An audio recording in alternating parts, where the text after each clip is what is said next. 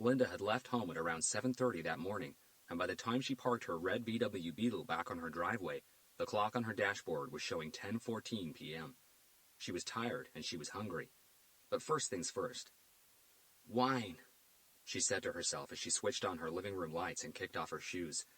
I so need a large glass of wine right now. Linda shared her single-story, white-fronted house with Mr. Boingo, a black and white stray cat she had rescued from the streets 11 years ago. Due to his advanced age, Mr. Boingo barely left the house anymore. Running around outside, chasing after birds he could never really get to, had lost its appeal several summers ago, and Mr. Boingo now spent most of his days either sleeping or perched on the windowsill, catatonically staring out at an empty street. As the lights came on, Mr. Boingo, who'd been asleep on his favorite chair for the past 3 hours, got up and stretched his front legs before letting out a long, carefree yawn. Linda smiled. Hey there, Mr. Boingo. So, how was your day? Busy? Happy to see her again, Mr. Boingo jumped to the floor and slowly approached Linda. Are you hungry, little one?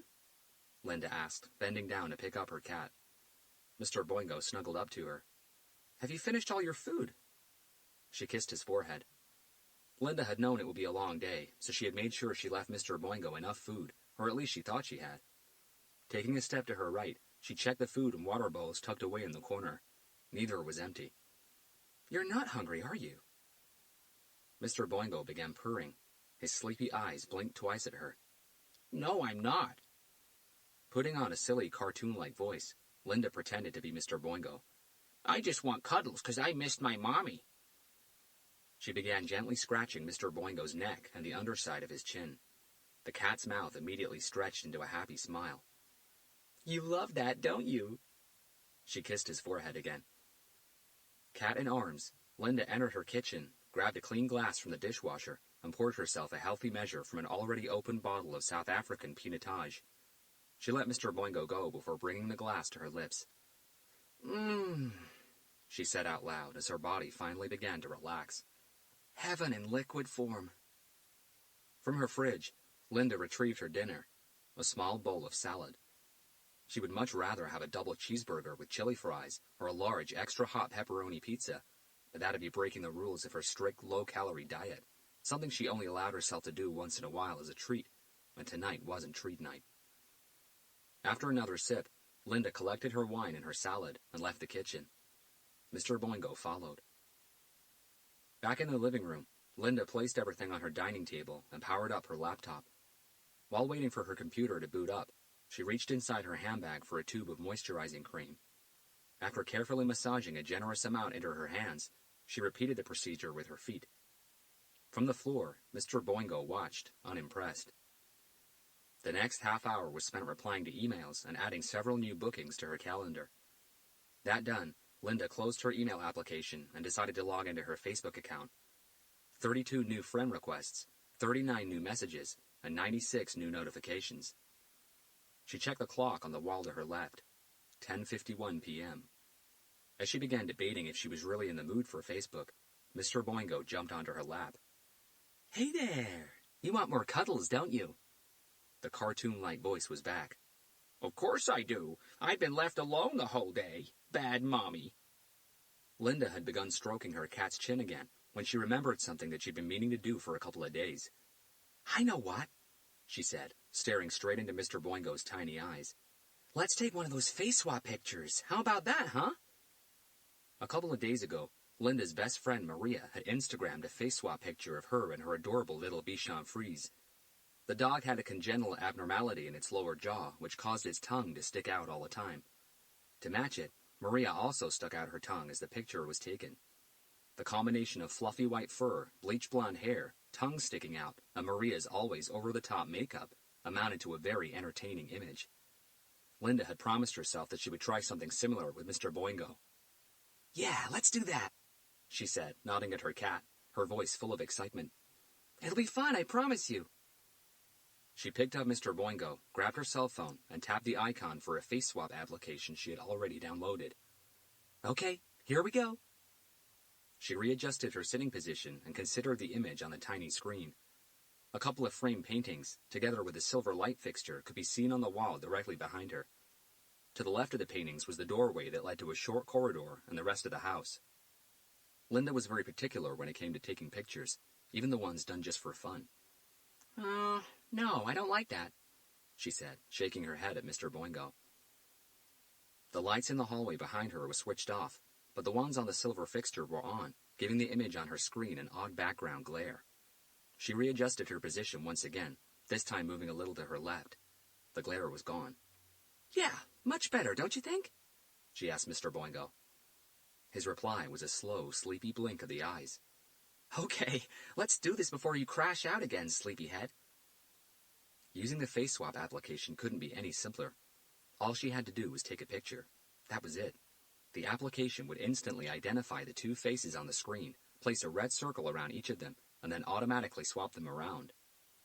Linda picked up Mr. Boingo and sat back on her chair. There, she said, pointing to the screen on her cell phone. Look there. Mr. Boingo, looking like he was about to doze off, let out another lazy yawn.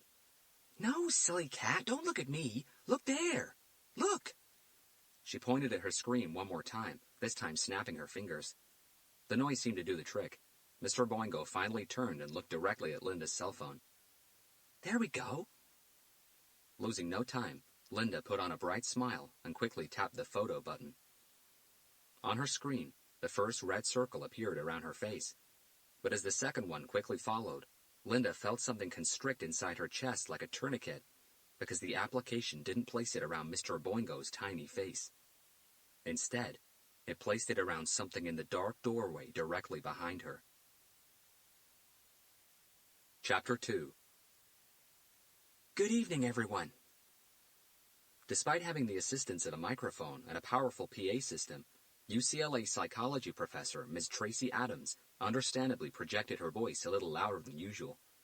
She was standing before a full-to-capacity 150-seater lecture hall, and the chit-chatter of so many animated voices made the place sound like a giant beehive. The audience comprised not only enthusiastic criminology and criminal psychology students, but also several other tutors who were all very interested in hearing tonight's lecture. Professor Adams's captivating green eyes behind old-fashioned black-framed cat-eye glasses circled the auditorium. We're just about to start, she continued, so if those of you who aren't already seated could please find a seat, that'd be much appreciated. She paused and waited patiently. Professor Adams was no doubt a fascinating woman, intelligent, attractive, knowledgeable, charismatic, elegant, and intriguingly mysterious. It was no wonder that so many of her students, male and female, had developed a somewhat adolescent-like crush on her, not to mention some of the faculty staff. But tonight, Professor Tracy Adams wasn't the reason why the large lecture hall, located on the northwest quarter of the UCLA campus in Westwood, was heaving with people. A full minute went by before everyone had finally taken their seats. Well, Professor Adams said, I would like to start by thanking everyone for being here. If only I could get this sort of turnout to all my classes.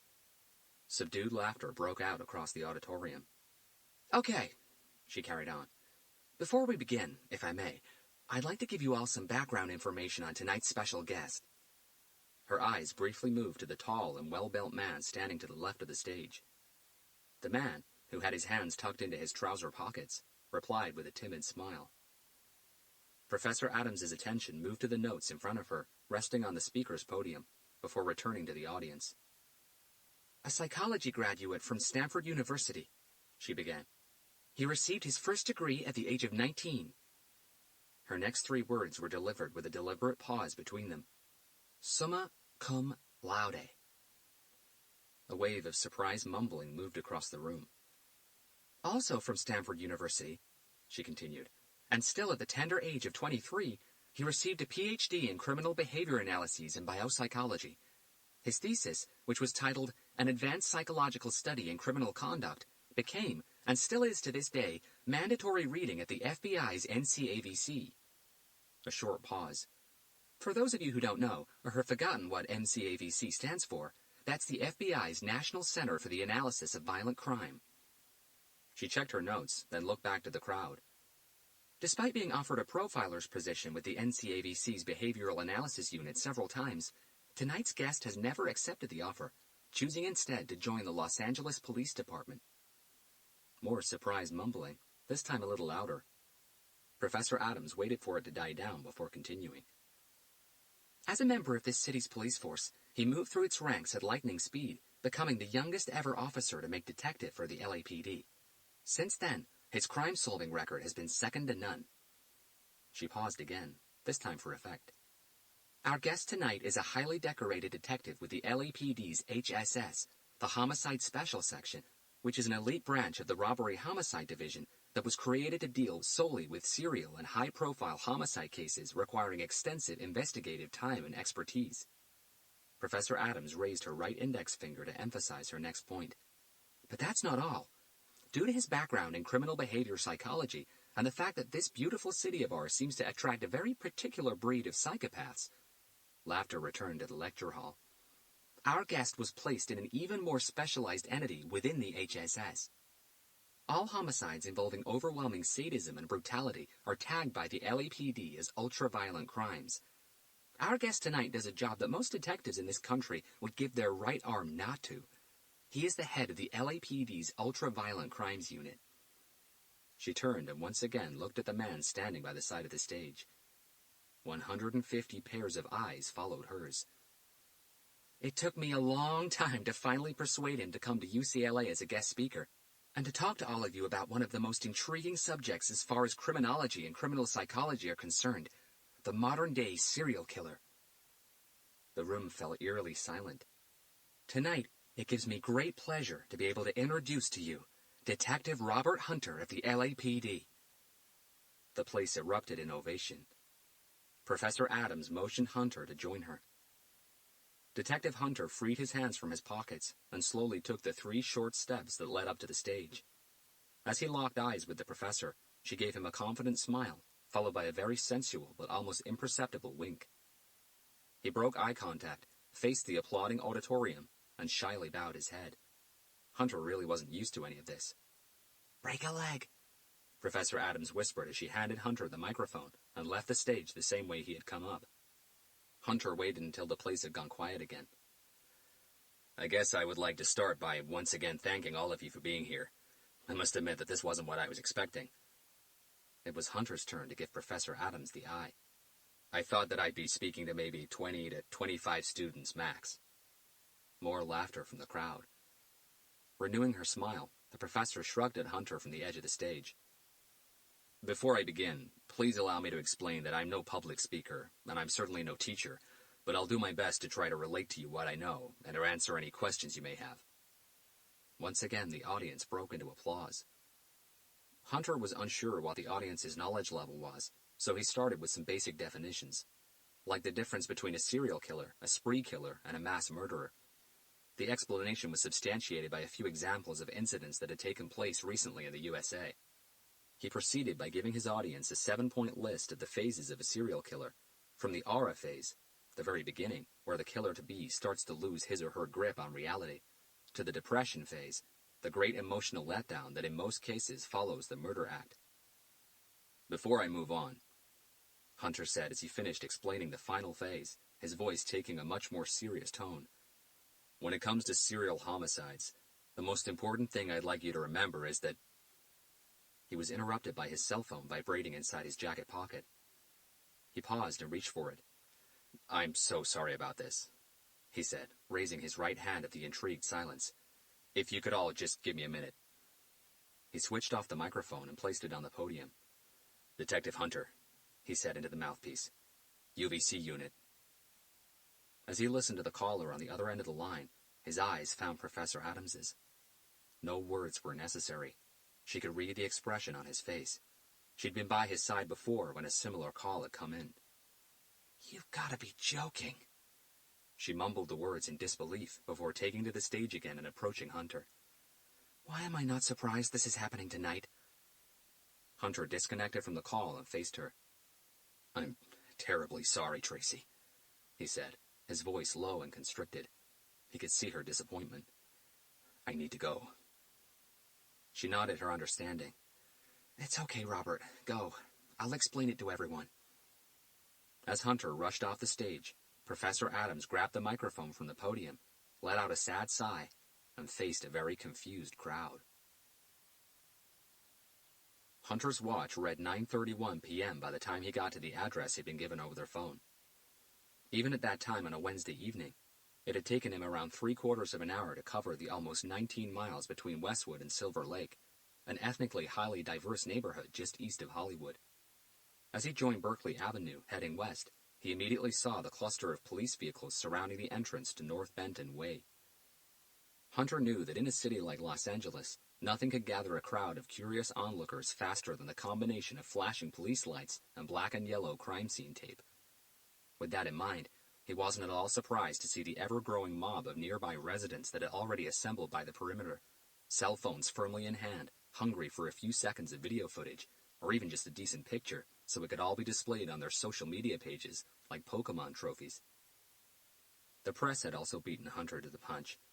With tripods and cameras mounted onto their rooftops, 2 news vans had taken positions on the sidewalk just across the road from the police cordoned-off area. A couple of reporters were trying their best to obtain whatever information they could out of anyone who would talk to them. As he finally cleared the crowd, Hunter rolled down his window and presented his badge to one of the uniformed officers guarding the road's entrance. The officer nodded before clearing the way for Hunter to drive through. North Benton Way was a quiet residential street just south of the famous Silver Lake Reservoir. Fully grown sycamore trees flanked both sides of the road, shading it from the sun during the day, but casting ominous shadows just about everywhere come dusk. The house Hunter was after was the 6th one along the right-hand side. A red VW Beetle and a blue Tesla S occupied both spaces on the driveway. Parked on the street, a little to the right of the house, Hunter could see 3 more black and white units, together with an LA County coroner's forensics van. Hunter pulled up in front of the van and stepped out of his car, his 6-foot frame towering high above the sun-beaten roof of his old Buick LeSabre. He took a moment and allowed his gaze to run up and down the street. The neighboring houses were all lit up, with most of their residents either peering out of their windows or standing by the front door with a look of total shock and disbelief on their faces. As Hunter clipped his badge onto his belt, another car cleared the police barrier at the top of the road. Hunter immediately recognized the metallic blue Honda Civic. It belonged to his partner at the UVC unit, Detective Carlos Garcia. "Just got here?" Garcia asked as he parked next to one of the police cruisers and jumped out of his car. "Less than a minute ago," Hunter confirmed. Garcia's longish brown hair, still damp from a late shower, was pulled back into a tight ponytail. Both detectives turned and faced the white-fronted house. 3 solemn-faced officers were standing on the sidewalk across the road. Just behind them, a CSI agent, dressed in a hooded Tyvek coverall and armed with a Pro-Tac flashlight, was meticulously scrutinizing the well-cared-for front lawn. At the house's front porch, half sheltered by a blue forensics tent, a second agent was dusting the door handle and its frame for latent fingerprints. Noticing them, the oldest of the 3 police officers on the sidewalk broke away from the group and crossed the road in the direction of the 2 detectives. Hunter instantly noticed the single metal pin on the officer's shirt collar, which identified him as a first lieutenant with the LAPD. "You guys must be UVC." The officer's raspy voice sounded tired. "Yes, sir," Garcia replied. "That'd be us." The lieutenant, who looked to be in his early 50s, was about 3 inches shorter than Hunter and at least 45 pounds heavier, all of it around his waist. "I'm Lieutenant Frederick Jarvis with the Central Bureau," he said, offering his hand. "Northeast Area Division." Hunter and Garcia introduced themselves. "Were you first at the scene?" Garcia asked. "No," Lieutenant Jarvis replied, turning around and indicating the 2 policemen he had left behind on the sidewalk. "Officer Grabowski and Perez were. I'm the one who decided to escalate this whole mess up to you guys in ultra-violent crimes." "So you've been inside?" Hunter asked. The lieutenant's demeanor changed as he breathed out. "I have, yes." He scratched his right cheek. 31 years in the force, and in those years I have seen way more than my fair share of crazy, that if before I die I'm allowed to choose just one thing I could unsee." His chin jerked in the direction of the house. "That right in there would be it." Hunter and Garcia signed the crime scene manifest, collected a disposable forensics coverall each, and began suiting up. Lieutenant Jarvis didn't reach for one, clearly indicating that he had no intention of re-entering that particular crime scene. "So what sort of information do we have on the victim so far?" Garcia asked. "The very basic sort," the lieutenant replied, reaching for his notepad. Her name was Linda Parker, he began. 24 years old, from the harbor, right here in L.A. She made a living as a model. Her record was squeaky clean as far as we can tell. No arrests, no outstanding fines, no court orders, nothing. Her VW Beetle had only a few more months to go on finance before it was all paid off. Her taxes were also all paid on time and in full. Did she live here alone? Garcia again. As far as we know, yes. No other names show on any of the utility bills or accounts. Any known boyfriends, relationships? The lieutenant shrugged. We've had no time to gather that sort of information. Sorry, guys. You're going to have to do the digging work on that. Once again, Hunter allowed his stare to run up and down the street. Anything at all from the neighbors? He asked. He knew the lieutenant would have already ordered a door-to-door of the neighboring houses. Nothing. No one seems to have seen or heard anything. But my guys are still asking around, so maybe with a bit of luck. Unfortunately, Lady Luck doesn't seem to like us that much, Garcia said. There was no humor in his voice. But who knows? Every day is a new day. It looks like the perp gained access to the house through the victim's bedroom window at the back, Lieutenant Jarvis said. It's been smashed from the outside. How did he get access to the backyard? Garcia asked. The lieutenant nodded at the wooden door on the left of the house. A third forensic agent was dusting it for prints. No signs of forced entry, but it wouldn't take an athlete to climb over that. Is that the person who found the body? Hunter asked the lieutenant, his head tilting in the direction of the official vehicles parked on the road just to the right of the house. As soon as he'd stepped out of his car, Hunter had noticed a female officer kneeling by the open passenger door of the black and white unit furthest from them. The officer wasn't alone. A very distressed woman in her late 40s, maybe early 50s, sat in the passenger seat in front of her. That's right, Lieutenant Jarvis replied. At least you won't have to go through the ordeal of informing the parents. She's the victim's mother. Hunter and Garcia paused, their eyes going from the lieutenant to the woman sitting in the cruiser. Neither detective could think of a more soul-destroying experience for a mother to go through than to discover the brutally murdered body of her own daughter. Understandably, she's in shock, the lieutenant explained. And not making a lot of sense right now, but from what we understand, she used to speak to her daughter on a daily basis, either in person or on the phone. He rechecked his notes. Last time they spoke was 2 days ago, a Monday afternoon. That was a phone conversation. They were supposed to have met for lunch yesterday, but her mother had to call and cancel. According to her, she called her daughter at around 9 in the morning, but got no reply. The call went straight into voicemail. She left a message, but her daughter never called back. The mother tried calling again about 45 minutes before they were supposed to meet, just to make sure her daughter had gotten the message and didn't waste the trip. Again, straight into voicemail. She tried again last night, and then again this morning, and in the afternoon. Lieutenant Jarvis gave the detectives a confirming nod. Voicemail every time. That was when the mother got worried. She said that, though unlikely, maybe her daughter had gotten upset because she had to cancel their lunch meeting yesterday. But according to her, even if that had been the case, her daughter would have called back by now. The mother called again and left one last message saying that she would drop by tonight. So what time did she get here today? Hunter asked. Around 7 o'clock. How did she get in? Garcia this time. Was the door unlocked? No, the door was locked, but her mother kept a spare key with her. Hunter turned toward the CSI agent dusting the front door. Break-in? He asked. If it happened at this door, it wasn't forcefully, the agent replied, looking back at Hunter. The lock, the door frame, nothing here has been tampered with, but this door has got a simple deadlock. It wouldn't really take an expert to breach it. Hunter and Garcia pulled their hoods over their heads and zipped up their coveralls. Through the living room, Lieutenant Jarvis explained, gesturing as he did. Onto the hallway on the other side and into the bedroom at the end of it. If you get lost, just follow the smell of blood. The lieutenant didn't phrase his last sentence as a joke. And if I were you, I wouldn't disregard the nose mask. Linda Parker's front door opened straight into a spacious living room, pleasantly decorated with a mixture of shabby chic and traditional furniture, all of it complemented by pastel curtains which matched the room's rugs and cushions. Nothing seemed out of place. Nothing suggested a struggle. Another forensics agent, also searching for latent prints, was working her way through the many surfaces in the room. She acknowledged the detectives with a subtle nod. The wooden floor corridor that led to the rest of the house was short and wide, with a single door on the right-hand side, 2 on the left, and 1 at the end of it. Only the second door on the left-hand side was shut. The walls were adorned by several framed photographs, fashion magazine cover style. They all showed the same striking model, slender and toned with a heart-shaped face, full lips, a delicate nose, upturned eyes that were almost aquamarine in color, and cheekbones most women would pay a fortune for. Hunter and Garcia made their way toward the room at the end of the hallway. A quick peek into the open door on the right. Bedroom. The open door on the left. Bathroom. They would check the shut door later. As they finally got to the crime scene room, they paused at the door in flustered silence. Of one thing, Hunter and Garcia were both absolutely sure. Lieutenant Jarvis's wish would never come true. He would never be able to unsee what was inside that room. Chapter 3.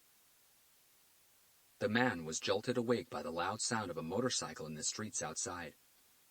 For a while he lay on his back, immobile, staring up at the ceiling. The room he was in was illuminated only by the weak moonlight that came in through the large window on the wall to his left, but he didn't mind the darkness. Actually, he preferred it. The way he saw it, it matched the color of his soul. The man concentrated on his breathing, trying to calm it down. In through your nose, he mentally told himself as he breathed in, and out through your mouth. He exhaled. In through your nose, breathe in, and out through your mouth, exhaled. Slowly, his rapid breathing began to steady itself again. The man was soaking wet, drenched in cold sweat, just as he always was when he woke up from the nightmare. The visions were always the same, violent, grotesque, painful. But he didn't want to think about them. He never did. So while focusing on his breathing, he banished the images back to the darkest places in his mind, with one certainty. Sooner or later, they would come back again. They always did. It took him 10 minutes to finally move from lying down to sitting up. Most of the cold sweat had dried against his skin, making him feel sticky and filthy. He needed a shower. He always needed a shower after the nightmare. In the bathroom, he turned on the water and waited until steam began clouding the room before stepping under the strong and warm jet. The man closed his eyes and allowed the water to splash against his face, his skin. He could practically feel his pores dilating, welcoming the cleansing. He adored that sensation. The man thoroughly washed his entire body twice over before retrieving a razor blade and a bottle of baby oil from the shower caddy. He poured some of the oil onto the palm of his right hand and slobbered it all over his left leg. The process was then repeated. Left hand, right leg. It was always done in that sequence. He placed the razor blade under the water jet for a couple of seconds before bending down and bringing it to his right shin. Years ago, a prostitute had told him that to avoid skin rashes when shaving off body hair, especially underarms and around his groin area, he should use baby or coconut oil. "You should try it," she had told him. "Rashes and skin burns will be a thing of the past, trust me." She was right. It really did work. Not only did it free him from rashes and skin burns, but it also made his skin feel smoother than ever. The man shaved his body daily, sometimes even twice a day, from his head all the way down to the little hairs on his toes. He did not do it because he was irrational, or a fanatic, or because voices told him to.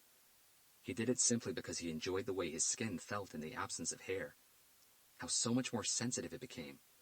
The only part of his body he wouldn't shave was his eyebrows. He tried it once before, but he didn't like the result. It made him look odd, creepy even, and he was yet to find fake eyebrows that looked as good as real ones, unlike wigs and fake beards, which he had quite a collection of. The man finished the long shaving process, turned off the water, stepped out of the shower, and toweled himself dry. Back in the bedroom, he stood naked in front of a full-size mirror, admiring his own body. Full of pride, he turned to his left and switched on the large pedestal fan he kept there.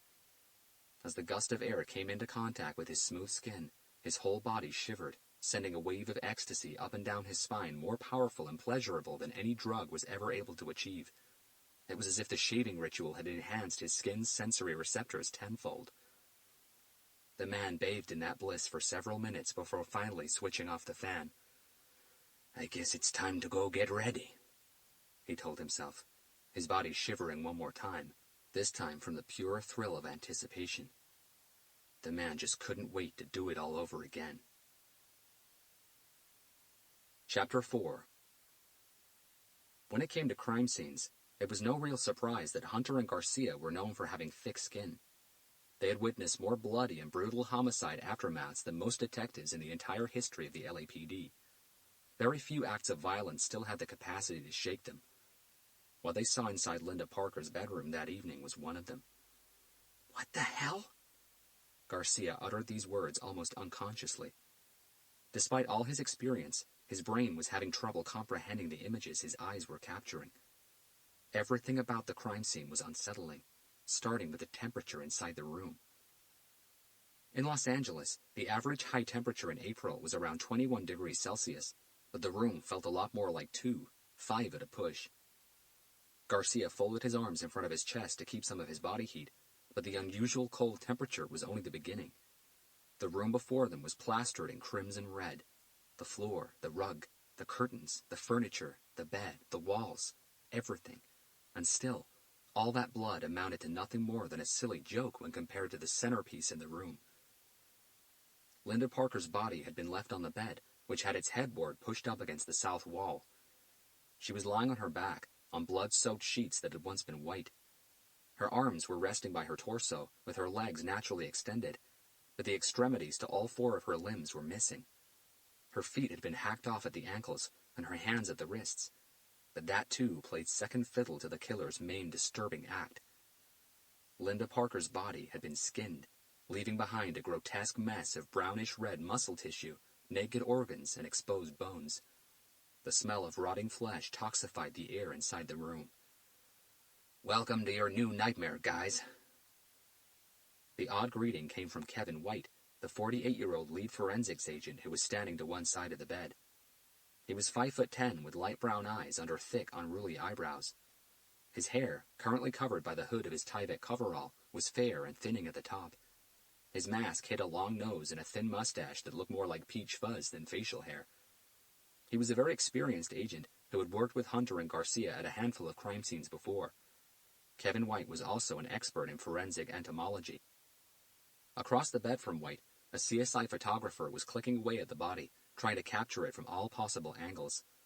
With every 2 or 3 clicks, before resuming his job, he would stop, shake his head, then look away for an instant, squinting, clearly fighting the urge to be sick. Hunter and Garcia finally stepped into the room, and being careful to avoid the scattered pools of dried-up blood on the floorboards, approached the bed. White gave them a few more seconds to fully take in the scene before he spoke again. "We've been here for just a little over half an hour," he explained. "And as you can clearly see, this crime scene will take a while to process in full, but I'll give you the little we've come up with so far." He nodded at the AC unit on the wall across the room from him. "The aircom was on full blast when we got here. That's why the room feels like a fridge." "The killer wanted to preserve the body?" Hunter asked. "Possibly," White agreed. "But if that was the killer's intention or not, the low temperature has done just that." Intrigue danced across both detectives' faces. "You'll have to wait for the official autopsy result for a more precise estimate of the time of death," White continued. "But at this temperature, the normal decomposition process would be delayed by about 30 to 40 hours. Given the fact that her body is just entering full rigor mortis, I'd say that she was murdered somewhere between 40 to 52 hours ago." "That'd take us back to Monday evening," Garcia said, looking at Hunter. "Lieutenant Jarvis told us outside that her mother last spoke to her on Monday afternoon." He turned and addressed White again. "It sounds like your estimate is pretty much on the money, Kevin." Pride lit up in White's eyes. "The temperature, together with the shut windows all around the house, would also explain the lack of blowflies buzzing away in here." He paused and looked back at the body on the bed. "Her body should have been much smaller by now." In normal circumstances, even at nighttime, if a body were left at the mercy of the elements either outside or inside, blowflies could settle on it in a matter of minutes. They would have concentrated their efforts in the mouth, the nose, the eyes, and any open wounds. In the case of a skinned body, the entire body became an open wound, and therefore a breeding ground for blowflies. In just a few hours, there would have been as many as 500,000 eggs laid all over the corpse. Those eggs would have hatched within 24 hours, and in a single day, the maggots that those eggs produced would have reduced a full-grown human body to half size. Hunter and Garcia knew that well enough. "Unfortunately," White carried on, "for the cause of death, you'll have to wait for the autopsy report. What I can tell you is that there were no visible stabbing or bullet wounds, no apparent blunt trauma to the head either. No bones seem to be broken, with the obvious exception of the severed hands and feet. Her ribcage looks intact and her neck hasn't been snapped. Bled out? Garcia ventured. There's a high possibility that was how she died. White accepted. But as I've said, the autopsy report will clear it up. Both detectives went silent for a moment. We haven't found any of the missing body parts, White added. No hands, feet, or skin, but we haven't had time to check the whole house yet. Any way of telling if any of this savagery was done while she was still alive? Garcia asked. Not with any certainty, White replied. I hate to sound repetitive here, Carlos, but you'll have to wait for the autopsy report for a more accurate answer. Garcia's eyes circled the room one more time. Judging by the amount of blood everywhere, he wouldn't be surprised if the post-mortem revealed that the victim was indeed alive when she was skinned. But even if that had been the case, something still made no sense to him. I don't get this, he said. What the hell is all this blood everywhere? His stare moved to Hunter, but the question was thrown at anyone who cared to answer it. And all the way across the room, too. This isn't arterial spray. We can all see that. He stepped closer to the east wall, studying a long blood mark against it. All these marks look like smudges, as if they were done on purpose. They could very possibly have been, White agreed. Hunter stepped closer to the bed and began studying what once had been Linda Parker's face. In the absence of skin, what was left behind was horrifying and hypnotic in equal measures. As a consequence of over 40 hours of exposure, even at low temperatures, the thin muscle layer that sat between her facial bone structure and her skin had darkened into an odd shade of brown, as if it had been lightly scorched by fire. Her nose cartilage was still in place, but the eyelids and lips were gone, completely exposing her gums, teeth, jawbone, skullcap, and ocular cavity. Her eyes hadn't been removed by her killer, but they weren't there anymore either. Most of the vitreous humor, the transparent jelly-like tissue filling the eyeball behind the lens, had dried up. As a result, Linda Parker's eyes had deflated and practically disappeared into their sockets. Have you moved her yet? Hunter asked. No, not yet, White replied. I was waiting for you guys to get here so you could see the body in situ, because here's the catch. If you look closely, it doesn't look like the killer skinned her completely. Hunter took a step back, tilting his head to one side. You're right, he said. It seems like there's still a patch of skin left on her back. Garcia joined Hunter. That's odd. Why would the killer skin most of her body but leave a patch on her back? Let's have a look, shall we? White said, walking around to the other side of the bed. You guys want to give me a hand? White asked Hunter and Garcia. Sure. The photographer got out of the way, moving over to the other end of the room. Let's just bring her up into a sitting position as much as we can, White said, nodding at Hunter and Garcia, who nodded back. On 3. 1, 2, 3. As they brought the body up from the bed, Hunter, Garcia, and White all angled their heads to one side to have a look at the victim's back. As the patch of skin finally came into view, they all froze. Jesus, White said. What the hell is this? Chapter 5. Still bare of clothes, the man took a seat at his dressing table and studied his reflection in the three-way vanity mirror for a moment, checking his profile from both angles. He loved the strange sensation he got every time he was about to start his transformation. It was a complicated feeling that not even he could properly explain, but it bizarrely filled him with a sense of accomplishment merged with something he could only describe as mind-numbing ecstasy. The man savored that sensation for an extra full minute, allowing it to run through his body like blood running through his veins. Elated, the man smiled at himself. He knew that he could make himself look however he pleased. He could change the shape of his nose, the color of his eyes, the fullness of his cheekbones, the angle of his chin, the thickness of his lips, the contour of his ears, the quality of his teeth. It didn't matter. The man's knowledge of how to mold foam prosthetics, coupled with his makeup expertise, was second to none.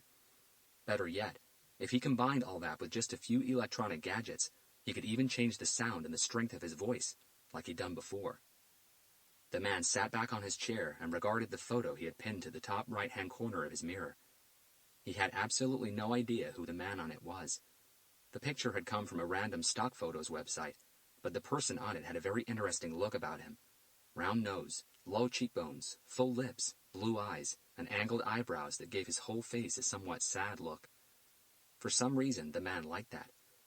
The person's skin color was also a shade darker than the man's own.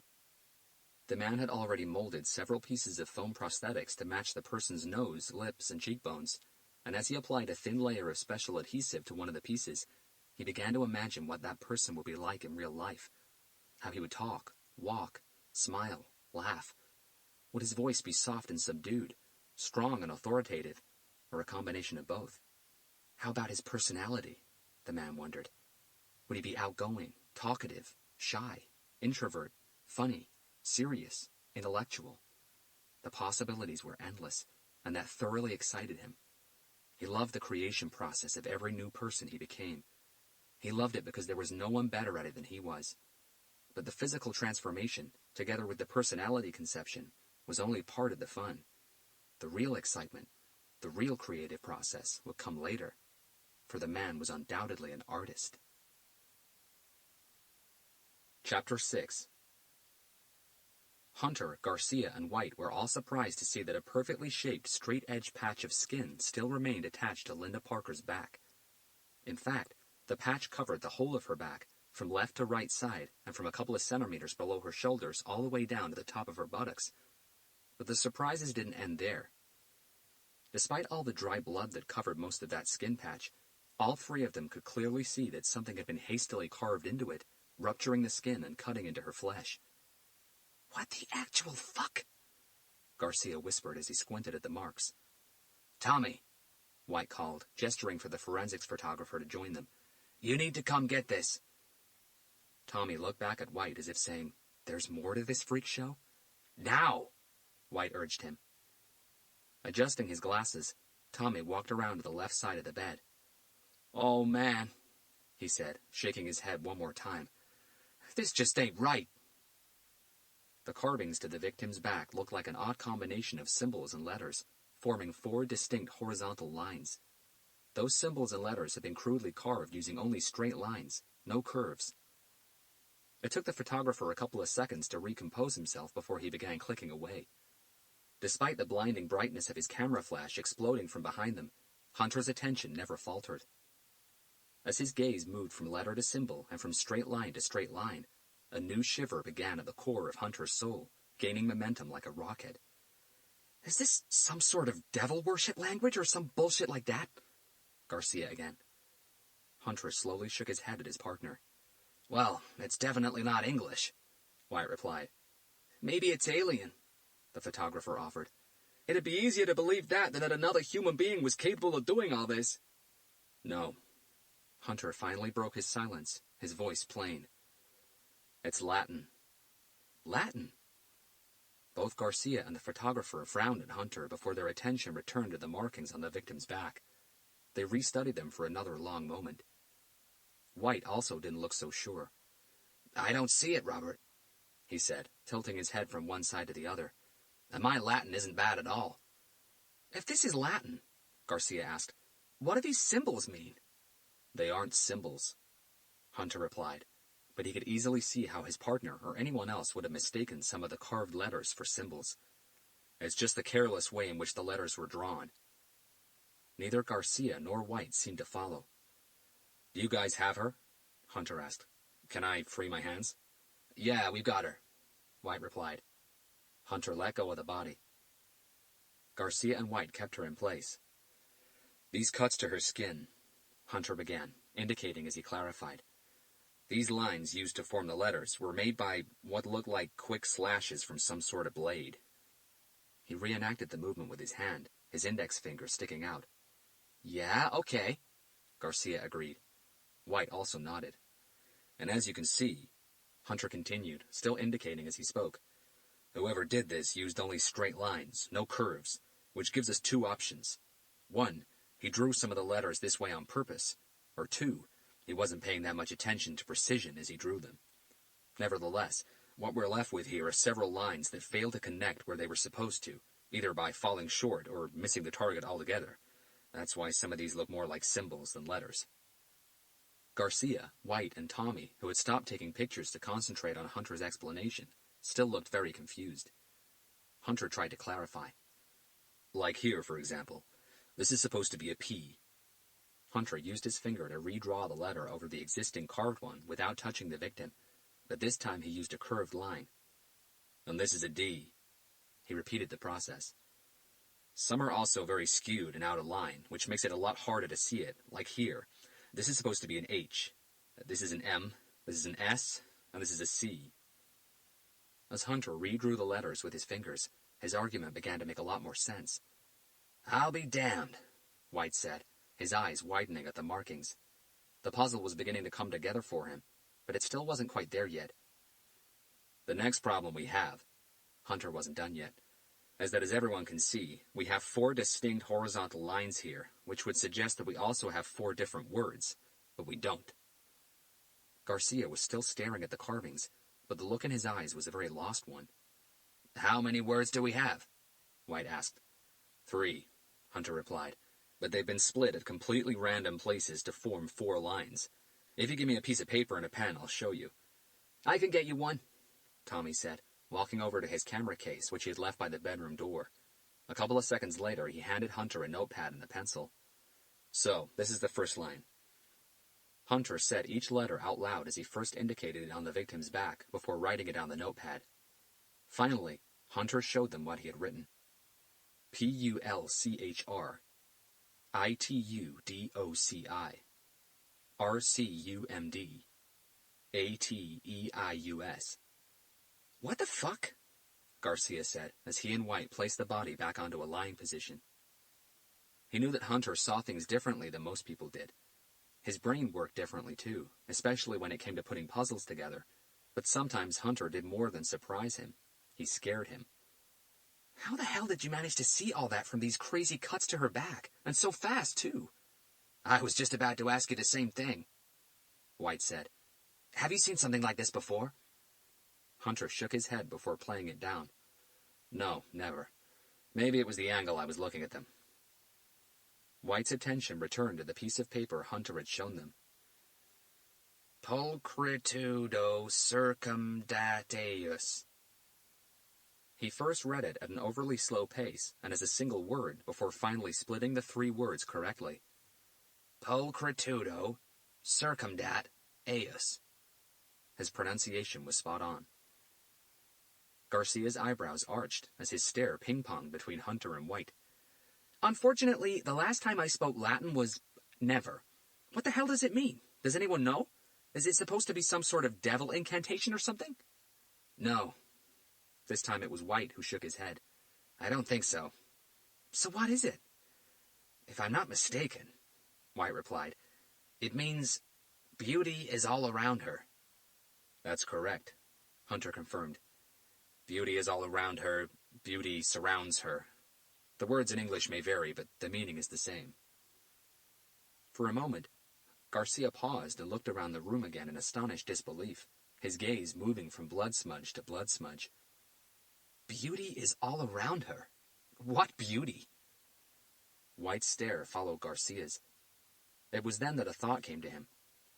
"You wanted to know what all this was." He addressed the detective. "All this blood everywhere for no apparent reason. Maybe you're right. Maybe all these smudges were done on purpose. Maybe this killer believes he's—" White cringed at his own suggestion. "An artist or something. Maybe to him." He nodded at the skinned and mutilated body. "All this, the victim, the room, the blood, the position he left her, all of it, is nothing more than a morbid art piece." Hunter could feel goosebumps kiss the back of his neck. He took a step back and tried to take in the whole scene one more time.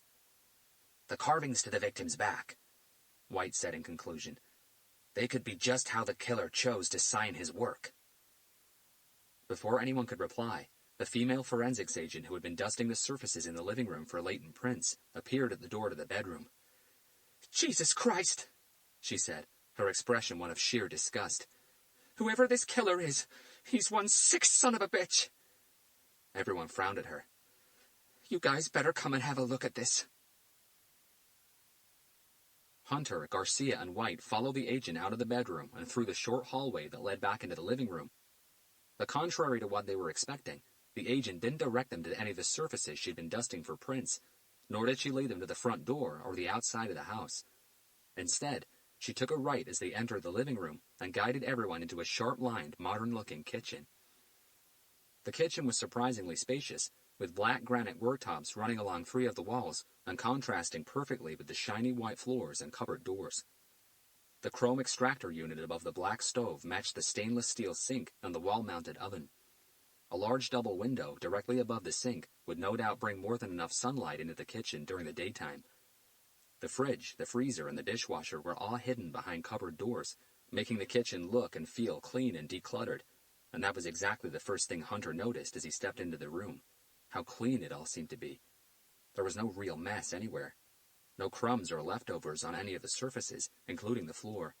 Nothing to be put away, except 3 items left inside the sink: a fork, a small salad bowl, and a wineglass. The wineglass and the salad bowl were both empty.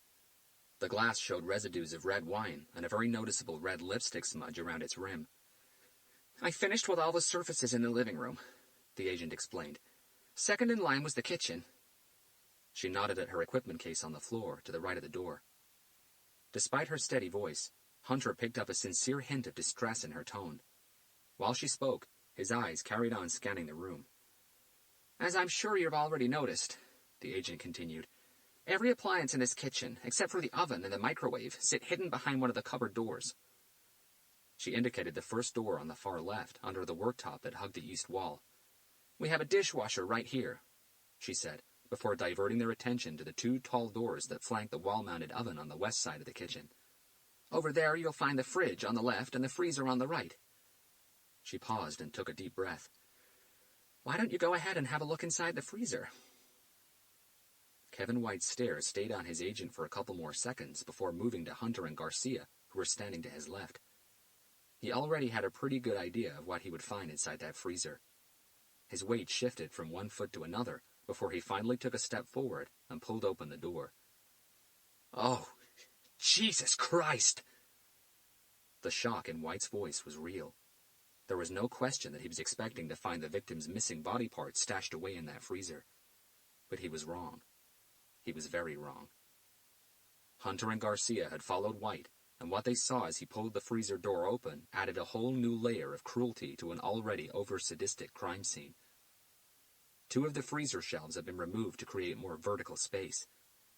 In that space, frozen in place, was a black and gray cat. Chapter 7. It was coming up to 1:15 in the morning by the time Hunter finally got to his small 1-bedroom apartment in Huntington Park, southeastern Los Angeles. Kevin White and his forensics team had stayed behind at the house. Despite how fast they were working, they were still at least 3 to 4 hours away from processing it all, and that was only if they failed to stumble upon any more surprises. Hunter and Garcia had waited until Linda Parker's body had been taken to the county coroner's office before leaving the crime scene, but as Hunter closed his front door behind him, he wondered why he hadn't stayed with the forensics team. It would have at least kept him busy, since he could already tell that tonight, falling asleep would be a real struggle. Insomnia is a highly unpredictable condition that affects 1 in 5 people in the United States. It can manifest itself in a variety of ways and intensities, none of them kind.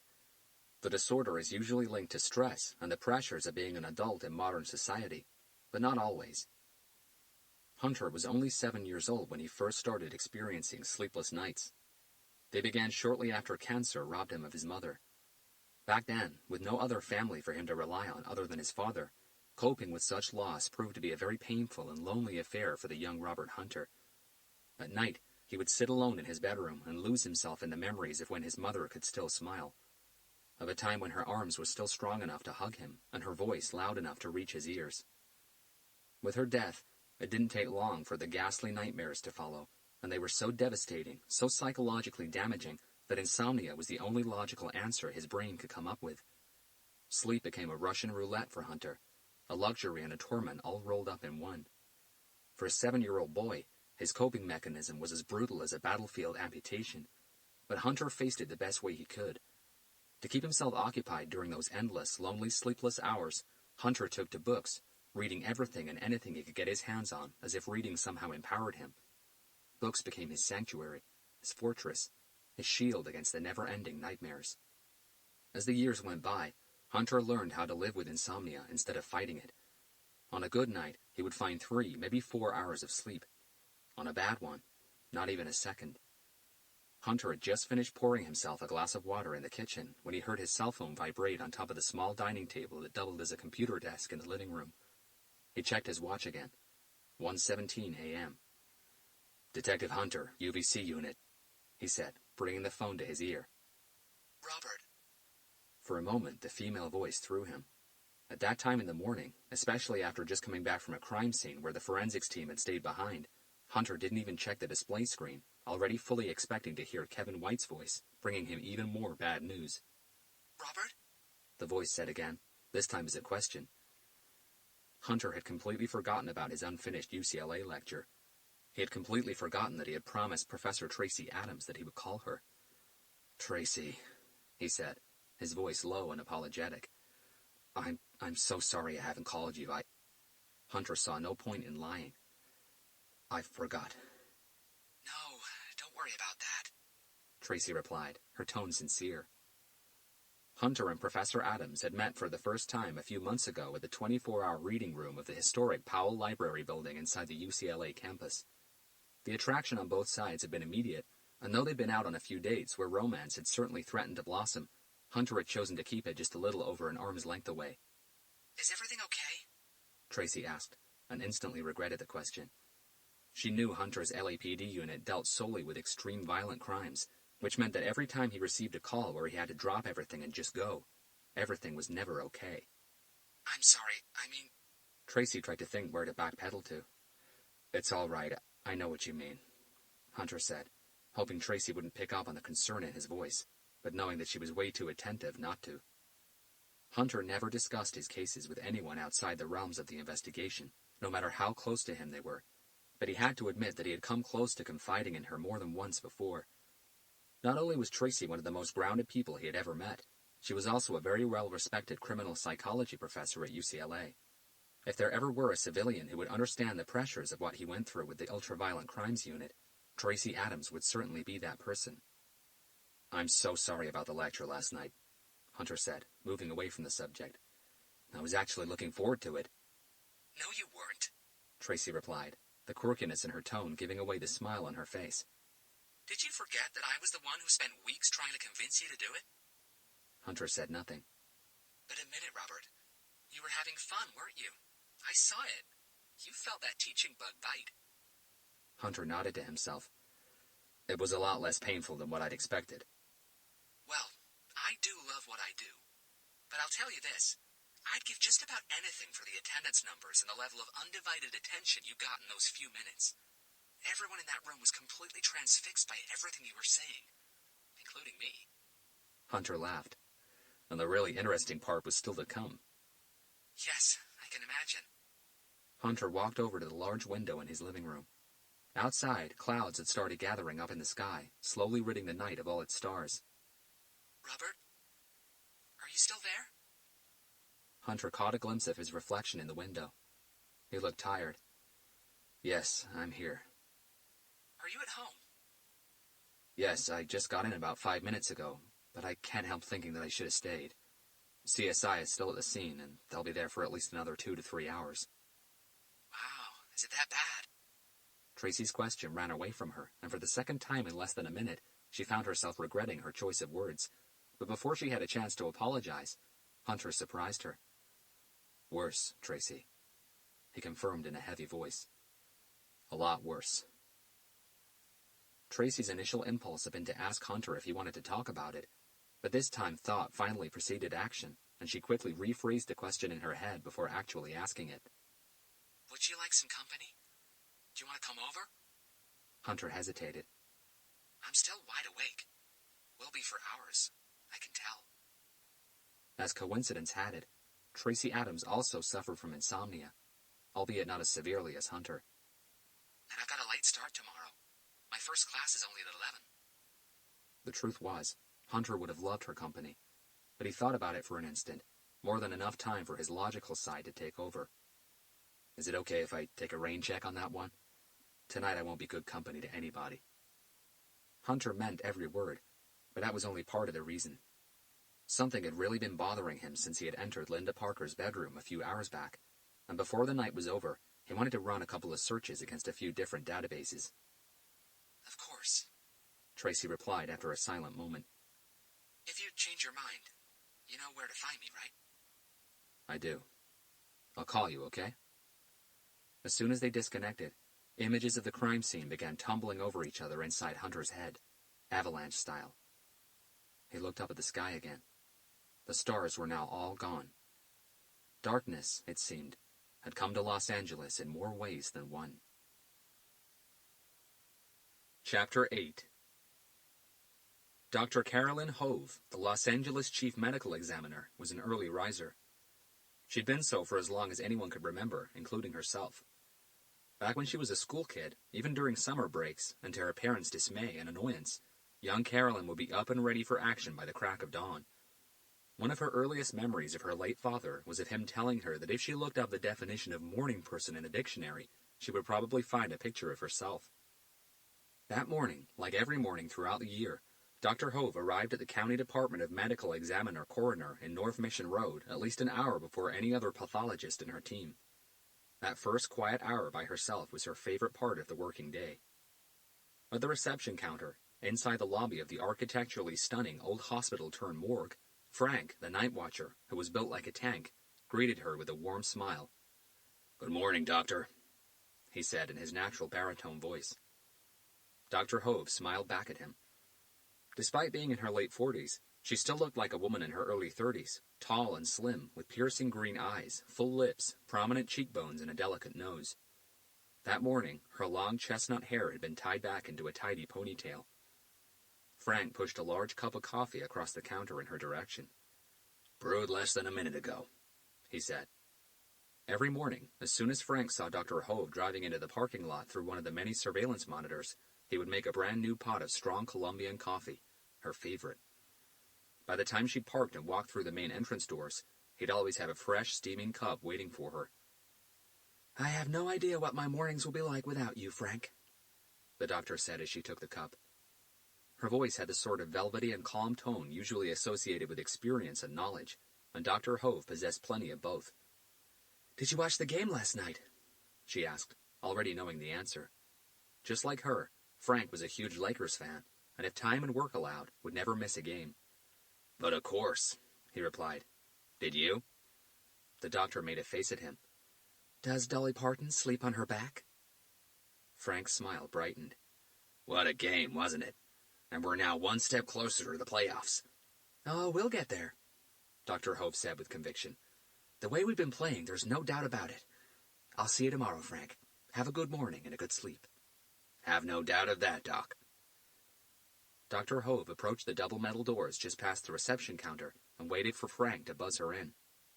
Once she got to her office, she fired up her computer, sat back on her chair, and sipped her coffee. It tasted absolutely perfect. As her computer finally came to life, the event and autopsy rota was the first application to automatically load onto her screen. She studied it for a short moment. Several autopsies from the previous day had taken longer than the examining pathologist had anticipated, which was nothing new. Due to the incredible workload of the Los Angeles County Morgue, such delays happened a lot more often than Dr. Hove wanted. The main problem was, those autopsies would have to be re-entered into today's schedule, pushing back the ones that had originally been planned for the day. It was a vicious cycle, and at the moment, the backlog added up to roughly a week and a half. Dr. Hove had another sip of her coffee and went to work. As the chief medical examiner, it was her job to reschedule the autopsies each and every morning, reassigning examination rooms and pathologists if necessary. She had to push back 5 postmortems originally scheduled for the end of the day, but after 20 minutes, she had it all sorted out. Unfortunately, that was only half of the battle. Dr. Hove's stare moved to the pile of folders that had been left inside the entry tray on her desk. Those files belonged to the bodies that had arrived overnight. They would have to be entered into the system and added to the autopsy schedule. "Never a dull night in the City of Angels," she whispered to herself, reaching for the files. Unknown to Dr. Hove, in the early hours of the morning, there had been 2 retaliation drive-by shootouts in Westmont. 9 males had lost their lives, and 4 of them were under the age of 18. Add 5 other adult bodies to that tally, 3 male and 2 female, who had all died under mysterious circumstances, and Dr. Hove was looking at 14 new arrivals. But again, that didn't really bother her. What did bring a worried frown to her forehead was the annotation that had been made to the cover sheet of one of the 2 female body files. New entries marked as urgent were a common trade in her line of work. Understandably, every LAPD or county sheriff homicide detective saw practically every single one of their cases as urgent, and since the results from a post-mortem examination could very easily change the entire course of an investigation, they would all like to have them back as fast as humanly possible. Dr. Hove and every pathologist in her team were more than used to handling cases tagged as urgent. But the file she had in her hand wasn't marked as urgent. It was marked as a level 0 autopsy.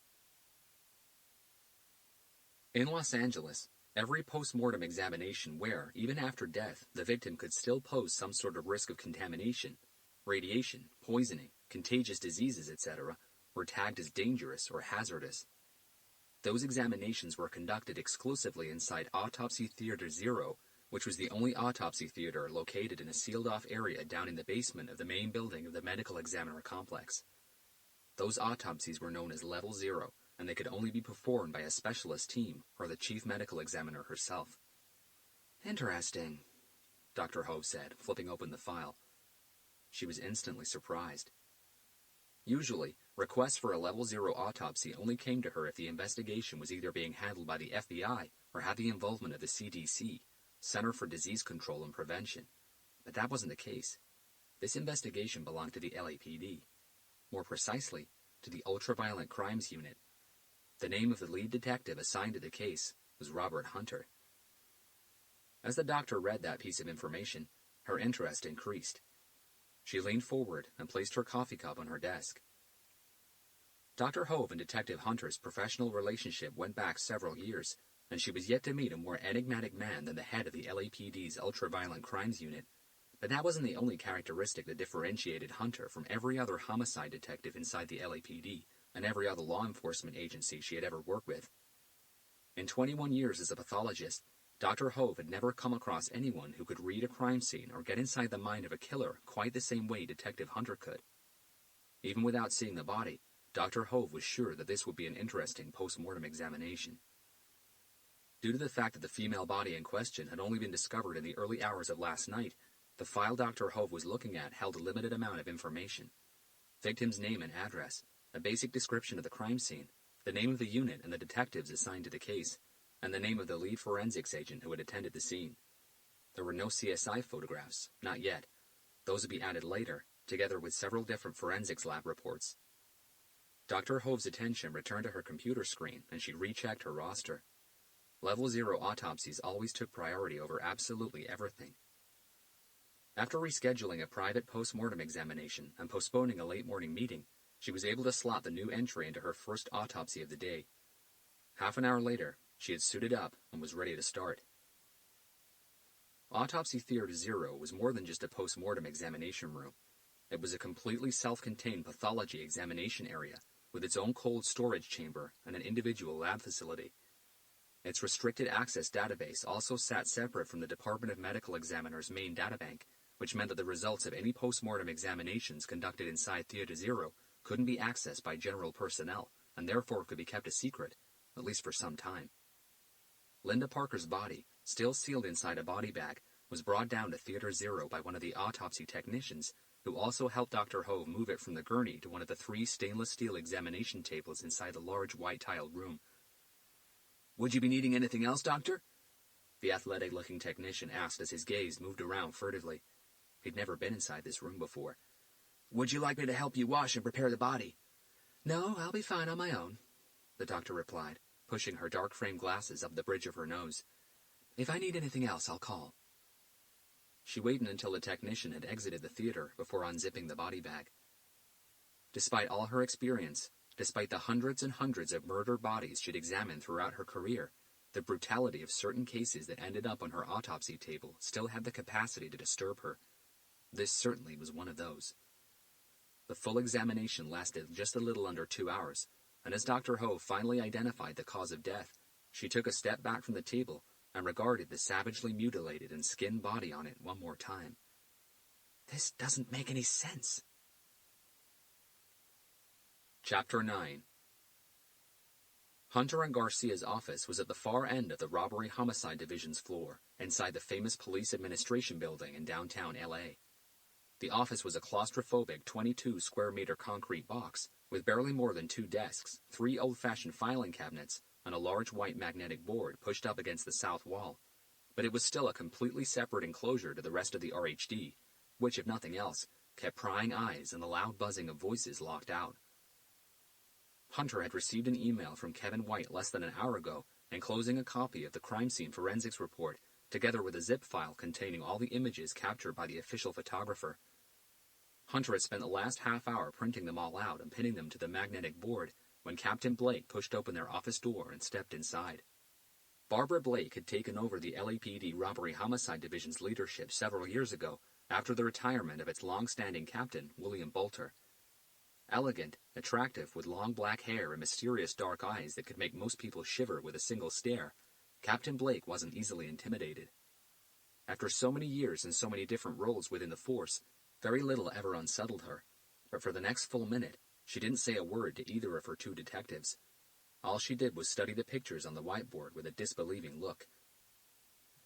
"The victim was skinned?" she finally asked in a breath that nearly failed her. "Almost entirely, Captain," Garcia replied, letting himself slump back on his chair. "Alive?" Couldn't be determined at the scene. This time the reply came from Hunter.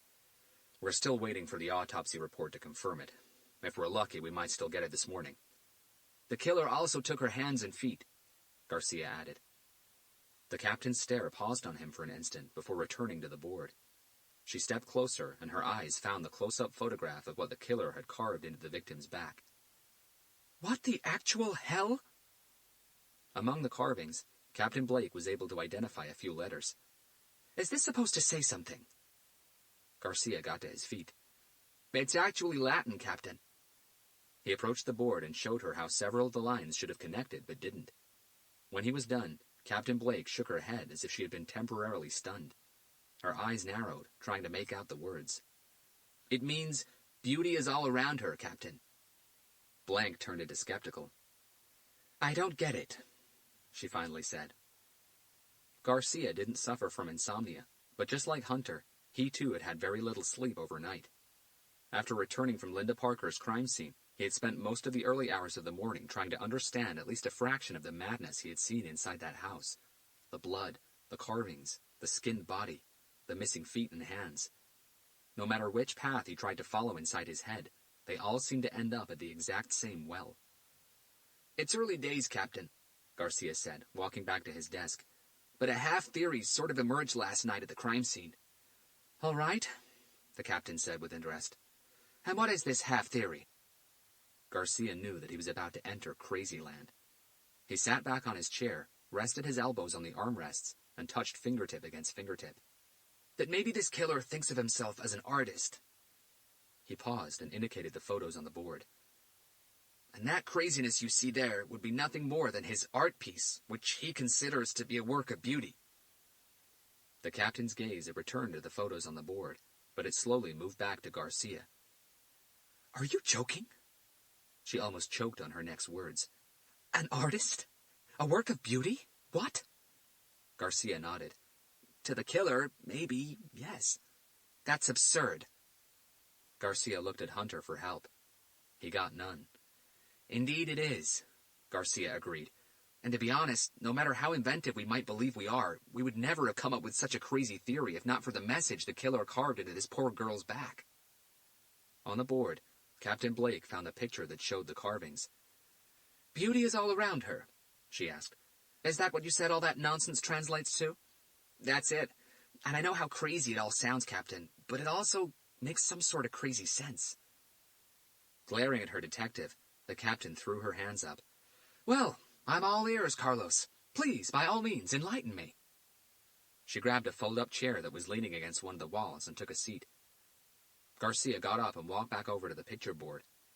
"Have a look at these, Captain," he began, indicating the photographs taken of the walls, the furniture, and the floor inside Linda Parker's bedroom, all of it completely smeared in blood. Captain Blake shrugged. "Yeah? So? This is the ultraviolet crimes unit, isn't it? 98% of all crime scenes you investigate look like that or worse.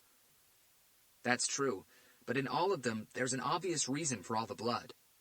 He shook his head. Not here. What? You're telling me that you can't find a reason to justify all those blood smears? Her questioning stare ran from Garcia to Hunter, and then back to Garcia. How about a struggle? She suggested. A desperate victim, covered in blood, trying to get away from her attacker and stumbling everywhere. The walls, the furniture. Isn't that a possibility? Our first thoughts, too, Garcia agreed. But have a closer look at these pictures. He indicated a group of 3 photographs showing furniture pieces inside Linda Parker's bedroom. A chest of drawers, a dressing table, and a bedside table. The pieces all had blood smeared against them. If all this blood was the result of our victim desperately running away from her killer, then what's missing from these photos? The captain studied the images for a long moment. A mess, she said, finally understanding what Garcia was referring to. There's no mess. Precisely, Garcia confirmed. Nothing was out of place. Nothing had been knocked over anywhere. The vase, the alarm clock, the reading lamp, the picture frames, her makeup, her jewelry.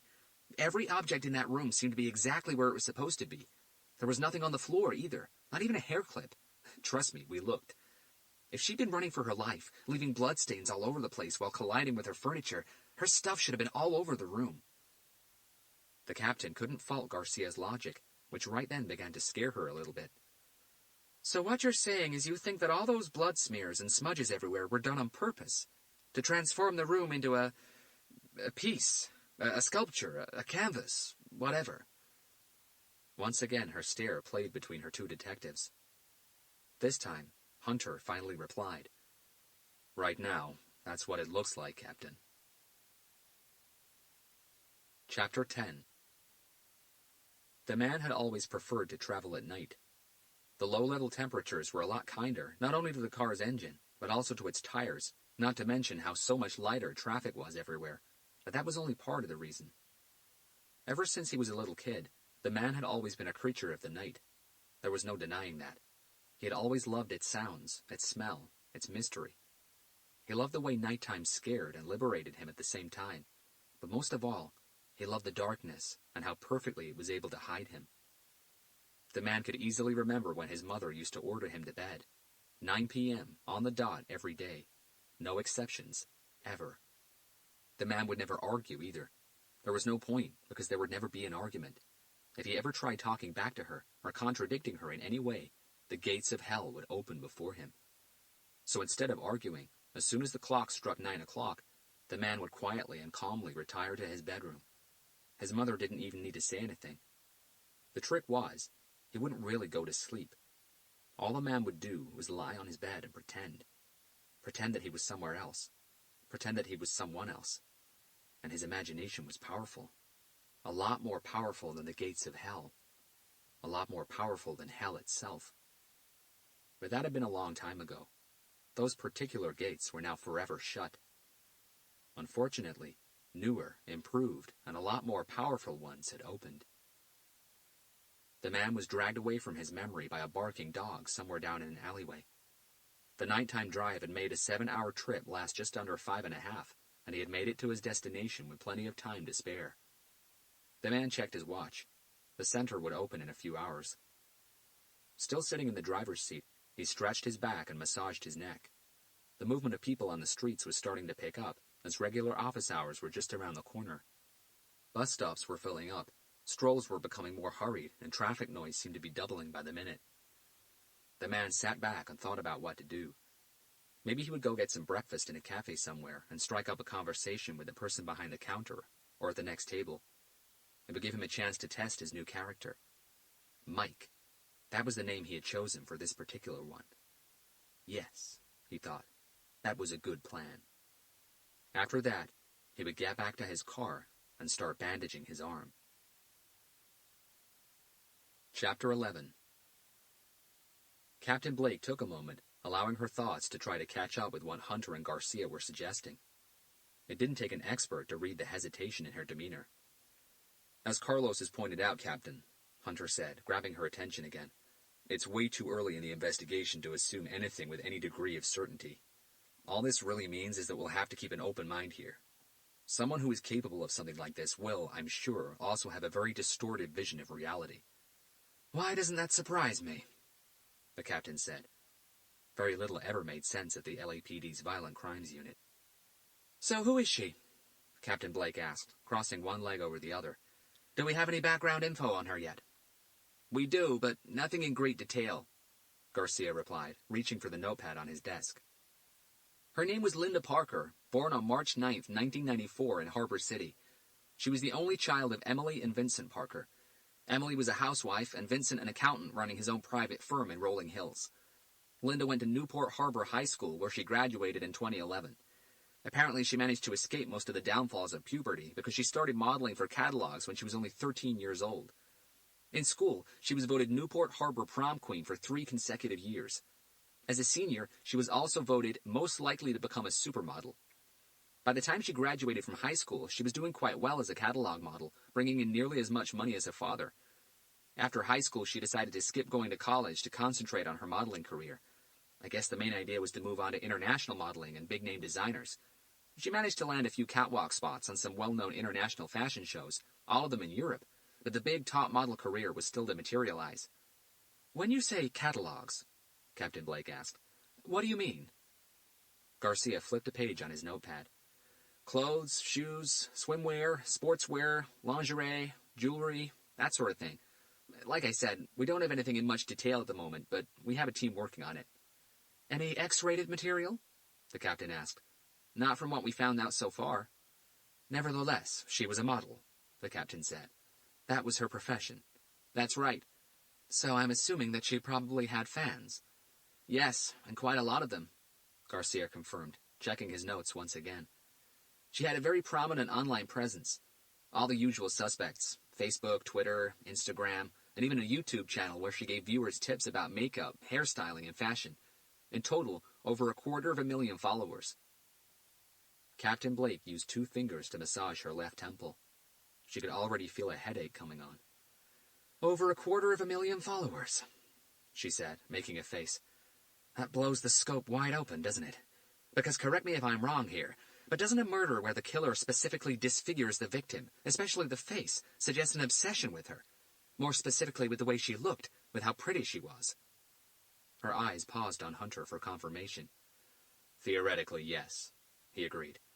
So with that many followers, the captain continued, with all her social media exposure, photos, videos, catalogs, and who knows what else, any number of those followers could have developed such an obsession. Isn't that so?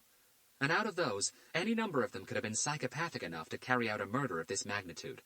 We all know how crazy fans can get. Yes, he agreed again. Because the victim was a celebrity in her own right with so many fans, the scope for who the killer might be is wide open. An obsessed but disillusioned fan with psychopathic tendencies could have very well been capable of something like this. And since the advent of the internet, with more and more social media websites popping up everywhere, developing obsessions, not only towards celebrities, but anyone, really, has become a lot easier. Great, Captain Blake said. 250,000 possible suspects spread all around the world. You guys should have this wrapped up in no time, then. Was she married? Did she have a boyfriend? A lover? She wasn't married, Garcia replied. And according to her mother, she wasn't seeing anyone either. But we'll dig a little deeper into it. The captain stood up and took a couple of steps back to get a wider view of the board. Beauty is all around her, she said to herself, now fully considering the half-theory Garcia had suggested. That's what the killer wrote, Garcia reaffirmed, which means that he's clearly trying to tell us something. I get that, Captain Blake agreed. But why write the message in Latin? We're not sure, Hunter replied. Care to venture a guess? Hunter stayed quiet, but Garcia didn't. It could be a clue to where he's from, he said. The captain turned to face him, pondering that idea for a second. In which way, Carlos? You said so a moment ago. Over 250,000 fans spread all over the world. A hurt, disillusioned, and psychotic enough fan could have flown in from anywhere, killed her, and since her body wasn't discovered for a couple of days, be back to where he came from by now. In which instance, we'll probably never catch him. Captain Blake's thoughtful look deepened. A less pessimistic scenario, Hunter added, is that this is L.A., one of the most diverse cities on the planet when it comes to its residents' nationalities. Maybe her killer lives here, but isn't an American citizen. But Latin isn't spoken anywhere anymore, the captain came back. So to follow this line of thought, by carving his message in Latin, he's telling us what? He's from Italy? Latin America? It could be, Hunter said. Captain Blake brought her right thumb and index finger to her forehead. Yes, she thought. A headache is definitely on its way. She considered not asking her next question, but her curiosity proved too strong. So why the message? Just to give us a hint of where he's from. Both detectives stayed quiet. Anybody? She pushed. Delusions of grandeur, Garcia suggested. I'm sorry? Captain Blake turned to face him. Delusions of grandeur, Captain. One of the main traits of psychopaths. You know this. They see themselves as superior to everyone else. They think they're more intelligent, better looking, stronger, more talented, more creative, smarter, and so on. Due to such delusions, a great number of them also believe that whatever it is they're doing, whatever it is that they're trying to achieve with their murders, just can't be understood by us, mere mortals, because our vision and intellect doesn't reach as high as theirs. He paused once again, giving the captain a moment. The killer knew, and rightly so, that no one in their sane mind would see that crime scene as a work of art unless he told us to. Garcia indicated a couple of photos on the board. These carvings on her back, he continued. This is him telling us that those aren't just blood smears on the walls. They are brush strokes. The message on the victim's back could be more than just a taunt. It could be his signature on a canvas. He could be gloating, praising his own work. Captain Blake let go of a heavy breath. The more she looked at the photos on the board, the less crazy the art piece theory appeared. She knew that if this had been an absurd crime of passion, a murder for revenge, a robbery gone wrong, an explosion of bad temper, even a sick and sadistic rape act, with a little stretch of the imagination, maybe the bloody mess around the room could have been expected. But not the carvings on the victim's back. In silence, she walked the length of the board, her eyes moving from photograph to photograph. Cause of death? She asked. Probably bled out, Garcia replied. But that's not official.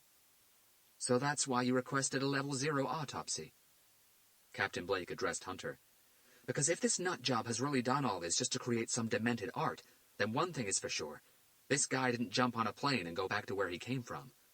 If this freak thinks he's creating art, then we all know that this isn't going to be his solo piece, don't we? If we don't stop him soon, this isn't going to end here. This is going to turn serial. Hunter's concerned stare met his captain's. That's what worries me. There's a possibility that it already has. Risk of contamination wasn't the only factor that could trigger a request for a level 0 autopsy. There was another type of risk that most authorities around the world would do anything to avoid. The risk of citizen panic. The Los Angeles press, who tended to sensationalize most stories to high heaven, paid people for information, and they paid well. They had informants inside the police, the fire brigade, hospitals, government security agencies, and of course, the Department of Medical Examiner. The media would have a field day and no shame about instigating widespread frenzy inside the City of Angels if they were to report the news of a new serial killer on the loose. Hunter and the LAPD's best chance of keeping the story under wraps, at least for the time being, was to keep as many details as they could, as secret as they could.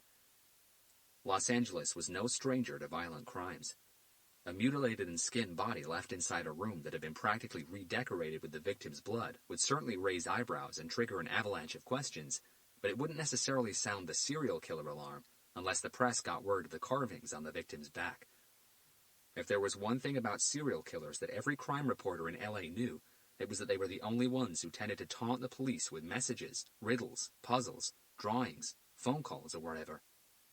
Back at the crime scene, due to the position in which the victim had been left on the bed, only 4 people had seen the carvings on Linda Parker's back: Hunter, Garcia, Kevin White, and the forensics team photographer, Tommy. Dr. Hove and Captain Blake brought that number up to 6, and none of them would pass that knowledge on to the press. Hunter's comment was met by a very concerned look from Captain Blake. I'm sorry, Robert. Already has what? Turned serial. Hunter nodded before sending one last photo to the printer. Okay, you guys just lost me. Is there another body that I don't know about? Instinctively, her eyes searched the board one more time. If there is, Hunter replied, none of us know about it. Captain Blake's eyebrows shot up in an arch. "Okay," she said. "So if we don't have any bodies other than this one, where's this idea coming from, Robert? What makes you think there's a possibility that this killer has killed before?" "It's not one thing in particular, Captain. It's the entire crime scene. But again, it's too early in the investigation to be certain of anything. And to be honest, all I have is a hunch." Captain Blake waited, but Hunter didn't offer much else. "All right," she pushed. "Let's hear this hunch of yours, then." Hunter knew his captain well enough to know that he had no other way out of this. He drove her attention back to the picture board. "Okay," he said. "Let me start with the level of violence and how skilled the killer was." He severed his victim's hands and feet clean off her body. He indicated the photographs as he spoke. And the optimal word here is clean. He gave Captain Blake an extra millisecond. "The autopsy report should give us a better idea of the tool used, but according to the forensics team at the scene, it wasn't an axe or any sort of sharp blade where the killer could have achieved that with a single blow." The captain stepped closer and regarded the pictures Hunter had indicated. "So what are we talking about here?" she speculated. "Some sort of saw?" "Almost certainly," Hunter agreed. "But the detail here is that he probably used a handheld saw, not an electric one, and that would only add to his skill set." "How do you know it was a handheld saw instead of an electric one?" "An electric saw would have caused the victim's blood to spray in all different directions and in a very distinctive pattern. Tiny spit-like drops, if you like," Hunter explained. "Forensics scrutinized every blood smudge they found at the victim's house. No spray pattern of any sort was found anywhere." Captain Blake tucked a strand of loose hair behind her left ear before Hunter redirected her attention to the next group of photographs. "Not wanting to state the obvious here, but he also skinned his victim, which, if nothing else, takes knowledge. But in this case, the skinning was done so proficiently it suggests experience. At least some." "Something like this," Garcia commented, "with this level of competence, isn't easy to achieve first time out." Captain Blake scratched her left cheek uneasily. "I understand that, but couldn't this killer have gained that sort of experience in some way other than having killed before?" "Yes, of course," Hunter admitted. "A trained butcher would easily qualify. Doctors, ex-doctors, medical students with hands-on training." He shrugged. "Not to mention the real sickos," Garcia butted in. "The ones with no experience, but who'd take the time to practice on animals first." Captain Blake's jaw dropped half open. "You mean skinning them?" Garcia nodded. "The skin properties of certain animals, like pigs, rats, mice, and rabbits, are similar enough to that of humans to allow for that kind of practice." That thought made Captain Blake grimace. "As sick as all that sounds," she said, "the two of you just argued against your own case. This killer's proficiency at skinning and mutilating his victim doesn't necessarily equate to him having killed before. He could be a butcher, an ex-medical student, and so on." "That's true." Hunter accepted it. The killer could have gained that sort of experience in several different ways without having murdered anyone before, but so far we've only discussed the level of violence and skill used by the killer. He indicated the photographs that showed the carvings to Linda Parker's back one more time. "But we also have this." Captain Blake drew in a deep breath. "Yes, I know, and that's the main reason why I asked you about this turning serial. We all know that not all serial killers like to taunt the police, but only serial criminals do so." She stabbed one of the photos on the board with her index finger. "A message, a signature, alien code, whatever the hell this is without question a taunt, and therefore has serial written all over it. But the series has to start somewhere, doesn't it?" Captain Blake opened her arms wide, as if she was about to hug the board. "So let me ask you again, Robert. Why do you think that this isn't his first victim?" "Like I said, Captain, it's just a hunch. But once I started adding everything together, the level of violence, the killer's proficiency, the message he left behind, the crime scene as a whole, it just doesn't feel like this is his starting point." "Great," Captain Blake said with a quick shake of the head. "Every time you have one of your hunches, Robert, we need to brace ourselves for a shitstorm, and this is already starting to look like a hurricane." "There's one more thing as well," Garcia said. She turned to face him. "Will this nightmare ever end? What is it now?" Garcia made a face at Hunter, who finally collected the last photo printout from the printer tray and pinned it to the board. It showed Linda Parker's cat frozen solid inside her fridge. Captain Blake had to do a double take, and even then she doubted her eyes. What the hell is that? That's the victim's cat, Garcia replied. We found it inside the freezer. A pit began forming somewhere inside the captain's stomach. She had always loved cats. She had had Pia-Lot, her green-eyed ginger ragamuffin, for 8 years. His original name had been Fur Muffin, but within the first couple of months, and after several very wet accidents around the house, Captain Blake decided to change his name to a more becoming one. The killer, her voice caught in her throat, killed her cat. He froze it to death, Garcia confirmed. There were scratches to the inside of the freezer door, together with fur and bits of the cat's nails. Why? The captain asked, her stare wandering between Hunter and Garcia. What's the point in torturing and killing a defenseless animal like that? It's not like it was a guard dog and the killer had to take it out before getting to the victim, is it? She waited, but neither detective offered a reply. It's not a rhetorical question, guys, she pushed. Anger had cracked into her voice. Does anyone have any kind of theory as to why this bastard had to kill the goddamn cat? Despite it being an open question, she pinned Hunter down with a laser stare. He shrugged. He could have done it just to prove his resolve. What? The captain's eyes widened. So breaking into the victim's house, chopping off her hands and feet, skinning the body and transforming the entire room into a blood party wasn't enough evidence of his resolve? He had to freeze the poor cat to make it clear? Who the hell is this guy, Satan? Hunter stepped back from the board and leaned against the edge of his desk. When he spoke, his voice seemed to carry all the calm in the world. Just look at your reaction, Captain. Until a moment ago, you sounded concerned, but there was no real anger in it.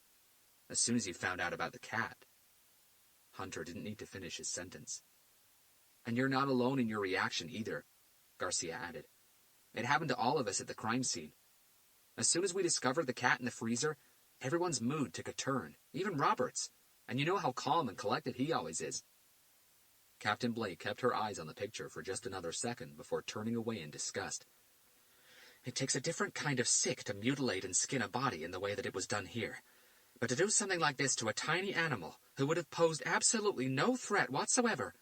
It's shocking, but not surprising, Hunter interrupted. She glared at him. Many psychopaths start to show signs of psychopathy at a very young age, Hunter reminded her. Cruelty to animals and predisposition for arson are the top 2 items on that early signs of psychopathy list. Many modern serial killers have graduated from hurting and killing animals to hurting and killing people. It's a fact. So yes, this is shocking, but not surprising. So what you're telling me here is that we are probably dealing with a completely emotionless freak. Someone whose level of emotional detachment toward life in general is off the scale. Human? Animal?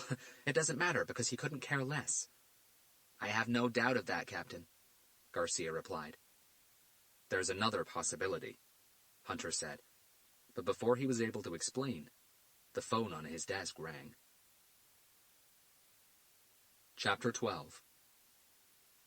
Before sharing the results of Linda Parker's post-mortem examination with Hunter and Garcia, Dr. Hove decided to once again go over a couple of her findings, just to be absolutely sure. 35 minutes later, still sitting inside Autopsy Theater 0, she finally called the detectives at the police administration building. Robert, it's Carolyn Hove, she said as Hunter picked up the phone at the other end. I'm done with the Level 0 autopsy you requested. Oh, that's great, Doc. So what have you got for us? Dr. Hove's stare wandered back to the body on the examination table. The familiar Y incision that ran from the top of each shoulder to the lowest part of the sternum had already been sewn shut. Thick black stitches now ran the entire length of the cut, adding a whole new layer of grotesqueness to an already alien-looking body. Something quite intriguing, I must say, she replied. Hunter paused for a second. Give me a moment, Doc. Let me put you on speakerphone. Dr. Hove heard a muffled click come through on her earpiece before Hunter spoke again. Okay, Doc. Go ahead. Well, she began, given the mutilated state the body is in and the gravity of its wounds, I was expecting to find that the victim had been severely tortured prior to her death. But that isn't the case at all. How do you mean? The question was asked by a somewhat distant female voice, which made Dr. Hove frown. Sorry, who is this? She asked with concern. Sorry, Carolyn, it's Barbara Blake. Her voice strengthened as the captain stepped closer to Hunter's desk. I should have said hello when Robert placed the call on speakerphone. Oh, no, not at all. Sorry I didn't recognize your voice, Barbara. It sounded a little distant. How are you doing, anyway? Not too bad, but something tells me that's about to change. Just to avoid any more surprises, Dr. Hove said. Whom else am I speaking to? Just me, Doc. Garcia called out. It's just the three of us in here. Carolyn, what did you mean when you said that that wasn't the case? Captain Blake asked again. Well, as we all know, appearances can be quite deceiving, and that indeed is the case here, because despite how violent this murder looks to have been, the victim didn't suffer. Dr. Hove's announcement was met by an awkward silence from the other end of the line. In her mind, she could picture the stare that Hunter, Garcia, and Captain Blake would be exchanging between them. She didn't suffer? Captain Blake asked at last, her voice coated with doubt. Nope, not according to what I found out. All the barbarism that was done to her, the skinning of her body, the amputation of the hands and feet, it was all done post-mortem. There was another long, uneasy silence before Garcia asked the next question. So the victim didn't bleed to death from her wounds? No, she died of asphyxiation. And here comes another surprise. The asphyxiation was done by suffocation, not strangulation. Hold on, Doc, Garcia said. Can you please run that by me again? The muscles on her neck show no bruising, Dr. Hove explained. Her larynx and trachea aren't crushed, and the hyoid bone isn't fractured. Actually, I found no damage whatsoever to her neck, throat, or her respiratory system. So how did she suffocate? This time the question came from Captain Blake. The killer put a pillow over her face while she slept. Something like that, the doctor replied. But it wasn't a pillow, Barbara. When the body senses it's asphyxiating, its automatic physiological response is to try to draw in the deepest breath it possibly can. As it realizes that the breath is lacking in oxygen, it panics and instantly tries again. This time, a lot more desperately, I should add. A pillow, a gag, a shirt, anything made out of any sort of textile fabrics would release fibers, which, with the victim's frantic deep breaths, would have been sucked into her mouth and nostrils and lodged themselves all over the place. Dr. Hove paused for breath. I found nothing. No fibers, no residues, nothing. Not inside her nose or in her mouth and throat. A thick plastic bag, maybe? Garcia suggested. Very possible, Dr. Hove agreed. But without being able to examine the victim's facial skin, there's no way I can tell you with any plausible certainty what the killer used as a suffocation tool. What I can tell you is that it didn't take long for her to die. A minute and a half, tops.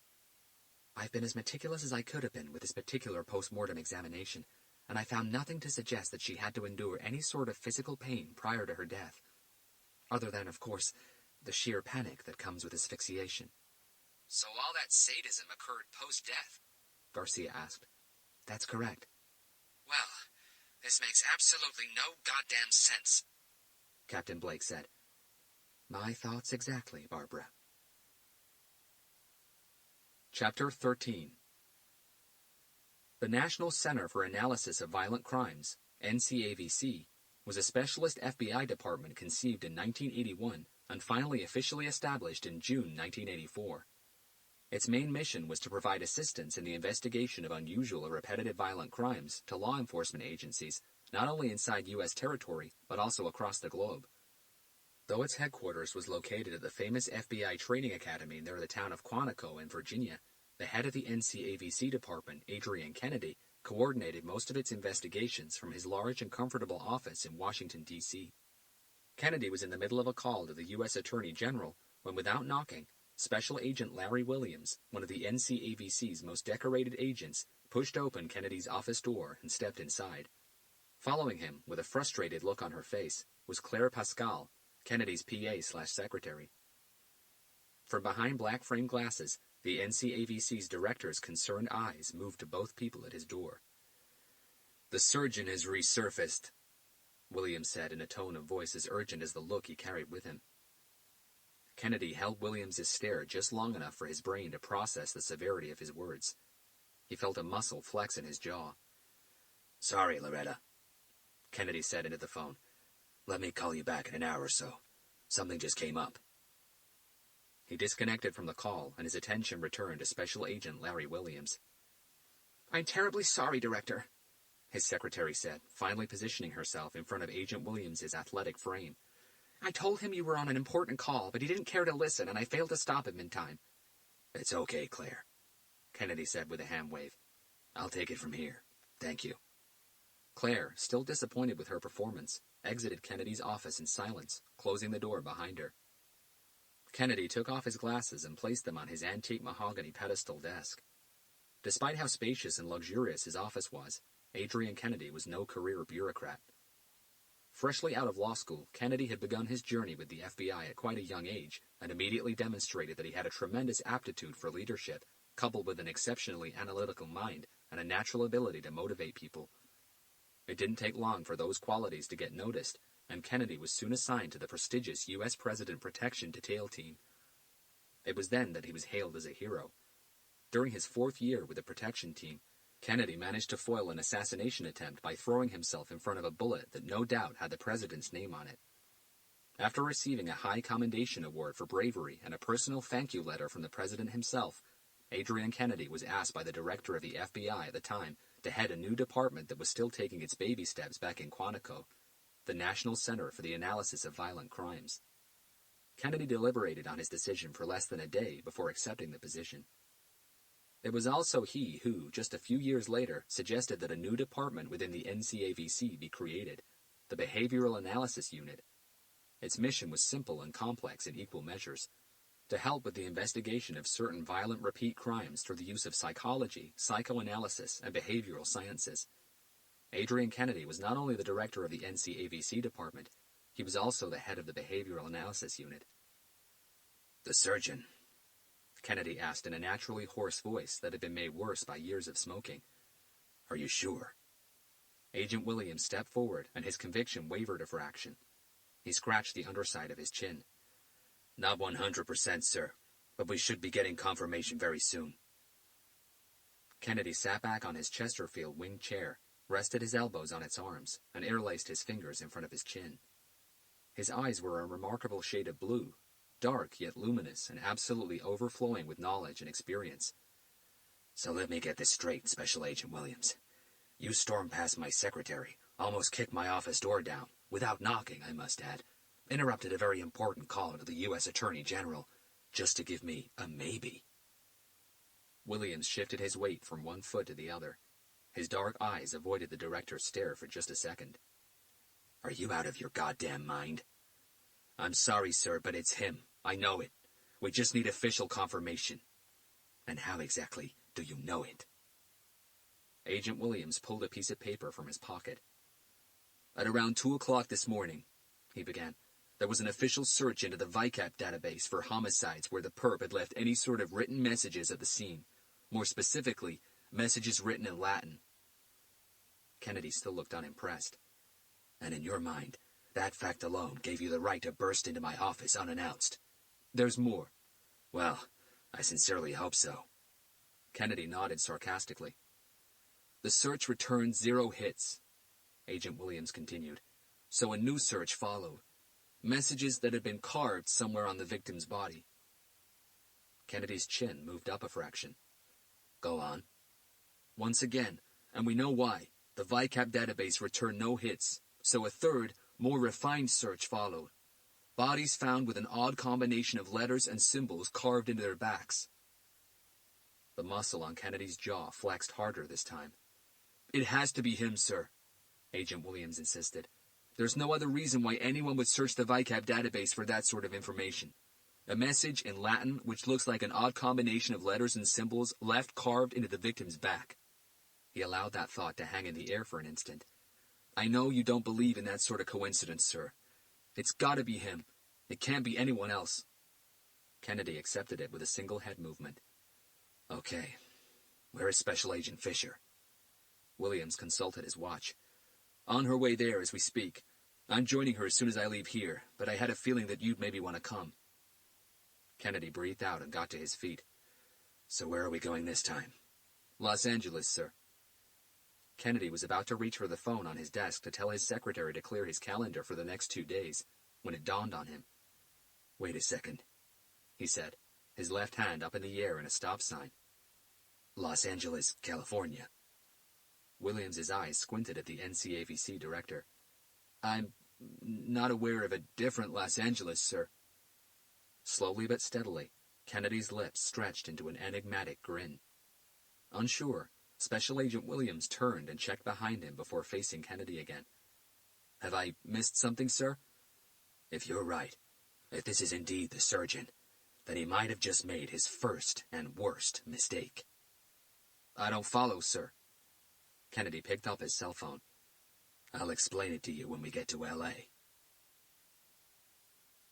Chapter 14. Hunter sat back on his chair, his brain trying hard to process what Dr. Hove had just told them. How could such a violent-looking crime scene be lacking in exactly that? Violence. It really did make no sense. Unless... Was the victim sexually assaulted at all, Doc? Hunter asked. I found no indications of it, Robert. There's no bruising to any of the groin muscles, the vagina, or the anus. No semen or lubricant residues either, which would have been left behind if her attacker had used a rubber. And you're absolutely sure that the victim was asphyxiated before she was skinned? Garcia jumped in again. Yes, 100%. Dr. Hove sounded a little irritated by the question. She died first. No doubt about that. Why? Carolyn. Captain Blake, who had moved the fold-up chair closer to Hunter's desk, took the floor one more time. Have you seen the crime scene photos? No, not yet. I got here very early this morning, and I was greeted straight away by Robert's Level 0 request, which, as you know, takes precedence over everything. The forensics file that accompanied the body was pretty basic, no photographs, and I haven't had a chance to check my email yet. Why? Well, the crime scene is covered in blood, the captain explained. The floor, the walls, the furniture, everything. There are a couple of theories being thrown around here in the office, and one of them is the possibility that the blood smudges at the scene were the result of a desperate victim, drenched in blood, trying to get away from her attacker. But if you're really sure she died before all this brutality that was done to her body, then that blows that theory straight out of the water. Not exactly, Barbara. Dr. Hove came back. What do you mean? The victim's hands, Hunter said. That's correct. Dr. Hove agreed. As I've said, I haven't seen the crime scene photos yet, so it's hard for me to voice an opinion without analyzing these blood smudges that you're referring to. But when we take into account that we don't have the victim's hands or feet, which could have been bleeding from defensive wounds before they were severed from her body, then yes, the scenario you just described is quite possible. Yes, but that still wouldn't explain why nothing was tipped over or out of place, Garcia said. Sorry, but what was tipped over or out of place? Dr. Hove asked. Oh, nothing, Doc, Garcia replied. It's to do with these theories the captain mentioned. By the way, do you have an estimated time of death? Yes, of course. By my calculations, the victim lost her life somewhere between 58 and 65 hours ago, which takes us to Monday night, somewhere between 9 in the evening and midnight. Could you give us a better idea of what her attacker used for the amputations? Hunter asked. It was a small serrated blade, the doctor replied, her voice full of certainty. Judging by the type of serration I found on her fibula and tibia, her ankle bones, the blade used was thin, with tiny teeth very close together. From that alone, I'd say it was a saw, not a kitchen knife. I can also tell you that the cuts are too uneven for them to have been made by an electric instrument. He used a handheld saw, something like a coping saw or similar. Unfortunately, too common to be able to trace it. Well, nothing new there, Captain Blake commented. One more thing, Carolyn. Any indications of drug abuse? We'll have to wait for toxicology to be absolutely sure, but if she did use drugs, it was probably only recreational. This girl was no junkie. I found no track marks on any of her veins. She wasn't a smoker either. If she were a regular user of inhalable substances like crack cocaine, crystal meth, or even heroin, I would have found indications of it. Her gums and teeth were in perfect condition. Best I've ever seen. Another short pause. Why the question? Were any drugs found at the crime scene? No, nothing at all, Doc, Hunter answered.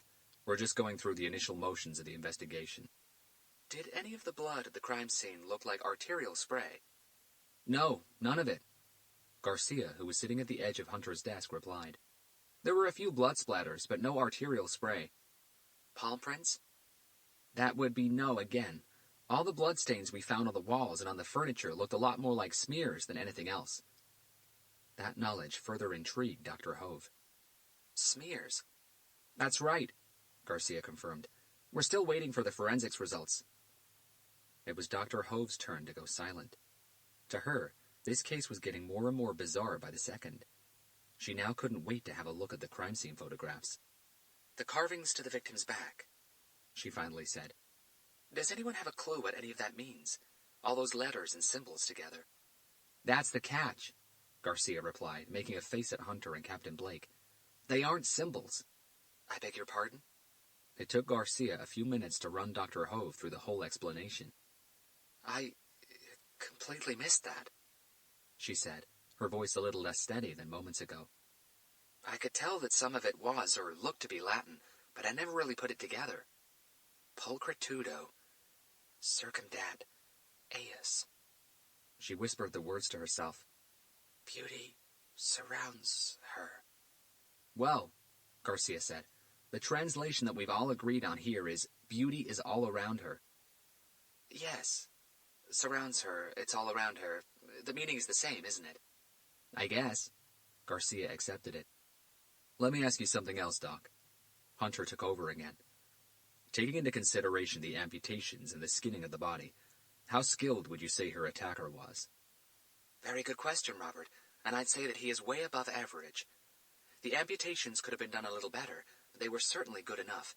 The cuts were done at the correct position. In other words, if the victim really had needed her hands and feet amputated, that's pretty much where a doctor would have made the incisions, though with an electric saw instead of a handheld one. And despite them being post-mortem, like I've said, the interesting thing is that the incisions were still made with all due care. Hunter, Garcia, and Captain Blake all considered the implications of what Dr. Hove had just told them. How about the skinning? The captain asked. Again, Barbara, done proficiently enough. Proficiently as in not bad for a first-timer, or he's probably done this before? The doctor went quiet. It was clear that she hadn't thought about it in those terms. Carolyn? Captain Blake pushed. Yes, sorry, Barbara, I'm here. Do you think this killer has killed before? I mean, in this way?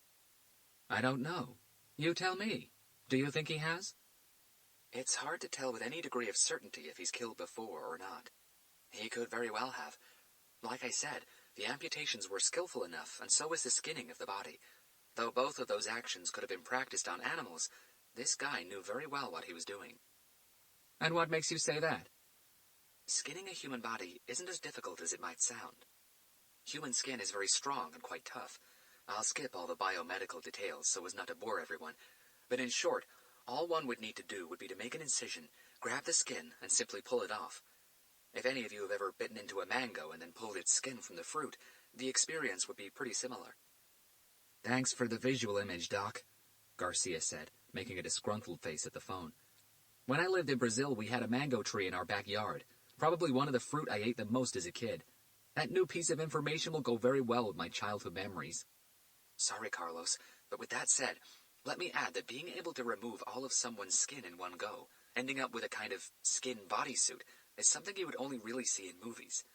That is practically impossible to do. The easiest way to skin a human being is to do it in patches. You would cut delimiting lines into the skin, and that is exactly what this killer did. Delimiting lines? Captain Blake asked. Yes, and here's why I said that this killer knew very well what he was doing. In this case, he has divided her body into top and bottom by making a thin but long incision that surrounded her entire waist.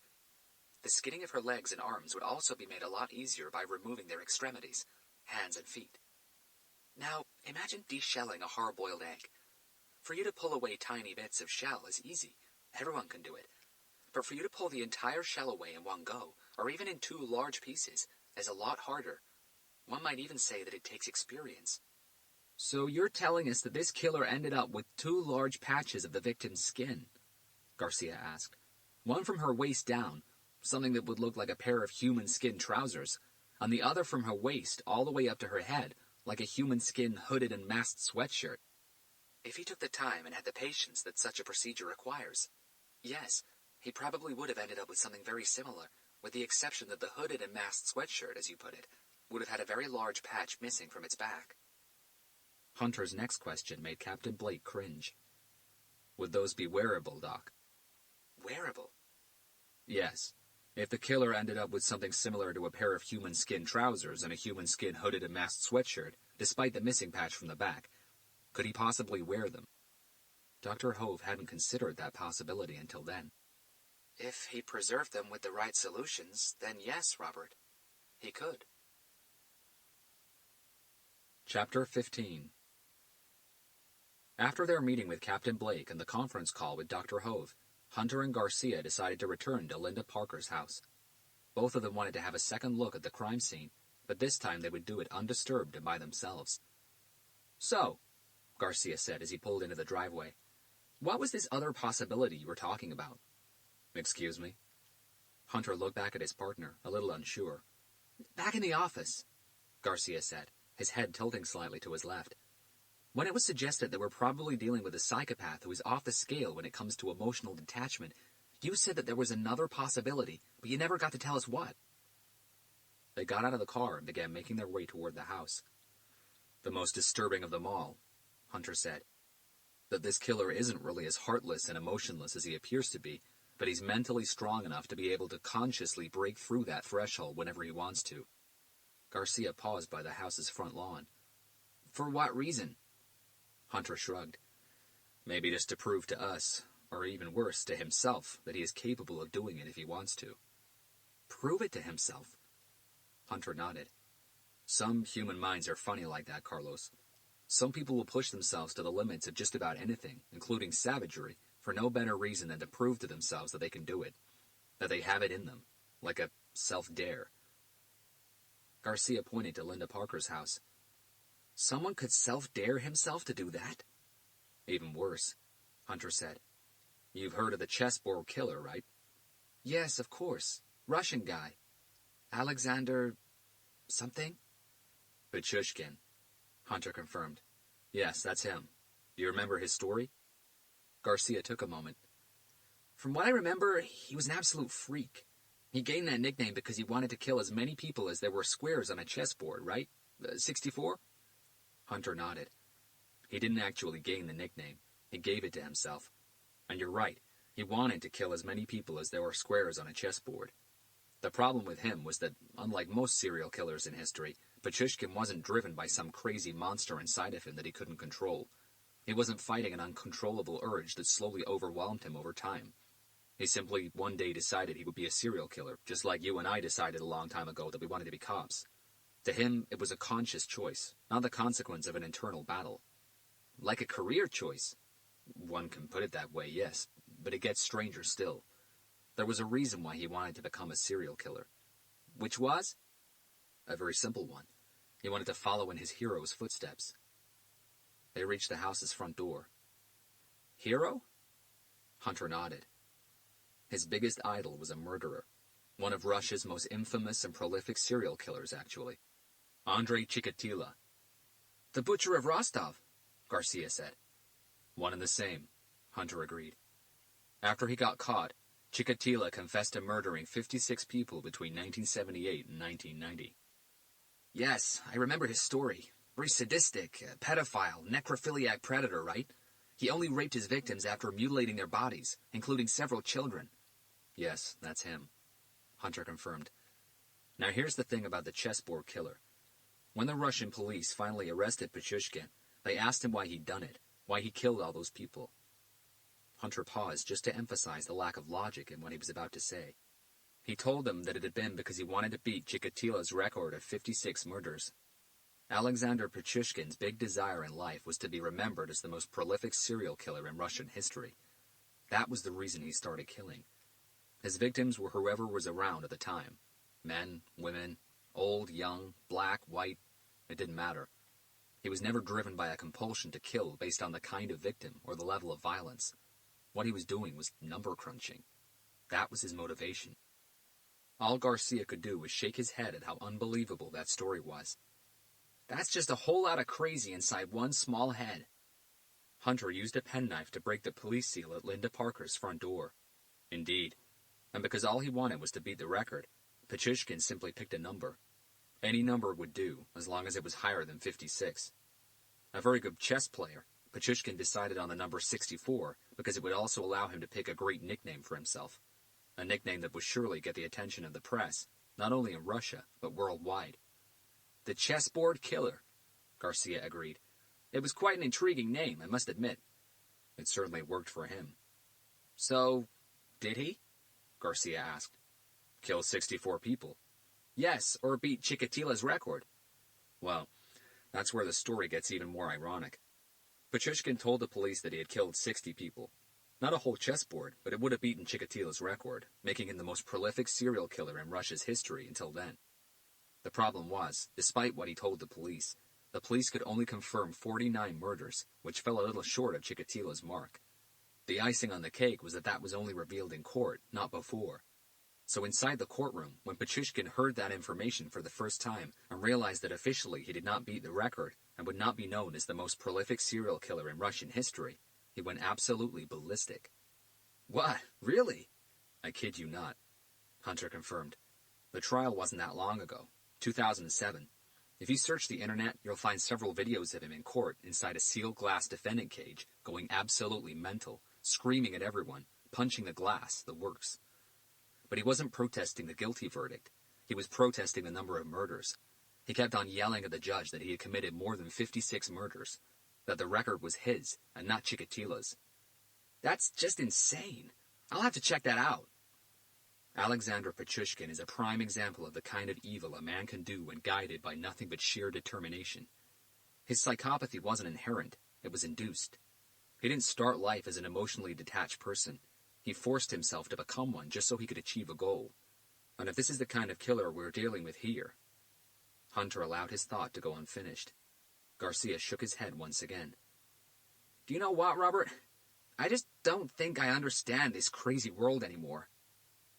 Hunter finally unlocked the door and pushed it open. I never did. Chapter 16. You're all done, Mr. Davis, the petite nurse said as she pulled the needle from Timothy Davis's right arm. Despite being 30 years old, that was the first time Timothy had given blood. The whole process had been surprisingly painless and stress-free, though he did blink awkwardly a couple of times as he first set eyes on the needle. Oh, please don't let the size of the needle scare you, Mr. Davis, the nurse had said, offering him one of the most comforting smiles he had ever seen. Her name tag read Rose Atkins. Timothy Davis had used a home kit to find out his blood type, and before registering online less than 3 weeks ago, he'd read all about blood donation. The explanation he'd found said that the reason 16 to 17 gauge needles were used was that they minimized the damage that could sometimes occur to red blood cells as they traveled through the needle. The explanation didn't make them look any less scary, though. No, ma'am, Timothy had replied in a whispering voice. The needle doesn't scare me none. Ma'am? The nurse's light blue eyes had shined with doubt as her smile turned questioning. Please tell me that I don't really look that old. Oh, no, ma'am, Timothy replied, his tone sincerely apologetic. Please take no offense. I didn't mean anything by it. It's just the way I talk. Timothy Davis really couldn't help the way he addressed others, for that was how his parents had brought him up. Despite now living in Arizona, Timothy had been born in the city of Madison, Alabama, to an African-American father and an Asian Indian American mother. His parents were dirt poor, and both of them had to work 2 jobs each just to feed and clothe Timothy and his 2 younger sisters, Iris and Betsy. In school, Timothy had been a way above average student, maintaining a 3.8 GPA throughout his high school years. But for a poor African-American kid living in Madison, being above average still wasn't good enough. No matter what the press might want people to believe, or what the world might think, race inequality was still alive and well in the USA, especially in Alabama, which ranked at number 4 in the list of most racist states in America, something that Timothy, his sisters, and his parents knew only too well. Timothy had inherited almost all of his father's physical traits, with the exception of his hazel eyes. His eyes had definitely come from his mother's side of the family. Always be polite, son, his father had told him when Timothy was still a young kid. Always be polite. Don't matter who you grow up to be, rich or poor, big or small, always treat others with respect, you hear? Black folks, white folks, yellow folks, it don't matter none, but especially white folks. Don't give them a reason to hate you even more, son. You hear? Women is always ma'am, Man is always sir. Don't be weak, son, but don't be arrogant either. In this life, folks will try to put you down. Oh, yes, sir, they will. They'll try, and they'll try hard, too, so you do your best, you hear? Always do your best. And when they tell you that your best ain't good enough, because they will tell you that, you do better. You understand, Tim? You do better, son. His father's words didn't fall on deaf ears, because Timothy Davis always tried his best at everything he did, and when he became the first ever person in his family to graduate from high school, his father begged him to leave Alabama. Don't you stay around this godforsaken land, son. You deserve better, you hear? You deserve much better than Alabama and the Deep South. You're a man now. You paid your dues here, and ain't nobody gonna tell you owe nobody nothing, 'cause you don't. Oh, no, sir, you don't. Your ma ain't here no more. She's watching from up there, and she's as proud of you as I am, son. She wants you to know that it's time for you to go on to better things, you hear? Go far away from this land. You have a chance that none of us ever had. So you listen to your pa, you listen good. You go and find a college far away from here.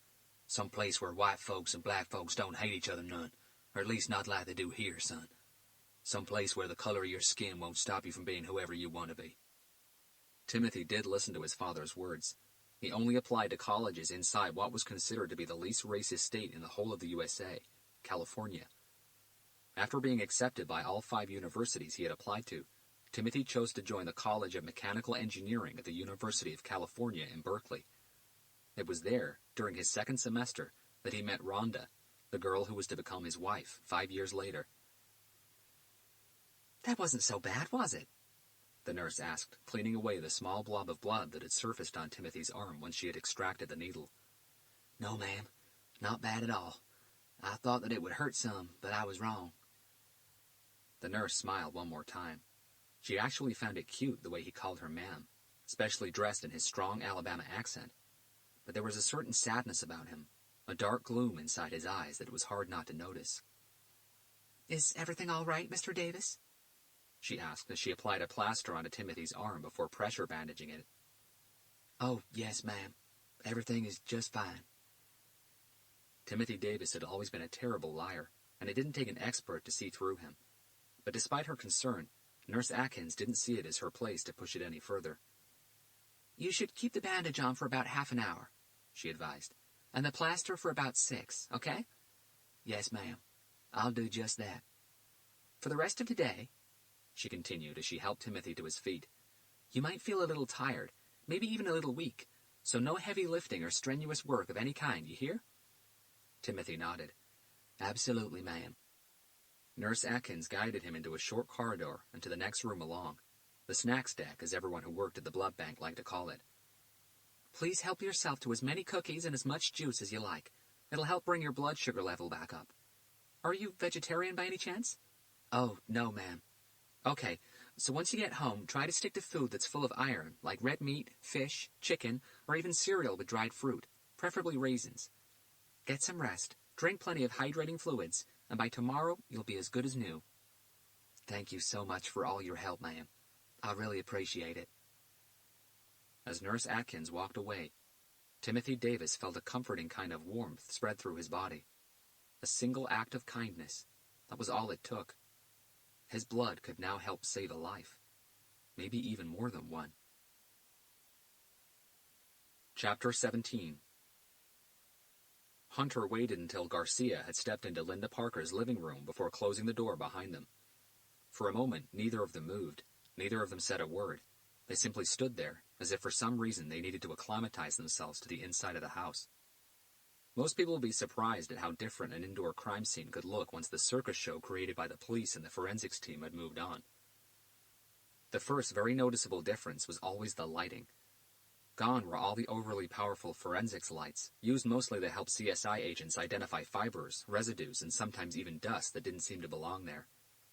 In its place, they had the scene's original lighting, be it natural, as it came in through the windows, or artificial, from all the light fixtures in the house. The significance of that difference was that the crime had occurred under a combination of those two types of lighting, not the blinding brightness of the forensics ones. The second major factor that would alter the perspective of an indoor crime scene was how much the space seemed to change once everyone was gone. Without the human dynamics of agents and officers moving around the place, every room inevitably appeared a lot more spacious, not to mention how much quieter the entire house became. For a profiler trying to put together a mental picture of what might have happened on the night of the crime, those factors alone could sometimes make all the difference. "I know I probably say this every time," Garcia broke the silence, "but this room really does seem a lot bigger than what I remember." "Yes," Hunter replied, walking over to the window on the east wall and drawing the curtains shut. "You do say that every time." "What are you doing?" Garcia asked. "Dr. Hove told us that the victim lost her life sometime between 9 in the evening and midnight on Monday, right? There would have been no natural light in here. I just want to try and get a better feel for the—" "Yeah, sorry.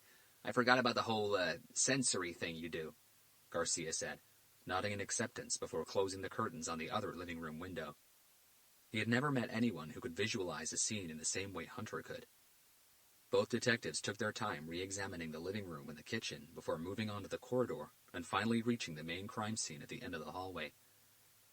Just like the impression they got as they entered the living room a little earlier, without all the agents moving around and their CSI equipment crowding up the place, Linda Parker's bedroom appeared to be twice as big as they remembered it, and darker, a lot darker.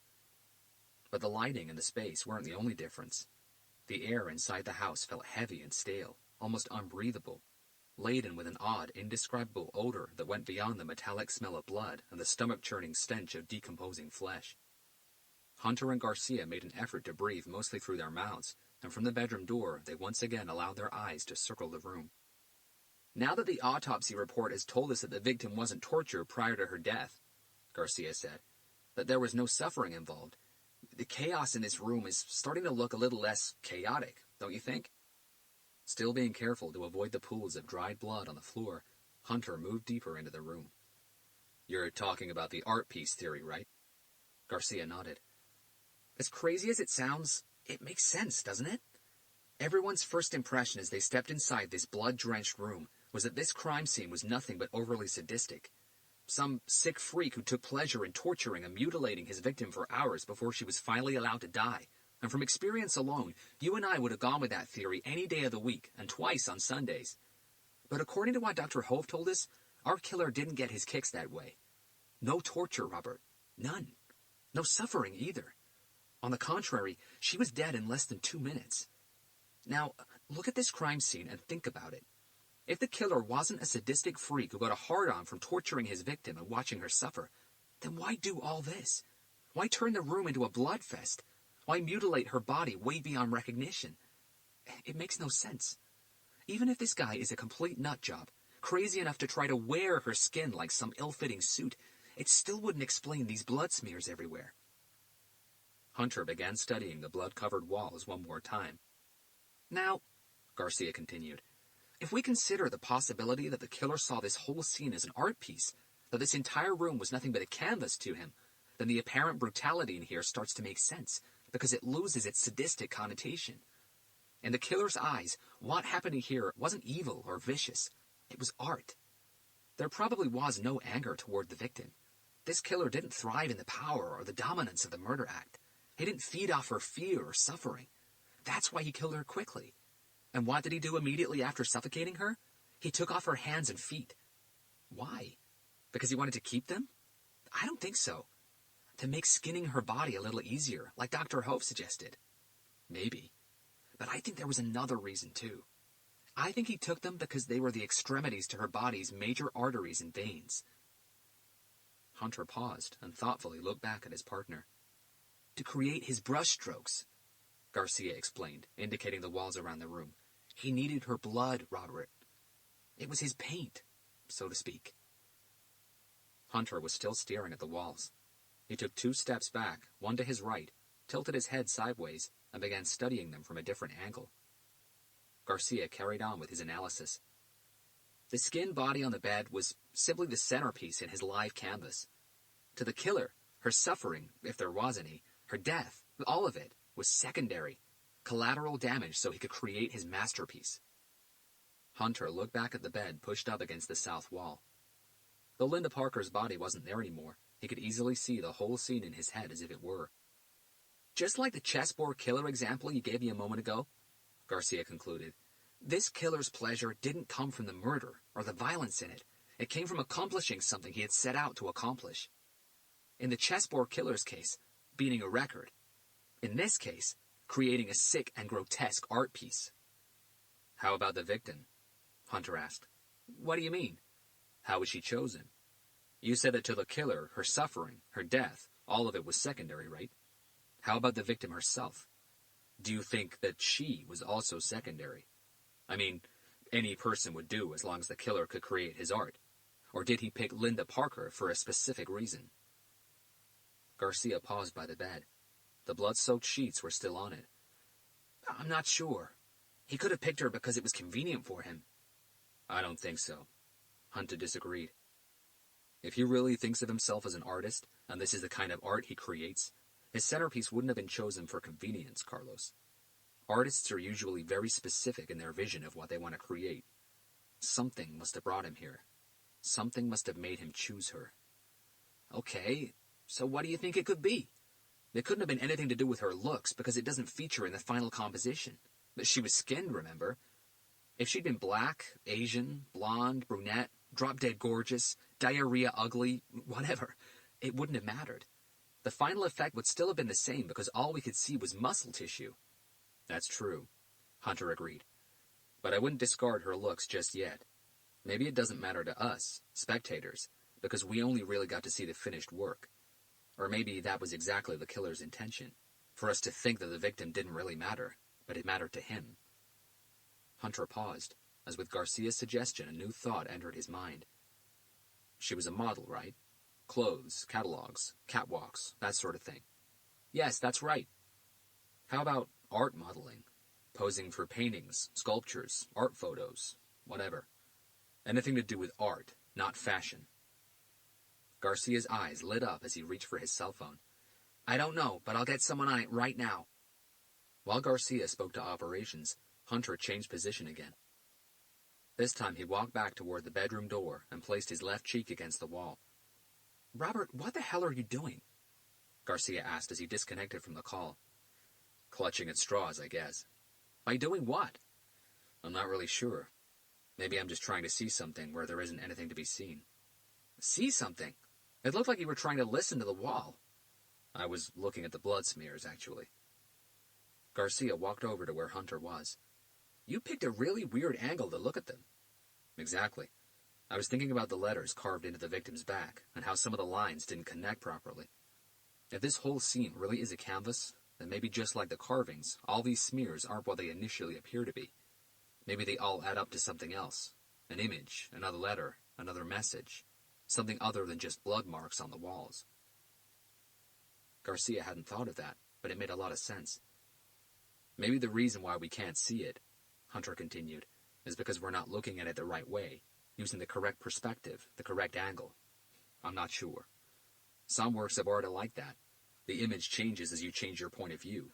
But hey, like I've said, I'm clutching at straws here because nothing really makes sense.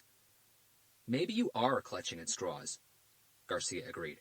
But I say that's definitely worth a try.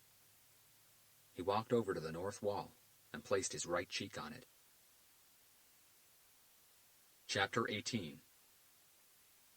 The snacks room at the Blood Center in downtown Tucson wasn't very big, but it was spacious enough to accommodate 3 small tables and the 2 other people already in it reasonably well.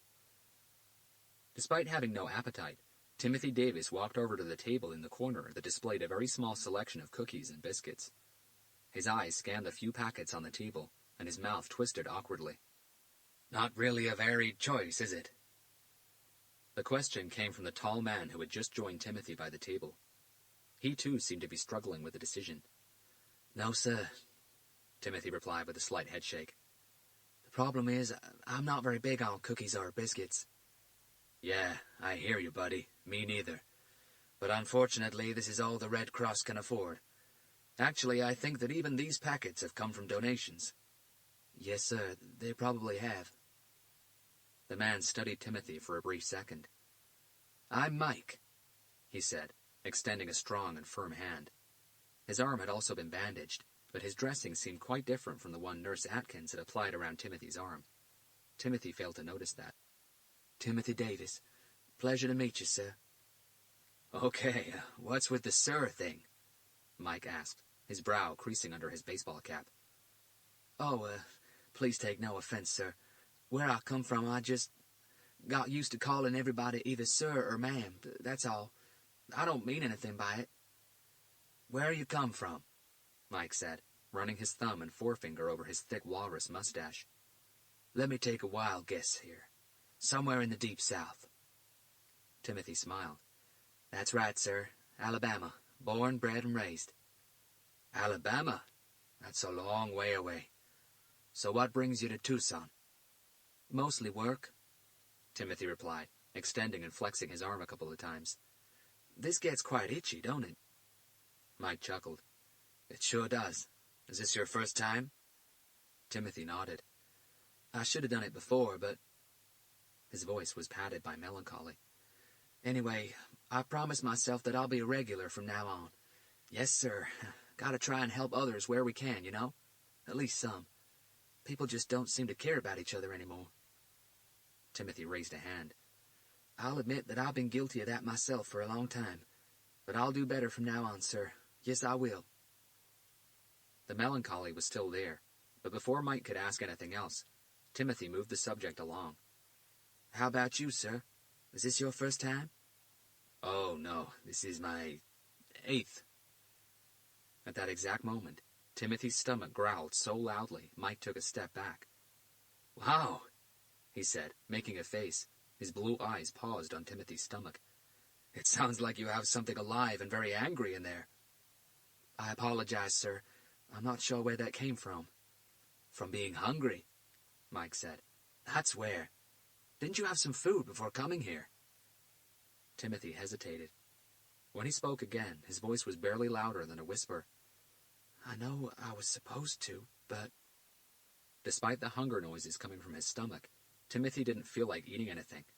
In fact, he hadn't had much of an appetite for the past 3.5 weeks, and he had dropped a considerable amount of weight in that time. Well, Mike said, I'm afraid that cookies and biscuits just won't be enough to silence that dragon living in your stomach. Have you had breakfast this morning? I did. I just didn't eat very much. Are you nuts? Mike asked. That's a crazy thing to do on the morning of giving blood. I'm surprised they allowed you to donate. Timothy's eyes averted. You never told them, did you? Of course not. If you had, they would have sent you home and asked you to come back tomorrow or the day after. I know, sir, but I haven't had much of an appetite lately, and I doubt that'll change in the next few days. The sadness in Timothy's eyes was heartbreaking. Why? Mike asked. Are you ill? Have you been to a doctor? No, sir. I'm not ill. I'm just reevaluating my choices in life, I guess. Well, your stomach is begging you for some food, my friend. And now that you have just given blood, you need to listen to it, unless you enjoy passing out without much warning. Timothy shook his head. Not particularly, sir, no. He looked back at the cookie table. Mike consulted his watch. I have an idea. Do you like Mexican food? Timothy curbed a smile. It was his favorite kind of food. Yes, very much. Okay, the sir thing will have to stop. Please, it's making me feel ancient. Just call me Mike, okay? Timothy nodded in agreement. Sure, Mike. Please call me Tim. Mike smiled. That's much better. I already feel young again. So now back to the subject at hand, Tim. Just around the corner from here, there's a fantastic little Mexican cafe. They do the most incredible burritos. That'll certainly fill you up, I promise you. How about you and I go grab ourselves some proper food, Mexican style? I'm buying. What do you say? Timothy looked unsure. Come on, Mike insisted. Neither of us can really go into work today, especially you, no matter what it is that you do, and we both need food. Doctor's orders. He grinned. So we might as well eat something we enjoy, don't you think? As if on cue, Timothy's stomach growled again. Okay, we have one yes, Mike joked. Any more takers? Timothy smiled as he also checked his watch. He didn't really have anywhere to go back to. He had quit his job, and home. Well, home just didn't feel like home anymore. Yes, he finally replied. Mexican sounds mighty fine right now. Lead the way and I'll follow. Great, Mike said. But first let's grab some orange juice. We both need the fluids and the sugar. I guess that's a good idea. As the man walked across the room and grabbed 2 cups of orange juice from a small table, Timothy never noticed him emptying the contents of the tiny bottle he had palmed into his right hand into one of the cups. Chapter 19. Once Hunter and Garcia left Linda Parker's house, they decided to split the afternoon's interview workload. Hunter was seeing Linda's parents in Cheviot Hills, while Garcia was dropping by her model agency in West Hollywood. By pure chance, they both made it back to the police administration building just seconds apart. Hunter had just locked the door to his old Buick when Garcia pulled up next to him. Did you just get here? He asked as he jumped out of his car. Or are you going out again? No, I just got back. So, how was your interview? Tough, Hunter replied. Her parents were in shock. Getting any sort of information out of them was a very slow and tactical affair. That's why you went to them while I checked out her model agency, Garcia said. You're much more tactful than I am. Anyway, did they give you anything? Nothing groundbreaking, Hunter explained. As we were told, it does sound like Linda Parker's mother was also her best friend.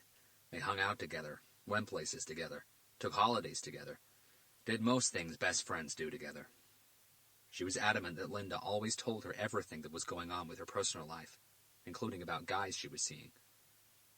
Garcia tilted his head sideways in a not-so-sure way. Did you buy that? No. Nobody ever gets told everything, no matter how good a friend they think they are. We all have secrets. Especially when it comes to mother and daughter relationships, Garcia agreed. I just can't see a daughter telling her mother everything, regardless of how open-minded they both are. But we gotta go with what we have, Hunter said, which is, according to her mother, Linda Parker wasn't seeing anyone. Actually, her mother told me that she never really had a steady boyfriend. Never? Really? They entered the PAB, crossed the reception lobby, and cleared security. She told me that Linda just didn't have time for relationships, Hunter clarified, that since high school she had always concentrated all her efforts on her career and getting into the international fashion world. She said boyfriends were a distraction that Linda knew very well how to live without. They reached the elevator. Actually, Garcia said, the people at her model agency told me pretty much the same thing, that Linda Parker wasn't the dating type and that she was very focused on her career. But I did get something else that might help us, Hunter added. Oh? And what's that? Emily Parker wasn't only Linda's mother and best friend. She also helped Linda with her online presence. Facebook, Twitter, Instagram, YouTube, and email. Okay. That means that she had the username and password to all of Linda's accounts, Hunter said. Wow. We won't have to hack into anything. Not this time. Damn, that's got to be a first. Her mother also told me that on the day she was murdered, Monday, Miss Parker had a very busy day. 5 photo shoots in 5 different studios scattered all over L.A. Yep, I got the same info from her agency. We're going to have to check them all. As they crossed the Robbery Homicide Division's floor in the direction of their office, they both frowned as they noticed that their door was ajar. Did you forget to lock the office? Hunter asked. Garcia looked back at him sideways. You were behind me when we left, remember? If anybody forgot to lock anything, it was you. I never forget to lock the door. Maybe the captain's in there. Garcia came back. Yeah, but why? As they at last got to their office, Hunter and Garcia stopped by the open door. Captain Blake wasn't in there.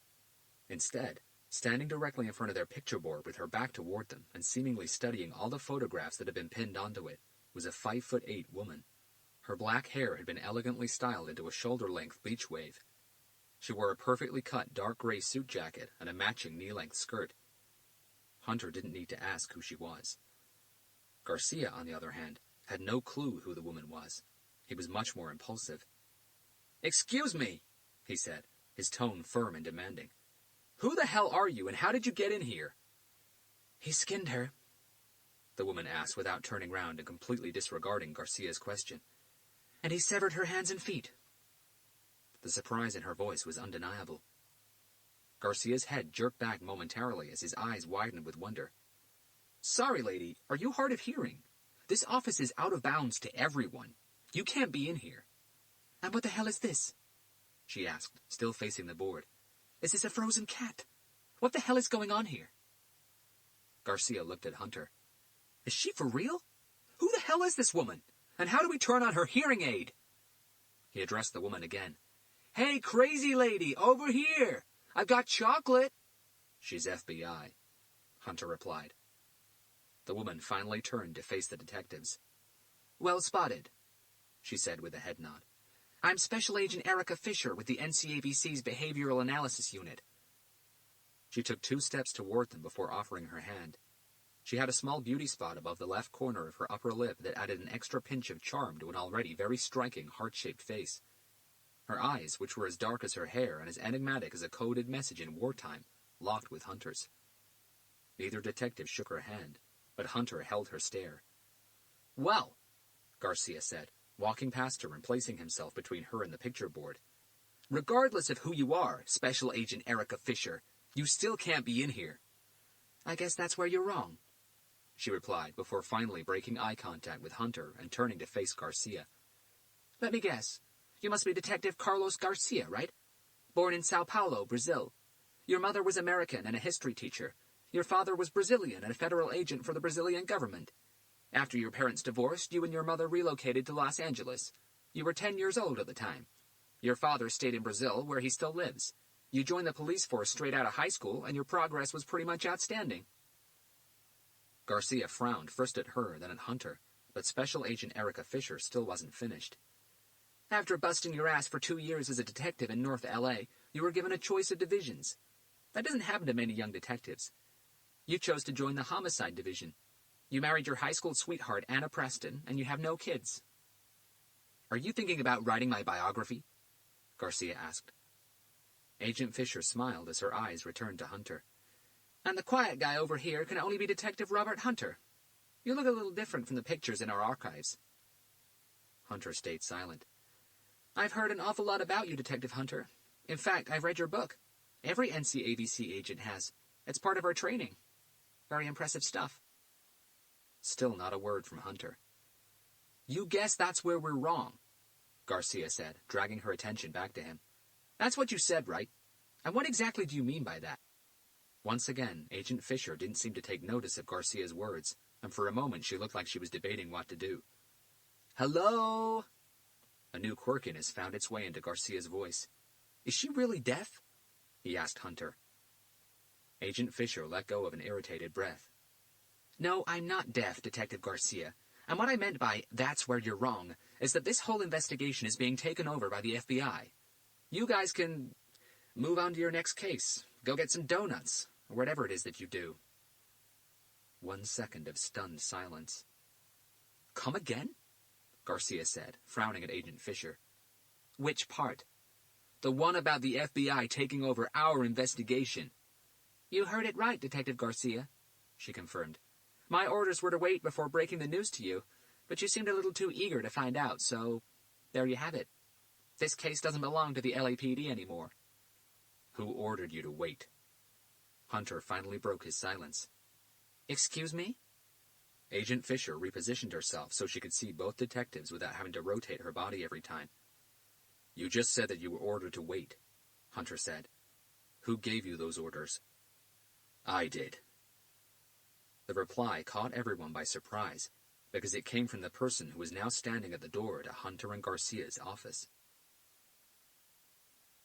Hunter, Garcia, and Special Agent Fisher all turned at the same time to face the hoarse, gravelly voice that had come from behind Hunter. Standing just outside the door to their office was not one person, but 3. The orders came from me, old buddy. Adrian Kennedy confirmed, his eyes fixed on Hunter. He was flanked by Captain Blake on one side and Special Agent Larry Williams on the other. Garcia's surprised face was a picture. Oh, I didn't know that we were having a party. I could have gotten us all some party horns.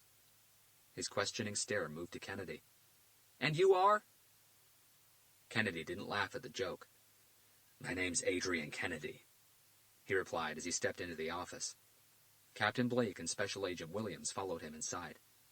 And you must be Detective Carlos Garcia. Kennedy walked over to him and offered Garcia his hand. As he walked past Agent Fisher, Kennedy gave her a stern sideways look. It's a pleasure to finally meet you, Detective. Garcia stood still, though he did frown at the word finally. Sorry, but Is your name supposed to mean something to me? Adrian Kennedy is the FBI's NCAVC's director, Carlos. Captain Blake explained as she positioned herself by Hunter's desk. He also heads the NCAVC's Behavioral Analysis Unit. Great, Garcia replied, unimpressed, before addressing Kennedy again. Congratulations. It sounds like you've done well for yourself. He threw an even more inquisitive look Captain Blake's way. Her reply came in the form of a single shrug. Kennedy finally retracted his hand, which had been hanging idle in midair until then. He turned and faced Hunter. How are you, old friend? It's nice to see you again. Hunter did shake Kennedy's hand. This is Special Agent Larry Williams, Kennedy said, taking care of the formal introductions. And obviously you've already met Special Agent Erica Fisher. His gaze found hers.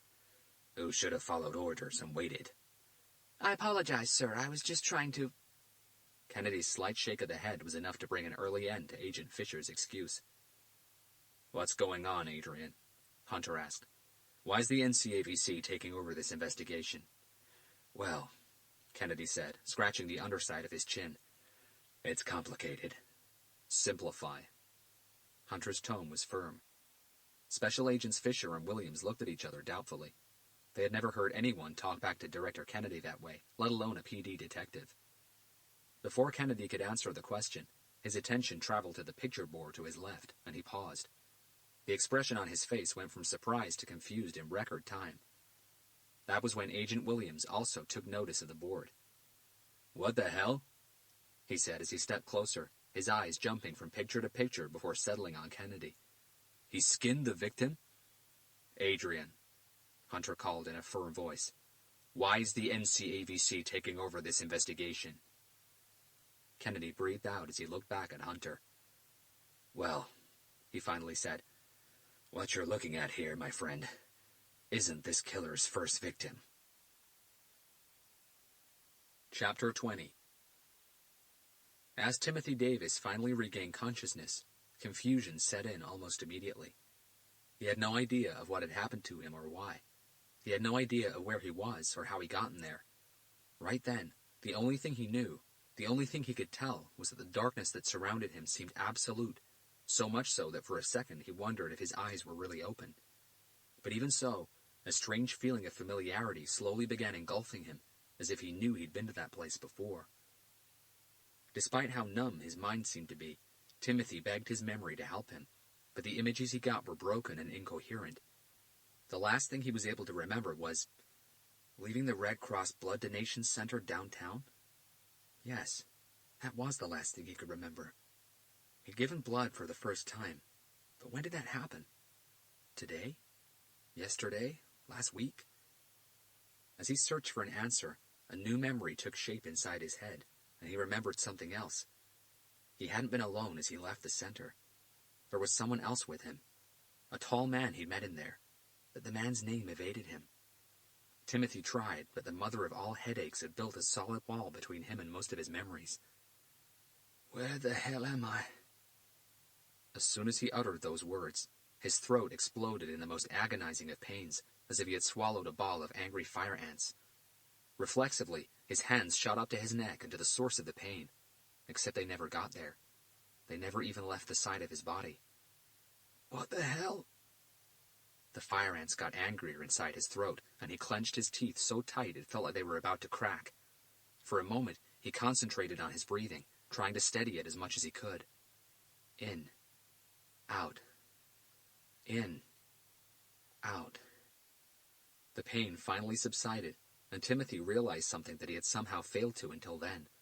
He'd been lying on his back on some hard, uncomfortable surface. His legs were fully extended, with his feet side by side, touching each other. His arms were flat against the side of his body, his palms facing up. He tried his arms again, and that was when he understood why he couldn't move them. Something was tugging at his wrists, firmly restricting his arms. He tried his legs. Something tugged at his ankles. God damn it, what the hell is going on? Pain exploded in his throat for the third time, but Timothy didn't care anymore. He needed answers. He needed to understand what was happening to him. He tried lifting his body into a sitting position, but something tugged at his waist. He'd been immobilized with incredible accuracy and precision. He could still move his head and neck, But what good would that do? In absolute darkness, looking right, left, or center made no difference at all. He began feeling sick, as if something putrid was sitting inside his stomach, slowly rotting everything around it. Think, Tim, think, he told himself. There was no reason for him to keep messing with the fire ants in his throat. You're a mechanical engineer. Problem-solving is what you do. Think, goddammit, think. That was when he noticed a new pain, something that for some reason his mind had chosen to block out until then, but not anymore. The pain exploded from his left leg, crawled past his torso and chest, taking hold of his neck before crashing like a ferocious wave of thorns inside his head. The mother of all headaches was suddenly introduced to its evil twin sister. What the hell is this? He thought. Why am I tied down like an animal? Where the hell am I? Timothy felt everything around him begin to spin out of control. Nothing made sense. He closed his eyes, and all of a sudden his mind was flooded with memories of his wife. Timothy and Rhonda had met at the end of his second semester at Berkeley, Northern California. He was a mechanical engineering freshman, and Rhonda a computer sciences sophomore. It was at a sorority party, Sigma Nu. Timothy was standing out back by the swimming pool, sipping on a bottle of beer, when Rhonda spotted him from the balcony.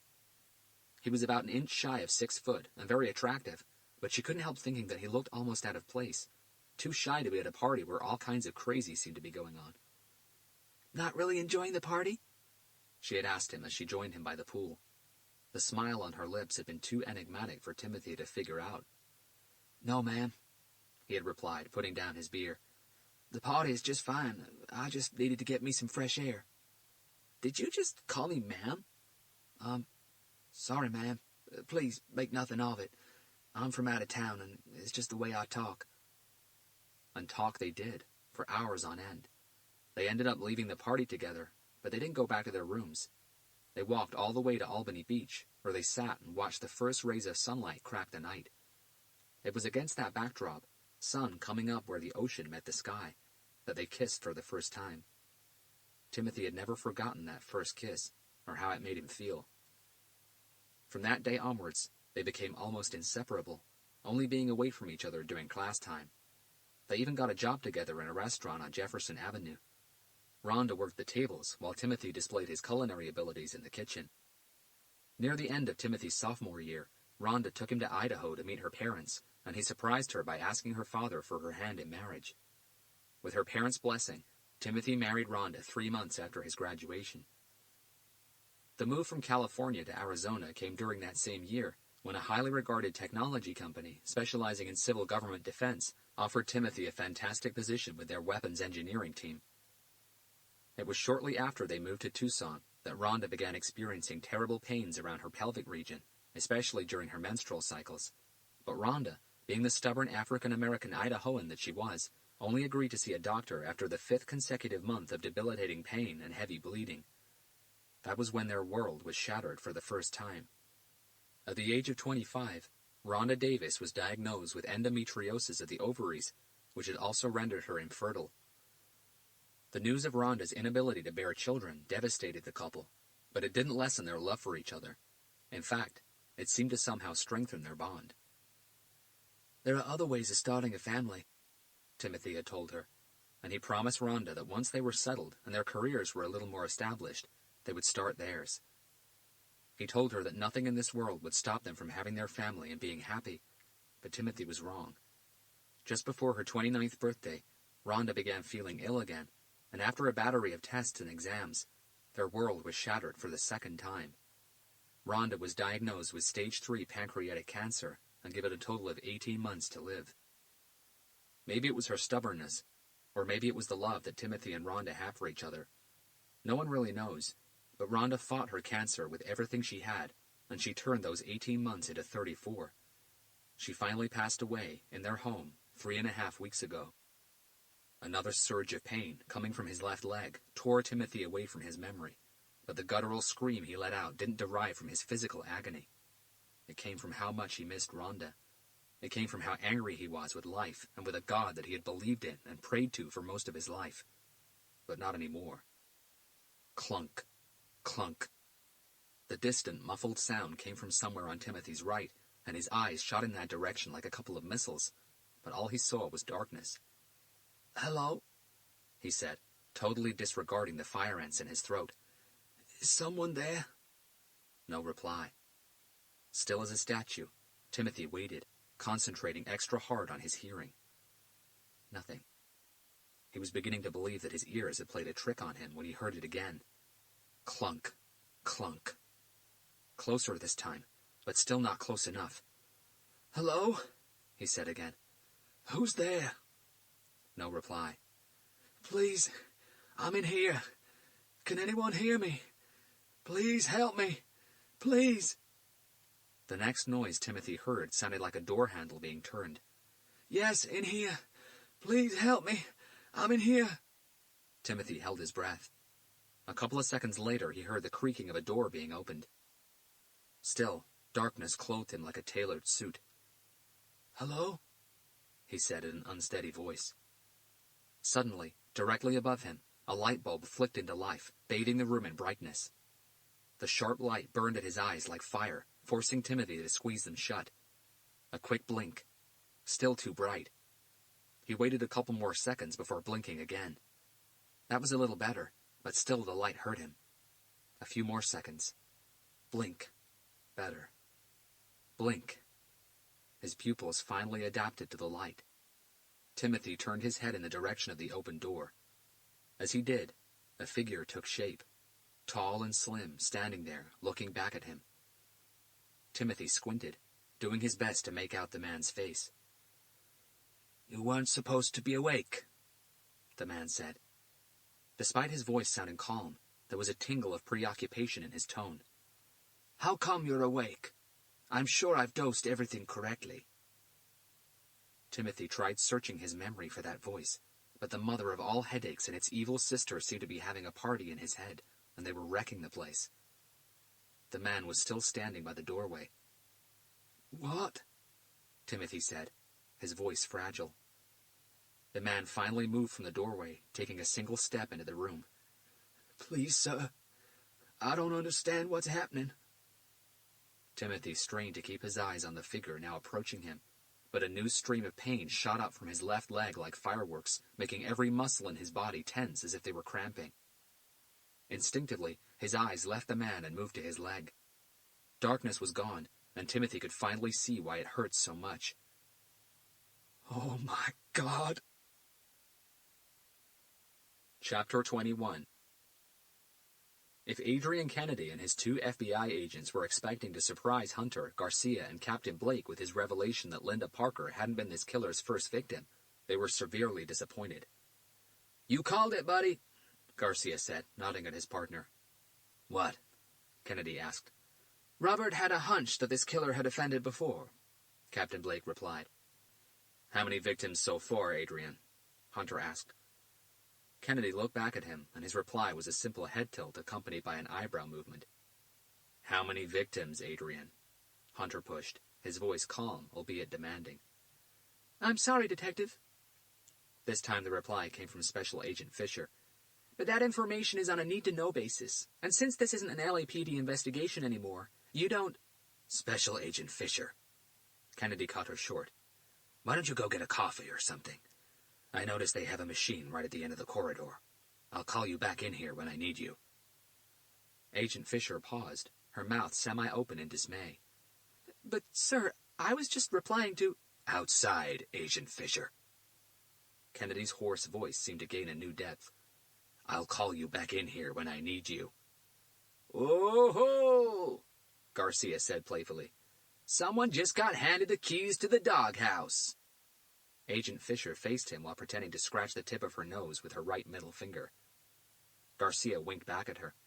"That's cute. Did you learn that at the FBI Academy?" As she exited the office, Agent Fisher had to call on all her willpower not to slam the door behind her. How many murders so far, Adrian? Hunter asked one more time. I was harsh on her, Robert, Kennedy replied. But Special Agent Fisher was right, and you know it. That sort of information is on a need-to-know basis, and officially, this investigation doesn't belong to the LAPD anymore. Hey, wait a second there, Captain Blake cut in. How about a little professional courtesy, huh? You guys want us to hand over everything we've got on this investigation so far, right? How about you guys give us a little before taking everything? Kennedy peeked first at Special Agent Williams, and then at the picture board. For a moment, he looked deep in thought. Okay, I guess that's fair, he finally replied. But I have a better proposal. The pause that followed was clearly deliberate, and Hunter could already guess what was coming next. That was why he refrained from asking the obvious question, unlike Captain Blake. And that is? Why don't the FBI and the LAPD join forces on this one? Excuse me, sir? The surprise in Special Agent Williams' voice was almost tangible. Remember when I told you that the surgeon might just have made his first and worst mistake? Yes? Kennedy's chin jerked in Hunter's direction. That's his mistake right there. The surgeon? Garcia asked, frowning at Hunter. Mistake? What? Sorry, sir, Agent Williams said, but I don't follow either. The surgeon's last victim was murdered inside Los Angeles, Kennedy explained, which obviously falls under LAPD jurisdiction. And because he used excessive violence, he indicated the board, the investigation was automatically assigned to the LAPD's Ultra-Violent Crimes Unit, which is headed by Detective Hunter. Yes, so? Agent Williams still looked puzzled. Well, Robert Hunter is the best criminal profiler I've ever worked with, Kennedy said. He's the best criminal profiler the FBI has never had. I've tried to recruit him into the NCAVC so many times I've lost count. And flattery won't get you there this time either, Adrian, Hunter said. But that's the thing, Robert, Kennedy replied. I'm not trying to recruit you, not this time. What I'm offering here is a joint effort between the FBI's NCAVC and the LAPD's UVC unit. This is not a job offer. You will not become an FBI agent. You'll still be an LAPD detective, but you'll gain nationwide jurisdiction for the entire length of the investigation. What I'm offering you here is a chance to stay in this investigation and catch this sick freak. I'm sorry, sir, Agent Williams said. I don't mean to interrupt, but bringing outside help into this investigation isn't necessary. I respect Detective Hunter's work, I really do. I read his book and all, but if I may speak frankly, he doesn't have the training or the ability for something of this magnitude. He's just a PD detective, and all he'll do is slow us down. He looked at Hunter. No offense. None taken, Hunter replied. Well, I got offended, Garcia cut in, raising a hand. Just a PD detective? Kennedy lifted his right index finger to silence them for a minute. What do you say, Robert? Hunter stayed quiet. I know you, old buddy, Kennedy pushed.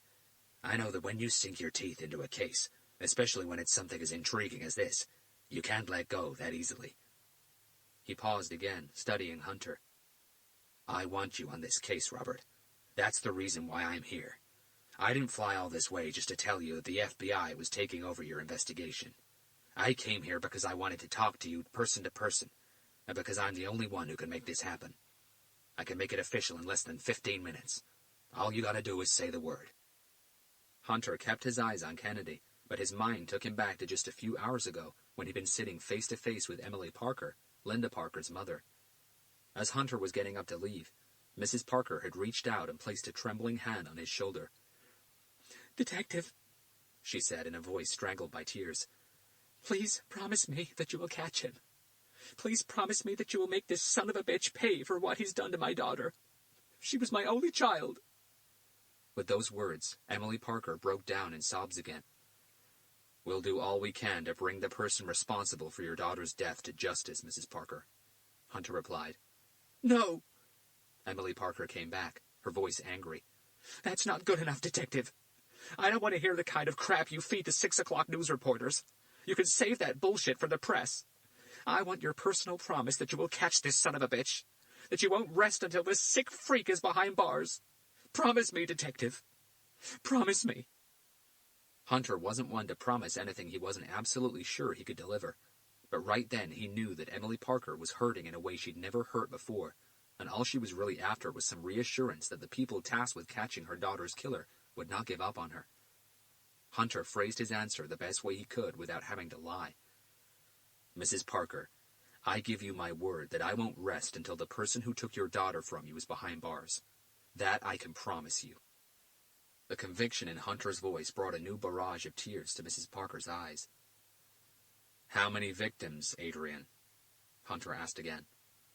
Kennedy could sense that Hunter was on the brink of giving in. It was only fair that he conceded some ground as well. "This is his third victim," Kennedy finally replied. Hunter and Garcia exchanged a concerned look. "Where were the others located?" Garcia this time. "We know they weren't in L.A., probably not even in California, so where has this guy struck before?" Kennedy faced him. "Sir, please," Agent Williams intervened. "We really don't need any help here." "Yes, I know," Garcia addressed the agent. "We're just mere PD detectives, right? All we're going to do is slow you guys down." "What do you mean, we?"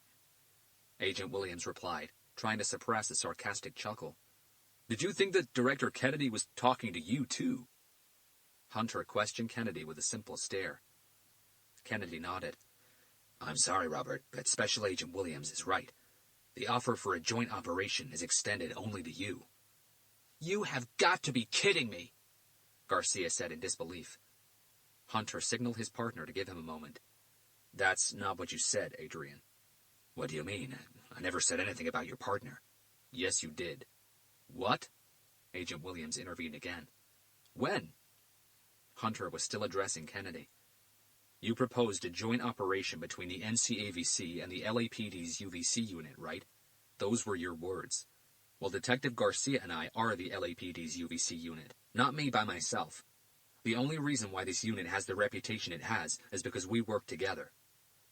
Hunter's turn to pause for effect. "So if you want this joint operation to go ahead, Adrian, you better make room for the two of us."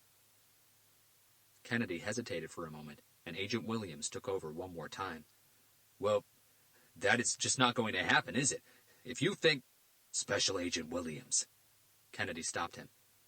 This time the gravel in his voice was coated with annoyance. "If you interrupt me one more time, you'll be removed from this investigation and on a plane to Quantico in the next hour. Am I clear?" "But, sir—" "Am I clear, Special Agent Williams?" Agent Williams looked down at his shoes like a schoolboy who'd just been severely reprimanded. "Yes, sir." "Maybe you should borrow the doghouse keys from your partner," Garcia said. "Detective Garcia," Kennedy said, his whole demeanor booming with authority. "If you are to be a part of this operation, you will have to tone that sarcasm of yours way, way down."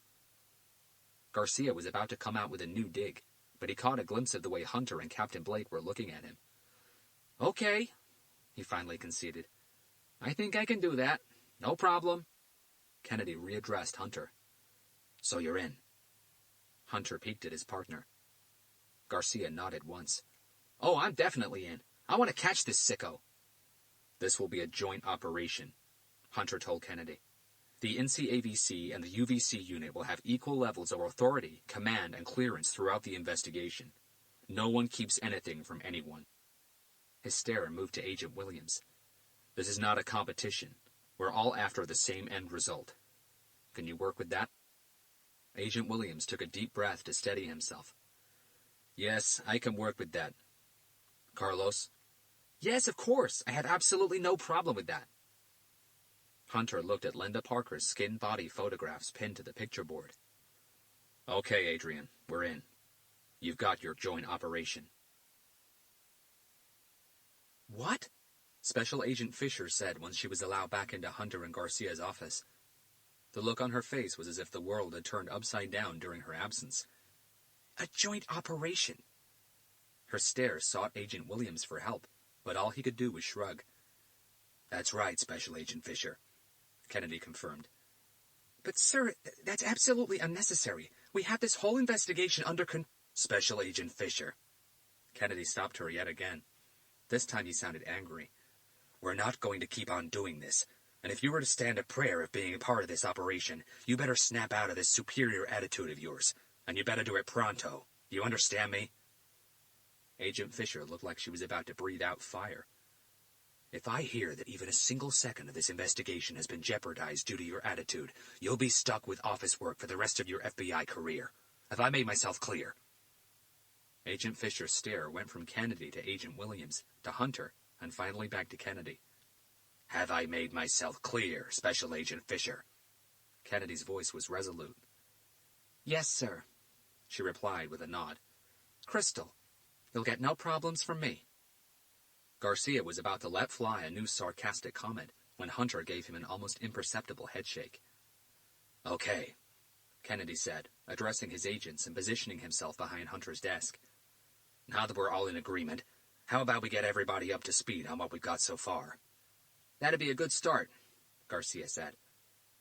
Kennedy nodded at Special Agent Williams, who retrieved a blue file from the briefcase he had brought with him. Kennedy stepped back from the desk as if to give everyone more space. Okay, Agent Williams began. The surgeon first came to our attention a little over 2 months ago, on February 15th to be exact. The surgeon? Garcia asked. That's the moniker the FBI is using on this creep, Agent Williams explained. The reason, I think, is pretty obvious. He indicated the board. But I'll get there in time anyway. From the blue file, Agent Fisher obtained an 11 by 8-inch color portrait of a woman and placed it on Hunter's desk. The surgeon's first victim was Christine Rivers, a 20-year-old college student from Wayne State University in Detroit. Hunter, Garcia, and Captain Blake stepped closer to examine the photograph. As they did, Hunter felt an uncomfortable knot begin to tie itself up at the back of his throat. Though the girl in the photo looked to be no older than 17, she reminded Hunter of Professor Tracy Adams. Her gentle, heart-shaped face was stylishly framed by long red hair. Her almond-shaped eyes were blue, and they seemed to carry a naive sparkle in them. Her lips were full and adorned by deep red lipstick. Her nose was pointy but delicate, and her cheekbones were prominent and smooth-curved. Miss Rivers was born and raised in Hamilton, Ohio, Agent Williams continued, where her family still lives. She was accepted into law school at Wayne State 2 years ago. He flipped a page on the file he was reading. Miss Rivers shared a small apartment located on the outskirts of the university campus with 2 other sophomore law students, Susan Temple, also 20 years old and from Michigan, and Rosanna Rodriguez, 21 years old from Iowa. On the night of February 13th, or the morning of the 14th, Miss Rivers failed to come back home from her waitressing job in an all-American diner in Springwells Village. Springwells Village is about 3 miles from where she lived, Agent Fisher added. How did she usually get home from work? Garcia asked. Did she walk? No, she took the bus, Agent Fisher replied. We checked all the bus's CCTV footage, talked to all the drivers who had worked that route that night. Nothing. It doesn't seem like Miss Rivers ever boarded the bus home. What time did she finish work? Garcia again. The diner closed at midnight, Agent Williams answered. According to everyone who was working that night, Miss Rivers left by herself 10 to 15 minutes after closing time. No one noticed her talking to anyone in particular either. No customers or anyone who could have invited her out once her shift was over. In fact, some of them were grabbing a beer after work, but Miss Rivers said that she needed to get home because she had class early the next morning. How far away was the bus stop from the diner? About a block away, and before you ask, there were no CCTV cameras anywhere on that stretch. Agent Williams paused and waited for any more questions. None were forthcoming, so he finally carried on with his accounts. The next morning, Miss Rivers' body was discovered by Detroit PD inside an abandoned wooden shed on the banks of the Detroit River, not that far from the university campus. He retrieved 4 new photographs from his blue file, placing them all on Hunter's desk. And this was how she was found. What the hell? Garcia said. His surprise was mirrored on Hunter's and Captain Blake's faces. Yeah, exactly, Agent Williams replied. Chapter 22. Shh, the man whispered as he stared straight into Timothy Davis's eyes. His tone of voice was comforting and reassuring. It'll be okay, Tim. It will all be okay now. Trust me. Timothy blinked once, twice, 3 times. The movement was slow and lethargic, and though his eyes were still open, they were fading fast. The images they registered came in blurry and distorted, as if he were looking at the world through a thick sheet of plastic. His ears weren't doing much better either. Though he could still hear the man's voice, the words he spoke failed to make much sense, not because they were incoherent or spoken too softly, but because Timothy's brain, now starved of blood, lacked the capacity to understand them. The man took a step back and grabbed a lungful of soiled air. It had been a very slow-moving and difficult couple of hours, especially because this had been the first ever time that the man had tried anything like this. The procedure had been a lot harder and taken a lot longer than he had anticipated, but it was all paying off with dividends. The man had to admit that he'd had his doubts. When he'd first come up with the concept for Timothy Davis, he wasn't sure it would actually work, and because there was absolutely no way he could test the procedure beforehand, doubts had begun creeping up on him, so much so that the man had considered using a completely different method to achieve what he had set out to achieve, a method that would have been almost impossible to properly keep under control. But now he was glad that he had stuck with his original plan. In the man's eyes, what he had just done was a masterpiece, a work of pure art. And he still wasn't done yet. For his concept to be absolutely perfect, there were still a couple of finishing touches he had to add, but there was no rush. The man knew that he had all the time in the world, so for a moment he allowed himself to indulge in his own self-glorifying ecstasy. Please. Not even Timothy knew where the strength to utter that word had come from, and though his plea had been barely louder than a whisper, it had been enough to shatter the man's invisible vanity mirror and drag him back to the moment. His stare rested on Timothy's now pale face. Life was draining from it fast. "It really is okay, Tim," the man replied. "You don't have to fight it anymore. Just relax and let it happen." Timothy tried to look back at the man, but his unfocused eyes were losing direction. Around him, the room, the air, all of it seemed to be getting colder and colder. "Do go gentle into that good night, my friend," the man insisted, but by then Timothy's ears were incapable of discerning sounds. Timothy felt his heart drumming against the inside of his chest as if he had just run a marathon at top speed. Breathing was getting harder and harder. He couldn't feel his toes anymore. In fact, he couldn't feel his legs either, or his fingers, or his hands, or even his arms. Timothy's whole body seemed to have deserted him, while his heart was literally beating the life out of him. "Rejoice, Tim," the man said, "for this is actually our moment of glory, yours and mine. And do you know why?"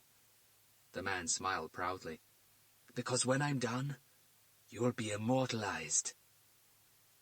A second later, Timothy Davis took his last breath on this earth. Chapter 23. For several silent seconds, Hunter, Garcia, and Captain Blake kept their stunned eyes on the two photographs that Special Agent Williams had placed on Hunter's desk. They now understood why Adrian Kennedy and both FBI agents had acted so surprised when they first laid eyes on Linda Parker's crime scene pictures. The first two photographs on Hunter's desk were full-body shots of Christine Rivers, the surgeon's first victim. She had been stripped naked and left lying on her back on what looked to be a dirty floor. Her arms were resting naturally by her torso, with her legs extended, her heels practically touching each other, the same position in which Hunter and Garcia had found Linda Parker the night before. But that was where the similarities ended. Unlike Linda Parker's body, Christine Rivers's hadn't been skinned, neither had her hands and feet been severed from her limbs. In fact, her body looked completely unharmed, which led everyone to focus their attention on the next two photographs, both close-ups of Christine Rivers's face. And that was where it all got even more confusing, because this time the killer had taken the victim's eyes, leaving behind nothing but two terrifying dark holes caked in dry blood and a grotesquely disfigured face. But that wasn't all. Most of her skull, from halfway up her forehead all the way to the back of her neck, had also been completely exposed. Christine Rivers had been scalped, Old West style. Hunter repositioned himself to better study the images. There was no blood whatsoever on the floors surrounding her body, not even by her head, which told everyone that the extraction of her eyes, together with the scalping, hadn't occurred inside that disused wooden shed. "Wait a second," Captain Blake interrupted, only then realizing something she had missed. "Are you sure we're talking about the same perpetrator here? The M.O. in this case looks to be totally different." "My exact thoughts once I laid eyes on your picture board," Kennedy replied. "Same here," Agent Fisher added. "Which was no longer than 15 minutes ago." Captain Blake came back, half surprised, half annoyed. So you're telling me that the NCAVC's A-team flew all the way down here from D.C., put on this huge song and dance show about taking over our investigation, without being 100% sure if we were talking about the same perp or not? Well, not exactly, Kennedy replied. Captain Blake's annoyance heightened. And what does that mean? Kennedy nodded at Agent Williams. You are 100% correct, Captain. The agent took over once again, reaching inside his blue file for yet another photograph. The MO here seems completely different, and none of us knew that until 15 minutes ago or thereabouts. We tried patching into the LAPD's database to have a better look at your investigation files before flying over here, but we couldn't find anything. No pictures, no crime scene description, nothing. Hence our total surprise once we finally saw your crime scene photographs.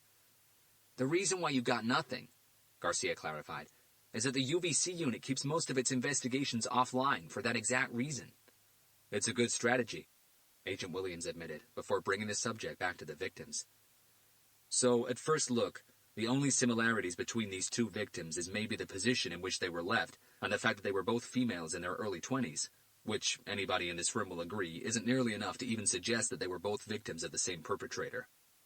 He finally placed the fifth photo on the desk. But then, we've got this. The new photo Agent Williams placed on Hunter's desk hadn't come from Christine Rivers' crime scene. It came from her post-mortem examination. Her body had been washed clean and moved onto a large stainless steel autopsy table. It was lying on its front. Looks familiar? Though Kennedy's question was to everyone, his gaze landed on Captain Blake. I'll be damned, she replied. Carved into Christine Rivers' back was what looked to be a carbon copy of the carvings the killer had made on Linda Parker's back, a seemingly odd combination of letters and symbols forming 4 distinct lines, though everyone in that room already knew that those symbols would turn out to be badly drawn letters. There were 6 characters in the first line, 5 in the second, 7 in the third, and 5 again in the fourth and last one. The killer had once again used only straight-line slashes to create his letters, no curves. The markings began approximately 2 inches below Christine Rivers' shoulders and ended about an inch above her buttocks. Just like the ones carved into Linda Parker's back, each letter was about 2 to 3 inches high and about 1.5 inches long. The L.A. victim, Agent Williams asked. When was her body discovered? She was murdered on Monday evening, Garcia replied, but her body was only discovered late last night. Agent Williams paused. Late last night? What time did you guys get to the crime scene? Despite failing to see the relevance of the question, Garcia looked at Hunter for confirmation. About 9:30, maybe 9:45. Why? 9:45. The surprise in Agent Williams' voice was reciprocated on the look Agent Fisher gave the LAPD detectives. Kennedy, on the other hand, knowing why both agents looked surprised, held back on a smile. Okay, Agent Williams began.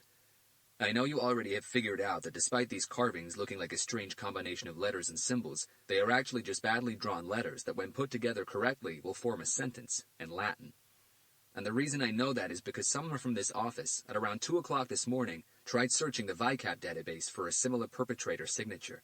A killer who leaves messages in Latin carved somewhere on his victim's body. Garcia and Captain Blake both looked at Hunter. The guilty look on his face was accompanied by a subtle nod.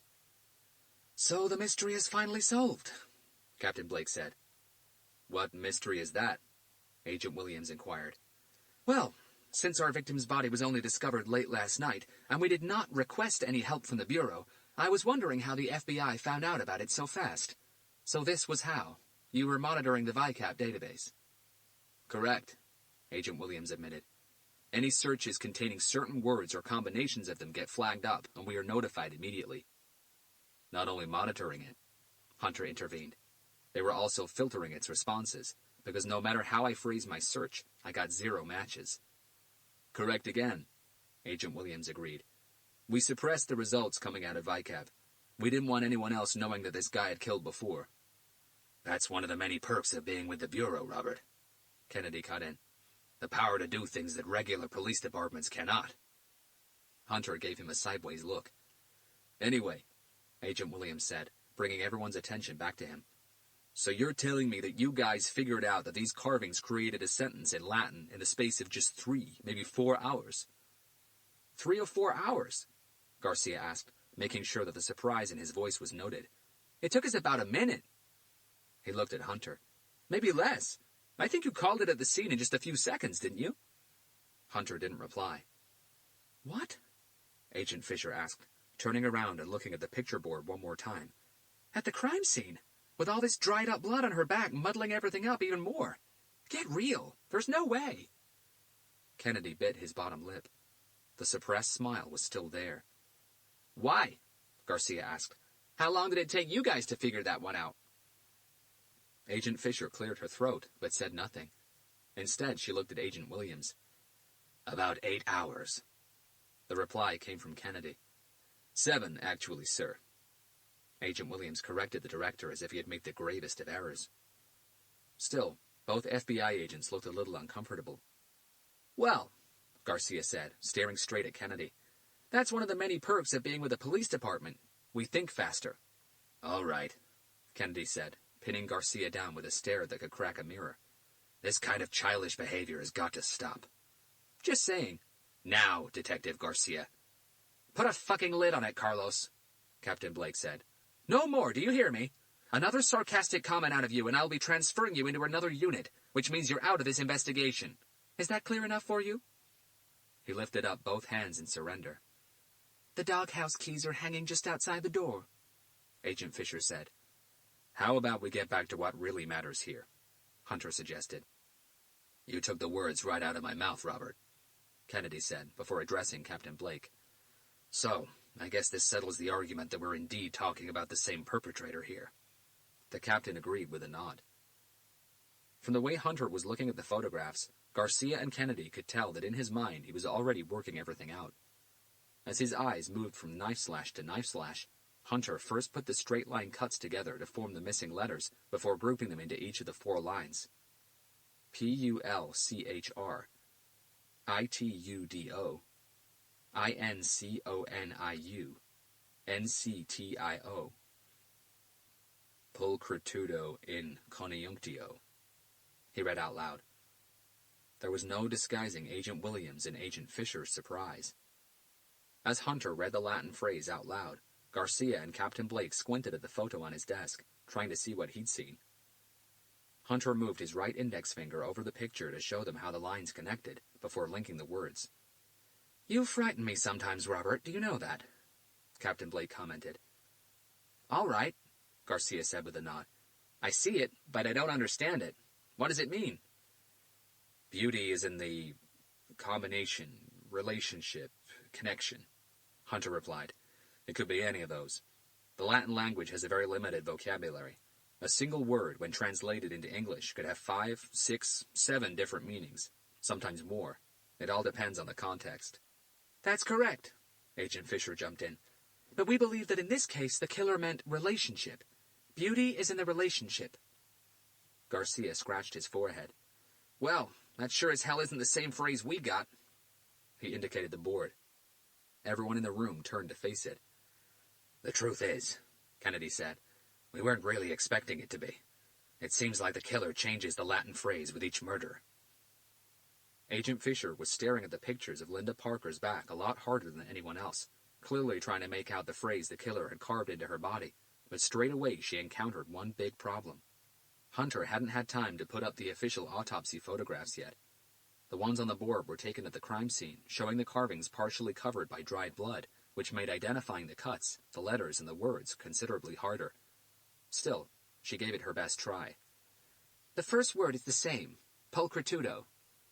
She indicated with her finger, which means beauty. Then we have a C, then an R. No. C, then an I, then a P? No. Pulchritudo circumdat eius, Hunter said. Agent Fisher looked at him with fire in her eyes. I was getting there. I just needed a little more time. My Latin is rusty, Kennedy said with a shrug. It means beauty is all around her, sir. Agent Fisher translated it.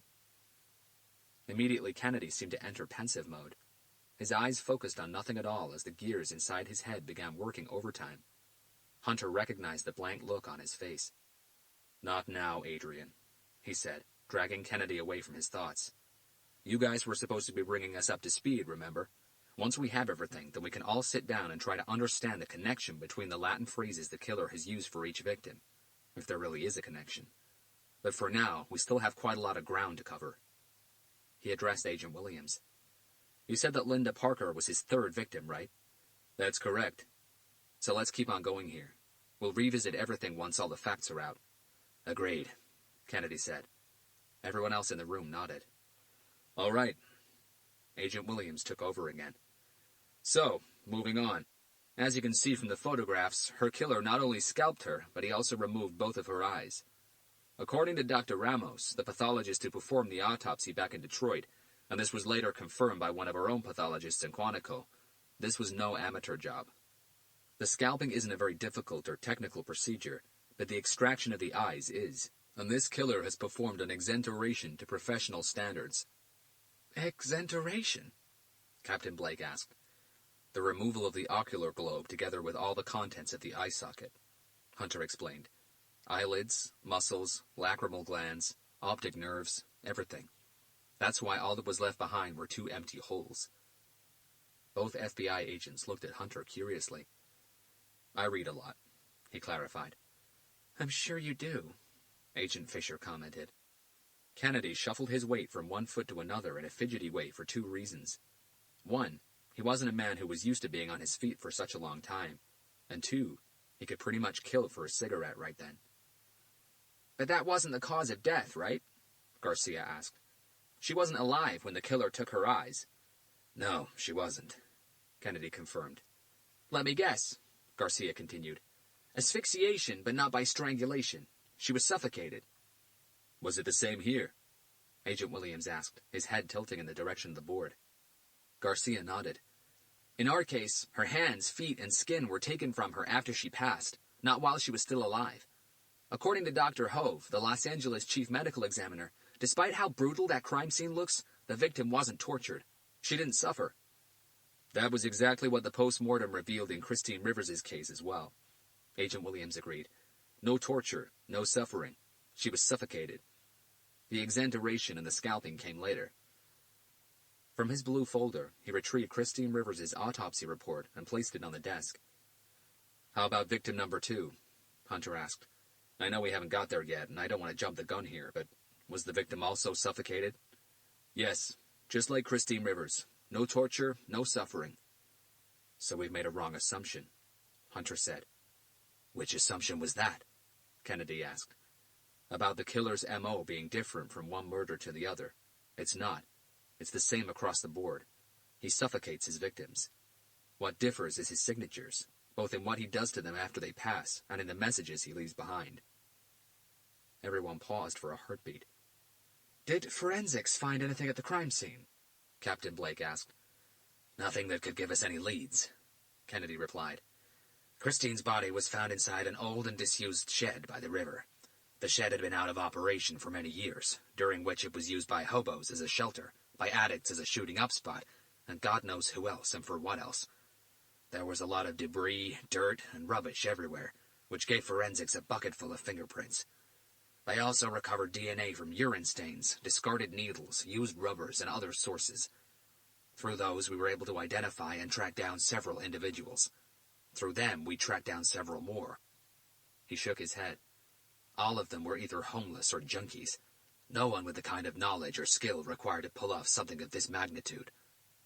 Was she sexually assaulted? Hunter asked. Agent Fisher peeked at Kennedy before replying.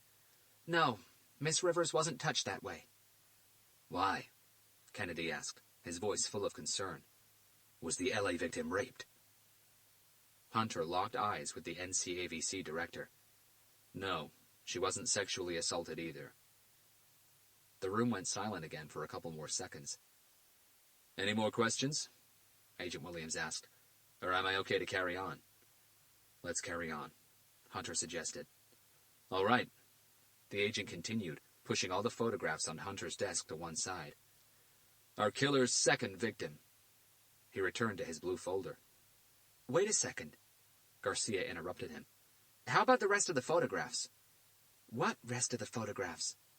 Agent Fisher asked. The crime scene ones from the disused shed. The blood on the walls. What? There was no blood on the walls, right? Hunter asked, reading their puzzled looks. Once again, he called everyone's attention back to the picture board.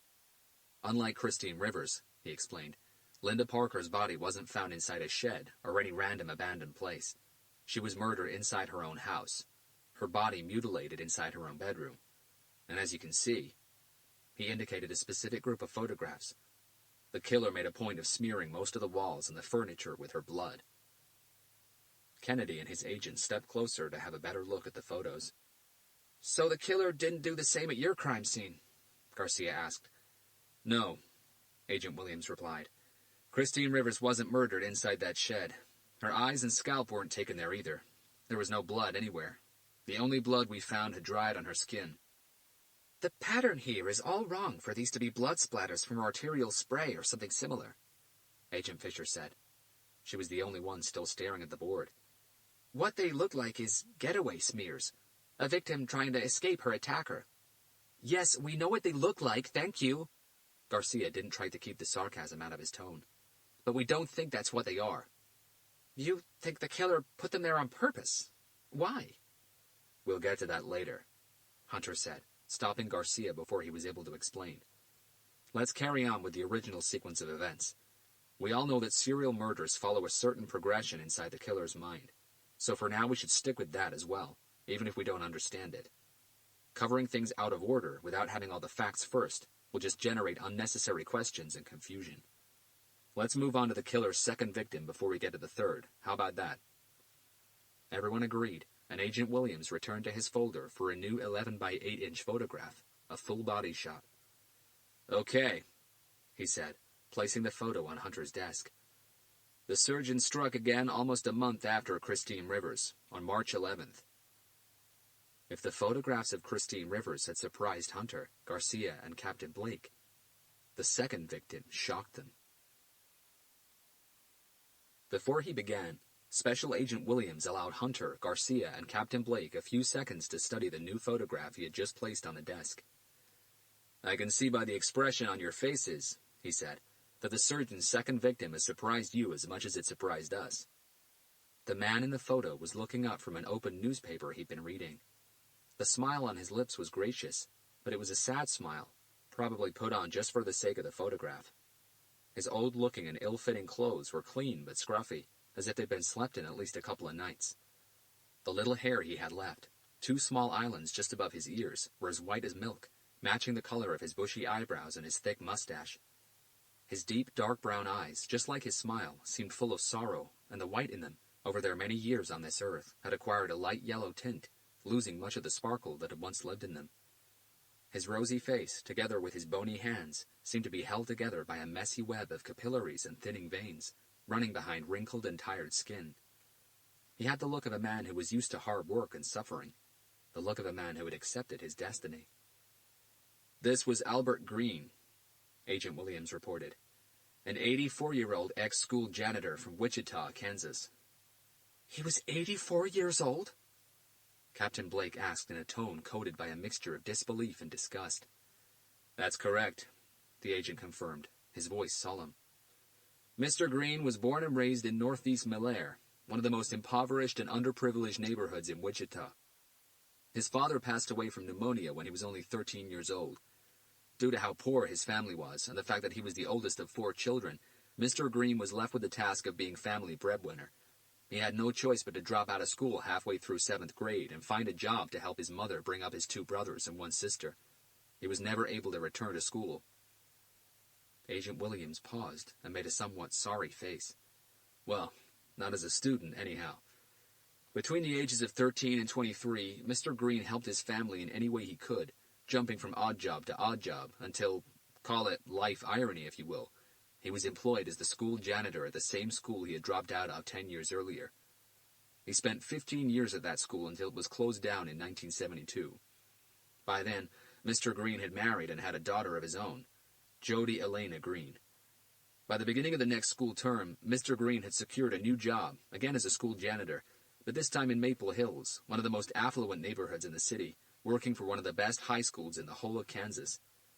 When he hit the age of 60, he stopped being a janitor and became the main CCTV control room operator. He stayed at that same job until he retired at the age of 69, and probably only because arthritis had gotten the best of him by then. Jesus Christ, Captain Blake said, taking a step back from Hunter's desk. Are you telling me that this killer went after an 84-year-old man ridden with arthritis? Yes, Captain. As sick as that sounds, that's exactly what I'm telling you. Agent Williams turned to address Hunter. Detective, you said that the L.A. victim, Linda Parker, was found inside her own house. That's right. Well, so was Mr. Green. Agent Williams reopened his blue folder and retrieved another 4 photographs, placing them on Hunter's desk. Once again, they were divided into 2 full-body shots and 2 facial close-ups. You've got to be kidding me, Garcia said, uneven lines creasing the edges of his eyes as he cringed. Captain Blake looked like she was about to say something, but words failed her. Hunter stayed silent, his analytical stare moving slowly from one photo to the other. I guess that now you really understand the reason for our surprise once we discovered what this killer had done to victim number 3, Agent Fisher said. The first 2 photographs on Hunter's desk revealed that Albert Green had also been stripped naked and left lying on his back, but not on some sort of dirty floor. This time, the killer had left his victim lying on a bed, in the exact same position he had left Christine Rivers and Linda Parker, arms resting naturally by his torso, with his legs extended, ankles practically touching each other. But just like Christine Rivers, Albert Green's body hadn't been skinned, neither had his hands and feet been severed. As you can see, Agent Williams proceeded, pointing to photos 3 and 4, the facial close-ups taken at the crime scene. The killer also took away Mr. Green's eyes, using the same method he'd used with Christine Rivers, but this time, no scalping. The skin on Albert Green's face looked even more wrinkled and fragile than it did on the first photo that was shown. His mouth was contorted out of shape, and his eyes just weren't there. The killer had once again extracted both ocular globes, leaving behind 2 dark holes caked in dried blood. Another orbital exenteration, Hunter asked. Of the same professional standard he'd shown with Christine, Kennedy replied. And that's why victim number 3, Agent Fisher took over, pointing to the picture board, caught us completely off guard. 2 victims, 2 asphyxiations, 2 expertly performed eye surgeries, 1 scalping. Then, about a month later, we've got this. Complete mutilation. Hands and feet hacked off, the body skinned like an animal's. But the eyes... She indicated one of the facial close-up photographs of Linda Parker. The eyes weren't touched. No exenteration. She shook her head. We weren't expecting this. How about the carvings? Hunter asked. Agent Williams reached for another photograph from his folder and placed it on the desk. Once again, the killer had carved his message into his victim's back, and just like before, the message was divided into 4 distinct lines, containing what at first would appear to be an odd combination of letters and symbols. This time the killer had divided the lines as follows. First line, 6 characters. Second line, 8 characters. Third line, 8 characters. Fourth line, 8 characters. Mr. Green's skin was old and thinning, Agent Williams explained. Very tenuous, and we believe that's the reason why this message looks a little messier than the previous one. This time, Agent Fisher didn't give Hunter any time to decipher it. This time we have 4 words instead of only 3. Pulchritudo in oculis aspicientis, she revealed, before addressing Garcia. It means beauty is in the eye of the beholder. After a silent moment, Kennedy took the floor again. So, now you can probably understand our frustration, Robert. We've been working on this for over 2 months. Due to the similarities of the first 2 murders, we've been drawing up a few theories and pursuing some specific investigative avenues. But this 3rd victim is like a dagger through the heart of most of what we've been working on so far. Hunter, Garcia, and Captain Blake could clearly see why. You said Mr. Green was found inside his own house, Hunter asked. He was, Agent Williams confirmed, displaying 6 new photos. These ones showed details of the room in which Albert Green had been found, his own room. There was no blood on any of the walls, no blood on the floor, no blood on the furniture. Any signs of a break-in? Garcia this time. None, Agent Fisher replied. And no signs of a struggle either. But then again, what sort of struggle could an 84-year-old man with aching joints put up anyway? What about Mr. Green's wife? Hunter asked. You said he was married, right? He was for many years, Kennedy replied. But his wife, Elena, passed away 6 years ago. Mr. Green lived alone in a small one-bedroom house in Murdoch, another poor and rough neighborhood in Wichita. His daughter lives in Colorado with her husband and 2 kids. She would visit him twice a year, sometimes more, if time and money allowed. Mr. Green never had a caregiver. Despite his age, he was still able to do everything himself, from going to the shops to cooking and cleaning the house. According to everyone we talked to, he was a very simple but proud man. He was alone in the house when the attack happened. So who found the body? Garcia asked. And how long after the murder? One of his neighbors, Agent Williams replied.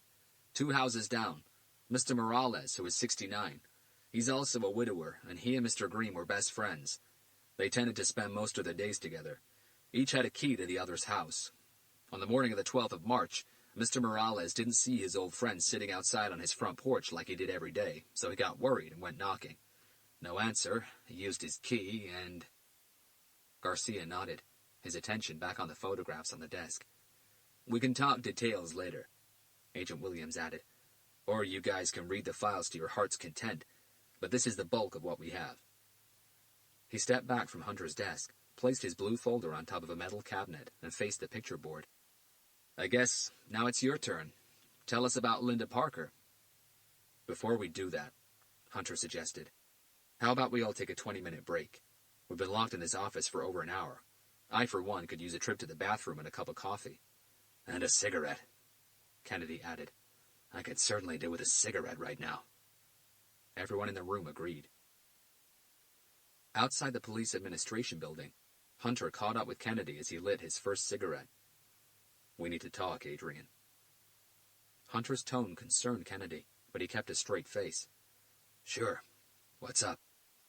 Hunter handed the NCAVC director the first portrait photograph they had been shown of Christine Rivers.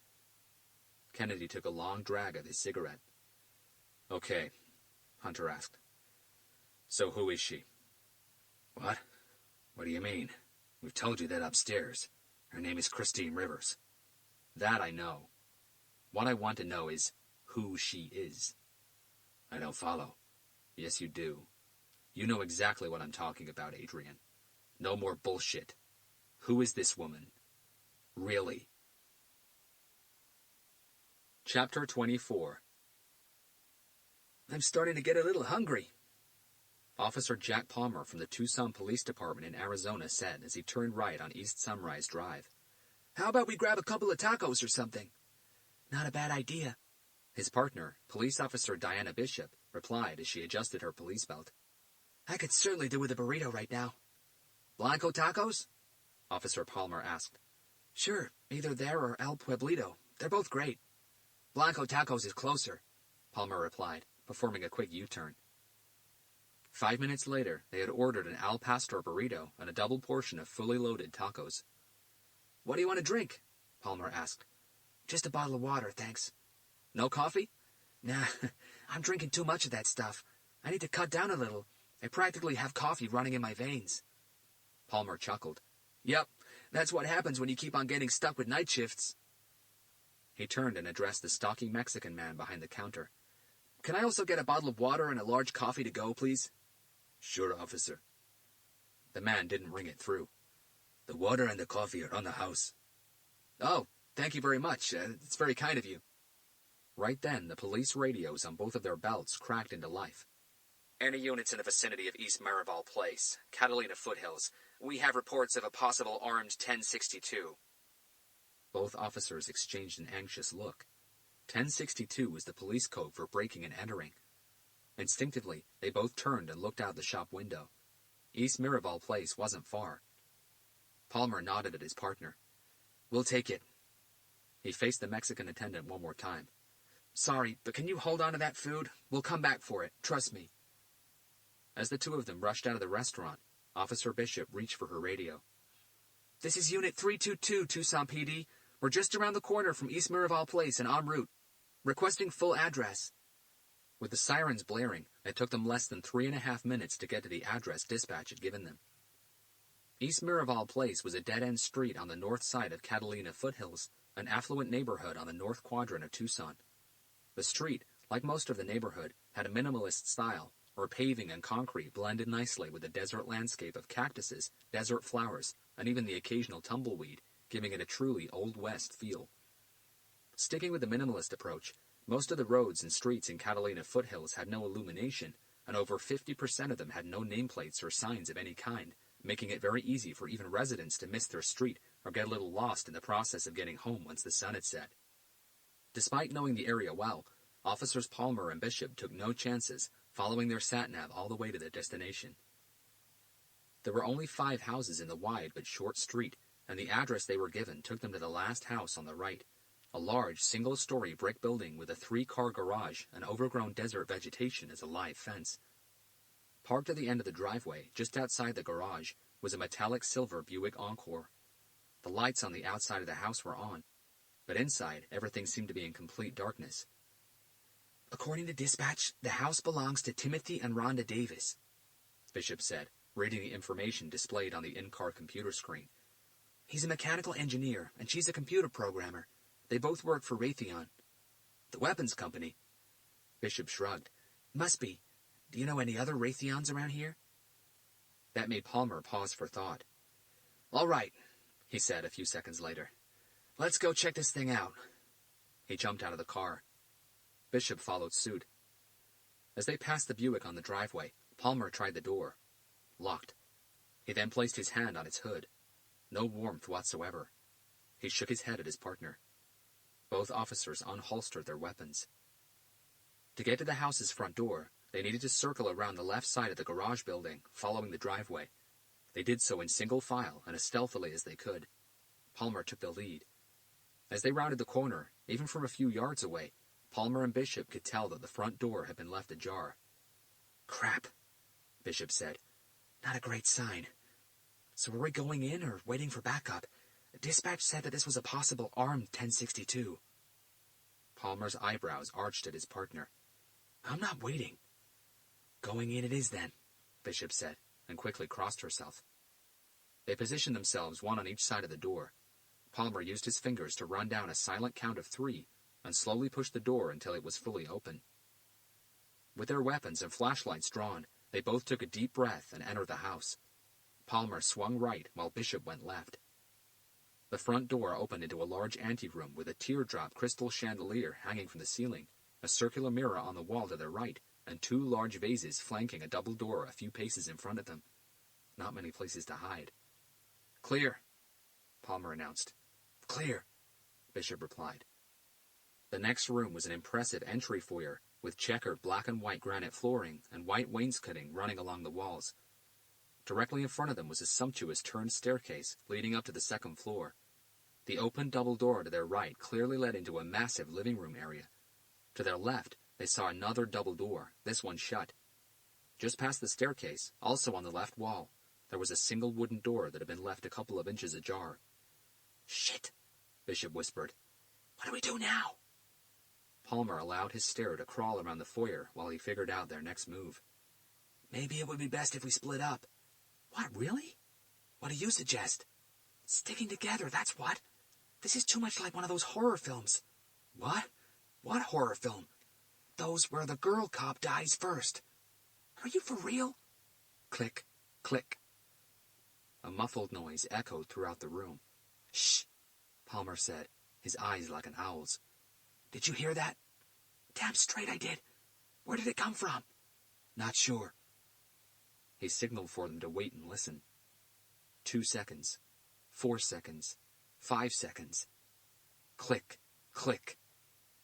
The sound came again, and this time they both turned to face the single door along the left wall just past the staircase. "I think it came from over there," Bishop said, nodding at the door. "Yeah, that was my impression as well." Being extra cautious, Officers Palmer and Bishop approached the door. Click, click.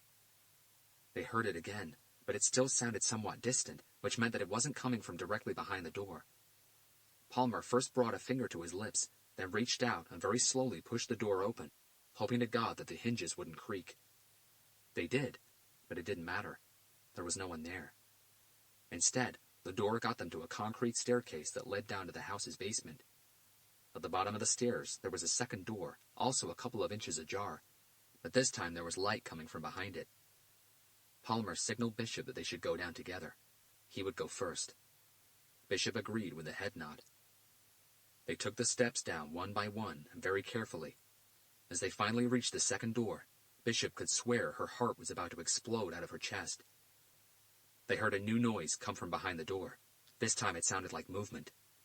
Palmer signaled his partner one more time. The message was for Bishop to get ready. He would push the door open, but he wouldn't do it slowly like before. The move would be fast and sudden with the intention to catch by surprise whoever was behind the door. Once again, Bishop indicated her understanding with a head gesture. Up came the 3-finger silent countdown one more time. 3, 2, 1. Chapter 25.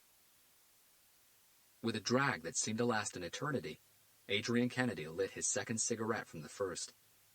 Hunter waited. "I knew it'd be hard to get past you, old buddy," Kennedy said as he exhaled a thick cloud of smoke. "But even I wasn't expecting you to figure it out so quickly. So what gave it away?" "You, Adrian," Hunter replied. "You gave it away." "Really? When?" "The first time," Hunter explained, "when I flipped through Christine Rivers' investigation file upstairs." Kennedy questioned with a stare. "It said that you attended the crime scene."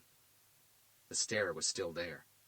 "Come on, Adrian. I know you, and I know how the NCAVC works. You won't travel anywhere unless it's absolutely mandatory. Most of the NCAVC's operations are coordinated either from your office in Quantico or the one in D.C. There's rarely a need for you to become field active." Kennedy watched the smoke curl up in the air as it left the tip of his cigarette. It looked like he was enjoying Hunter's assessment. "Sure," Hunter continued. "This killer's first murder was intriguing, but not enough to get the NCAVC's director so worked up about it that he had to attend the scene himself. There was nothing there you hadn't seen before, Adrian. A killer who takes body parts from his victims. A killer who carves messages into his victim's flesh. A killer who likes to position his victims in a specific way. The Bureau's archives back in Quantico are littered with similar cases." Hunter shook his head. "No. There had to have been some other reason why you went to Detroit, and so fast. Don't tell me Detroit PD requested the FBI's help, because I know they didn't. Not within just a few hours of the body being discovered." "I see your logic, Robert," Kennedy said, "and it makes total sense. But the reason we turned up in Detroit doesn't necessarily have to be linked to the victim. It could be linked to the killer." "That was actually my first thought," Hunter admitted. "A dormant killer. Someone who the NCAVC were already looking for. A killer who perhaps had gone into a long cool-off period and had finally decided to resurface. But that still wouldn't completely justify your presence at the crime scene. Then your body language gave it away again." Kennedy looked a little surprised. "Did it? When?" "When Christine Rivers' crime scene photographs were displayed," Hunter explained. "Your composure wavered fractionally, and your eyes averted from the images. The more we talked about her, the more fidgety you got." Kennedy looked like he was trying to recall the moment. "Then, just a while later," Hunter added, "I asked if she'd been sexually assaulted.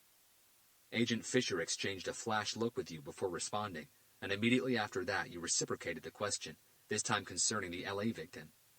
There was more than just apprehension in your voice, Adrian. There was pain. After I told you that the killer didn't touch Linda Parker in that way either, the pain in your voice turned into relief." Hunter paused, studying the NCAVC director. Kennedy held steady. Pain for Miss Rivers' death, and relief for the fact that she hadn't been sexually assaulted. Another pause. Again, Kennedy kept his poker face. "I know you well enough to know that you never allow yourself to get involved, Adrian. Add to that the fact that you referred to the victim by her first name at least a couple of times, and something here isn't quite right.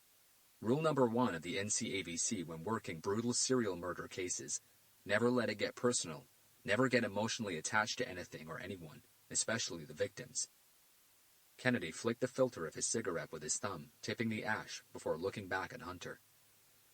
"What if I told you that Christine Rivers was with the FBI's witness protection program, and that's why we got involved so fast?" "Then I would tell you to get your agents, get the hell out of my office, and stop wasting my time." "Why?" "Because she wasn't with the witness protection program, Adrian." "How can you be so sure?" The names on the FBI's WPP are highly classified. Are you kidding me? Hunter sounded half offended.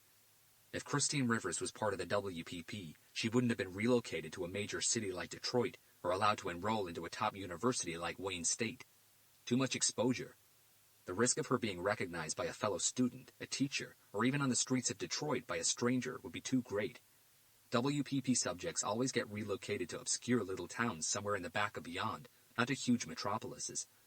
Plus, neither you nor your agents have a clue who this killer could be. If Christine Rivers had been murdered because she was with the WPP, you would know where to start looking. Kennedy gave Hunter a lifeless smile while nodding. So can we please drop the bullshit now? Hunter said. Who was she, Adrian? Kennedy gazed at the photograph Hunter was holding. You probably read in the file that her mother's name is Suzanne Rivers, right? Hunter nodded once.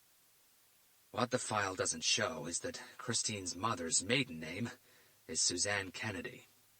She's my sister. Christine was my niece, Robert. In finally hearing Kennedy's revelation about Christine Rivers' true identity, Hunter's face fell. He knew that this time Kennedy had come clean. I'm so sorry, Adrian. I didn't mean to. Kennedy looked away for an instant. I know you didn't, Robert. I know you well enough, old buddy. One more puff of his cigarette. So why didn't you tell me from the start? Did you really think that you could keep that sort of information hidden from us throughout the investigation? Of course I didn't think I'd be able to keep it hidden, Kennedy replied. Even if I wanted to, I know you would find out. I just didn't expect it to be within the hour. I thought I'd done a great job up there when those pictures came out. He shrugged. Obviously not. But I would have told you everything once this initial meeting was over anyway, before I fly back to Washington tonight. Why after the meeting? Hunter asked. Why not come clean from the start? 3 uniformed police officers on their cigarette break exited the PAB and stopped a few feet from Hunter. As they lit up, Kennedy motioned Hunter to walk with him. Because I didn't want you to get on board just as a favor to me, Kennedy said once they were out of earshot. I didn't want you to think that I was using my niece's murder as a reason to bring you into this investigation. He finished his cigarette and stubbed it out against the wall. I wanted you on this case, Robert. I wanted you on this case from day one because you can read these scenarios better than anyone I know. And to be very truthful, there's no one else inside the FBI or any other law enforcement agency whose professional ability I trust and respect more than yours. Kennedy took a second, and his next words came out dusted with emotion. This bastard took my niece. He mutilated her face. He took her eyes. He scalped her. Who the fuck does that? And then he left her body inside a dirty and disgusting shed amidst junkies' discarded syringes and used rubbers. But you know what the funny thing is? Despite all my anger and hatred, I'm almost grateful to this bastard for not raping her. Out came cigarette number 3. I know you didn't know her, Robert, but she was the sweetest girl you could ever meet. Always smiling, always positive about everything. Happiness was just part of her. A new sadness danced across Kennedy's face. She was only 20 years old. She had her whole life still in front of her. She had so much to live for, and some sick fuck took it away from her. He took her away from us. Hunter had never seen Kennedy that emotional. Her family, my sister, they're all in pieces. Me? I'm in pieces too, but I'm also pissed the fuck off, and I will not stop until this sack of shit is caught. Believe me, I came this close to calling you more than once. He indicated with his thumb and index finger. Then, early this morning, I got the news that the surgeon's possible 3rd victim had been found right here in Los Angeles. I didn't even have to check. I knew that the LAPD's UVC unit would have the case. I knew that you would have the case. Hunter leaned back against the wall. With 3 victims, Kennedy proceeded, the carvings he makes into the victims' backs, the words in Latin, and the puzzle that this creep leaves us, I had no doubt that the case itself would intrigue you enough for you to want in, especially when one of the victims was taken inside your own turf. But I wanted to talk to you face to face. I didn't want to do this over the phone. That's why I'm here. If you hadn't agreed to the joint investigation, I would have asked you to talk in private, and I would have come clean. Hunter looked back at Kennedy. Yes, I probably would have bagged you for your help. Not that you haven't already figured this out, but we've got nothing, Robert. For the past 2 months or so, I've had practically every agent at my disposal working endless hours in some aspect of this investigation, and we haven't moved an inch. And you already know why, don't you? Hunter said nothing in reply, but Kennedy knew he knew. Yes, Kennedy admitted. We threw ourselves headfirst into a single theory, that Christine had been no random victim. Her murder just couldn't have been a coincidence. In my eyes, and consequently the eyes of the FBI, there could have been only one reason why she was chosen, and that reason was me. I had no doubt of that. After all, I'm the director of the FBI's National Center for the Analyses of Violent Crimes and the Behavioral Analysis Unit. By default, I'm responsible for the imprisonment and even the death of hundreds upon hundreds of criminals. The list of people out there who'd love to hurt me as payback for something they deem me responsible for is probably longer than the Mississippi River. And then there were the carvings on Christine's back. Once we finally deciphered them, my certainty that she'd been murdered just because she was my niece grew exponentially. Beauty is in the relationship. Kennedy allowed those words to propagate through the air for a moment. In my mind, he continued, there was no ambiguity to the meaning of that phrase. The killer could only be referring to one kind of relationship. Family. Kennedy paused again, giving Hunter a second to think about it. The beauty of family, Robert, shattered by the hands of a sick son of a bitch. The way I saw it, the carvings were just the killer's way of making sure I didn't miss the real reason my niece lost her life. But why not just come out and say it? Hunter asked. A letter sent to you, an anonymous phone call, even a text message. There were loads of different ways the killer could have let you know. Why write the phrase in Latin? Why make it into a puzzle with most of the letters looking like symbols and the words broken out of place? Why do you think, Robert? Hunter realized how silly his query had been. Because that's what you and the NCAVC do. He answered his own question, nodding at himself. That's correct, Kennedy agreed. It's our job to figure out clues, riddles, puzzles, taunts, anything perpetrators leave behind, purposely or not. He wanted to make sure I knew, but he wasn't about to do my job for me. Everything fitted perfectly for Christine's murder to have been a payback job. Were you too close? Hunter asked. You and Christine? With my job? Kennedy shook his head. It's hard to be a family man of any sort. Why do you think I have 2 ex-wives? I barely have time to take a piss. But I did make an effort. Christine was my only niece. I saw her once, maybe twice a year. She was a law student, and criminal law was definitely her thing, so sometimes she would come visit me in Quantico. She loved the whole academy thing. The archives, the stories, the photos, the forensics lab. Everything. Hunter stayed quiet, and Kennedy had another puff of his cigarette before continuing. Trust me, Robert. I had a platoon of agents and cadets going through old cases, name lists, everything we could think of. Then out of the blue, we got a call from the Wichita Police Department. I'm sure you can already imagine the sort of havoc a second victim brought into our investigation. Not once, while investigating Christine's murder, did the word serial get mentioned. We were all positive that her murder had been a direct attack on me. For a second, Kennedy looked almost angry with himself. When Albert Green got added to the equation, we were forced to reassess our theory. But even then, I was so blinded by anger, so sure that Christine's murder had been a retaliation act, that we just carried on making mistakes and losing time. We expanded our payback theory, and we never stopped knocking at the wrong doors. Expanded the payback theory? Hunter asked. How? Kennedy shrugged. Before I leave today, I'll make sure that you and Detective Garcia have full copies of our entire investigation so far into both murders, including every single photograph we have, crime scene and otherwise. You guys can have a look for yourselves. All right. But my stubbornness stops now, Kennedy reassured Hunter. With Linda Parker being taken here in L.A. He shook his head. This isn't about me. It can't be, because Albert Green and Linda Parker simply don't belong. Despite how angry I am, I have to accept that, unfortunately, Christine was simply in the wrong place at the wrong time. Chapter 26.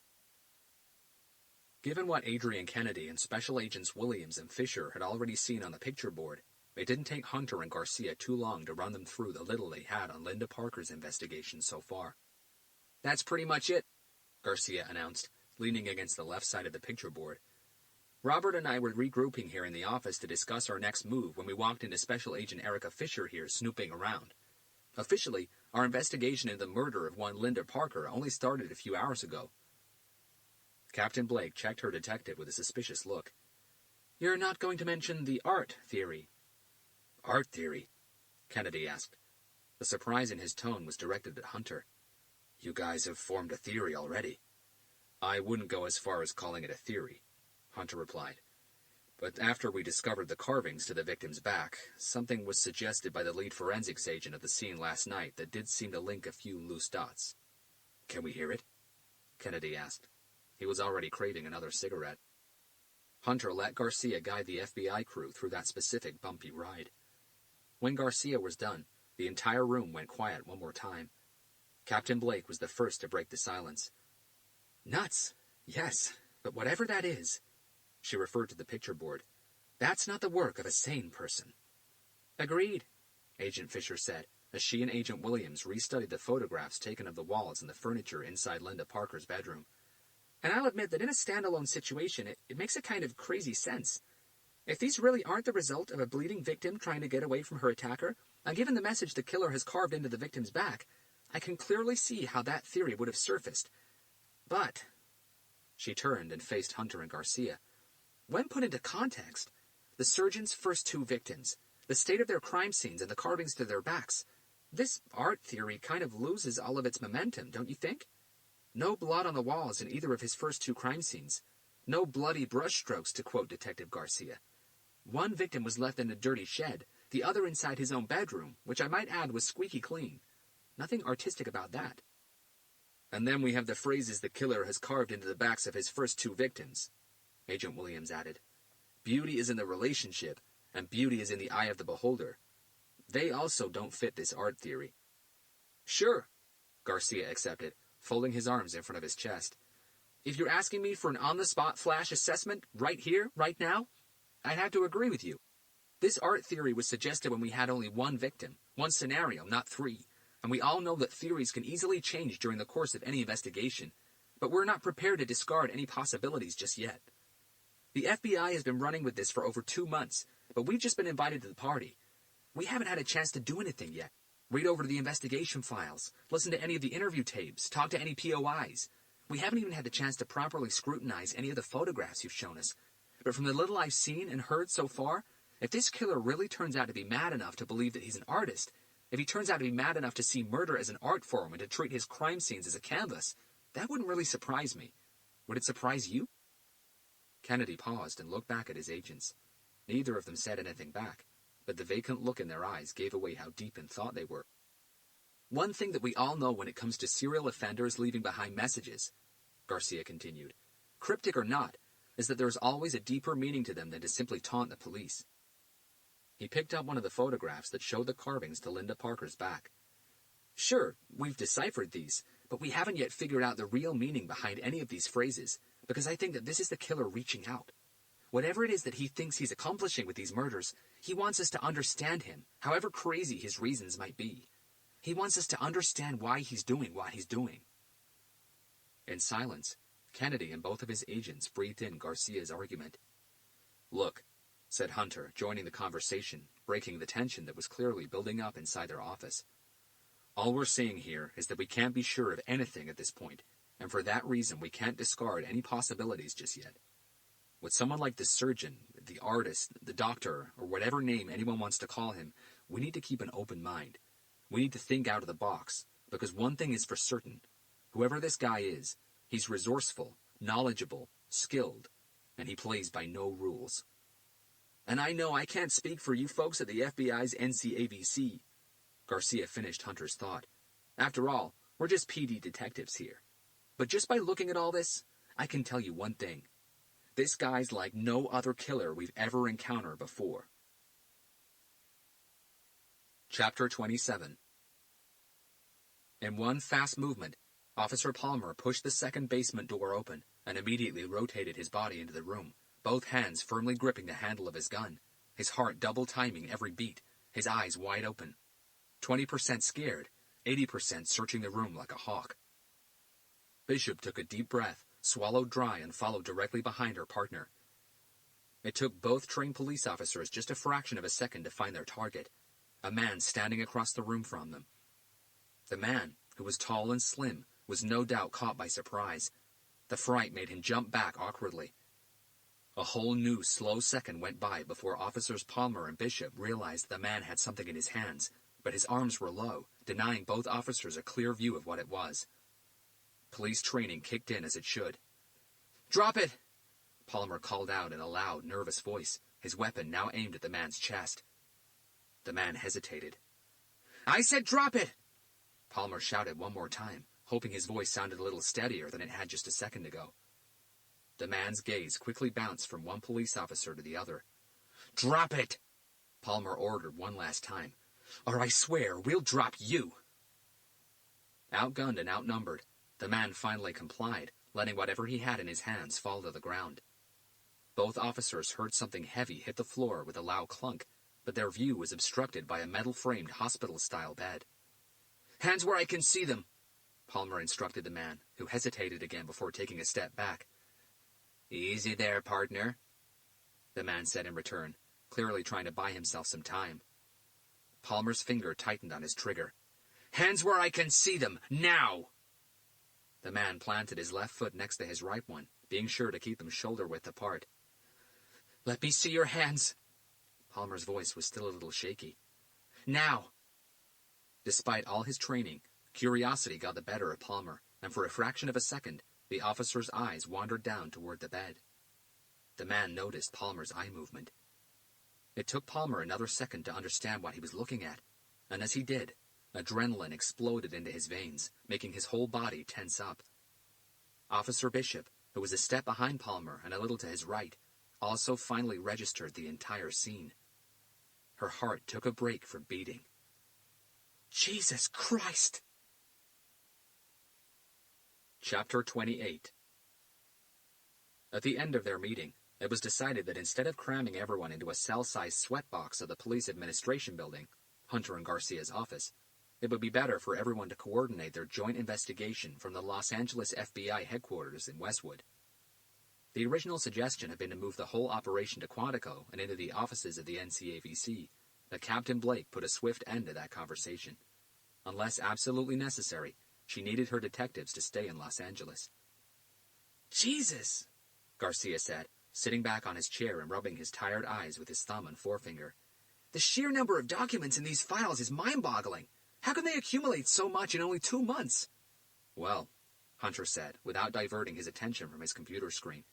He had already told Garcia about the private conversation he'd had with Kennedy during his cigarette break. "Adrian has had an army of agents working the case from the get-go." "Yeah, well, that certainly shows," Garcia came back.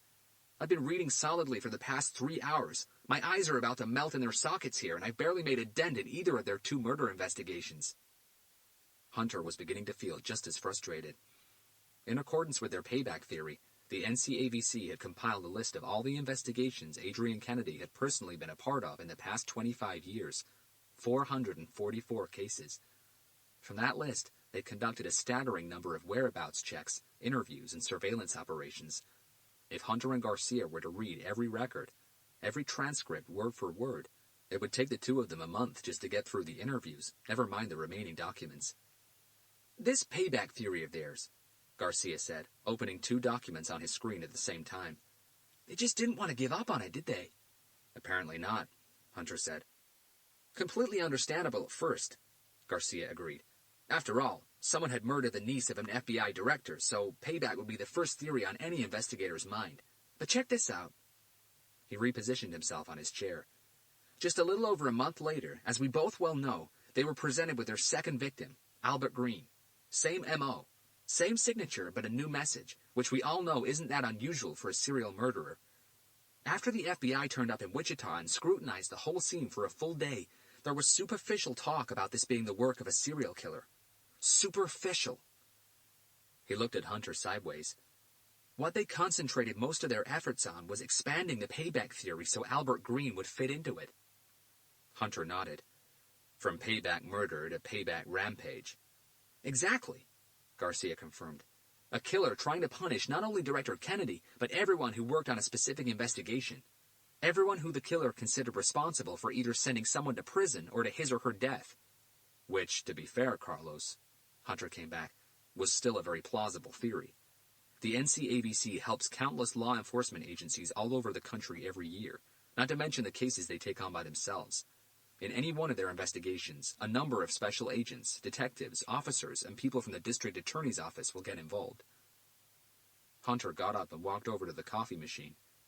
Revenge, as we both know, is a very powerful motivator. If in his mind the killer really held Adrian responsible for the outcome of an investigation, it stands to reason that he would also hold everyone else linked to that investigation responsible, or at least the main players. He poured himself a fresh cup. Coffee? He offered. No, I'm okay, thank you, Garcia replied.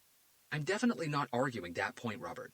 Yes, payback rampage was still a very plausible theory, but they plowed through Albert Green's family tree to see if he was directly related to anyone in law enforcement, or even to someone in a district attorney's office, and they got nothing. No matter which way they looked at this, they just couldn't slot Albert Green into their theory. So one would have thought that they would finally push that theory to the sidelines and start considering other possibilities. Hunter had a sip of his coffee before going back to his desk. But that's what they did. Garcia chuckled. Yeah, they came up with a spin-off of the payback theory. The possibility that Mr. Green's murder could have been a throw-off, something to get the NCABC off the path they were pursuing.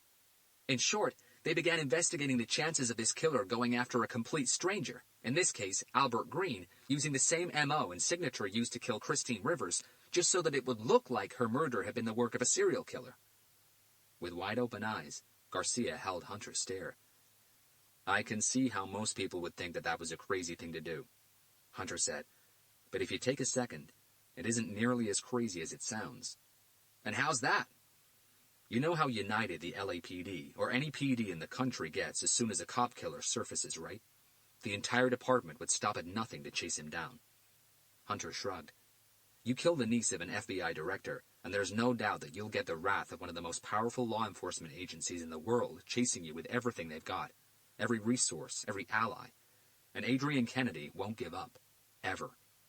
But if you make it look like she was the unfortunate victim of a fanatical serial killer, in time the whole thing might just become another investigation in the FBI archives. See the logic? Garcia chewed on that thought for several long seconds. Okay, I admit, it makes a weird sort of sense, but not enough for the FBI to make it their top theory. They spent 2 months and countless man-hours talking to the wrong people and looking in the wrong places. There's a reason why Director Kennedy told you that they haven't moved an inch since they've begun investigating this. I know, Hunter replied. And yes, they've made mistakes. But we've all been there before, Carlos. Adrian admitted that he was blinded by anger, and unfortunately, that anger stirred the investigation the wrong way. But talking about what should have been done won't help us. The only thing we can do now is forget about those mistakes and move on. Ping! The text message beep came from Garcia's cell phone. He interrupted their conversation and quickly checked his display screen. Oh, shit! He said. The look in his eyes was pure fear. Everything okay? Hunter asked. The message Garcia had just received had come from his wife, Anna, and it contained 3 words, followed by an angry emoji. Are you coming? I'm dead, he said. I'm so dead they're gonna have to bury me twice. He quickly typed a message back. On my way, smiley face. What happened? I gotta go. Even Garcia's tone of voice had changed. I'm supposed to be having dinner with the in-laws tonight, and I completely lost track of time. Hunter checked his watch. 7:12 p.m. He, too, hadn't noticed the time go by so fast. This is going to be like the 10th time I'm late for dinner with Anna's parents. Oh, that can't be good. Garcia reached for his jacket.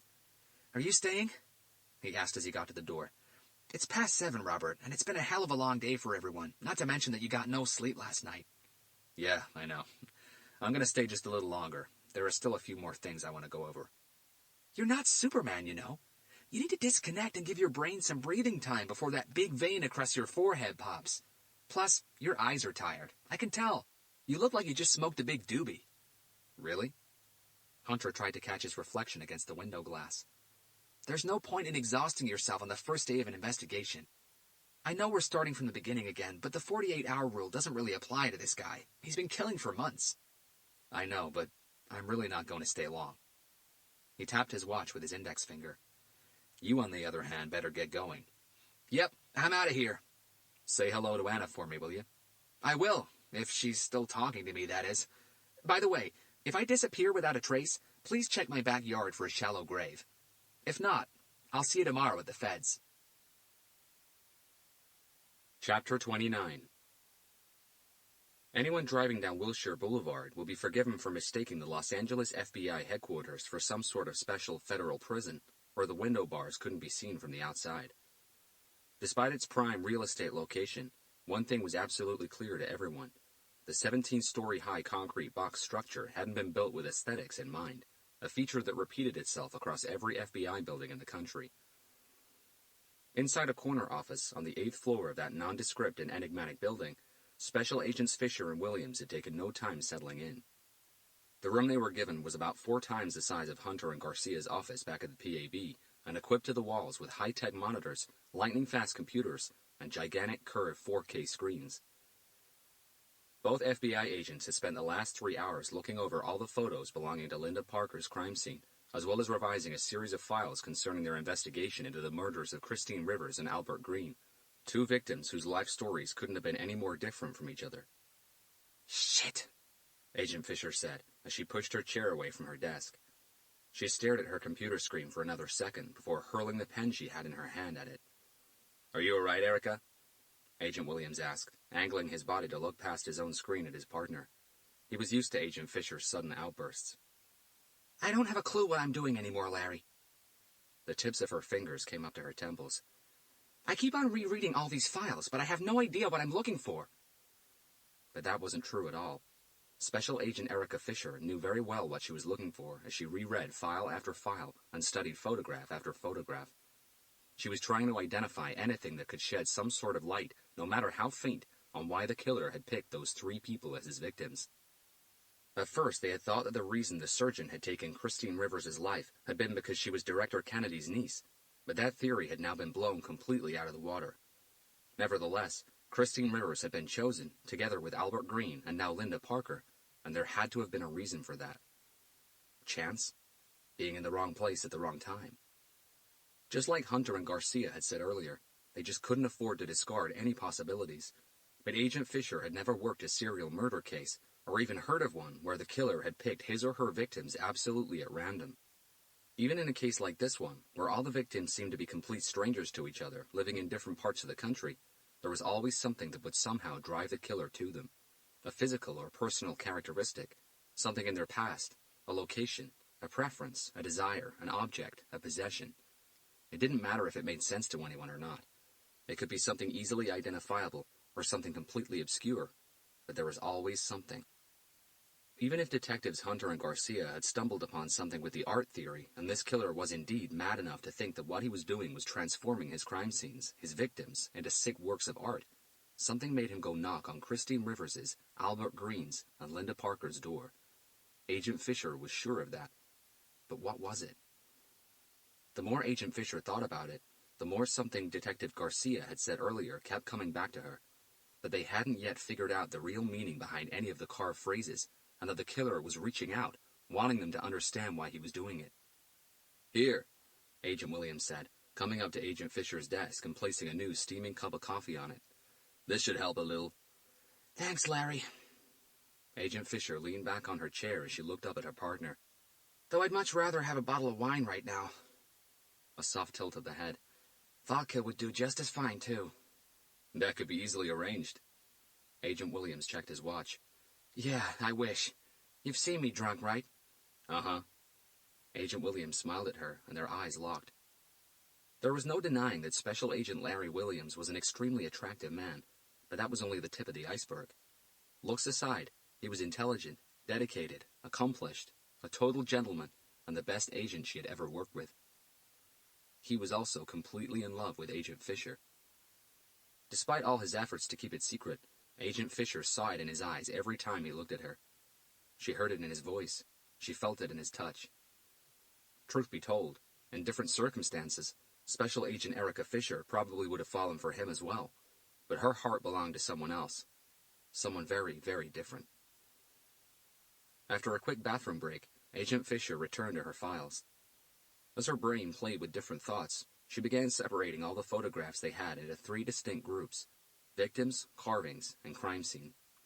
That done, she got up from her seat, took a couple of steps back from her desk, and let her eyes slowly walk those columns once, twice, 10 times.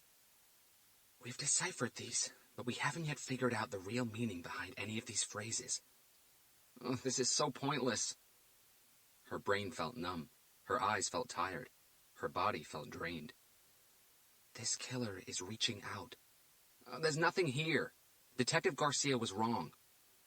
He wants us to understand him. He wants us to understand why he's doing what he's doing. Maybe I'll try again tomorrow. As Agent Fisher began turning away from her computer screen, something in one of the photos caught her eye, and she paused. 1 second. Her body revitalized. 2 seconds. The brain numbness was gone. 3 seconds. There it was. Chapter 30. Despite how tired he felt, Hunter decided that before driving home, he would stop by the Thirsty Crow Lounge in Silver Lake. The place, which had once been a novelty truck stop dive called Stinkers, had undergone a massive transformation and was now an easygoing, throwback bar, worlds away from the seedy watering hole it used to be. Its vast selection of scotch, bourbon, and spirits, together with its diverse cocktail menu, owed nothing to any of the more famous whiskey and cocktail lounges in downtown L.A. It was also a lot more reasonably priced, which considerably added to its appeal, and considering that Hunter's biggest passion was single malt Scotch whiskey, the Thirsty Crow Lounge had become one of his favorite places in recent years. Back in his apartment, Hunter had a small but impressive collection of Scotch that would probably satisfy the palate of most connoisseurs. He would never consider himself an expert, but unlike so many of his friends who also claimed to enjoy single malt Scotch whiskey, he knew how to appreciate the flavors and robustness of the malts instead of simply getting drunk on them, though sometimes getting drunk worked just fine. Hunter sat at the far end of the shiny white-top bar, which together with the polished dark wood paneled walls and the music of Parov Stellar playing out of the old-fashioned jukebox, gave the place a cozy speakeasy look and feel. He had just ordered his first shot of scotch when Professor Tracy Adams walked through the lounge doors. Her bright red hair fell loose past her shoulders, with her fringe styled into a charming 1940s victory roll. She wore a halter-neck black and white rockabilly swing dress, which exposed both of her tattoo-covered arms. The silk bow around her waist matched her black, low-heel Mary Jane shoes perfectly. As she made her way toward Hunter, several patrons turned on their seats to look at her. "Have I missed much?" she asked, nodding at the tumbler sitting on the bar in front of Hunter. The question came accompanied by a smile that could make even the most confident of men stutter. "Not really," Hunter replied, getting to his feet. She gave him a peck on the lips. "I'm surprised, but very pleased you called." By choice, Hunter had been a loner for most of his life, and for that reason he had always been very comfortable in his own company. He didn't mind drinking by himself, having dinner by himself, or even going places by himself. It gave him a chance to relax with his own thoughts. But sometimes being alone with his thoughts wasn't such a good idea. Plus, Garcia was right. Hunter knew he needed to disconnect from the case, even if only for a few hours. He needed to give his brain some breathing time, and he could see no better way of doing that than to be in the company of someone like Tracy. Not only was she intelligent, funny, and terribly attractive, but she certainly could keep up with the drinking as well. He waited until Tracy had taken her seat before returning to his. "So, what did you go for tonight?" Tracy asked, referring to Hunter's choice of scotch. He simply slid his glass her way. She took it, and even before bringing it to her nose, she could smell the strong peat smoke. "Lafroig?" she asked, but immediately corrected herself. "No, Ardbeg." Hunter smiled. He knew she would get it right. Just like Hunter, Tracy Adams loved Scotch whiskey, and her nose and palate were as refined as any expert's, something she had learned from her father, a true Scotsman from the Highlands. "Is this Ugadal?" she asked as she brought the glass to her lips. "No." She corrected herself again after the smallest of sips. "Corey Vracken, right?" Her Scots Gaelic pronunciation was impeccable. Hunter nodded. "Wow." She sat back as she slid the glass back to Hunter. And with no water either. That bad a day? Hunter didn't have a favorite malt.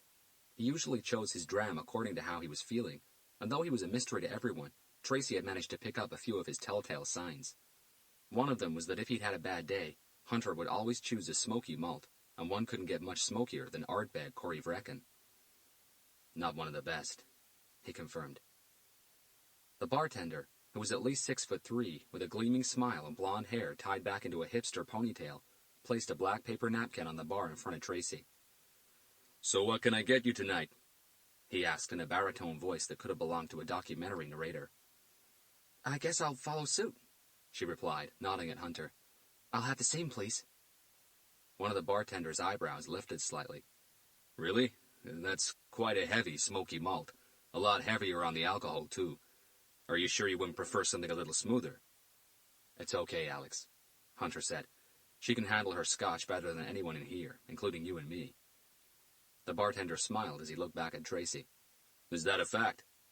She shrugged. In that case, welcome to the Thirsty Crow. I'm Alex. Tracy, pleased to meet you. They shook hands. An Ardbeg Corryvreckan coming up. Any ice with that?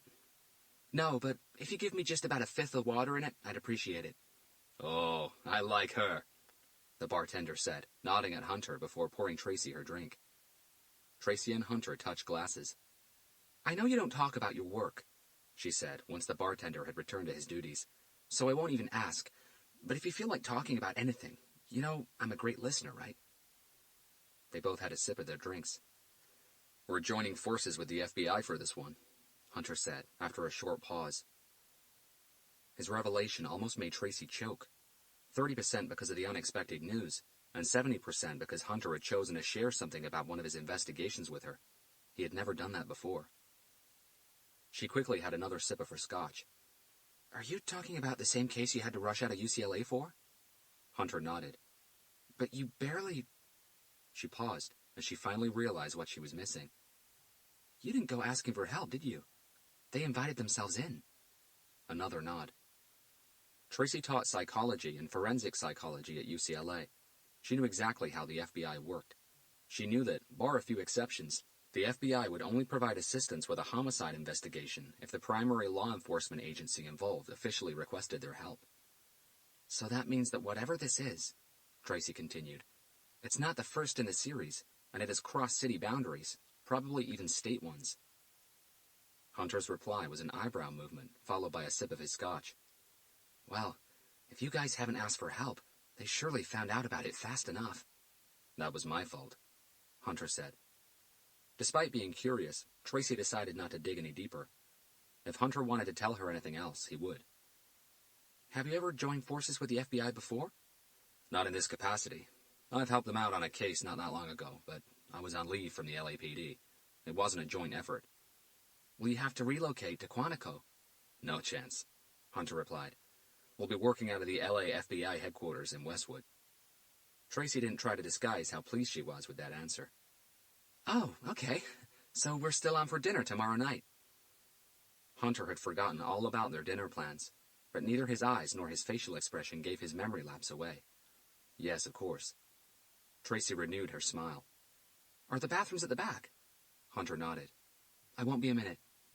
She had one more sip of her scotch before grabbing her handbag. The bathrooms were at the end of a short corridor, past a very stylish decorated sitting area. Tracy chuckled as she saw the signs on the doors. The one on the right said whiskey. The one on the left said vanilla vodka and cranberry. No wonder the bartender was so surprised, she said to herself. At that exact moment, a 6'2" man who looked to be in his mid-30s exited the men's bathroom. He wore a dark t-shirt, blue jeans, and black boots. As his eyes settled on Tracy, he stopped and smiled. Wow, he said, his stare moving slowly from her face down to her breasts, then all the way to her shoes. You're a pretty one, aren't you?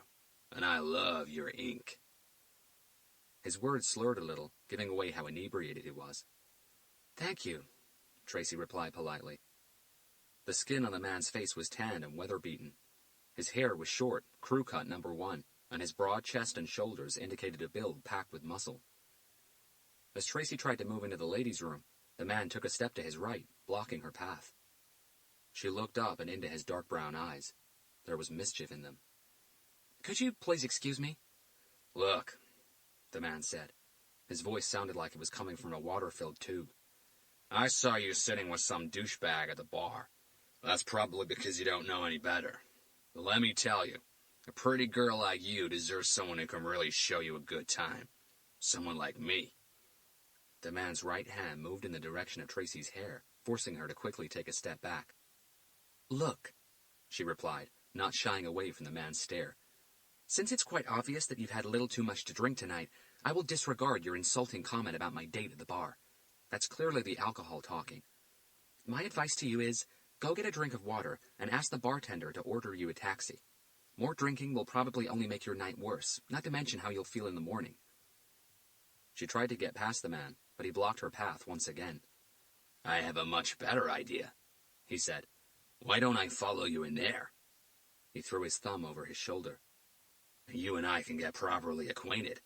You know what I'm talking about, right?" His hand moved to his crotch, and he gave it a long and slow rub. Tracy chuckled. "I don't know if I should laugh or puke. You were nauseatingly abominable." "Huh?" "Oh, sorry, honey," she said with pity eyes. "Too many big words for you. I can rephrase if you like." "What I like is for you to come in there with me. Then I'll show you what big really is. Why would you want to drink with a VW Beetle?" He pointed toward the bar area. "When you can party with a limousine." He used both hands to point at himself. Tracy made a pain-stricken face. "Did you learn the art of conversation out of a fortune cookie?" "I'll tell you what I've learned." The man reached for Tracy's arm. Big mistake. With her left hand, Tracy pushed the man's arm to one side, while her right one moved to his stomach. The man's t-shirt was stretched thin against his muscly torso, which would have made it even easier for Tracy to find the correct spot, had she not already known exactly where to apply the pressure. As her fingers came into contact with the man's abdomen, his eyes widened and he gasped at the intense pain that shot through his body. Reflexively, he tensed his stomach muscles to try to repulse the attack, but it was all too late. Tracy's fingers were already applying pressure against the linea alba, the thin band of connective tissue that ran vertically down the center of the man's abdominal muscle. His face contorted out of shape. Tracy pushed a tiny bit harder. The pain was so powerful, so debilitating, even the man's voice failed him. Tracy smiled. The man's legs trembled under his huge body, and Tracy could tell that he was about to go down. Immediately, she released some of the pressure to prevent him from collapsing. His eyelids flickered oddly. She pushed him back against the wall, using it to help her hold him upright. "You'll be a little woozy after I let go here, okay?" Tracy said, her voice gentle and caring. "But you'll be fine in a minute or two." The man looked at her with pleading eyes. "So," she continued, "once again, my advice is that you get a drink of water, then call a taxi and go home. You've done all the drinking you were supposed to do for tonight, all right?" All the man could do was nod. "And please," Tracy added, "don't try that approach with anyone else. Ever." She finally let go of him and entered the ladies' bathroom. A few seconds later, she heard him collapse to the ground. Back at the bar, Hunter finished his scotch and swerved around on his bar stool. Tracy had been gone for a few minutes now. Also, the tall muscle mount he had noticed going into the corridor that led to the bathrooms just a little before Tracy still wasn't back either. Hunter began wondering if he should go and check on her when he saw the 6'2" man stumble out of the back. The man had his right hand pressed against his stomach as if he'd just been punched. The look on his face was sheer agony. As the man got to Hunter, he paused. "You should keep her on a leash, buddy," he said in a weak, half-drunk voice. "Excuse me?" There was no one else next to Hunter, so the man must have been talking to him. "She's fucking lethal, that's what she is." Shrouded in confusion, Hunter watched as the man stumbled away, grabbed his jacket from the back of a chair, and exited the lounge. "What was that all about?" Alex asked Hunter. "I have no idea, but I better go check on Tracy." Hunter didn't have to. As he turned on his stool, Tracy finally reappeared and returned to her seat. "What happened?" Hunter asked. "What do you mean?" "Well, this WWF reject just came out of the bathroom, walked past me, and said something about keeping you on a leash and how lethal you were." Tracy laughed. "Is that what he said?" "Who is he? And what did you do?" "No one, really," Tracy replied. Just someone I met back there. He asked me for my advice, so I gave it to him. Advice? Yes. I told him that he should go home. He'd had enough to drink for tonight. Where is he? She turned and looked around the lounge, but failed to spot the man. He left, Hunter told her. Oh, so he did take my advice. Hunter found all this too bizarre, but decided not to ask any more questions. Tracy finished her drink. Another one? Hunter considered it for a short moment. How about if we go get something to eat? Have you eaten already? Tracy smiled as she glanced at her watch. Given that it's past 11 in the evening, yes, I've had dinner already, but I can keep you company. She paused and looked back at Hunter invitingly.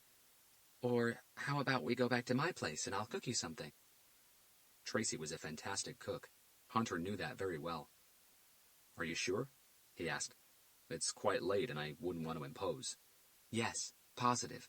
And you're not imposing. As they smiled at each other, Hunter's cell phone rang in his jacket pocket. Tracy looked back at him, incredulous that this was about to happen again. Detective Hunter, UVC unit. Hunter took the call. It was Special Agent Williams. As Hunter listened in silence, his expression changed to something considerably more somber. Where? He said into the mouthpiece, checking his watch. I'm not home right now, but I can be there in 15 minutes. He listened for another few seconds. Okay, I'll be ready. He disconnected from the call, and his stare moved to Tracy. She didn't need to ask. She knew that a call coming into Hunter's phone at that time of night could only mean one thing. I'm so terribly sorry, he said, reaching for her hand. She smiled through her disappointment. It's okay, she said. It's your job. She sipped her drink. Same perp again? Hunter nodded. Wow, he's not losing any time, is he? Hunter placed a couple of bills on the bar counter and reached for his jacket. Once again, he said to Tracy, I'm so very sorry. As long as you make it up to me, I don't mind, she replied in a half-joking, half-serious tone. You can count on that. He kissed her on the lips before rushing out of the bar. A black SUV picked Hunter up from his home address exactly 45 minutes after he'd left the Thirsty Crow lounge, enough time for him to have a shower and grab a change of clothes. 65 minutes after that, he met Garcia and both FBI agents at Van Nuys Airport in San Fernando Valley. The look on everyone's faces was a testimony to how little sleep they'd all had. Coffee? Garcia asked as Hunter walked through the doors, offering him one of the cups he had in his hands. Hunter gladly accepted it. You read my mind. Perfect timing, Agent Williams said, joining the two of them. The plane will be ready in under 5 minutes. Do we have any more information other than what you told me over the phone? Hunter asked. All he was told was that the surgeon had claimed a new victim and that he had about an hour to get ready before a car picked him up to take him to the airport. I also know very little, Agent Williams replied. But surely more than we do, Garcia said. Do we at least know where we're flying to? Tucson, Arizona, came the reply from Agent Fisher, who had just come off her cell phone. Yesterday morning, after we learned about the surgeon's third victim here in Los Angeles, it became crystal clear that he isn't sticking to a specific city, or even a specific state. Took you guys long enough, Garcia thought, but the thought didn't make it to his lips. So, Agent Fisher continued, before flying over here, we made sure that every police department and every coroner and sheriff's office in the country received a top priority bulletin, informing everyone that if a body is found with missing parts and or bearing certain marks to its flesh, the FBI is to be notified immediately, and no investigation is to be initiated by local detectives.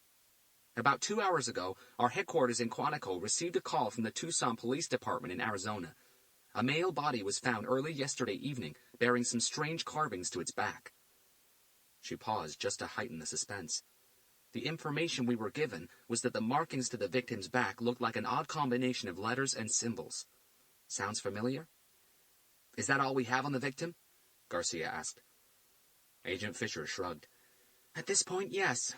Oh, one more thing, she added before making her way toward the boarding gate. Tucson police also have a man in custody. A man in custody? Hunter asked, surprised. Agent Fisher nodded.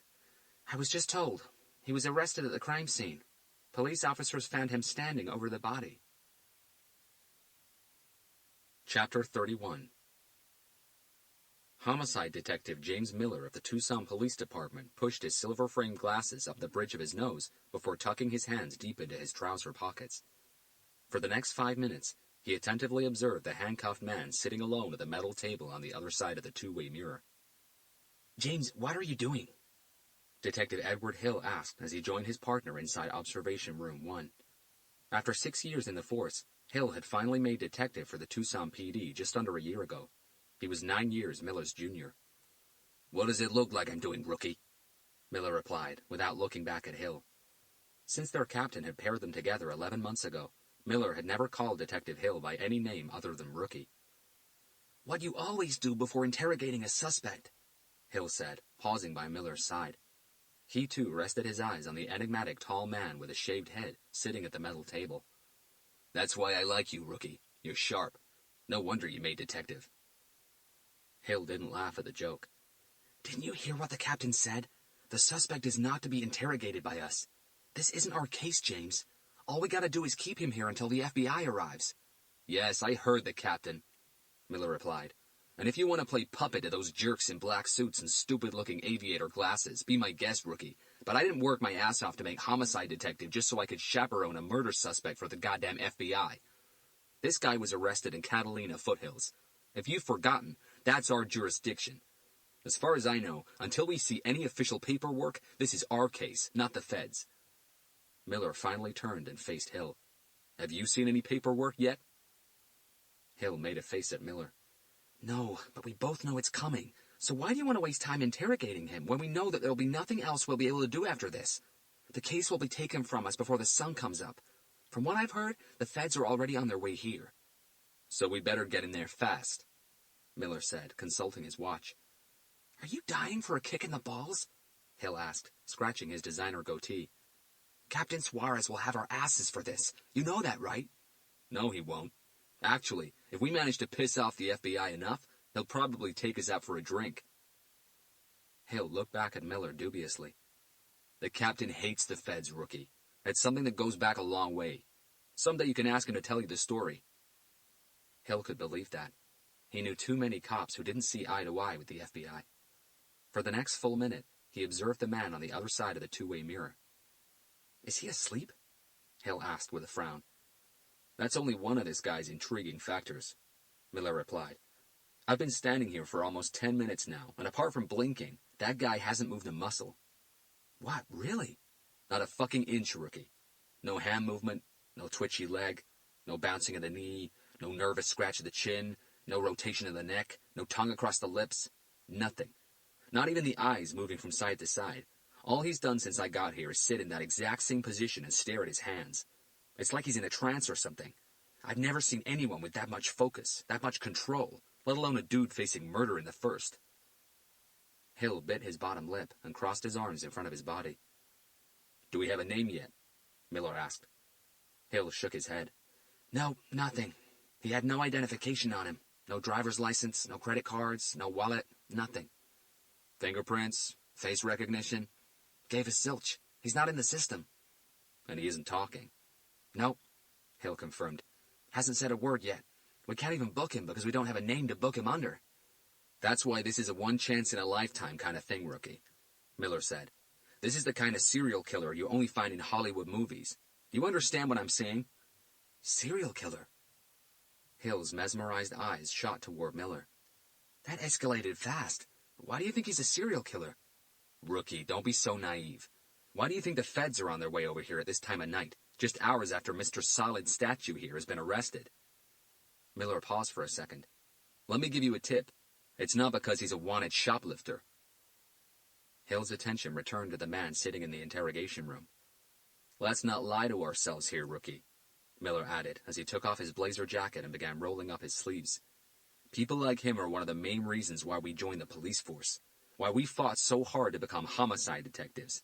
I don't know about you, but when I was a kid, I couldn't get enough of movies about serial killers. I watched everything there was to watch because it fascinated me. It still does." Hill got a little closer to the glass. "This is Tucson, Rookie," Miller continued. "Sure, we got crime here. We even have homicides, but we just don't get this kind of stuff." He pointed at the man. This is the kind of stuff books are written about and movies are made from. He unholstered his weapon and placed it on the table inside the observation room.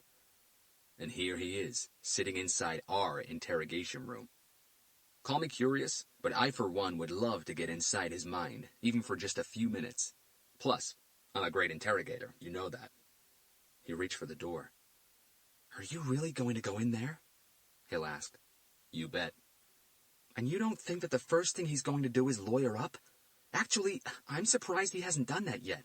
But then again, he hasn't said a word to anyone since he was arrested, James. I guess we'll see, won't we? By the way, there's no need to hit the record button. Chapter 32. The 24-feet-long passenger cabin inside the Dassault Falcon 2000EX jet was divided into 3 very luxurious areas.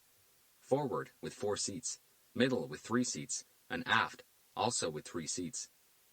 All 10 360-degree swivel seats were finished in soft beige leather, each with its own media center, individual climate controls, and power outlets.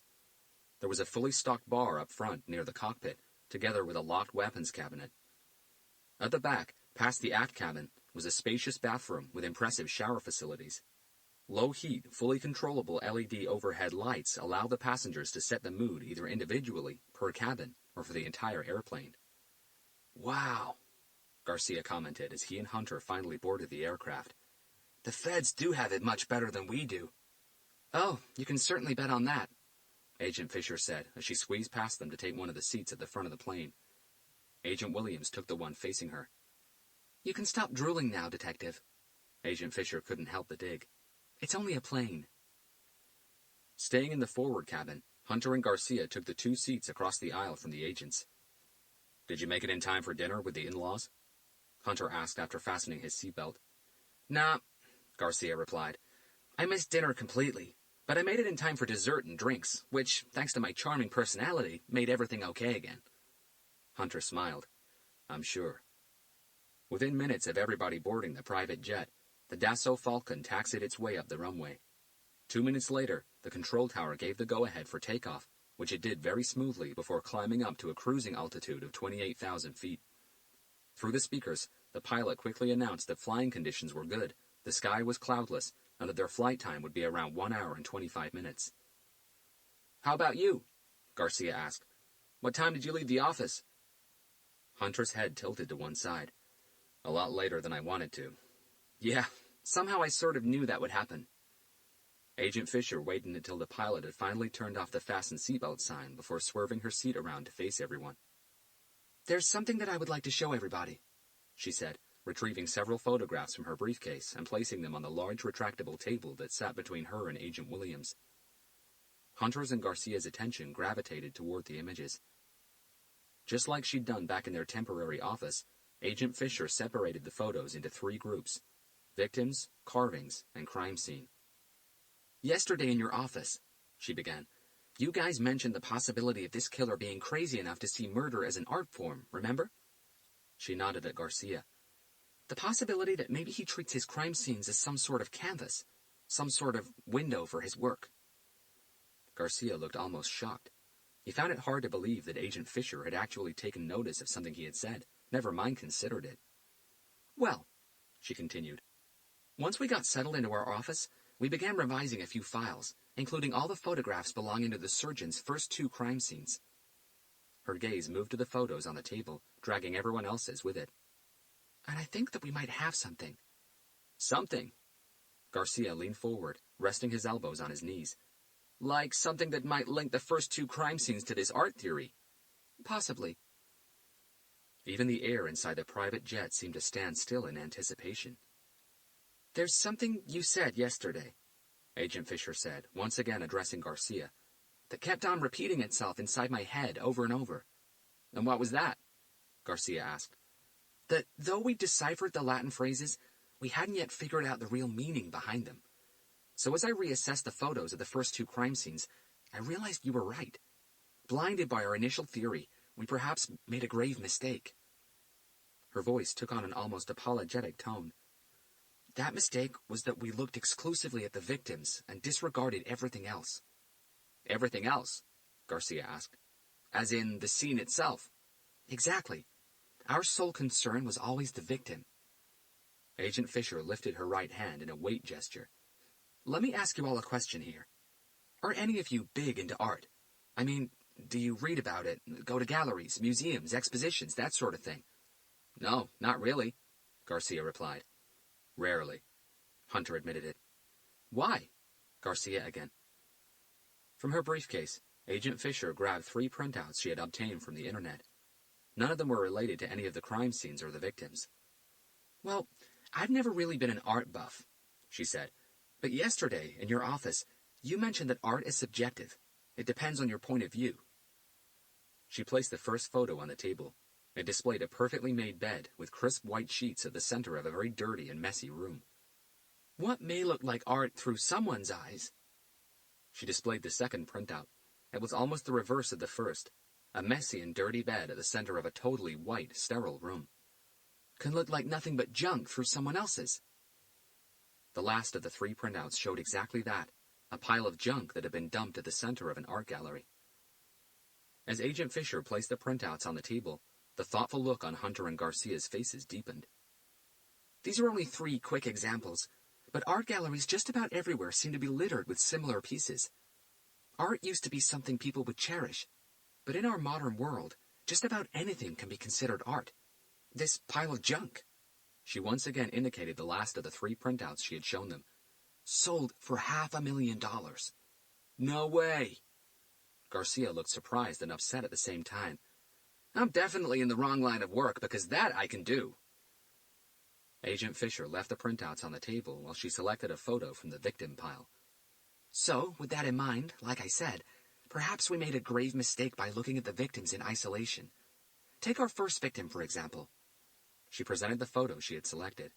It was a full-body shot of Christine Rivers lying on the shed's dirty floor. The rest of the shed could not be seen. If you isolate the victim, this is pretty much what you see.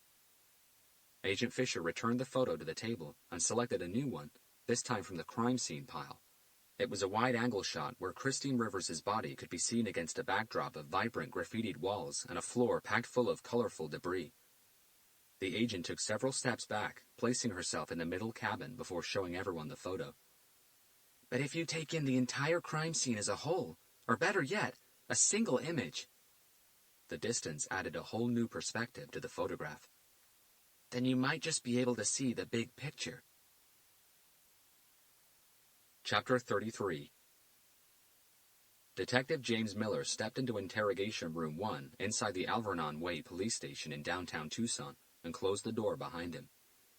Instead of approaching the small metal table at the center of the claustrophobic underground chamber, he stood by the door in complete silence, hands tucked into his trouser pockets, eyes firmly locked on the man sitting at the table.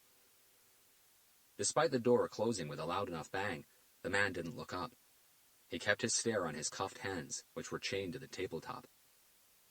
The whole standing by the door in silence act was all part of Miller's interrogation technique, a technique he had developed over 12 years as a homicide detective in Arizona. But in spite of all his experience, Miller did feel a tad nervous. Yes, in those 12 years he had interrogated hundreds of suspects, many of them violent murderers, but as far as he knew, he had never been face-to-face with a serial killer, let alone one wanted by the FBI. He'd read many books and watched a ton of documentaries on them, and truth be told, Miller had always hoped that he would one day be the lead detective in a serial murder investigation, the kind of investigation that would generate nationwide interest and press coverage. In his head, he had pictured time and time again being the person in charge of the interrogation, the one whose task it was to extract the truth from the killer. But as soon as that door closed behind him, Miller felt an uneasiness he hadn't felt in many years. There was definitely something very different about the man sitting at that table, something that Miller couldn't yet tell, but whatever it was, it seemed to chill the air inside the room. Miller's eyes moved to the two-way mirror on the east wall. He knew his partner would be on the other side of it, watching. Miller kept his composure. The man kept his head down. Miller waited. Inside that same room, Miller had played several variations of that game before. The silent, I will not move, I will not lock eyes with you game. From experience, the detective knew that that was nothing more than a mental tug-of-war, a strength-of-mind game. Would the man acknowledge the detective first, either verbally, by movement, or by eye contact, or would Miller give in to the man's resolve and speak first? To an outsider, something that trivial could easily sound childish, but Miller knew better than to disregard the importance of such psychological games inside an interrogation room, and that was why he had spent time studying the man from the other side of the two-way mirror.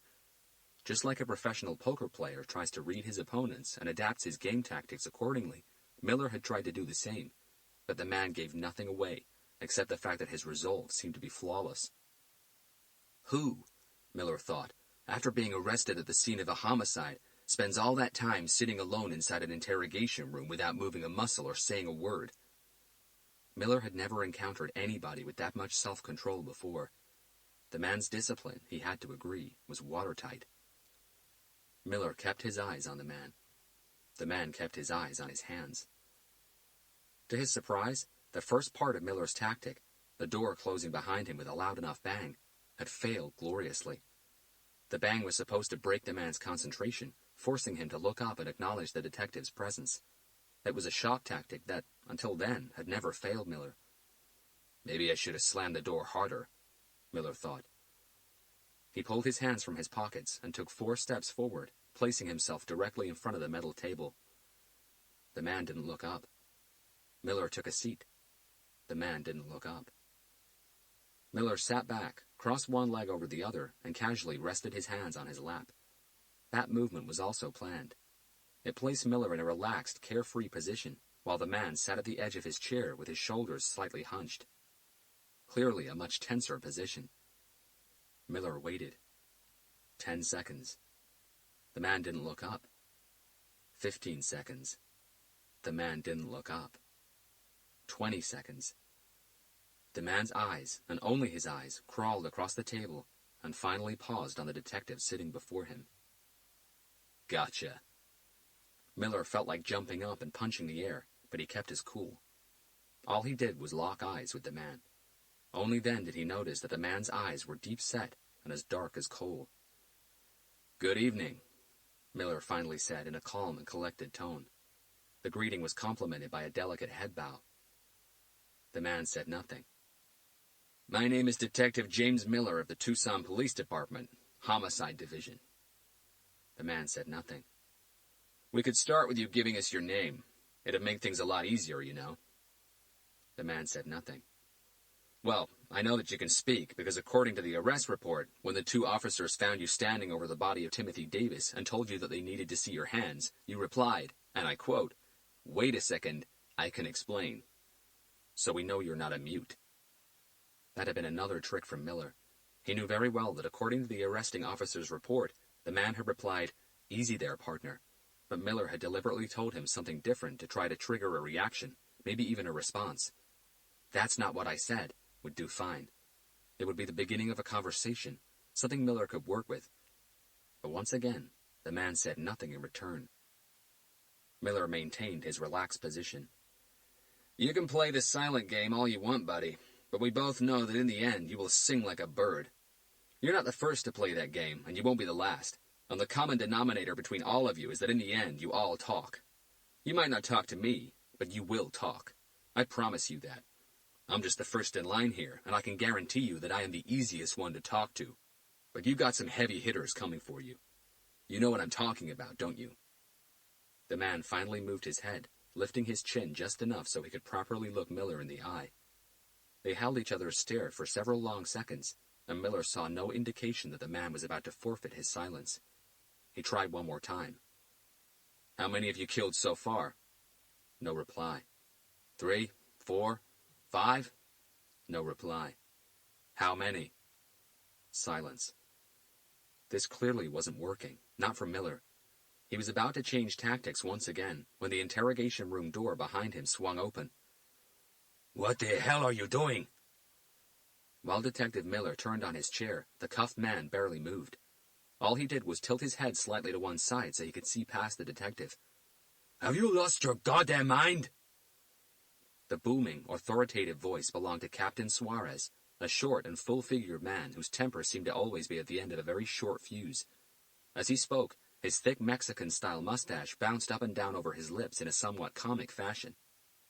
Who authorized you to transfer the prisoner from his cell to the interrogation room? Did I fucking stutter when I told you that the suspect was not to be interrogated? This is not our case, Detective Miller. It belongs to the fucking feds. I thought I had made myself very clear.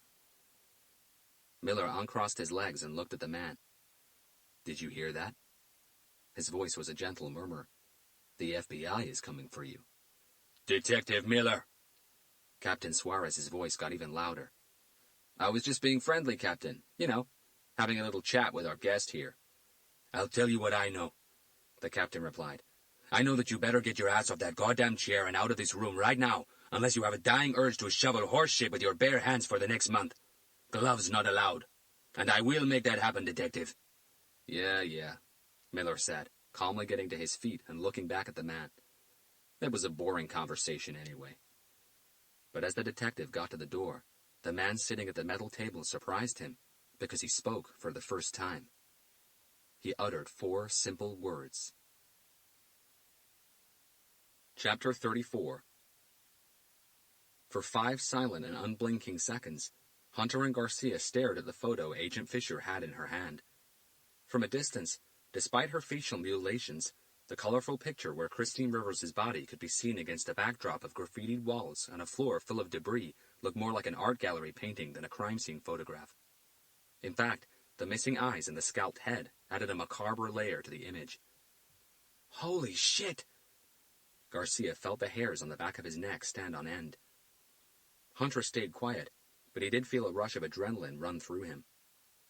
Now, you might be thinking that there's no way we'll get a similar effect with the second crime scene, Albert Green's bedroom, Agent Williams said, taking over from Agent Fisher. If you remember, there was nothing on the walls, nothing on the floor, no blood absolutely anywhere. Agent Fisher returned to the 3 groups of photographs she had arranged over the retractable table and selected 2 new images from the crime scene pile, both wide-angle shots taken from 2 separate perspectives, showing Albert Green's body on the bed inside his bedroom. Once again, she put some distance between the photos in the group, but the effect was nothing like the one they got with the previous image she showed them. Even from a distance, neither picture looked anything like a painting. They looked exactly like what they actually were, crime scene photographs. Definitely not the same effect, right? Agent Williams pushed. Definitely not, Garcia agreed. But what if the killer wasn't looking for the same effect? Hunter suggested. Our thoughts exactly, Agent Fisher said, her voice lifting with excitement. I don't follow, Garcia said. Wouldn't that contradict the idea that the killer wants his crime scenes to look like paintings, like works of art? Not necessarily, Agent Fisher replied, the smirk on her lips revealing how much she was about to enjoy schooling the detective. If you think about it, it's impossible to create the same piece twice. But what you really have to remember here is that art is subjective. She winked at Garcia, knowing full well that he had been the one that had brought the knowledge to the table in the first place. Now keep that in mind, and tell me what you think of this. Agent Fisher once again took a few steps back, stopping halfway through the middle cabin. This time she showed everyone 2 pictures side by side. On the left, the same photo she had shown them a minute earlier, Christine Rivers' crime scene, and on the right, one of the 2 wide-angle shots from Albert Green's bedroom. Garcia's stare moved from one picture to the other a couple of times. You gotta be joking, he said as he finally saw it. They're practically opposites of each other. Indeed they are, Agent Fisher confirmed. There's hope for you yet, Detective. It was Garcia's turn to scratch his nose using only his right middle finger. Agent Fisher ignored the gesture. So what if, for his first piece, the killer selected a place where he didn't need to paint the walls or the floor or anything else because the location, a disused shed by the river, already provided all the crazy modern art he needed? Food wrappers, dirty rags, discarded drug paraphernalia, graffitied walls, and so on. All he needed to do to make it his own was place the main piece, the victim's body with a disfigured face, at the center of it. She once again indicated the printout with the perfectly made bed at the center of a messy room. Then, she continued, for his second piece, the killer moved from a dirty shed to a squeaky clean room and from a young female victim to an old male one. Can you see? She did not give Garcia any time to reply. If you disregard the fact that these are crime scenes, the 2 pieces, just like you've said, are practically opposites of each other. Maybe that was the effect that the killer was going for. Garcia had to chew on all that for a second. This time it was Agent Williams who selected a picture from the crime scene pile. Another wide-angle shot, but this one from the Los Angeles crime scene, where Linda Parker's skinned body could be seen on blood-soaked sheets against a background of blood-smeared walls.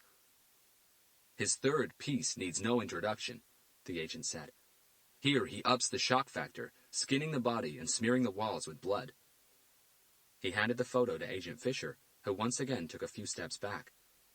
Just like with the photo of the first crime scene she had shown everyone, from a distance, the picture she had in her hand looked almost like a gallery painting, where crimson red clashed headfirst with brilliant white walls and bright bedsheets.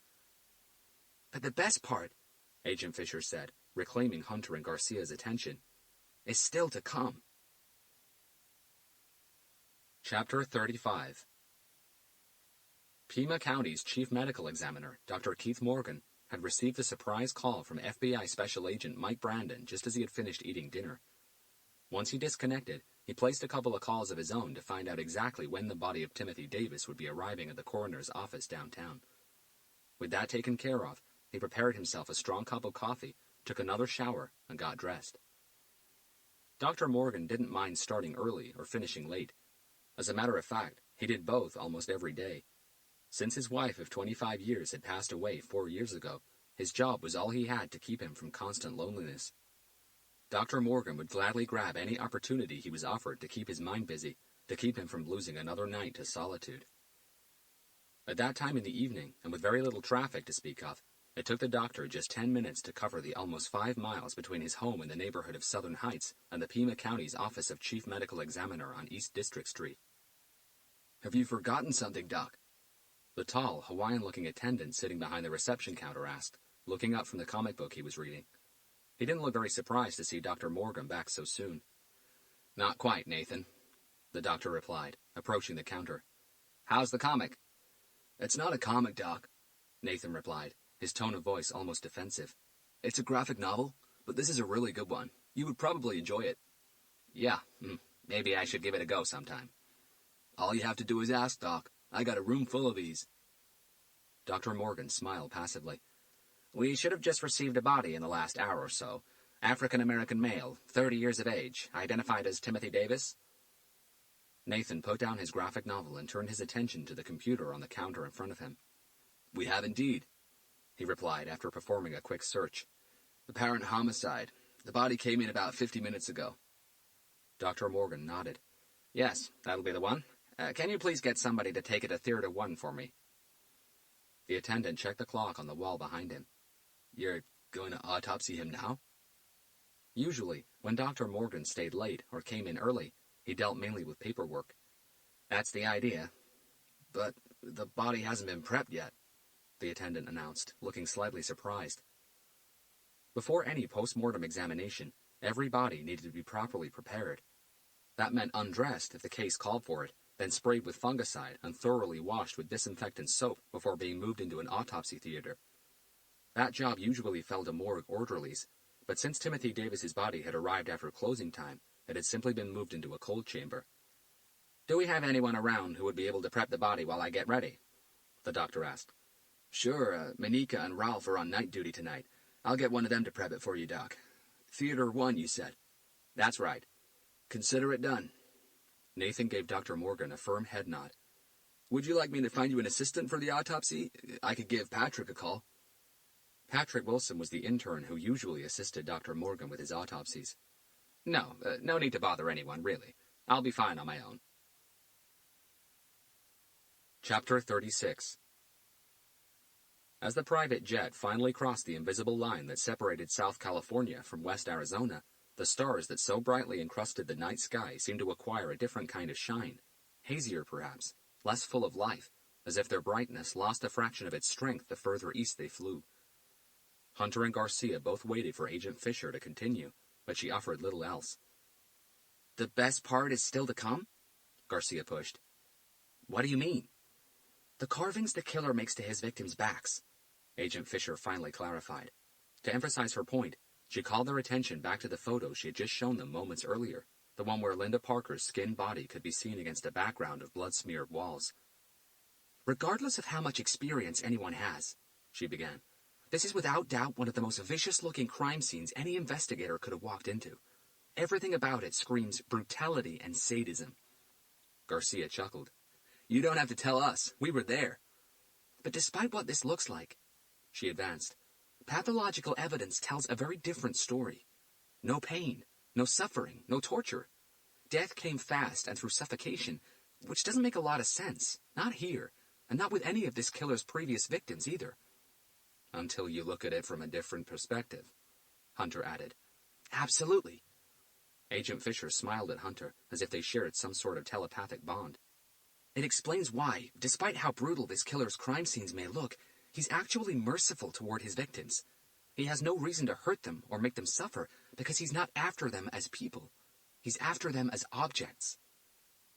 Garcia made a face at Hunter. Despite him not uttering a single word, Hunter could read his expression like a book. Is she late to the party or what? We've been through all this yesterday. It's like she's repeating everything I said. One thing is for sure, Agent Fisher carried on. This killer isn't dumb. Far from it. Delusional, maybe, but certainly not dumb. He knew that no matter who you were, no matter how much experience you had, or even which law enforcement agency you worked for, no one in their sane mind would have looked at any of these crime scenes in any way other than a sadistic shit show. Unless he told us to, Garcia said, repeating what he had told Captain Blake the day before. Exactly. Agent Fisher was clearly getting excited now. There really is hope for you yet, Detective. She indicated one of the carvings photographs. It showed Linda Parker's back. Pulchritudo circumdat eus. Beauty is all around her. With this, she said, the killer covers the walls around her with blood. Agent Fisher rotated her wrists so the palms of her hands faced the ceiling. If we believe that the killer used the Latin phrase he carved into his third victim to guide us to his view of the crime scene, it's only logical that he would have at least tried to do something similar with his first two as well, isn't it? She indicated a second photo in the carvings group. It showed Christine Rivers' back. Pulchritudo in coniunctio. Garcia blinked first. Hold on a second, he said. What does that mean again? Beauty is in the relationship, Agent Williams replied. Or better yet, Hunter broke in, beauty is in the combination. Garcia looked at him. Remember that most Latin words will translate to more than a single word in English. Coniunctio can mean relationship, connection, combination, conjunction. It depends on the context. And that was the bit we missed, Agent Williams admitted, his index finger pointing at Hunter. The context. That was our big mistake. We believe that the killer meant to say beauty is in the relationship because it fitted with our original theory. Christine Rivers' and Director Kennedy's family relationship. We believe that the carvings were just the killer's cryptic way of letting us know that her murder was payback for something that the killer considered Director Kennedy responsible for. But you were wrong, Garcia said. Yes, we were, Agent Fisher said. We now know that her murder had nothing to do with revenge. The killer probably doesn't have a clue who Director Kennedy is. If we reanalyze the context of the crime, and by context I mean the crime scene as a whole, it becomes clear that what the killer meant was beauty is in the combination. As in the combination of the body and the rest of the shed, Hunter said, immediately seeing the finishing line Agent Fisher was paving the way for. She smiled and picked up the crime scene photo that showed only Christine Rivers' mutilated body on the floor. No other combination would work. Look at this. The body by itself. Nothing but a grotesque, sadistic image, right? She picked up the same wide-angle photo that she had showed them moments before. But in combination with the graffitied walls, the dirty floor, and everything else, you tell me. For an instant, Garcia held his breath. The killer's message was cryptic, all right, Agent Fisher continued. But once deciphered and viewed in the correct context, the message was nothing more than instructions on how he wanted us to look at his crime scene, his art. Agent Fisher once again pointed at Hunter.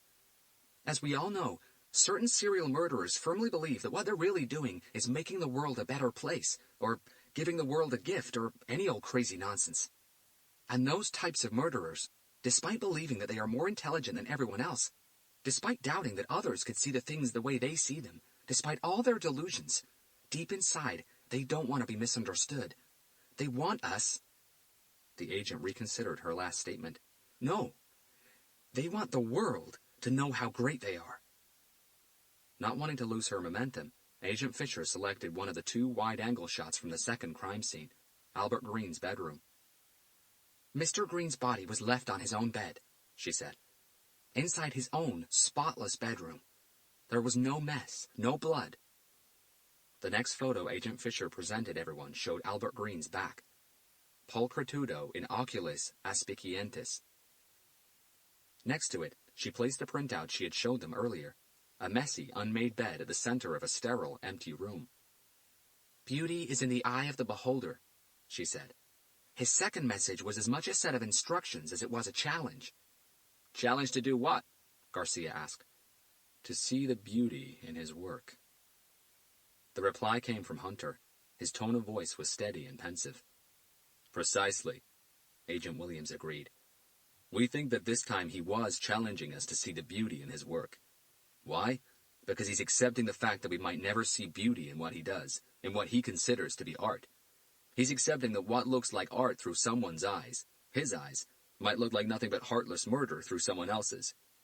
Beauty is in the eye of the beholder. We are the beholders. Agent Fisher addressed Garcia. You told us you believed that what the killer was doing through his carvings, his messages, was reaching out, remember? Garcia nodded.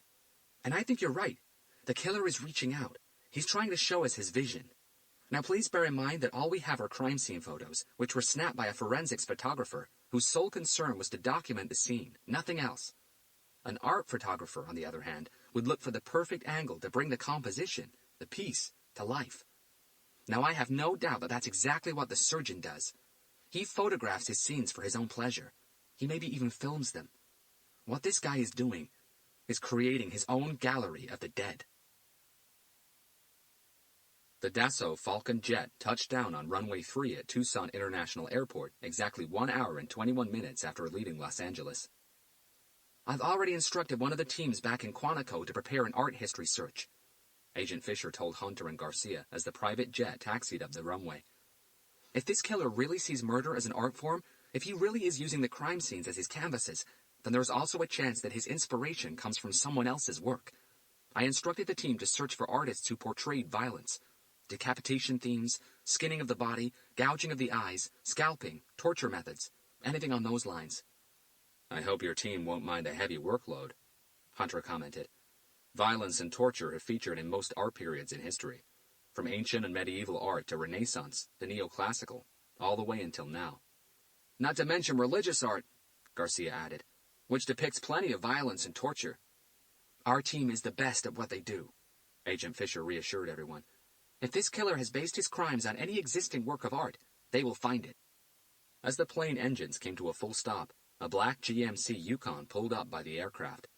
The driver, a tall African-American man who looked more like an NFL superstar than an FBI agent, greeted everyone by the air stairs. Special Agent Williams? He asked as the 4 passengers alighted. Yes, that's me. Williams stepped forward.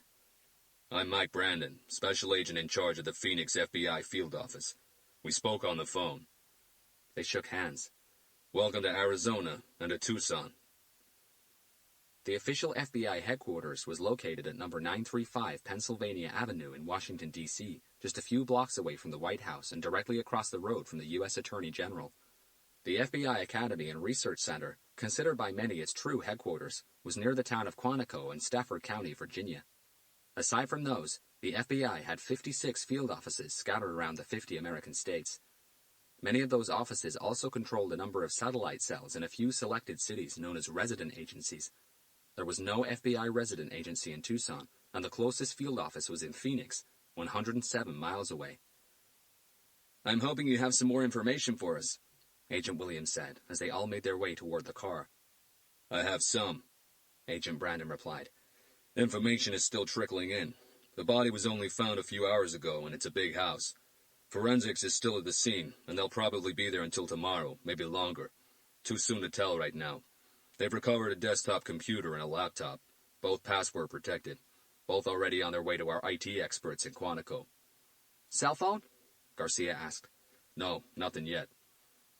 As everyone took their seats inside the vehicle, Brandon handed them each an FBI file. The victim's name was Timothy Davis, Agent Brandon began. A 30-year-old mechanical engineer for Raytheon. Hunter's eyes narrowed at the name. Raytheon, the weapons company. Technically, they're a defense and national security company, sir, Agent Brandon replied. But yes, they do produce weapons, among other things. The victim was a mechanical engineer working for a defense and national security company? Garcia asked. That's correct. Well, good luck trying to breach his computer and laptop password, then. The files Agent Brandon had handed everyone opened with a portrait photograph of the victim. The image made them all pause at a brand new fact. Until then, none of them had any idea that the surgeon's new victim had been an African-American citizen. Having interracial victims was a rare trend among serial killers. The ones who would go from one type of victim to the other tended to have their motives firmly grounded in sexual gratification. Their victims, regardless of race, more often than not, were either female sex workers, whom the killers could collect anonymously from the streets, or part of the LGBTQ community, whom they would usually pick up from clubs or bars. But even serial killers who selected interracial victims would usually stick to the same gender, targeting either only female subjects or only male ones. The double crossover, from female to male and from one race to another, was extremely rare. Another fact that made the surgeon unique. Around 5:40 yesterday afternoon, Agent Brandon continued, Lady Luck came knocking. Lady Luck? Agent Fisher questioned. Tucson PD received a phone call from one of Mr. Davis's neighbors, the agent clarified. A Mr. Christopher Pendleton, who from his window had seen a stranger breaking into Mr. Davis's property. Mr. Pendleton was supposed to be on vacation until the day after tomorrow, but had to return home this morning due to a work emergency. Quizzical stares were exchanged by everyone inside the SUV. You said 5:40, Agent Williams asked. Agent Brandon consulted his notes. Yes, 5:42 to be exact. Okay.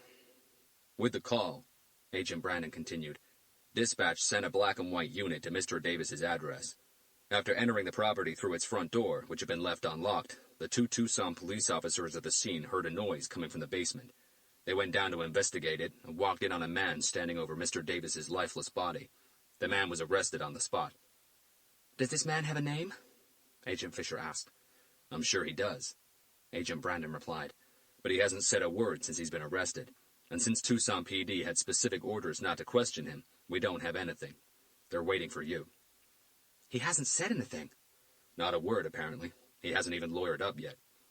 And he didn't have any ID on him, Agent Fisher insisted. Driver's license, a credit card, Social Security, anything. Nope, no wallet either. Just some cash on a money clip. Fingerprints? A headshake. He's not in the system. We really have nothing on this guy. And where's he now? Tucson PD is keeping him at the Alvernon Way police station. So, let's go talk to this mysterious individual, Agent Fisher said. Agent Brandon turned on the engine and geared the SUV into drive. By the way, crime scene photos are in a separate brown envelope at the back of the folder. As Hunter, Garcia, and both FBI agents retrieved the contents of the envelope, surprise covered their faces. The first of the crime scene photos showed Timothy Davis's body lying flat on a hospital-style bed. Just like all three previous victims, he had been stripped naked and left lying on his back, with his arms naturally by his torso. His legs were fully extended, with his ankles side by side, almost touching each other. The hospital bed seemed a little odd, but what had really surprised everyone was that the body seemed untouched. Timothy Davis hadn't been skinned or scalped. His eyes hadn't been ripped from his skull. His hands and feet hadn't been severed either. At first look, there were no visible wounds, cuts, or even scratches to the body, until they flipped to the second of the crime scene photographs. A close-up image of the inside of Timothy Davis's left leg. There, a small puncture and bruise could be seen around the groin region. The third photo was a facial close-up. Timothy Davis's eyes were shut, his mouth closed, but the look on his face was a peaceful one, as if death was something he'd been expecting for a while, and was glad that it had finally arrived. The killer didn't take anything, Agent Fisher asked. No body parts. Agent Brandon looked back at her inquisitively. Never mind, she said with a shake of the head. If you're wondering about the hospital stretcher on the photo, Agent Brandon said as he drove toward the runway exit, it belonged to the victim. All eyes moved to the agent. His wife passed away 3.5 weeks ago, Agent Brandon explained. She'd been battling pancreatic cancer for some time. As I understand it, once it was confirmed that there was nothing anyone could do anymore, she chose to end her days at home with her husband, not in a hospital. Mr. Davis had a fully functioning setup in the house, hence the hospital bed. He quit his job so he could stay by her side. Did they have any children? Hunter asked. No, they didn't. Everyone's attention returned to the photographs in their files. The fourth and last photo was another full-body shot of Timothy Davis on the bed. What's happening with the post-mortem examination? Agent Williams asked. Dr. Morgan, Agent Brandon replied. The chief medical examiner for Pima County is probably working on it as we speak. I talked to him on the phone myself. He'll give me a call as soon as he's done. The 7-mile drive between Tucson International Airport and the police department on South Alvernon Way was made in almost absolute silence. Everyone, except Agent Brandon, kept their attention solely on the files they were given. Here we are, Agent Brandon said as he swung a right into the small visitors' parking lot to the right of the police station. The building, which was set back from the road, was an unattractive 2-story rectangular structure with a well-kept front lawn. A short concrete walkway led them to a set of dark glass automatic sliding doors and into a spacious entry hall. The young and slender officer sitting behind the security windows at the reception counter immediately stood up as the 5 visitors entered the building. "May I help you?" he asked after sliding open part of the window. Yes, Agent Brandon said, already producing his FBI credentials. Captain Suarez is expecting us. The officer blinked at the agent's ID card before furtively consulting his watch. "At this hour?" He frowned. "Are you sure you've got the time right?" At that exact moment, the heavy door by the reception counter buzzed loudly before swinging open. At the other side of it, a short, overweight man stood at the entrance to a long corridor. He wore a dark suit that fit him like a sack of potatoes over a light blue shirt. No tie. "It's okay," he said, peeking around the corner at the young officer. "I'll take it from here." "Yes, sir. Sorry, sir, I didn't know you were in." Captain Suarez faced the group. "Special Agent Brandon." Agent Brandon stepped forward, and they shook hands. "If you would all like to follow me, please," the captain said after all the proper introductions. "As I've told you over the phone," he began, first leading everyone toward the end of the corridor before guiding them down a concrete set of steps. "the subject isn't talking. He hasn't even given us his name." "He hasn't spoken a word since his arrest?" Hunter asked. "Well, not exactly." The steps led them to another long hallway, this one a little darker than the one they'd just come from. "One of my detectives tried to speak to him," the captain explained, "but all he managed to get were 4 stupid words. 'This shall be fun.'" "One of your detectives tried to speak to him?" Agent Fisher stepped forward, her tone firm and annoyed. "I thought your instructions were clear, Captain. The suspect was not to be interrogated by anyone. I hope you will agree that those weren't really a complicated set of instructions, were they? Nevertheless, you don't seem to have understood them. We'll need to hear the recording of this conversation between your detective and our suspect, and we'll need to do that right away." Captain Suarez paused halfway down the corridor and looked back at the agent resolutely. He really didn't like her tone of voice. "Look, Special Agent Bitchness, we're cooperating here. We have arrested a man at the scene of a homicide. A homicide that, though it partially matched the description received yesterday through an APB from the FBI, was committed inside our jurisdiction. Upon the arrest, we complied with the instructions in that FBI bulletin, and without asking why, immediately contacted the Federal Bureau of Investigation. We have placed this man in a separate cell, isolated from everyone, as requested. Also, as requested, no investigation was initialized from our side, though we had the right to do so.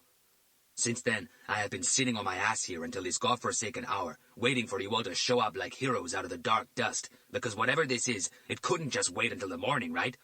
Who knows? We're so incompetent at what we do here at Tucson PD that the suspect might have escaped before sunrise."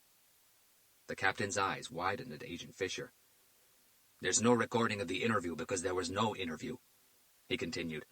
"My detective walked in there and asked him a couple of questions, to which he never got a reply. As I've told you, the only words the suspect has spoken since his arrest were, 'This shall be fun.' I could have omitted all that information from our little conversation here, but I didn't. Like I said, we are cooperating. If you don't like the way in which we are doing so," he pointed down the corridor, "you can walk back the same way you came in." Garcia almost danced a jig. Agent Fisher took a deep breath, but before she was able to reply, Agent Williams stepped forward, placing a hand on his partner's shoulder. I apologize, Captain. We definitely didn't come here to pick a fight or to rub anybody the wrong way.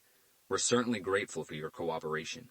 It's been a very long and surprising day for all of us, and we're a bit out of shape here. You're right. Maybe we should have waited until the morning, when everyone would have at least been rested and less on edge. But since we're already here, do you mind if we carry on and talk to the subject? Captain Suarez held Agent Williams' stare for a couple of seconds. Right this way. As they carried on down the corridor, Garcia leaned over toward Hunter. Am I the only one who thinks that this shall be fun, being the only thing the suspect has said since he was arrested is a little strange? No, Hunter said back. I'm with you on that one. Captain Suarez turned left at the end of the hallway and guided everyone past a door guarded by a young police officer before showing them all into a small observation room just around the corner.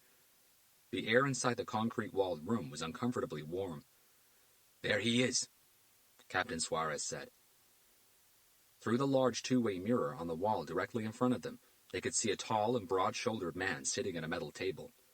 His hands were cuffed to the tabletop through a 1-foot-long chain. He was sitting back on his chair in as much of a comfortable position as he could muster, given his predicament. His eyes were low, focusing on his lap. He wore a dark blue t-shirt, blue jeans, and black all-stars. His shoelaces had been taken from him as a precautionary measure. For a long, silent moment, everyone attentively regarded the man on the other side of the mirror, and if anyone in that observation room had ever imagined what the surgeon might look like, that man would be pretty close to it. From what I understand, Agent Fisher said, he had no identification on him when he was arrested. That's correct, Captain Suarez confirmed. All he had on him was a camera. A camera?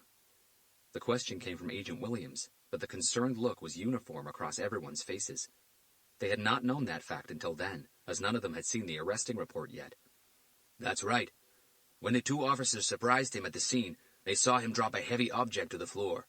They thought it was a weapon. It turned out to be a camera. One of Agent Fisher's eyebrows lifted as she turned to face the group. I said that he would probably be photographing his scenes, didn't I? The camera has been bagged as evidence, and it's sitting upstairs, Captain Suarez announced. Has anyone looked through the photos yet? Hunter asked. No, Captain Suarez replied, purposely giving Agent Fisher a plastic smile. For two reasons. One, since this isn't our investigation, the evidence doesn't belong to us either. And two, it's not a digital camera. That fact surprised everyone. We're talking about an old-fashioned 36mm film camera here. You'll have to get the film developed if you want to see the photos. Not a problem, Agent Brandon said, nodding at Captain Suarez. Let's go get the camera.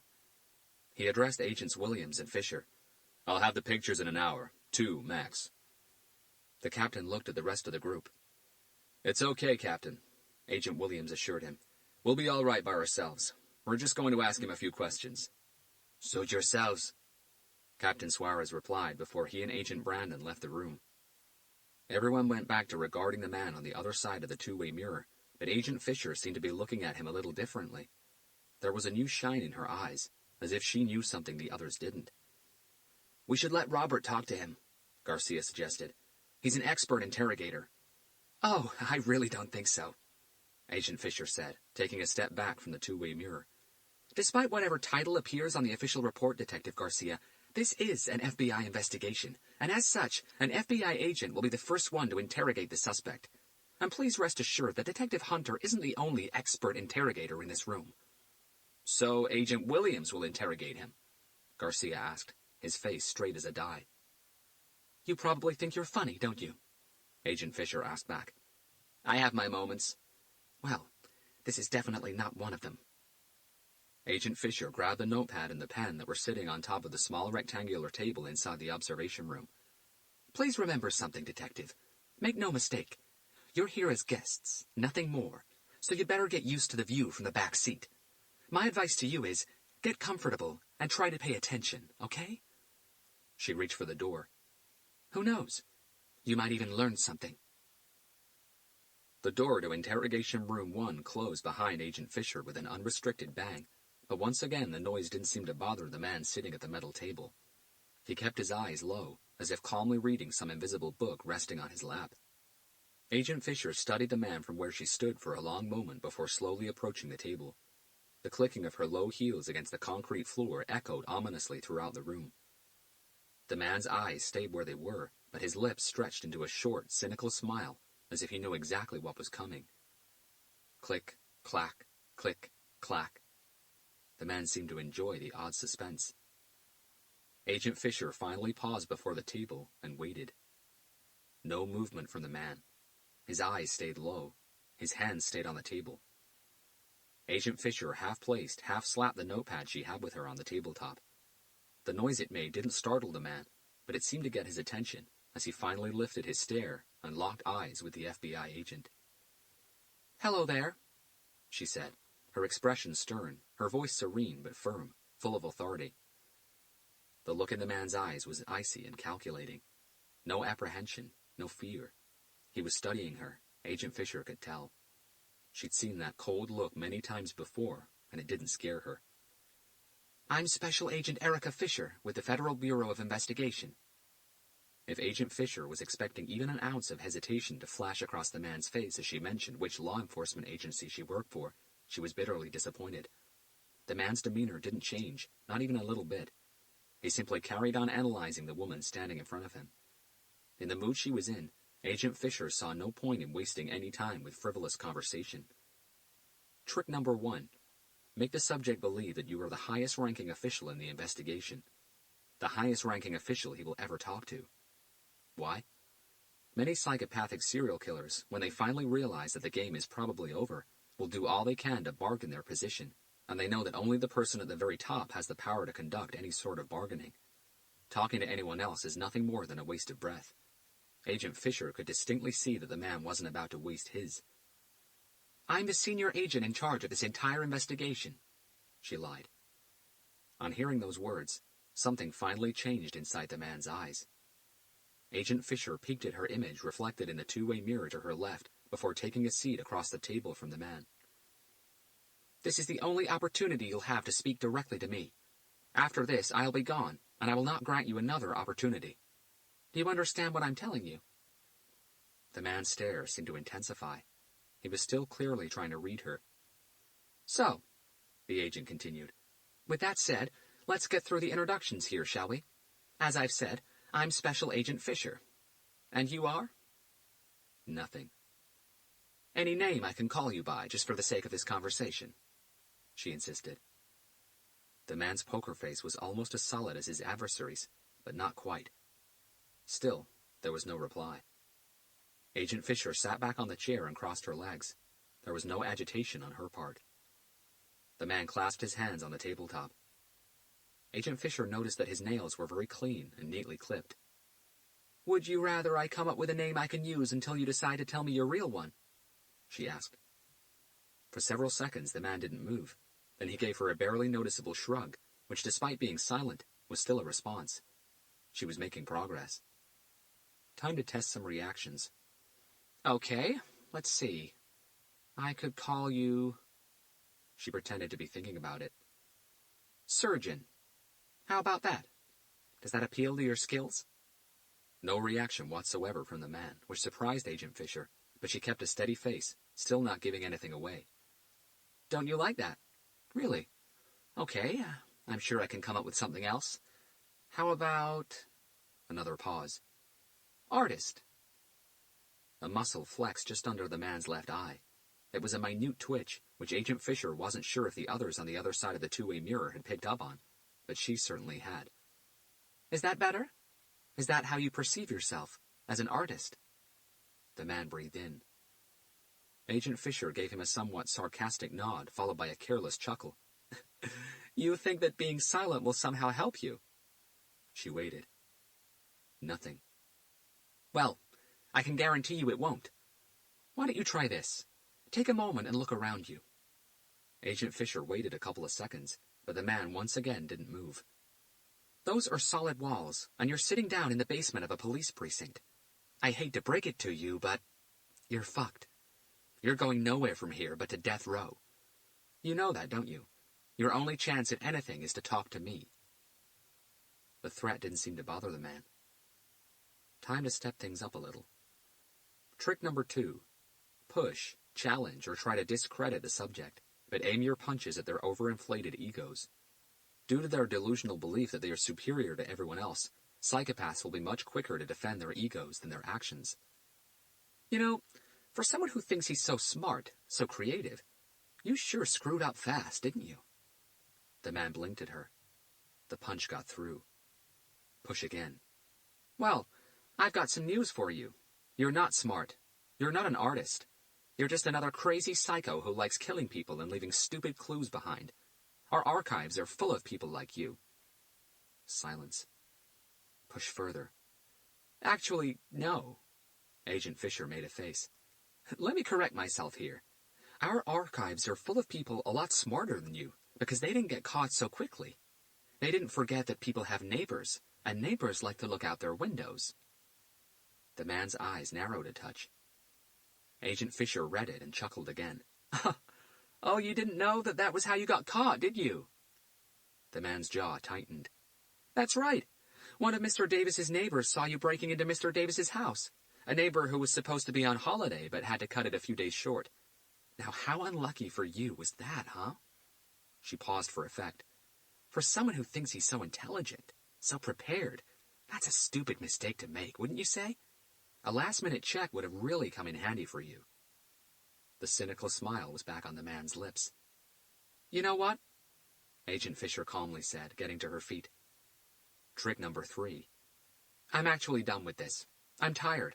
I traveled a hell of a long way to get here, and you definitely weren't worth it. Good luck on death row. She turned her back on the man. Click, clack, click, clack. So, Special Agent Fisher, the man called out, halting the agent as she got to the door. She didn't turn to face him. How many bodies have you found so far? The man's voice was as powerful as his frame and as calm as Agent Fisher's. She took a deep breath to suppress the smile that shadowed her lips before turning and allowing her gaze to settle on the man's face once more. How many? He insisted. She walked back to the table and retook her seat. It was her turn to stay quiet. 3. Agent Fisher studied him, trying to read his dark eyes. 4. He tilted his head to one side ever so slightly. Agent Fisher breathed out, sat back on her chair, and recrossed her legs. The man gave her another simple and subtle nod. Agent Fisher had finally got what she wanted. Why? She asked. Are there more? The man's right eyebrow arched. There might be, but how about we go slowly, huh? The man, practically admitting to more than 4 victims, sent a chill down Agent Fisher's spine. We have him, she thought. Let's try to establish some key points here, shall we? The man continued. Tell me, Special Agent Fisher, who was the first victim you found? She regarded the man with a hawk's stare. How about you tell me? Who was your first victim? The man ran his tongue over his top lip. I like you, Special Agent Fisher. You're not as dumb as you look. Agent Fisher blinked. As opposed to you, who so far has proven to be even dumber than you look. The man threw his head back and let go of a nervous laugh. Flattery will get you everywhere. Isn't that how the saying goes? No reply from Agent Fisher. Okay, let's forget about names for the time being. What do you say? Let's talk time frames. How about that? Would that be better? The man scooted forward on his chair and placed his elbows on the table.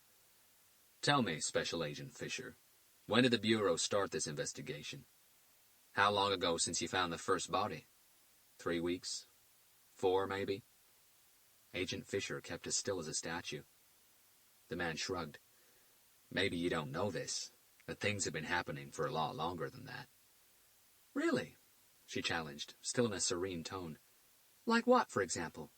About 2 months, give or take? As Agent Fisher mentioned the time frame, she noticed the thoughtful sparkle in the man's demeanor. Give or take, he said, as if admitting to something. But the way in which he phrased his reply gave Agent Fisher the impression that the FBI wasn't quite on the right track yet. She had to push for an answer. Longer? The man stayed silent.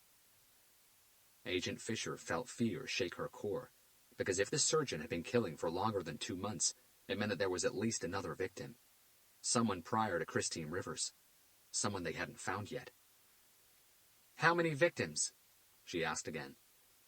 The man said nothing. How many have you killed so far? All of a sudden, the door to the interrogation room swung open, and Agent Williams stepped inside. Agent Fisher, could I have a word, please? Agent Fisher turned to face her partner, finding the intrusion strange and completely unwelcome. Agent Williams and Agent Fisher had worked together in countless investigations. As a team, they had interrogated numerous suspects. Their act, good cop, bad cop, was one of the best in the Bureau, but she hadn't used any of her trigger words to signal Agent Williams in the observation room that it was time for bad cop to join the party. She looked back at him grimly. Now, Agent Fisher. Agent Fisher frowned. Something was definitely wrong.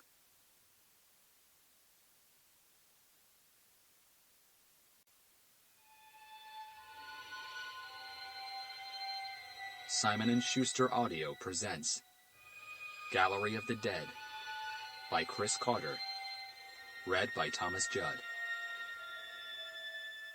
Chapter 37. 15 minutes earlier.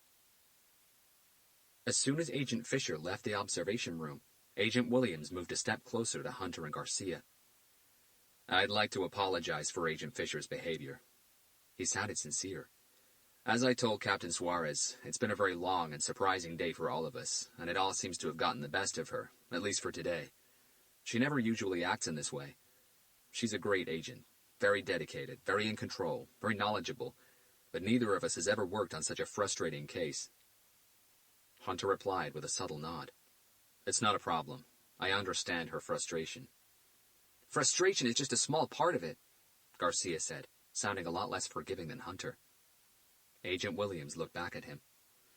Come on, we can stop pretending here, Garcia elaborated. It's more than obvious that what's really eating her is the fact that she feels threatened by us.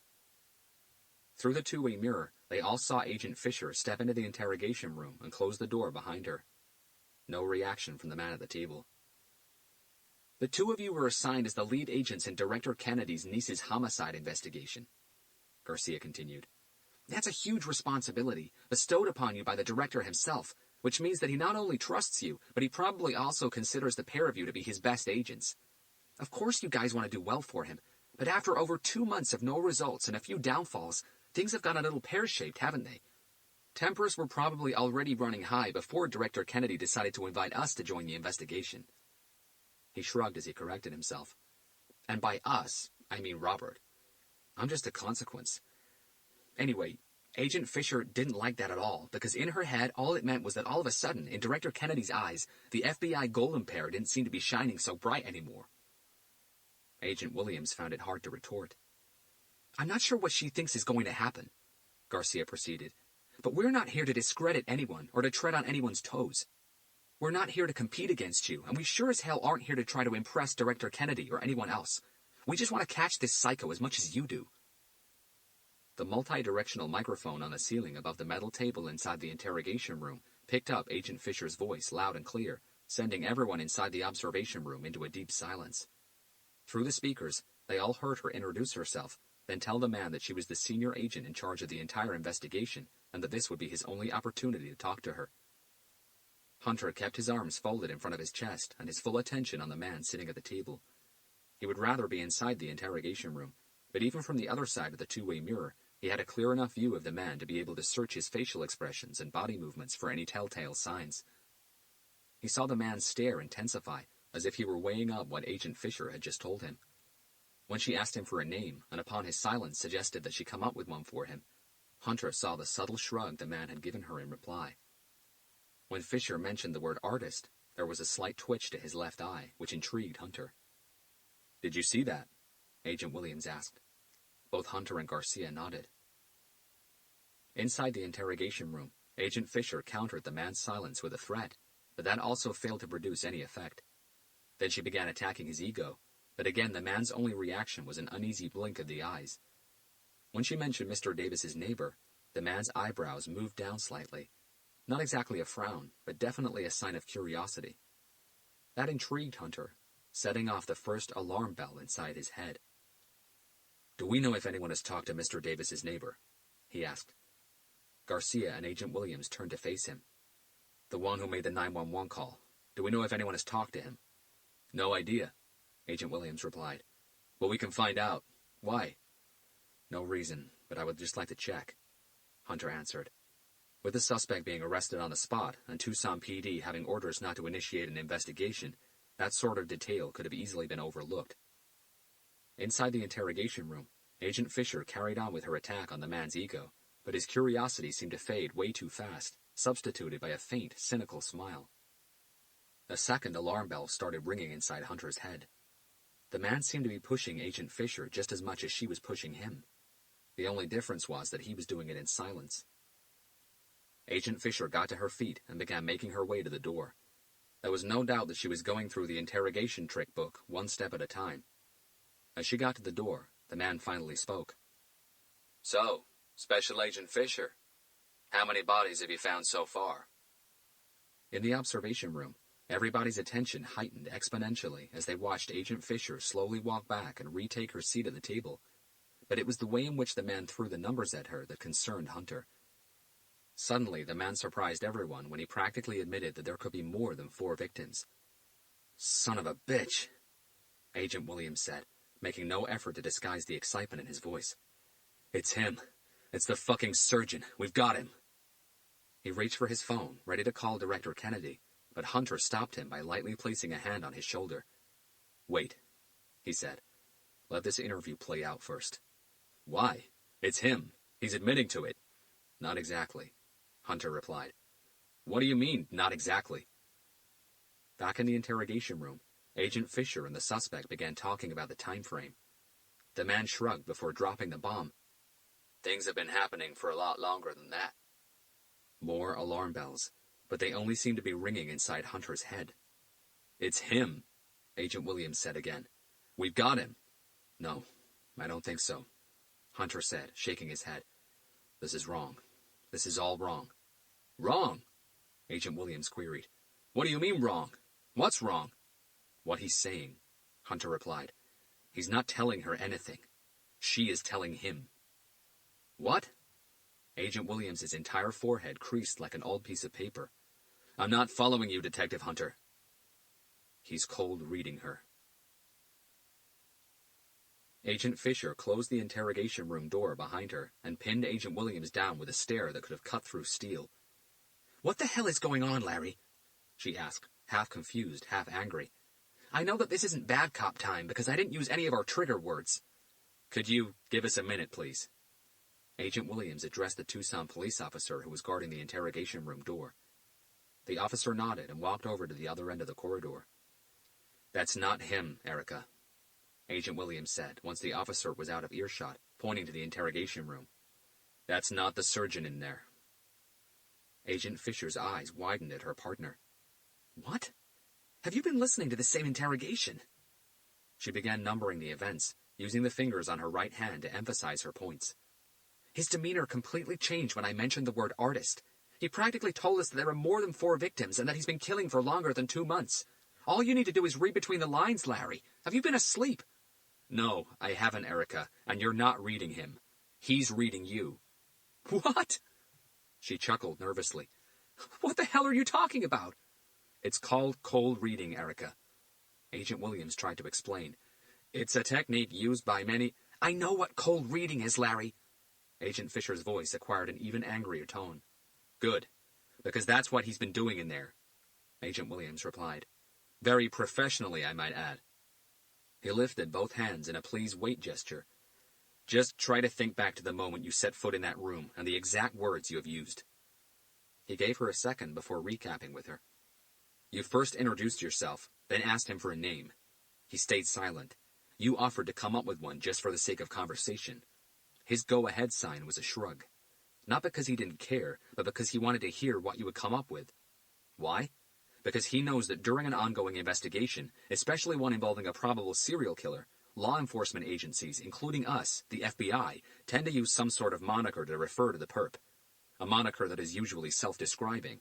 The Tourniquet Killer, the Yorkshire Ripper, the Trailside Strangler, the Vampire of Sacramento, the Surgeon, the Artist.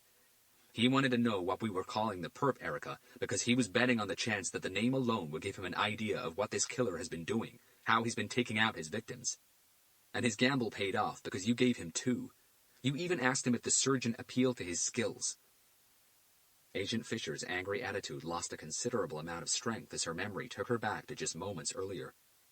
If you had given him any other moniker, Agent Williams carried on, the blood dancer, the liver cannibal, it doesn't matter.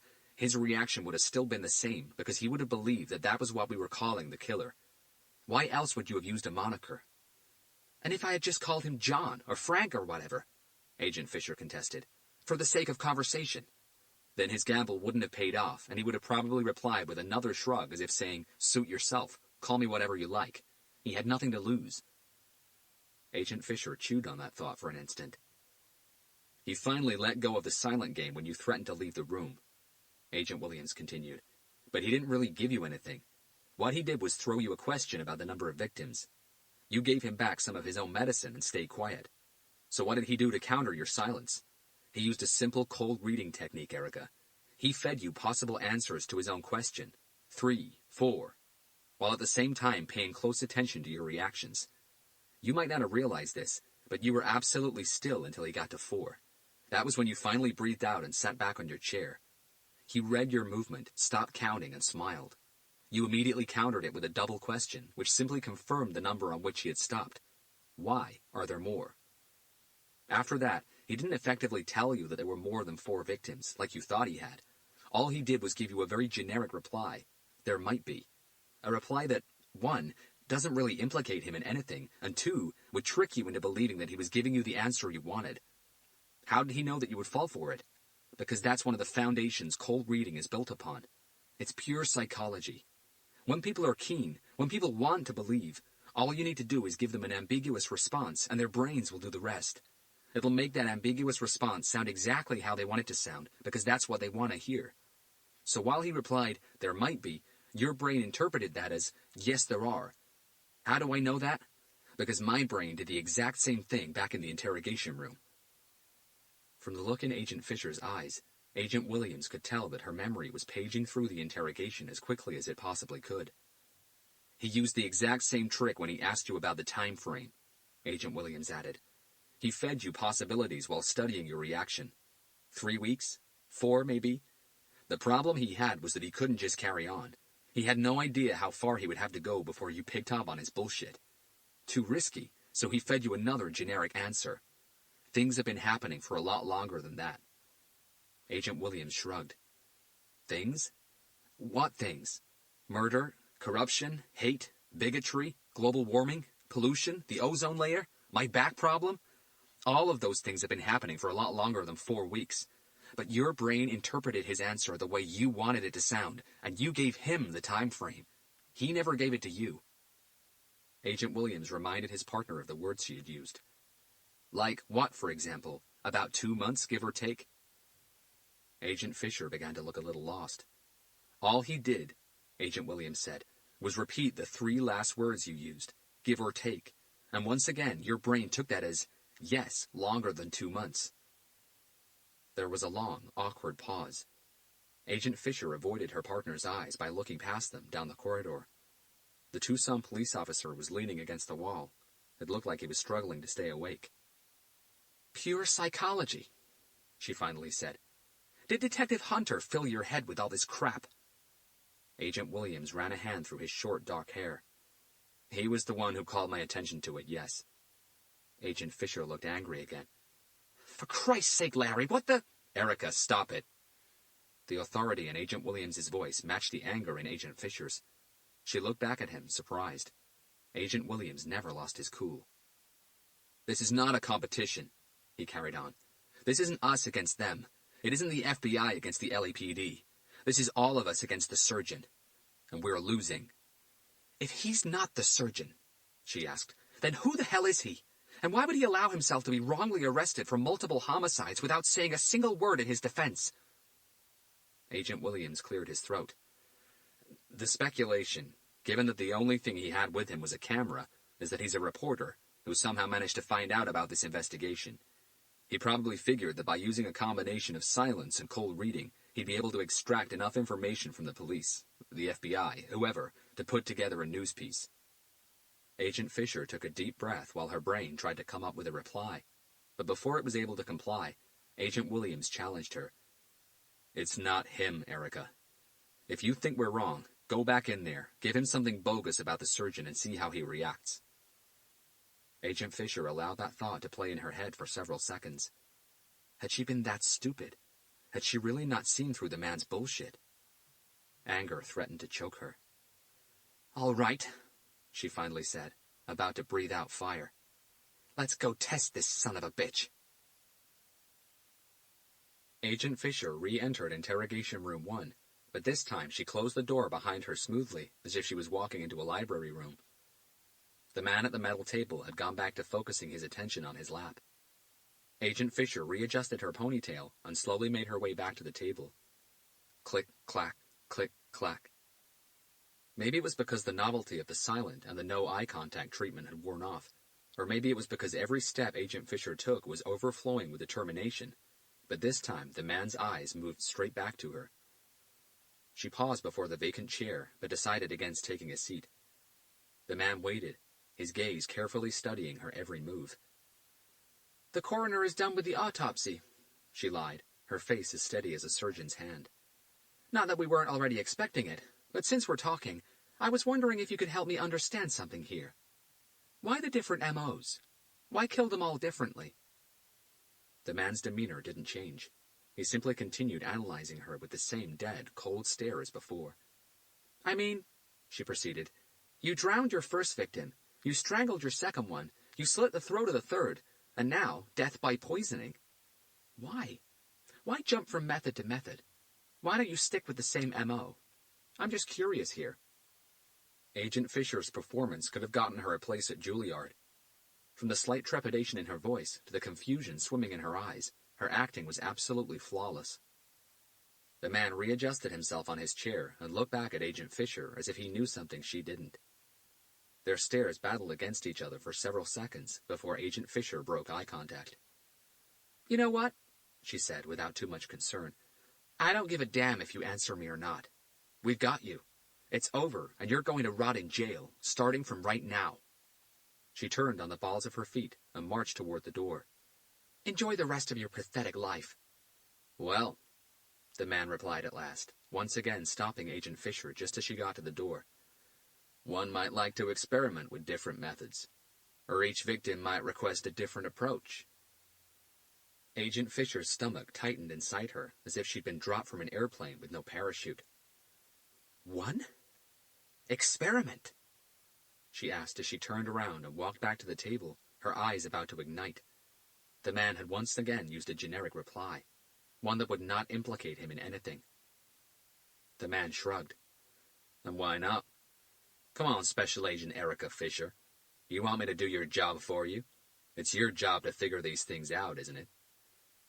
That was the straw that broke the camel's back. "You son of a bitch!" She slammed her hands on the tabletop so hard it made the notepad on it bounce. The man wasn't expecting that sort of reaction, and despite his coolness, her aggressiveness startled him, making him jump back on his chair. "Who the fuck are you?" she yelled as she leaned forward, her voice croaking with anger. "There has been no change in the killer's MO, you lying piece of shit. I just made that up." There was no pretending anymore. The man knew that his game was up, but he still didn't lose his cool. His reply was a casual tilt of the head, which only served to bring Agent Fisher's blood to boiling point. She reached for the man's collar, grabbing it with both hands. "I swear to God, if you're a reporter and you've done all this for a fucking story, I'll make your life a living hell, you dickless moron! You fucked with the wrong agent here!" The door to the interrogation room swung open, and Hunter, closely followed by Agent Williams and Garcia, stormed in. "Erica!" Agent Williams called, getting to her and placing his hands on her arms. Agent Fisher hesitated. The man waited. His eyes showed no concern. "Let him go, Erica!" Agent Fisher breathed out, her stare glued to the man's face. Agent Williams applied a little more pressure to her arms, trying to move them. Finally, the agent let go of the man's shirt. She felt her whole body tremble with anger. "You're so screwed," she whispered to the man before standing up straight again and taking a step back from the table. "Somebody take this piece of shit out of my face before I teach him a lesson he'll never forget." "Not so fast, Special Agent Fisher," the man said, his eyes slowly moving from her to the three new arrivals. "I guess that this would be a good time for me to call my lawyer, don't you think?" Agent Fisher chuckled. You won't get shit. You've committed a federal offense, you moron. Have I? The man asked, pretending to be oblivious. And which offense was that? Agent Fisher's eyes widened. You really are an idiot, aren't you? You should have thought this through, because wasting the FBI's time is a federal offense, you imbecile, and I will make sure you pay for this. Really? The man questioned, still in a carefree way. And how exactly did I waste the FBI's time, Special Agent Fisher? All I did was exercise my constitutional right to stay silent. When I spoke, I did not lie, and I did not incriminate myself with any of my replies. If anyone has interpreted them wrongly, that isn't my fault.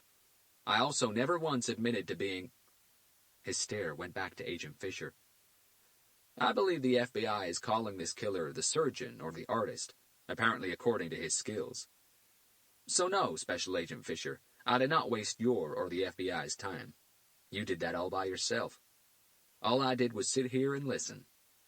The man sat back on his chair with a new, victorious air about him. Can I call my lawyer now? I'd really like to go home. I'm hungry, tired, and these handcuffs are quite annoying. Agent Fisher's hands clutched into fists. You're a freelance reporter, right? Hunter asked, taking a step forward. Not really attached to any newspapers or news channels, correct? You just sell whatever story you have to the highest bidder. The man looked at him curiously. Sorry, but you are? My name is Robert Hunter. The man's head tilted back slightly. He spent a moment studying Hunter. You're not an FBI agent, are you? His gaze moved around the room and paused on Garcia. Neither is he. That's easy to tell just by what you're wearing. Something, shall I say, much more relaxed than what Special Agent Fisher and Special Agent Grumpy Face here are wearing. He nodded at Agent Williams. You're right, Hunter agreed. We're not FBI agents. He decided to leave it at that. You're very perceptive, and your silent approach, together with your cold reading technique, was quite an impressive trick. It did get you some information, but let's be honest here, not enough for any reputable news piece, especially when you consider the fact that the federal government has seized your camera and the film in it. You'll never get those pictures. You're aware of that, aren't you? You have no right to seize my camera, the man replied. This time there was concern in his voice. Unfortunately for you, Hunter said, yes, we do. You can ask your lawyer when you call him.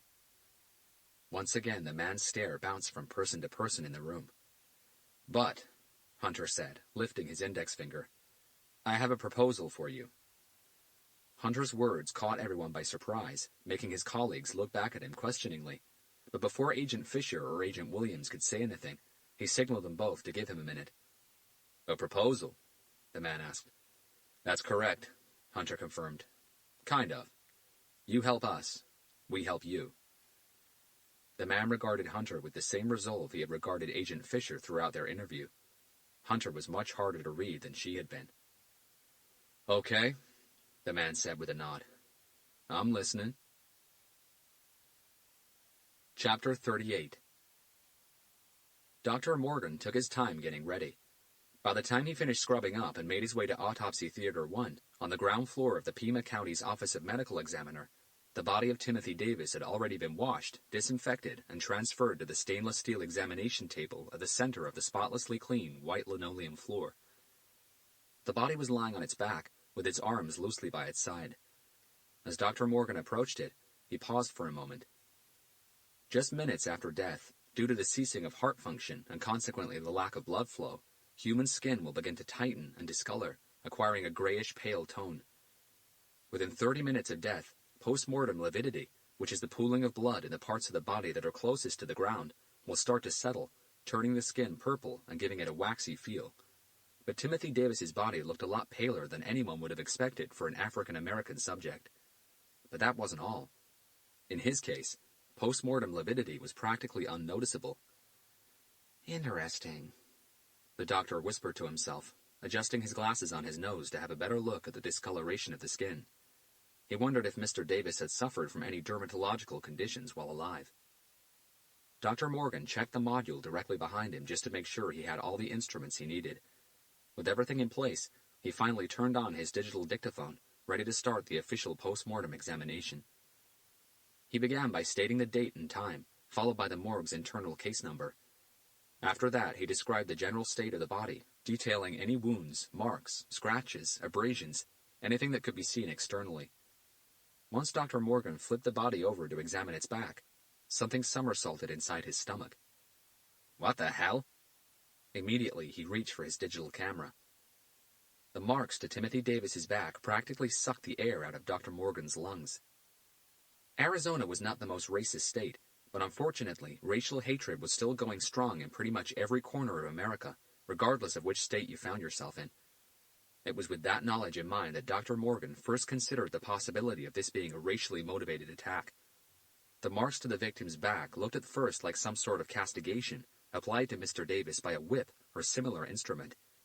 But a closer examination made Dr. Morgan realize that was impossible. Not all, but several of the marks actually looked like letters. He could clearly identify a T, an R, an F, an M, and possibly an E. That certainly was no coincidence, and no matter how proficient one could be with a whip, Dr. Morgan just couldn't imagine anyone being so good as to be able to write letters with lashes. The rest of the marks looked random, just a mishmash of straight cuts. What in the world is all this? Dr. Morgan asked himself, as adrenaline pumped his veins with excitement. Then it finally dawned on him. I'll be damned. So this is why they needed this autopsy ASAP. This is a message. Dr. Morgan had been a pathologist for 31 years, 21 of them as the chief medical examiner for Pima County. He had autopsied more than his fair share of bodies brought in from homicide crime scenes, some of them in an awful state, but he had never been the examining pathologist in a serial murder case. In fact, as far as he knew, there had only been one serial killer active in Tucson back in the 60s, Charles Schmidt, also known as the Pied Piper of Tucson, who had murdered 3 people and buried them in the desert. Dr. Morgan was now sure that this wasn't just any serial killer case. This was a serial killer who had apparently left a cryptogram carved into his victim's flesh. That was something that happened plenty in Hollywood movies and crime fiction books, but rarely in real life. After photographing Timothy Davis's back and the markings on it from a variety of angles, Dr. Morgan turned the body back around, ready for the Y incision on the internal organs examination. From the module behind him, he retrieved a long-headed scalpel and brought it to the body's right upper chest, starting the cut about an inch below its shoulder. As the laser-sharp scalpel ruptured through skin and muscle with tremendous ease, Dr. Morgan frowned. Something didn't seem right. What is going on here? He proceeded with the incision and opened up the body's breastplate. The doctor's jaw dropped open. This is impossible. Chapter 39. Once again, the man at the metal table scooted forward and placed his elbows on the tabletop. Before we start with this proposal you're talking about, he said, addressing Hunter, how about a gesture of good faith? These handcuffs really are annoying. I would feel much more relaxed without them. That can be easily arranged, Hunter replied. But first, we would need to confirm your identity. Can we have your real name? The man exhaled while he weighed the odds. Okay, he finally said. My name is Owen. Owen Henderson. Hunter waited, but the man offered nothing else. You're going to have to give us a little more than that if you want those removed with any urgency. If you're not bothered and you don't mind keeping them on for another few hours, we can go with just Owen Henderson and hope for a quick match. The man now had 4 different faces to study instead of just one, which made the task infinitely harder. He concentrated his efforts on Hunter's. Before we go there, he began, what sort of deal are we talking about? What are you offering, and what do you expect back?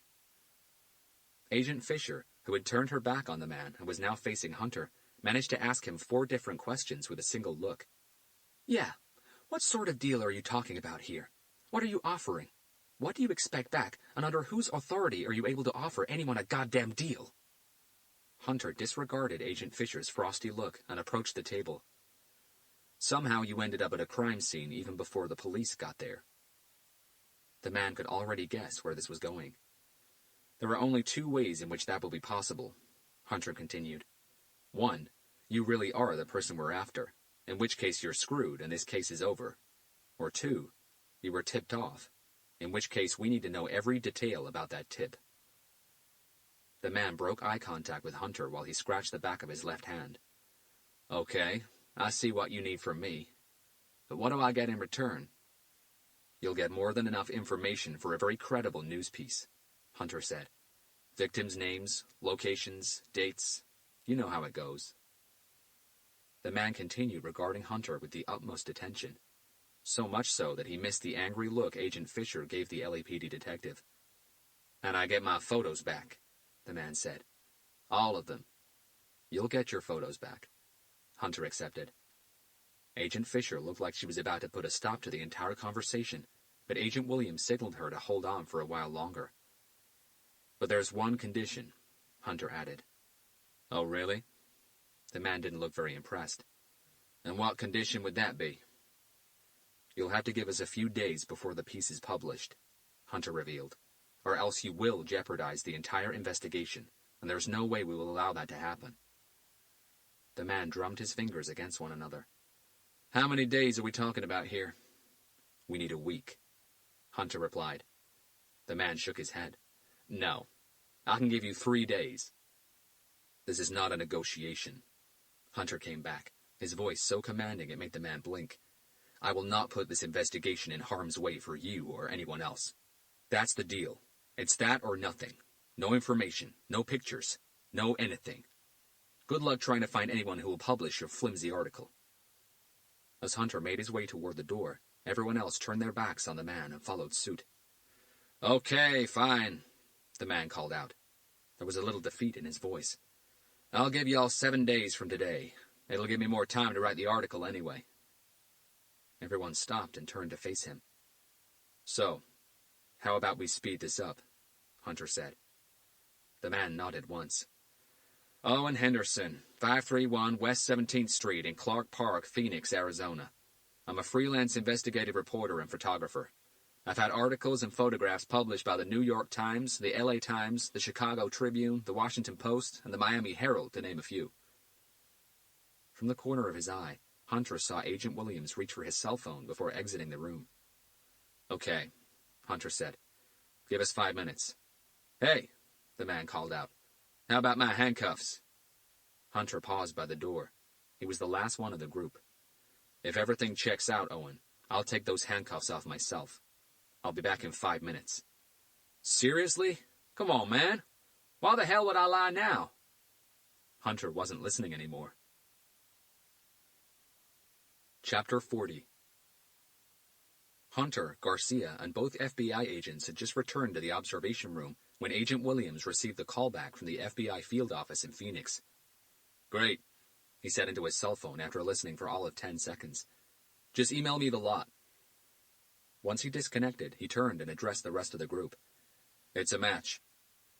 With a head gesture, he indicated the man on the other side of the two-way mirror.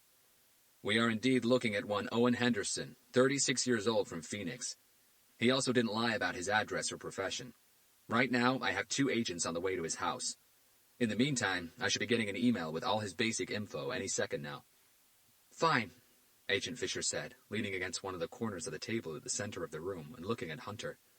But you're not giving this sack of shit any deals. You do not have the authority to do so, not without Director Kennedy's explicit authorization. I know, Hunter replied with an accepting nod. Before Agent Fisher could say anything else, Garcia jumped in. There will be no deals, Special Agent Fisher. Garcia's words came out slower than usual, just to emphasize that he was stating the obvious. He played us, he explained, but immediately took a second to rethink his words and decide to add a little dig. Actually, he played you, but that's beside the point. Now we play him. Screw you, she replied. He didn't play me. Nevertheless, Garcia said, even if we don't give him anything, the rabbit is out of the hole now. There's no way we'll be able to keep a lid on this story anymore. So before he or any other reporter comes up with a bullshit article about a brand new serial killer who has claimed victims in 4 different states, I would suggest calling a press conference in the next day or 2 and feeding the press the story we want them to publicize. That's the only way we'll have any control over this now. Agent Fisher exchanged a look with her FBI partner. They both knew Garcia was right. I'll give Director Kennedy a call in the morning, Agent Williams said. Do you mind if I go back in there to talk to him? Hunter asked. Since you were the one who offered him the bogus deal, Agent Williams replied, it's only logical that you do the talking. They all looked at Agent Fisher. Fine, she said bitterly. Someone else would have to do it anyway, because if I go back in there, I will slap that silly smirk off his idiot face. Okay, Hunter said. I'll be right back. Before Hunter got to the door, it was pushed open by Special Agent Mike Brandon. He brought with him a tray of 5 steaming cups of coffee. I thought these would come in handy, he said, placing the tray on the table. Damn straight, Garcia said, reaching for a cup. Special Agents Williams and Fisher followed. We'll have the photographs from his camera in about half an hour, Agent Brandon announced as he dropped 4 cubes of white sugar into his cup. I also just got a call from Dr. Morgan, he continued, stirring the sugar into the coffee. He's done with the autopsy, but he needs to know if we'll be dropping by the morgue tonight still, or in the morning. Hunter checked his watch. This won't take long. 10 minutes max. Call him back, Agent Williams told Agent Brandon. Tell him to please wait. We'll be there in a tick or two. Owen Henderson was sitting forward on his chair, staring at his cuffed hands, when Hunter re-entered the interrogation room. Coffee? Hunter offered, nodding at the cup he held in his right hand. Owen's eyes burned a little brighter. I'd love some. Hunter closed the door behind him, placed the cup on the metal table, and used the keys he had picked up from the officer outside to finally free Owen from his restraints. Thanks for that, Owen said, rubbing his wrists vigorously. These were really very uncomfortable. They weren't designed with comfort in mind, Hunter replied calmly. Owen gave Hunter a humorless smile before reaching for the coffee. It's black, Hunter said. No sugar, no cream. That's just fine. As Owen had his first sip, his eyes closed and his face softened as if inside that cup was the best-tasting liquid in the world. Sorry to interrupt your moment with the coffee, Hunter said. He had also decided to stand instead of taking the seat across the table from Owen. But we have 0 time to waste here. You've already done a great job in that department. Owen sipped his coffee again and sat back on his chair. So how about we start from the very beginning? Hunter continued. How did you hear about Timothy Davis? How did you get his address? Through a phone call. Hunter waited, but Owen went quiet again. I said no more time wasting, Owen. The odd gravel in Hunter's voice made Owen pause halfway through his next sip. His stare gravitated toward Hunter. No more games. All right. I was having some food at Kaleidoscope Juice. It's a coffee shop, juice and salad bar, and restaurant. And where's that? Downtown Phoenix. Not that far from where I live. So you were having some food when you got the call? That's right. Were you by yourself? Owen chuckled. Story of my life. Hunter's expression remained blank. Yes, Owen rephrased. I was by myself. And at what time was that? The call came in at around... He looked down at his coffee cup as his memory went back. 2:15, 2:20 in the afternoon. Owen's voice showed no excitement, no trepidation. Is the cell phone on which you received the call registered in your name? Owen frowned at the question. Of course. Hunter didn't look at the two-way mirror, but he knew that since Agent Williams and the FBI were already compiling a file on Owen Henderson, they would no doubt also already have any cell phone numbers registered to his name. With that, they could contact the cell phone provider and possibly retrieve a copy of the conversation. So what was said? Hunter asked, but at the same time signaled Owen to wait just a moment. With as much detail as you can remember. Owen breathed out and placed his cup on the table. It wasn't a very long conversation, he began. The phone rang, I answered it, and the first thing he asked was if I would be interested in the biggest story of my life. Hold on, Hunter said, lifting a hand. Was that really the first thing the caller asked? Didn't he first ask who was speaking? Well, Owen replied with a half shrug, not in so many words. He decided to explain before Hunter had a chance to push him. I always answer my phone by announcing who I am. He demonstrated by bringing his right hand closer to his face. His thumb became the earpiece and his pinky the mouthpiece. Owen Henderson speaking. Hunter nodded. He always answered his phone in a very similar manner. But you're right, Owen admitted. Once I told him my name, his first words were, the investigative reporter, Owen Henderson. Did you ask him how he got hold of your cell phone number? No, because that wouldn't be too hard. I'm listed. Plus, I have a website, a Facebook account, and a LinkedIn account. Several newspapers have me on file as well.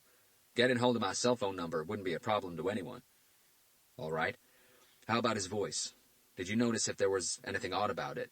Too much bass, husky, deep, soft? Could you tell if it was being put through a pitch shifter, a voice modifier? Once again, Owen took his time as he thought back. No, not at all.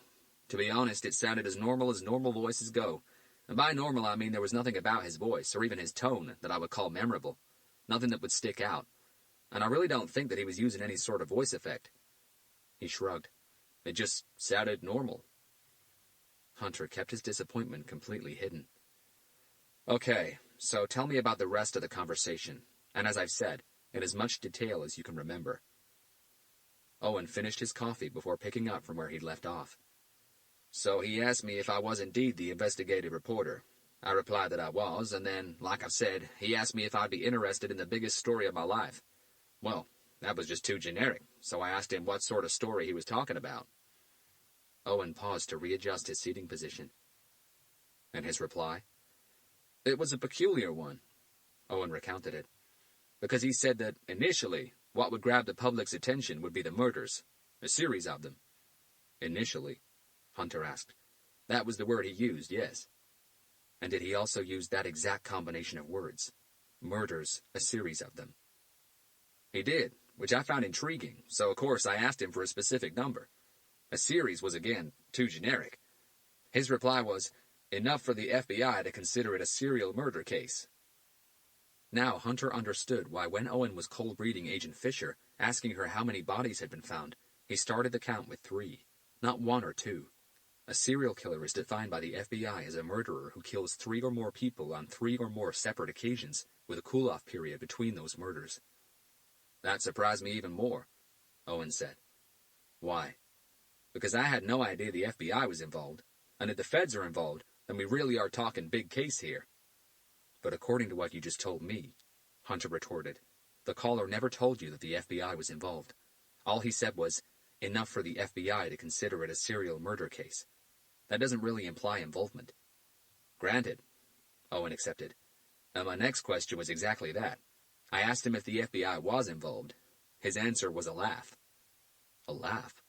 Hunter found that strange. Yep. What sort of laugh? Owen looked back at Hunter. Was it a nervous laugh, a short laugh, a long laugh, a sarcastic laugh, a crazy-sounding laugh? Owen made a face at Hunter. Okay, now you're really asking too much. It was a laugh, you know? Just a laugh that obviously meant, hell yeah, the FBI's involved. Hunter knew that he was indeed asking too much. That was the psychologist in him talking. Okay, he said. Did you ask him why he used the word initially? Hunter asked. I didn't have to, Owen said, because what he actually said was that initially, what would grab the public's attention would be the murders, a series of them. But the real story went much, much deeper than that. Owen paused, and while regarding Hunter, rubbed his wrists again. So that's something that we'll need to talk about when it's my turn to ask the questions. I'll need to know what the real story behind these murders is.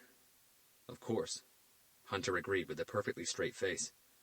Great, Owen said before continuing. So the caller asked me again if I wanted the story or not. My reply was, of course I do, but first, for credibility, could you tell me who you are? He told me that who he was wasn't important. What was important was that I listened carefully. The caller obviously knew how to entice an ambitious reporter, Hunter thought. Owen reached for his coffee, forgetting that the cup was empty. Do you think I could get another one? He asked. It helps. That can be arranged, Hunter replied as he slightly turned his head in the direction of the two-way mirror to his left. Please continue. Well, he told me to listen, so I did. He began by saying, note down this address, which I did. It was Timothy Davis's address. Then he said something on the lines of, you have 2.5 hours to get there. Hunter stood still, hands tucked into his pockets, his undivided attention on Owen's account of events and his physiological reactions. Hunter noticed no pupil dilation, no skin flush, and no alteration in his breathing pattern. If Owen Henderson was lying, he was an expert at it. He told me that when I got to the address, Owen continued, I was to enter the house. He told me that the front door would be open. He told me that I needed to go downstairs into the house's basement, and that was where I'd find what I was looking for. There was a knock on the door to the interrogation room. Yes, Hunter called out.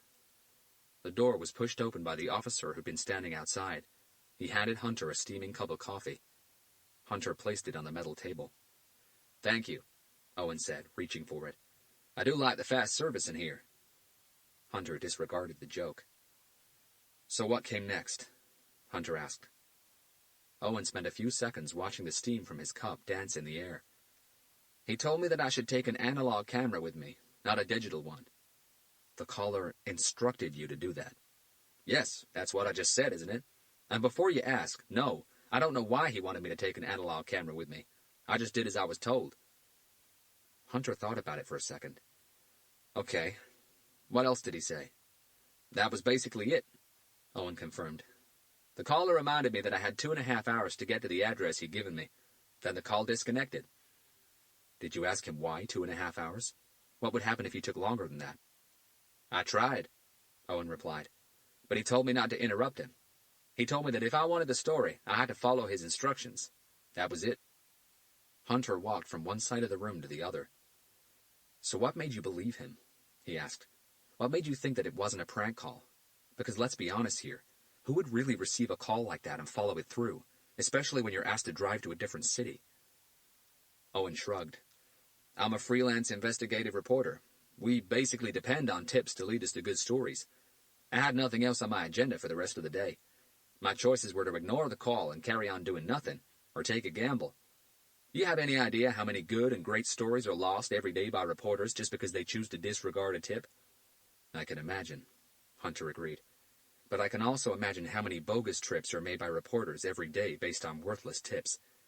There must have been something there, something that tipped the balance the other way. Probably, Owen accepted. But if I had to put it down to anything, it would have to be a gut feeling. After so many years on the job, you sort of develop a sense for it, a tingle at the back of your neck, a tightening inside your stomach. It's hard to say, but you feel it, and a voice inside your head goes, "Do not disregard this one." Owen sat back on his chair once again. Come on. Don't tell me that you don't know what I'm talking about. You might not be an FBI agent, but you're certainly a cop. A detective, no doubt. You guys depend on your gut feeling more than anything else. And so do we. Hunter had no argument against that comment. So how long did it take you to get there? I left Phoenix pretty much straight away, Owen replied. At 2:31 to be precise. I know because I checked the dashboard clock as soon as I turned on my engine, and I kept on checking the time almost every minute. I got to where I parked my car, the next street along from the address I was given, with 25 minutes to spare, at 5:38. Why? Hunter asked. Why did you park on the next street along? And why didn't you have anything with you? I mean, no cell phone, no wallet, no identification whatsoever. All you had was a camera. Why?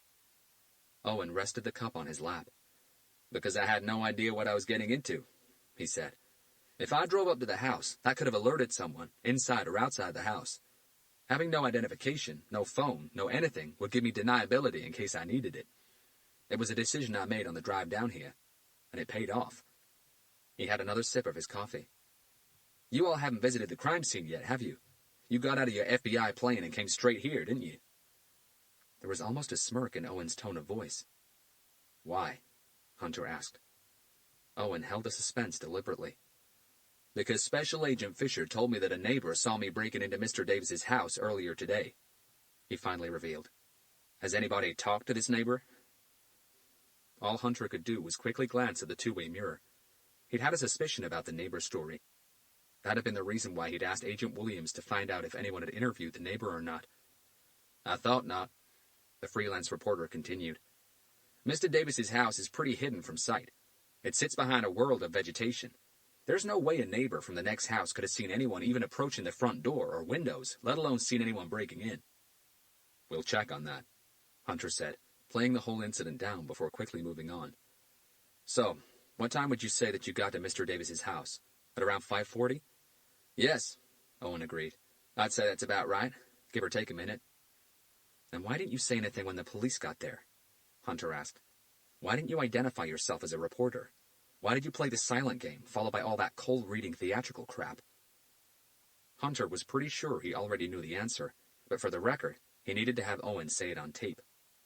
"I'm an investigative reporter," Owen replied. "That's what I do. The caller didn't give me that much information over the phone. When the police arrived, I made an on-the-spot decision. I knew they would take me in anyway. I knew that I had nothing on me that could identify me. Saying something wouldn't have helped, so I decided to say nothing at all. I figured that the FBI would turn up sooner rather than later.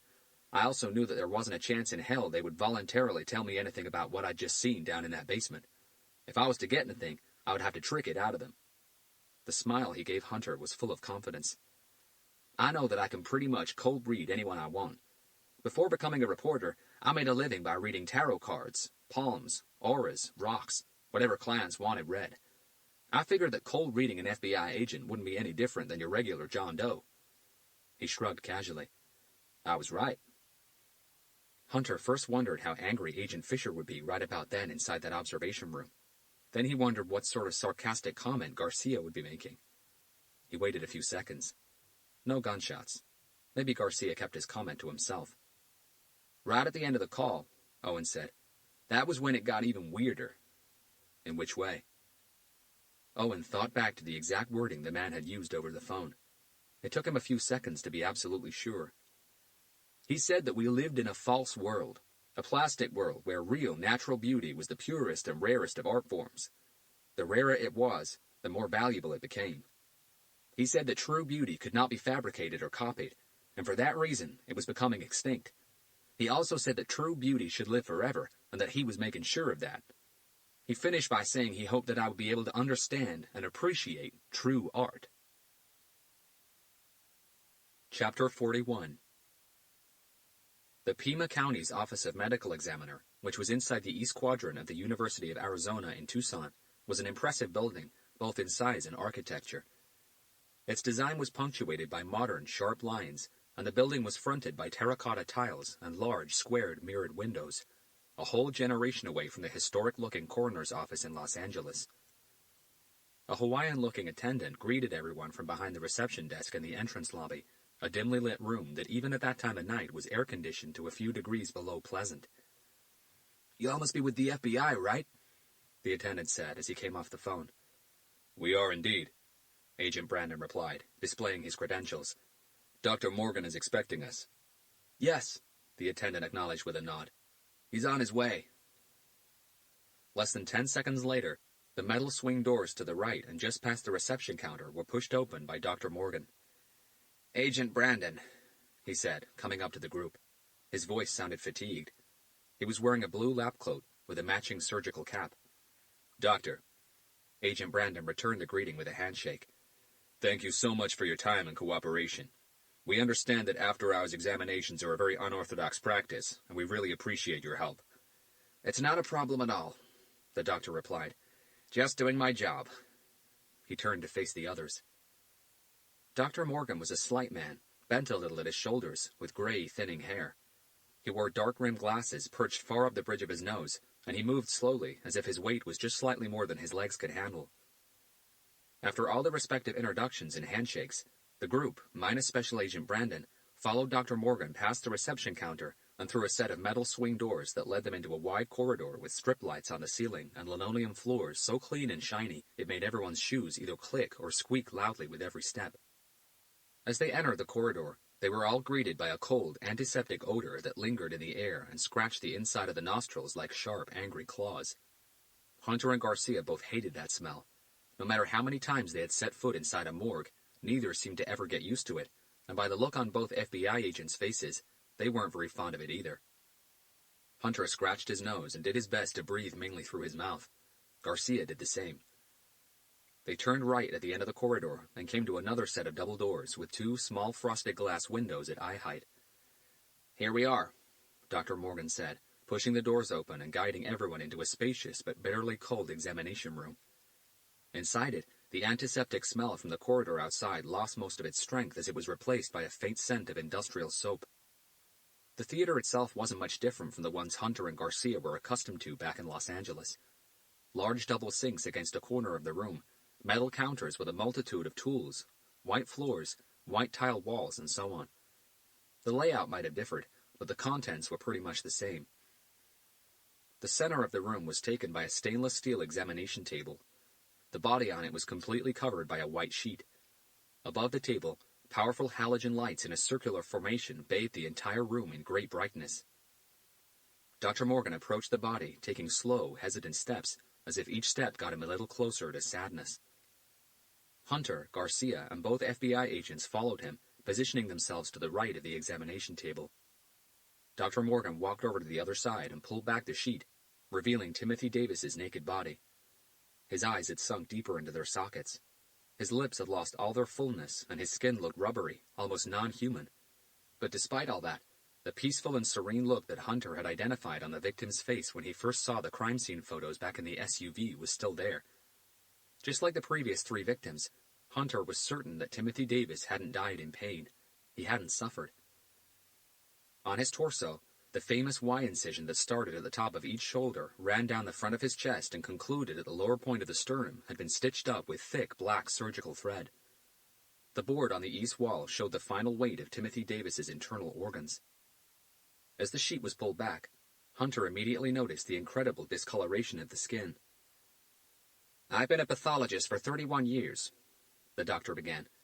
"And in those years I've seen things that truly beggar belief. But what we have here," he shook his head, "should belong in a Hollywood movie, not in real life." He repositioned himself by the head of the table. "If any of you could give me a hand in turning the body over, I'd like to start with what's visible." Hunter and Garcia stepped forward to help the doctor. Once the body had been flipped over, Dr. Morgan took a second observing his guests before speaking again. "From the lack of surprise on everyone's faces, I'm guessing you were all expecting to see these carvings on the victim's back." Silence ruled the room for just a couple of seconds. "Unfortunately," Agent Fisher replied, her eyes still on the corpse on the table, "this isn't this killer's first victim, Doctor. The carvings are just one of his signatures, so yes, we were expecting to see them." Once again, and now knowing what to look for, Agent Fisher tried to silently decipher the markings right there and then, but this time the lines across the victim's back seemed longer. The carvings seemed more compact and closer to each other, with fewer immediately identifiable letters. She tried to blink the tiredness and the headache away, but it didn't work. She would need a lot more time to figure out this one. Instinctively, just like a competitive school kid, she peeked at Hunter.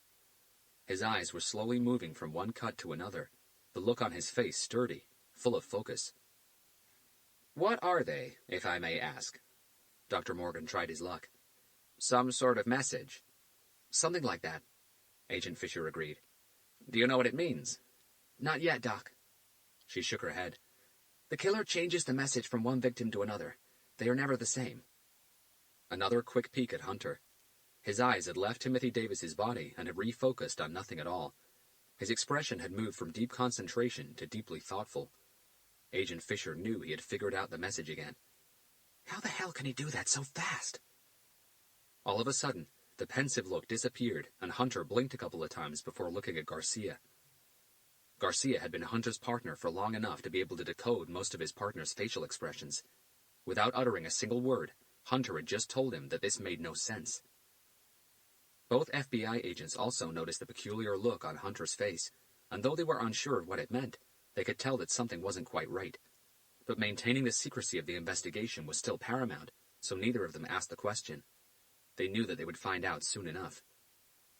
"If you've seen similar cuts before," Dr. Morgan continued, "then you probably already know that the killer uses a very sharp instrument to create them. Something just as sharp and precise as the medical scalpels we use in this facility. Every one of those markings was made by a single slashing movement." Both FBI agents gave the doctor a subdued head nod. "So I'm sure you also know the killer's M.O., the doctor said. "You know how he takes the life of his victims." "Asphyxiation by suffocation," Agent Fisher replied. "Yes, Doctor, we do know his M.O." Dr. Morgan met the agent's stare with confusion. "Asphyxiation?" Even the air inside the room stood still. "He wasn't asphyxiated?" Hunter asked. "No, he wasn't," the doctor replied. "Are you sure?" The question came from Agent Fisher. Dr. Morgan looked almost offended. "Did you hear when I said that I've been a pathologist for 31 years? Yes, I'm very sure, Special Agent Fisher." "I'm sorry, Doc," she said, feeling embarrassed. I didn't mean it as disrespect. I'm just truly surprised. Plus, I'm very tired. It's okay, Dr. Morgan said. Have all the previous victims died by suffocation? They have, Agent Fisher replied. Every single one of them. Well, the doctor indicated the carvings to Timothy Davis's back one more time. Since you've all seen something similar to this before, I can understand how this odd Zodiac killer type of code failed to shock you. But if you were expecting this victim to have been asphyxiated, then you're all in for a huge surprise. Chapter 42. I guess it's time for a break. The man the FBI called the surgeon said out loud as he exited the highway, taking the slip road that led to a small truck stop with a faulty neon sign up front. He'd been driving solidly for the past 3 hours, and he still had at least another 3 to go. He felt hungry, but not desperately so. What he really needed was a bathroom break and a coffee refill. The truck stop diner was reasonably sized, 12 seating booths, 9 of them empty. Against the counter, the men counted 10 rotating red bar stools. Their bases were fixed to the floor. A young couple, having their last bites of a hamburger meal, occupied stools number 8 and 9, counting from the diner's entrance inwards. The old-fashioned black and white checkered floor was spotlessly clean, which pleased the man. Outside, a Kenworth, a Peterbilt, and a Volvo truck were parked side by side. The load of the Kenworth seemed to be about twice the size of the other 2 trucks. As the man entered the diner, all 3 truck drivers, who were individually occupying booths 1, 2, and 3, curiously looked up from their food to check on the newest arrival. None of them paid the tall man more than a couple of seconds' attention. As the man approached the counter, the short-haired, middle-aged waitress standing behind it smiled at him. It was a courteous and professional smile, the same greeting smile she gave every customer who walked through the diner's front doors. The red apron around her waist had a couple of finger marks on it. Mustard, judging from their color. A pair of dark-framed glasses hung from her neck on a thin cord. Her name tag read Nancy. Hi there, Nancy said. Please take any seat you like. I'll be right with you. Her voice, despite being warm and welcoming, sounded tired. Her face looked worn and defeated, which gave away the fact that she'd been working at the same place for way too long, and by then had given up on any dreams that she once might have had when young. Thank you, the man replied with a nod, and made his way to the last seating booth at the other end of the diner. He sat with his back against the wall, facing the entry door. The menu was pretty much a box-standard, middle-of-the-road diner menu. Burgers, sandwiches, hot dogs, mac and cheese, ribs, and so on. The diner specialty was a meatball sandwich with the chef's own secret recipe sauce. So, what can I get you? Nancy asked. Her glasses were now perched high up on her nose, and she held a notepad and pen in her hands. Do you have any meatball sandwiches left? Nancy looked back at the man, and the courteous and professional smile returned to her lips. Darling, meatball sandwiches are our trademark. We have them 24/7, and they're always fresh. Plus, they really do taste amazing. Sold, the man replied. Can I also have a coffee refill in here, please? He handed her a large travel coffee container. Of course. Nancy took the container. Anything else? Our pecan pie is also quite fabulous. Fabulous? Indeed. With that sales pitch, how can I refuse? I'll have a slice. And some still water, please. Coming right up. It took Nancy less than 5 minutes to bring the man his order. She hadn't lied. The meatball sandwich was nothing less than spectacular. The pecan pie, truly fabulous. The coffee wasn't bad either. The man ate like he had 0 worries in life. When he was done, he paid his bill in cash and left Nancy a $20 tip. This time, the smile she gave him wasn't her regular, rehearsed one. As the man walked past the cash register, a clipping on the local bulletin board by the entrance door caught his eye. He paused and studied it for a long moment. No way, he finally whispered to himself, adrenaline already refilling his veins. He almost threw his head back and let go of a loud, animated laugh, but he wasn't about to call any attention to himself. The man took a quick peek over his right shoulder to see if anyone was looking. No one was. Nancy had gone back into the kitchen. The young couple at the counter had left minutes ago, and the only truck driver left, the one in booth 3, was too busy devouring his order of ribs. Hello, beautiful, the man said, his eyes back on the clipping. In one quick movement, He ripped it from the board. As he placed the piece of paper in his pocket, he felt a strange kind of warmth envelop his entire body. He now knew exactly who his next victim would be. Chapter 43. Dr. Morgan's comment made everyone inside Autopsy Theater 1 look back at him with concern in their eyes. And what does that mean exactly, Doc? Agent Fisher asked. Let me show you. The doctor nodded at Hunter and Garcia, requesting their help to once again flip the body over. When I first saw the body just a few hours ago, Dr. Morgan began, something struck me as odd straight away. The severe discoloration of the skin. He indicated as he spoke. I know that you have all seen more than your share of dead bodies, and probably witnessed just as many autopsy examinations, so I'm sure I don't need to explain to anyone what post-mortem lividity is. The short silence that followed confirmed Dr. Morgan's assumption. Well, he continued, Mr. Davis here showed none. No lividity whatsoever. How is that possible? Agent Williams asked. Hunter's heart skipped a beat. Because there was no blood, he said. Garcia and both FBI agents looked at him. No blood where? Agent Williams asked. In his body, Hunter replied. Dr. Morgan nodded. That's correct. The victim's body was practically drained of all its blood. His veins were dry. His brain resembled a lump of stale bread. I managed to obtain a small amount of blood from his heart, liver, and kidneys, but I had to practically squeeze it out of them. The doctor used both hands to mimic a squeezing motion. It made Agent Fisher cringe. The victim had no blood in his veins when he got here, Agent Williams asked. He was starting to wonder if he was dreaming or not. That's correct, Dr. Morgan reconfirmed. Wait a second, Agent Fisher said, taking a step back from the examination table. Have I just been thrown into the Twilight Zone here? This isn't a vampire story, right? She addressed the doctor. You're not going to tell me that he's got fang marks on his neck now, are you? Reflexively, her gaze traveled to Timothy Davis's neck. No, Dr. Morgan replied. There are no fang marks on his neck. All we have is this small puncture and bruise to his left thigh and an even smaller one on the inside of his left arm. He called everyone's attention to it. Directly over the median cubital vein on Timothy Davis's left arm, a small bruise could be seen. Was he a junkie? Agent Fisher asked. I found no indications of it, the doctor replied with a shake of the head. This bruise, he said, referring to the one on the victim's left arm, is consistent with blood donation.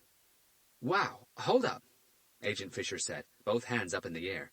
Are you trying to tell me that the killer managed to extract all of the victim's blood through a minuscule pinprick on his arm? No, that's not what I'm telling you. Dr. Morgan came back. What I said is that this tiny injury and bruising directly over the victim's median cubital vein here is consistent with the kind of bruising one gets after donating blood. But I don't think this was the killer's extraction point. Hold on a second, Agent Williams said. When you say all of the victim's blood, how much blood are we talking about here? Judging by the victim's size, Hunter commented, somewhere between 5 and 6 liters. I'd say that's a pretty good assessment, Dr. Morgan agreed before addressing Agent Williams. You see, the estimated volume of blood in a human body is approximately 7 to 9% of its weight. In life, our victim would have weighed around 160 pounds, give or take.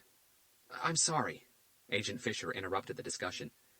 But I don't think that the volume of blood extracted or how much the victim weighed when alive is of any real relevance to us. What I want to understand is, how is this possible? You said so yourself, Doc. The blood could not have been extracted through his veins. She faced the body on the table one more time. There are no cuts to his body. His throat hasn't been slit open. His wrists haven't been touched. How did the killer drain him of all his blood? Well, there are 2 problems with your statement, Special Agent Fisher, Dr. Morgan countered, his tone of voice tenacious. She half glared at him. 1, the doctor began. The volume of blood extracted is of extreme relevance to us, because that was the cause of death, not asphyxiation. Once a body loses over 40% of its blood volume, he explained, which in medical terms is known as a Class 4 hemorrhage, it's pretty much game over. The strain on the body's circulatory system becomes too great to survive. The heart will no longer be able to maintain blood pressure and circulation. Major organs will fail, and the victim will slip into a comatose state, preceding death. That condition is known as hypovolemic shock. No suffering, Hunter said. Indeed, Dr. Morgan agreed. The worst the victim would have felt would have been a discomfort in his chest as the loss of blood triggered his heart to work overtime to try to get oxygen to tissues. With that, his blood pressure would have dropped very quickly, taking him into the comatose state I mentioned. Dr. Morgan filled his lungs with air before readdressing Agent Fisher. And the second problem with your statement is, I didn't say that the blood could not have been extracted through his veins. What I said was that I don't believe that this pinprick wound to the victim's left arm was the killer's extraction point, which leads us to the only other injury the body has sustained. He indicated the puncture-like wound on Timothy Davis's left thigh. What? Agent Fisher looked even more puzzled, but this time she wasn't alone. Garcia also looked a little lost. Your confusion is completely understandable, Dr. Morgan said in a tone that carried no arrogance, no deprecation.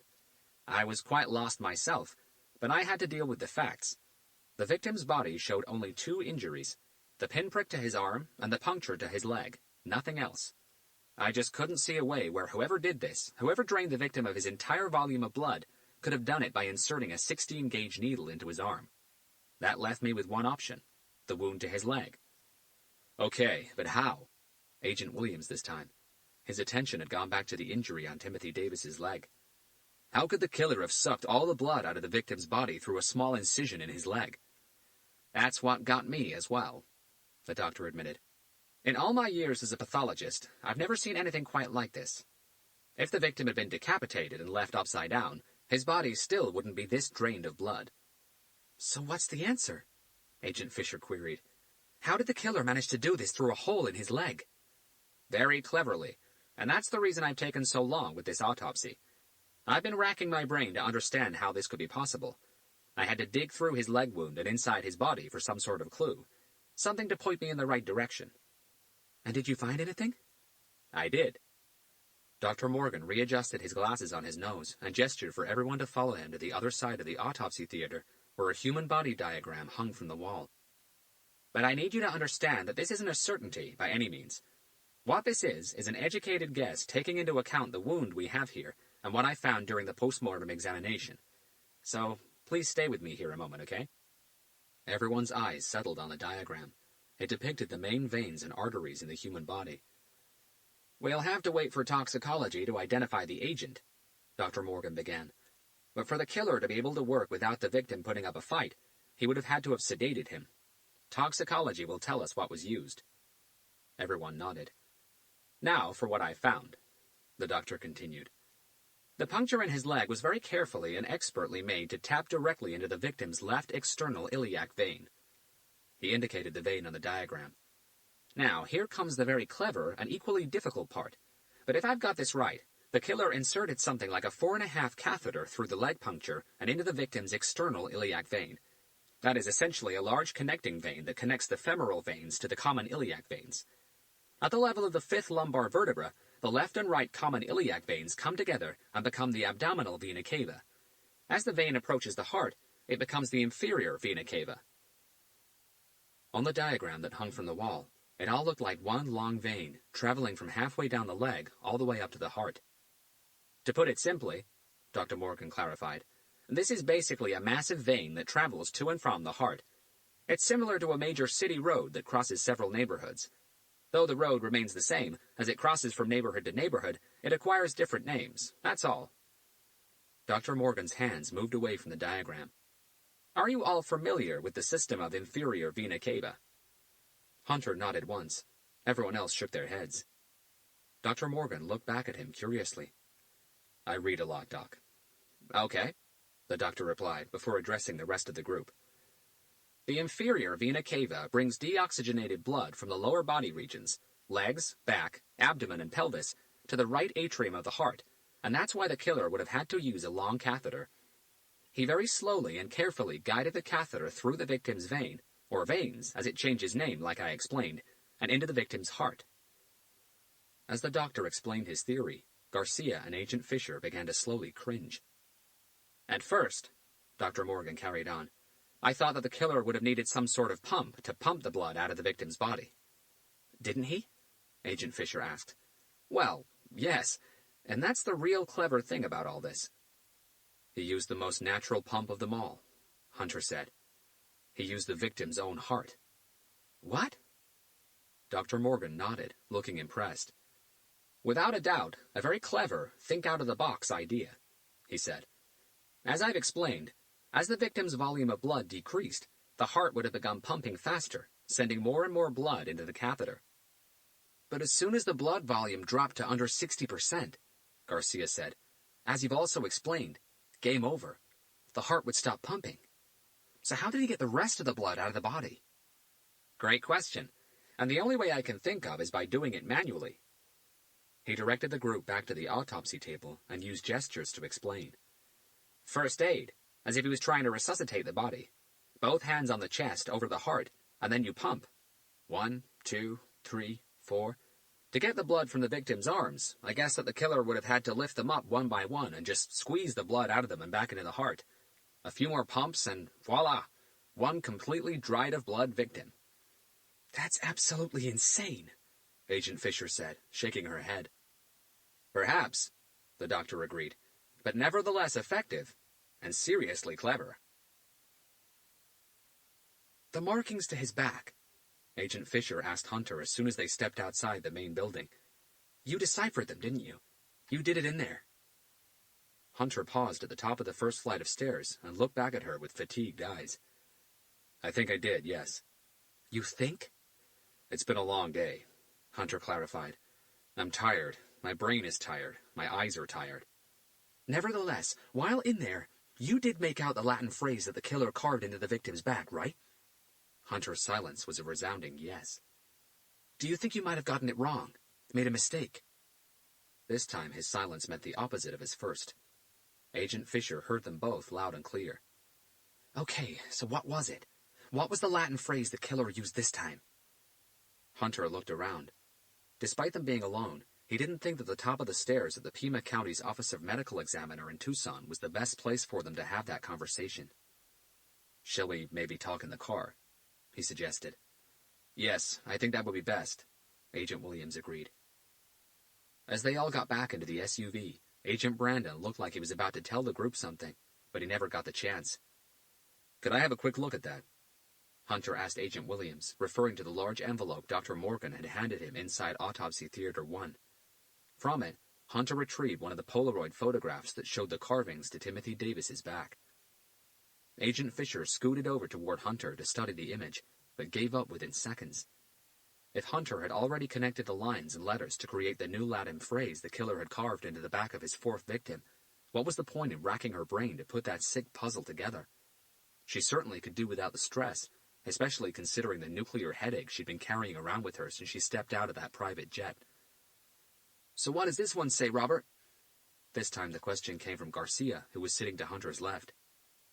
Hunter scratched his chin before looking at Agent Fisher. As he pronounced the Latin words, he indicated on the Polaroid with his index finger, as if asking her to double-check he hadn't made a mistake. Pulchritudo habitantem in interius. Agent Fisher's eyes followed Hunter's finger like a duckling following its mother. The lines connected perfectly to form the letters. The letters connected perfectly to form each of the 4 words. Once he showed it to her, it seemed so easy. That seems to be correct, yes, she finally agreed. And in English, that means what? Garcia asked. Beauty, where this time? Resides on the inside? Agent Fisher phrased her reply as a question while her gaze settled on Hunter. This time, she was the one asking for confirmation. He nodded. Pulchritudo habitantem in interius translates as beauty resides, or beauty lives, or beauty is, on the inside.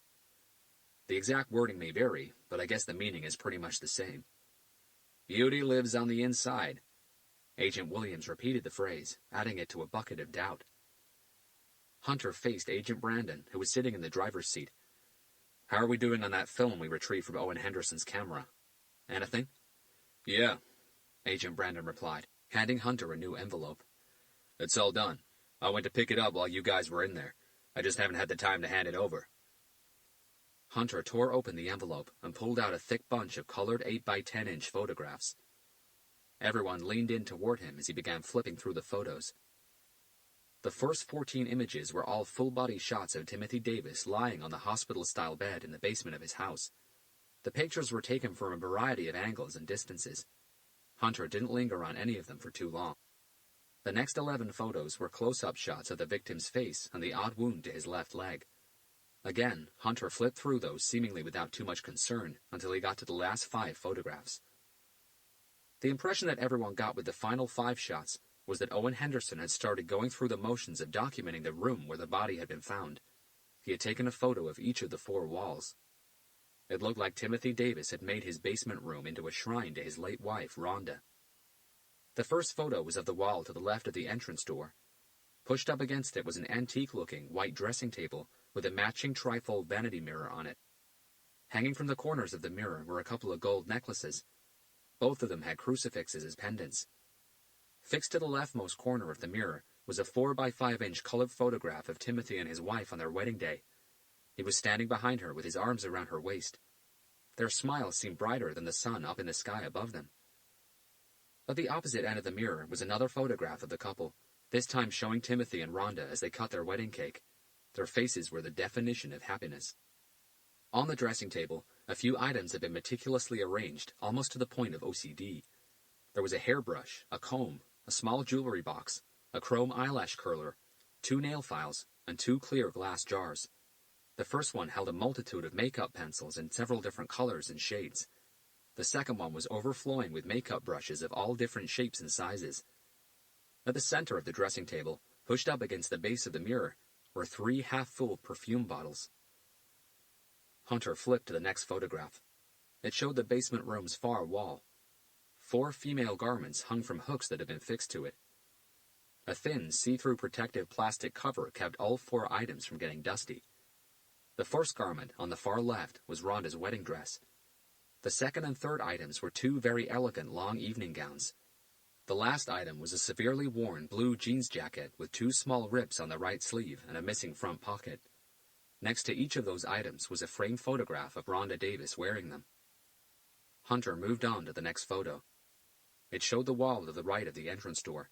It was covered from floor to ceiling in more framed photographs of Timothy and Rhonda at various locations. The beach, the mountains, dinner parties, their home, everywhere. Some of them were from a long time ago, when the 2 of them were still in college. A few individual ones showed them as kids. The next photo was of the 4th and last wall, the one with the entrance door. Pushed up against it, to the right of the door, was a wooden console table. On it, a single portrait photograph of Rhonda, a blue vase with a bouquet of red roses and a small open jewelry box with just 1 item inside it, her wedding ring. The last photograph in the whole set showed the ceiling. It was painted white, just like the walls. At the center of it, a flat chrome lamp with 3 spotlights supplied the small room with more than enough light. A few water infiltration spots could be seen against 2 of the corners, which had caused some mold to grow around them. Is this it? Agent Fisher asked Agent Brandon. That's all we got, yes. The film in the camera was a 36 exposure roll. The last 6 frames were blank. Hunter flipped through those last 5 photographs one more time, his brain working overtime to try to piece things together. Beauty lives on the inside, Garcia said. So how does that link to the crime scene as a canvas or work of art? Beauty lives inside of what? Inside that room? Is the killer now trying to be philosophical, saying that beauty lives inside us all? We just need to find it so we can understand his work. Does he consider blood a beautiful thing? What? Maybe the killer is talking about the room, Agent Fisher said, nodding at the photos. He could be talking about what the room symbolizes. What the room symbolizes? Garcia asked. The undying love between the victim and his late wife. Agent Fisher's tone was calm, totally lacking annoyance. Just look at these pictures. Once you're inside that room, you're surrounded by that love. There's no way you can escape it. Love and sadness reside side by side in there. It practically drips from those walls. Now think about it for a moment. Not only murdering Mr. Davis inside that room, but also leaving his body there, surrounded by this shrine he created for his wife, the shrine he created for their love. That is probably what the killer considers a work of art.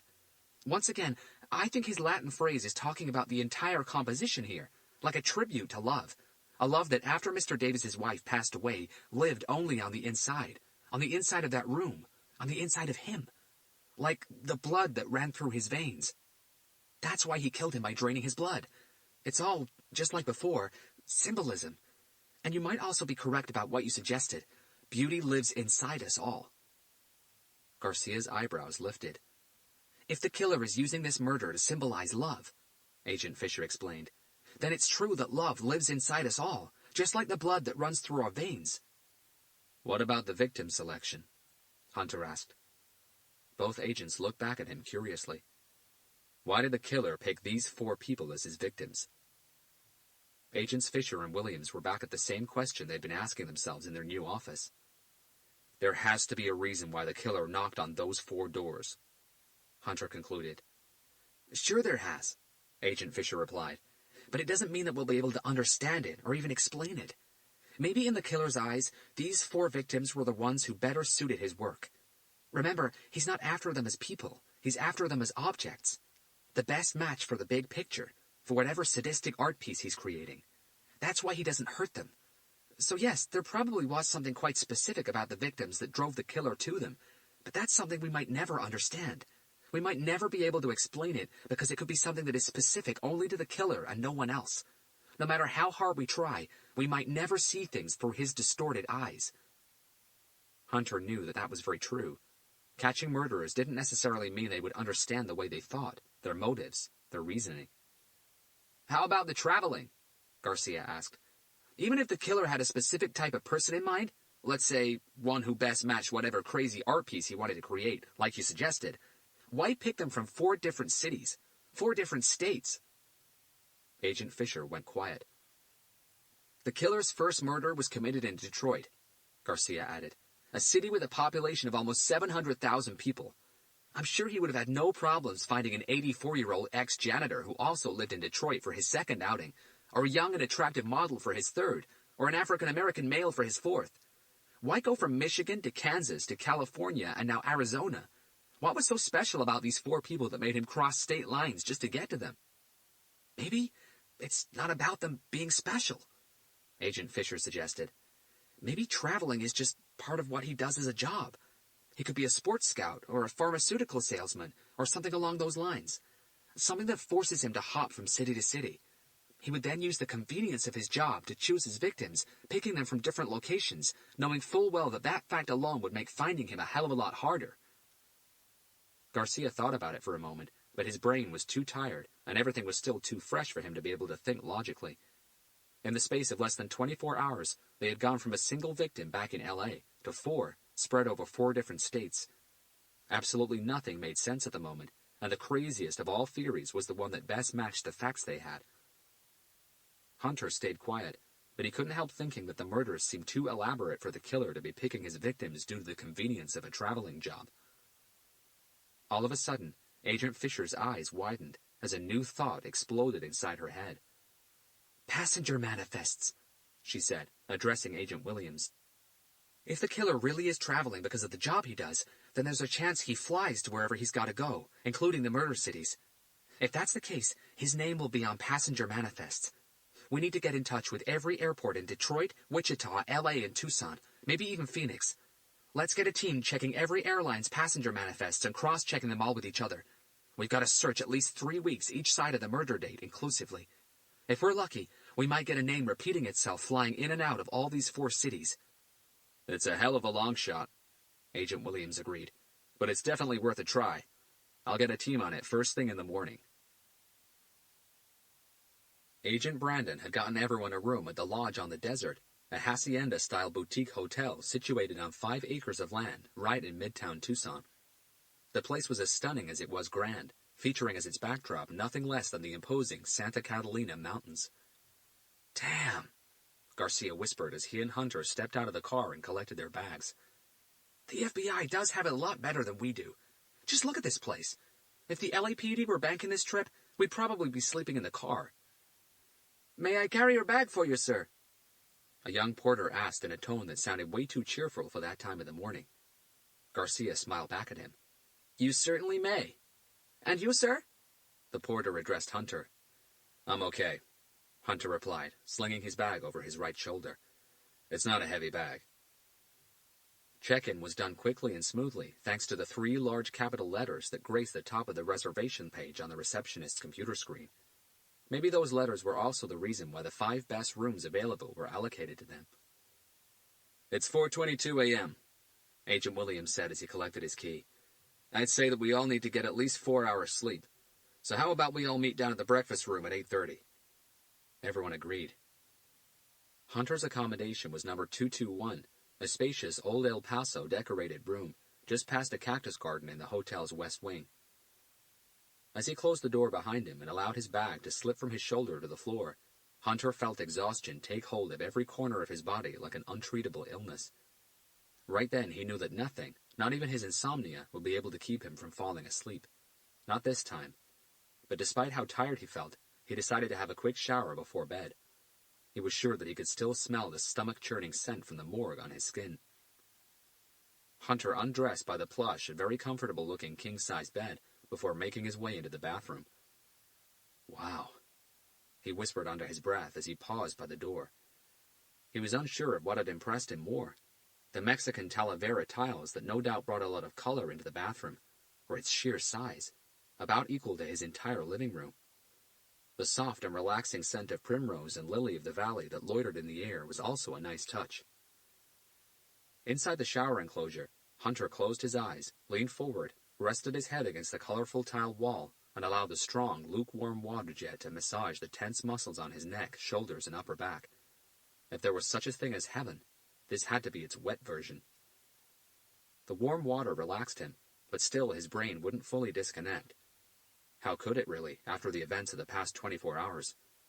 There was so much he needed to process that for the first time in his career, Hunter didn't really have a clue where to start. What should he analyze first? The murders themselves? The victims? The killer's M.O.? The killer's signatures? The messages? The crime scenes? The locations? The bizarre theory they had come up with? All of it at once? Hunter could feel his head starting to spin inside his skull, so he decided to use the little strength he still had left to push all those thoughts to one side. He concentrated on scrubbing his whole body until he couldn't smell death on him anymore. By the time he turned off the water, his naturally tanned skin had acquired a light pink tint, and his fingertips had wrinkled. Back in the bedroom, without concerning himself with drying his hair, Hunter collapsed onto the bed. The sensation he got as his skin came into contact with the luxury white linen was that he had slumped onto a fluffy cloud. His eyelids didn't even flutter. They simply came down like heavy shutters at the end of a very long day. Less than a minute later, he was asleep. Chapter 44. At exactly 8:25 a.m., Hunter stepped outside his room. As he did, Garcia rounded the corridor corner. "Wow," Garcia said. "How's this for perfect timing, huh?" Hunter closed the door behind him. "I thought you'd be in the breakfast room already," he said. "In different circumstances, I would be," Garcia agreed. "But I really don't feel like facing those two by myself this early in the morning. I'm not a masochist, you know?" Hunter chuckled. "Yes, I guess I see your point. I don't think Special Agent Fisher likes you very much, Carlos." "Me?" Garcia's surprised face was almost sincere. "Rubbish. Everyone likes me. I'm charming, good-looking, smart, and loads of fun to be around. What's there not to like?"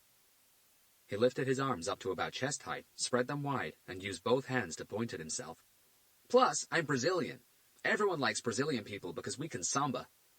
"Can you samba?" "Can I, hell. But that's beside the point. You're hungry, right?" "Starving," Hunter admitted. He didn't even have to ask. Despite how skinny Garcia was, he was always hungry. "So," Garcia asked as they made their way down the corridor, "how big and colorful are these rooms? Did you see the size of that bathroom?" "Bigger than my apartment." Garcia laughed. "That wouldn't be too hard, Robert. You live in a shoebox." "I like where I live." "Of course you do." Hunter and Garcia spotted Special Agents Fisher and Williams as soon as they entered the hotel's restaurant breakfast room. The two agents were sitting at a table by the floor-to-ceiling window on the east wall. They both wore their standard FBI-issued sunglasses and dark suits. Agent Fisher's hair was loose and still wet from her morning shower. Garcia held fast on a laugh. "Are they both wearing sunglasses? Inside?" "They are, aren't they?" From the door, Hunter greeted them with a nod before making his way toward their table. "Do we really need to sit with them?" Garcia whispered. "I thought you said everyone liked you," Hunter replied. "And they do," Garcia confirmed. "But that doesn't mean that I have to like them back." "Maybe you can zombie your way into their hearts," Hunter said. Garcia shook his head disapprovingly. "Robert, you're brilliant at a lot of things, but making jokes on the spot isn't one of them. You best leave them jokes to me." "I thought that was a pretty good effort." Garcia wasn't the only one who wasn't in the mood for a reunion that early in the morning. As soon as Agent Fisher saw Hunter and Garcia at the entrance to the breakfast room, she leaned over toward her partner. "I told you we should have picked a table at the back," she murmured. "Hidden from everyone. Now we're going to have to share ours." "I thought you liked Detective Hunter," Agent Williams whispered back. "And I do. I've got absolutely nothing against Robert. It's his partner who gets on my nerves." "Oh, it's Robert now, is it?" She shrugged at him. "Whatever." Despite keeping their voices to a whisper and turning their heads a little sideways as they spoke, Hunter had no problems reading their lips. "Good morning," Hunter said, coming up to their table. "Morning," both agents replied in unison. "I thought you would have preferred a table at the back, hidden from everyone." Hunter couldn't resist. Both agents looked back at him, wondering. "In view of all the new developments," Agent Fisher announced, even before Hunter and Garcia had taken their seats across the table from them, Director Kennedy has authorized a press conference. Special Agent Brandon is organizing it as we speak. A very condensed press release will be sent to all the major news channels this afternoon. At the press conference, we'll be answering a very select number of questions, and that's all. I will not allow it to turn into a media circus. This whole thing won't take more than 10 minutes, 15 tops. "Hi, welcome to the Lodge on the Desert Hotel," a brunette waitress in her early 20s said, approaching their table as soon as Hunter and Garcia took their seats. The smile on her lips was fake, but still terribly welcoming. "What can I get you this morning?" "What's the biggest breakfast you have?" Garcia asked, returning the smile. "That would be the Lodge on the Desert, Arizona full breakfast," the waitress replied. "It includes—" "It's okay, darling," Garcia stopped her. "I'll have it anyway. Whatever's in it, I'll eat it. Just bring it over." "How would you like your eggs done?" the waitress asked. "Over easy, please," Garcia replied. "And your steak?" Garcia did a double take. "There's a steak?" He sounded truly surprised. 12 ounces, the waitress confirmed, studying Garcia's frame. "It's a pretty large dish. Most people aren't able to finish it all. If you prefer, I can ask the chef to hold the steak, or you could go for a less substantial dish." "Nope, steak is just fine. Bring it on." Garcia smiled. "As for finishing it all, challenge accepted. I'll have my steak medium rare, please." Hunter decided to skip the cooked breakfast and stick with the choices on the buffet. Agent Fisher and Agent Williams followed his example. All four of them ordered black coffees. "The press release," Hunter said to Agent Fisher once the waitress had moved away from their table. "What is it going to say?" "Not much," she replied with a headshake. "But so we don't get a nasty surprise through a newspaper, I will have to mention everything that goddamn freelance reporter knows. I won't leave him any trump cards. He and his cold-reading party trick can go screw themselves. Because of him, I'll have to mention the approximate time frame of when the murder started, number of victims, and so on, but I will not disclose any names. Not now. I also won't mention anything about the carvings, the killer's signatures, or his M.O., and I will certainly not mention anything about the killer believing he's making art out of his victims." As if on cue, Special Agent Brandon walked through the breakfast room doors and approached their table. "Good morning, everyone," he said, taking a seat next to Agent Williams. He looked and sounded a lot more rested than everybody else at that table put together. "The press conference has been scheduled for today at 1900 hours, he announced. "We'll be using the conference room here at this hotel. It's spacious enough." "That's fine," Agent Fisher said. Agent Brandon turned to face Hunter. "And you were right about Mr. Davis's neighbor, Mr. Christopher Pendleton, the person who was supposed to have made the 911 call. He didn't. Nor was he supposed to be on vacation until the day after tomorrow. Mr. Pendleton runs his own law firm in downtown Tucson.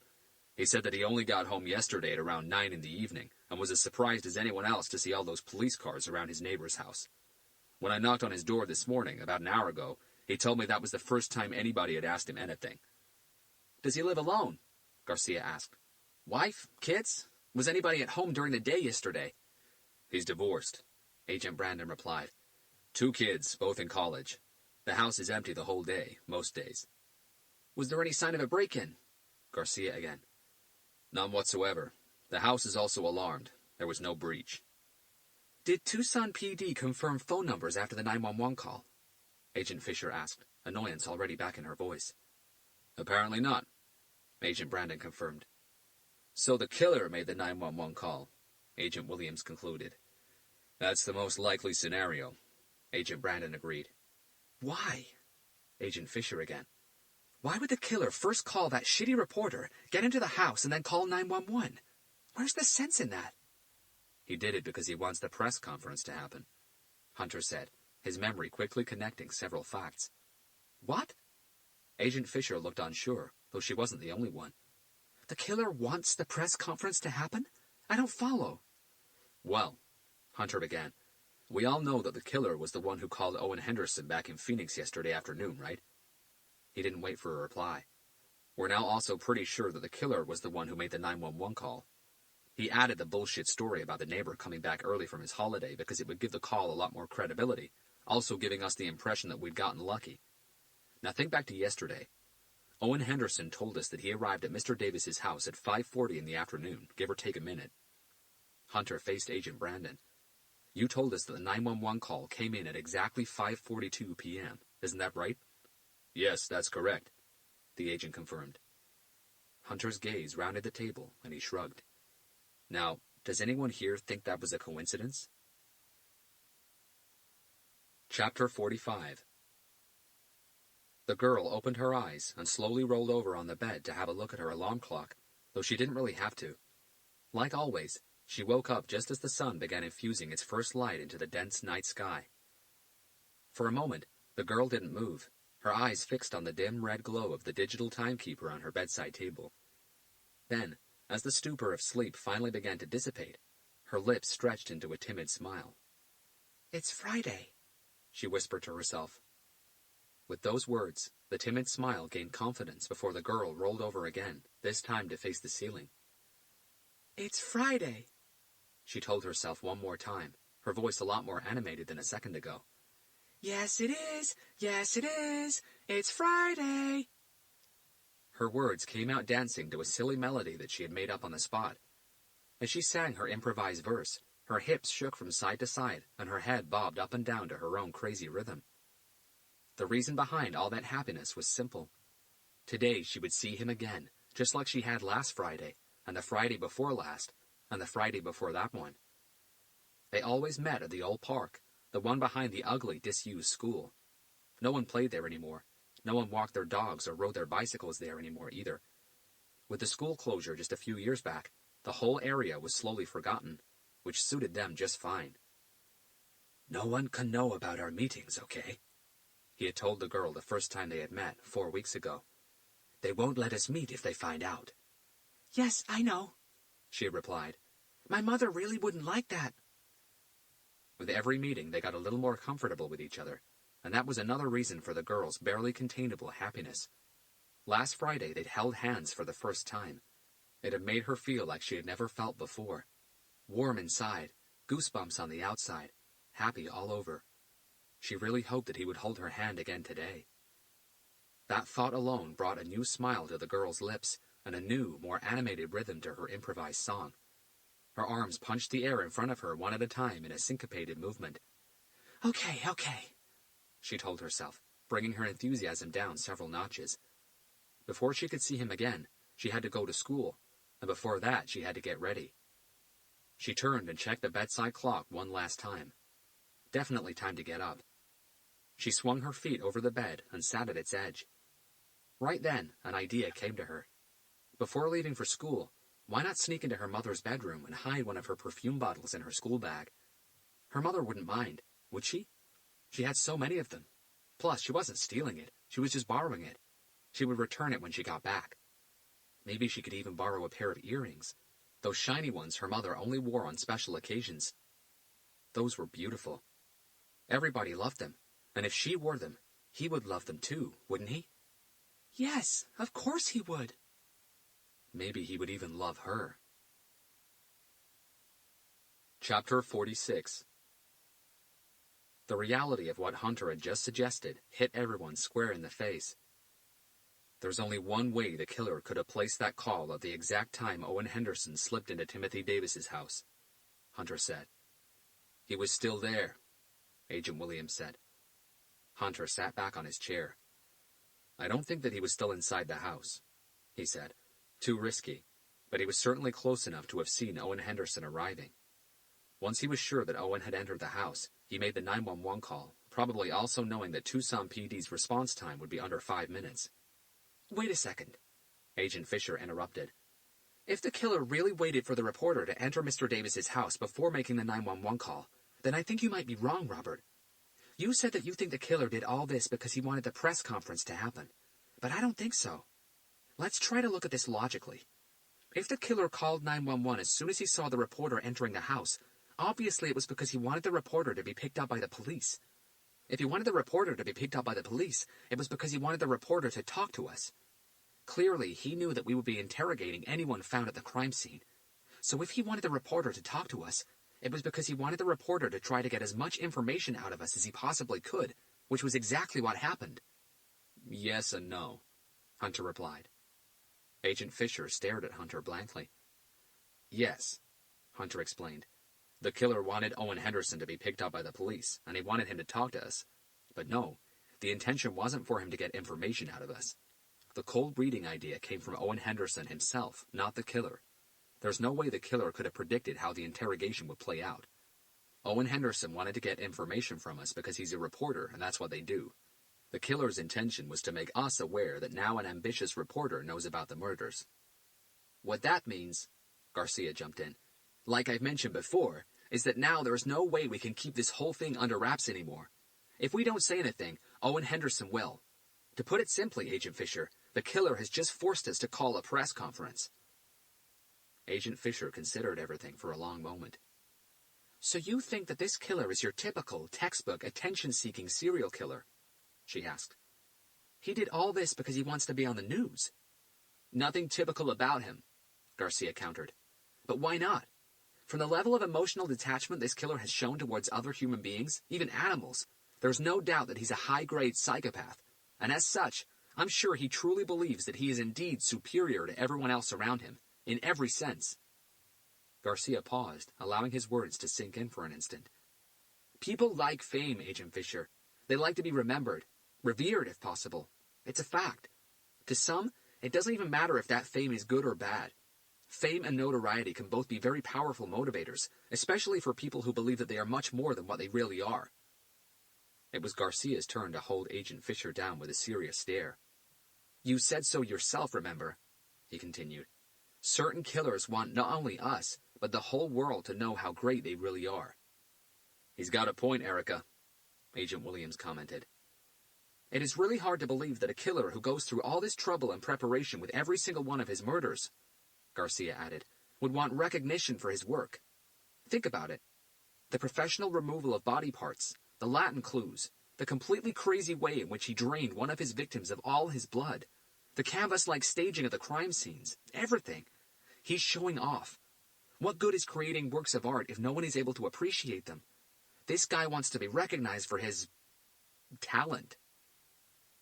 While trying to organize their thoughts, all three FBI agents regarded the two detectives sitting opposite them. All right, that's a valid argument, Agent Fisher finally accepted. But if this killer is after notoriety, why not go straight to the press with everything? We already agreed that he probably photographs his crime scenes for his own pleasure, for his gallery of the dead or whatever. So why not send a copy of everything to a newspaper or a TV station? That would guarantee him primetime viewing, wouldn't it?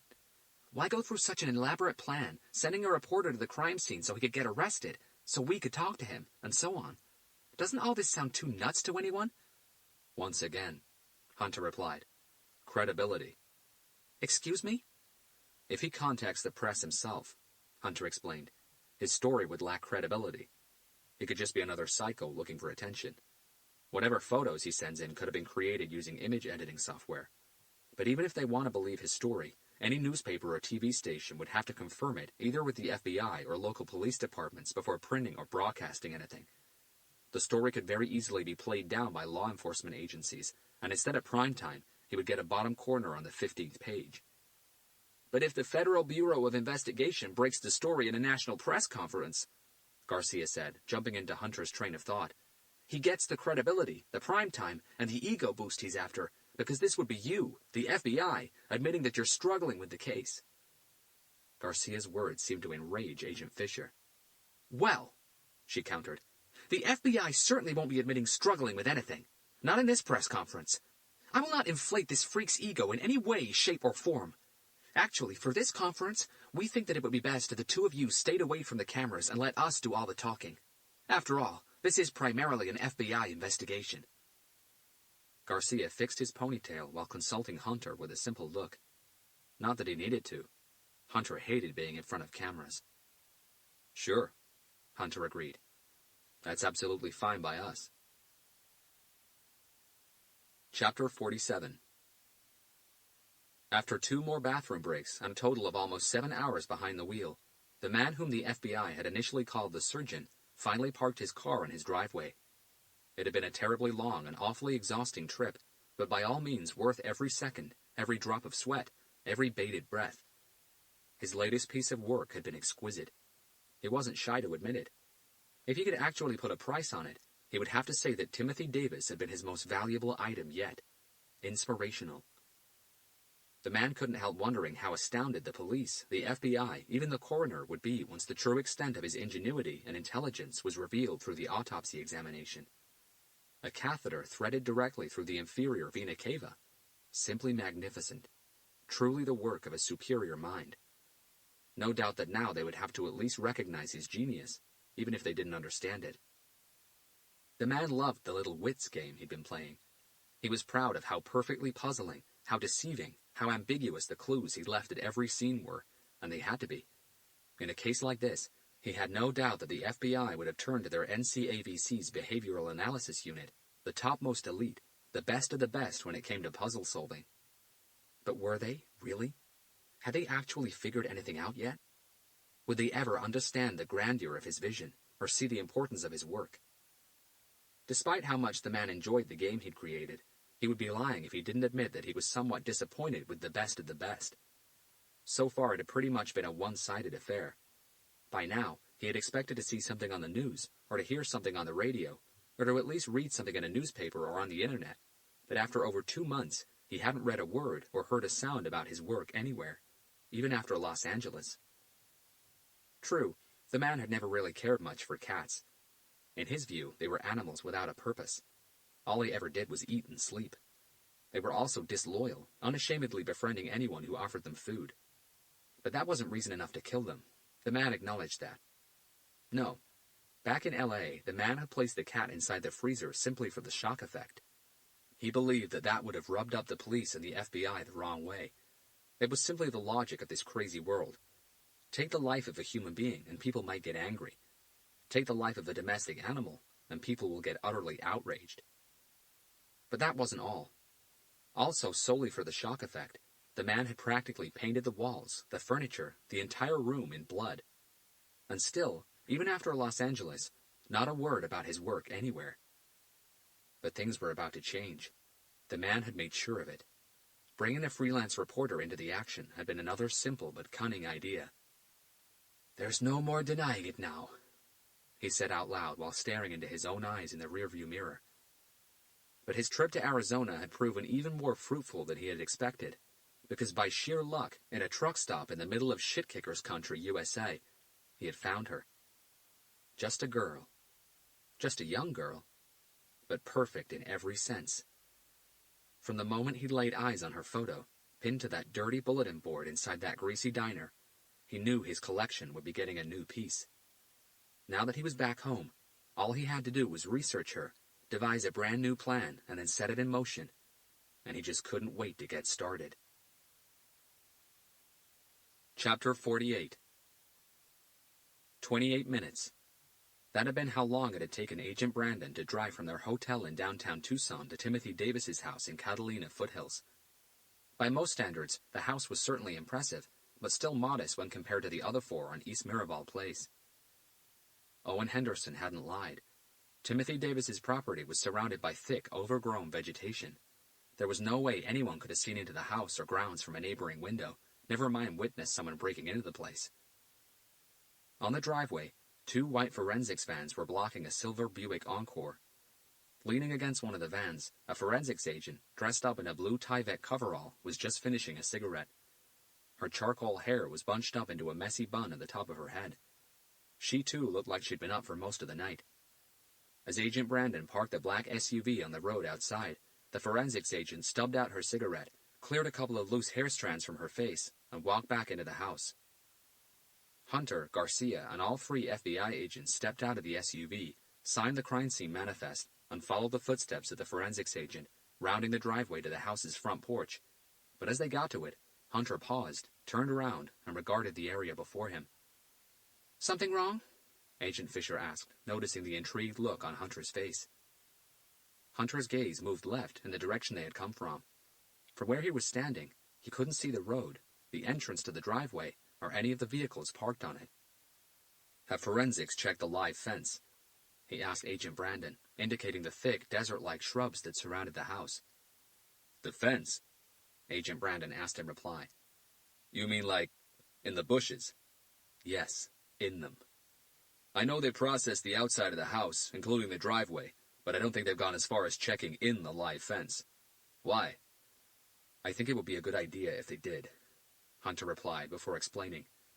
The killer placed the 911 call pretty much the second Owen Henderson entered this house. He pointed to the driveway. The problem is, the front porch cannot be seen from the road, the driveway, or any of the neighboring houses. He turned to face the live fence. But to make that second perfect call, the killer would have needed eyes on this door. He shrugged. Where would you have hidden? I'll be damned, Agent Fisher said, her eyes, just like everyone else's, slowly running the length of the live fence in front of them.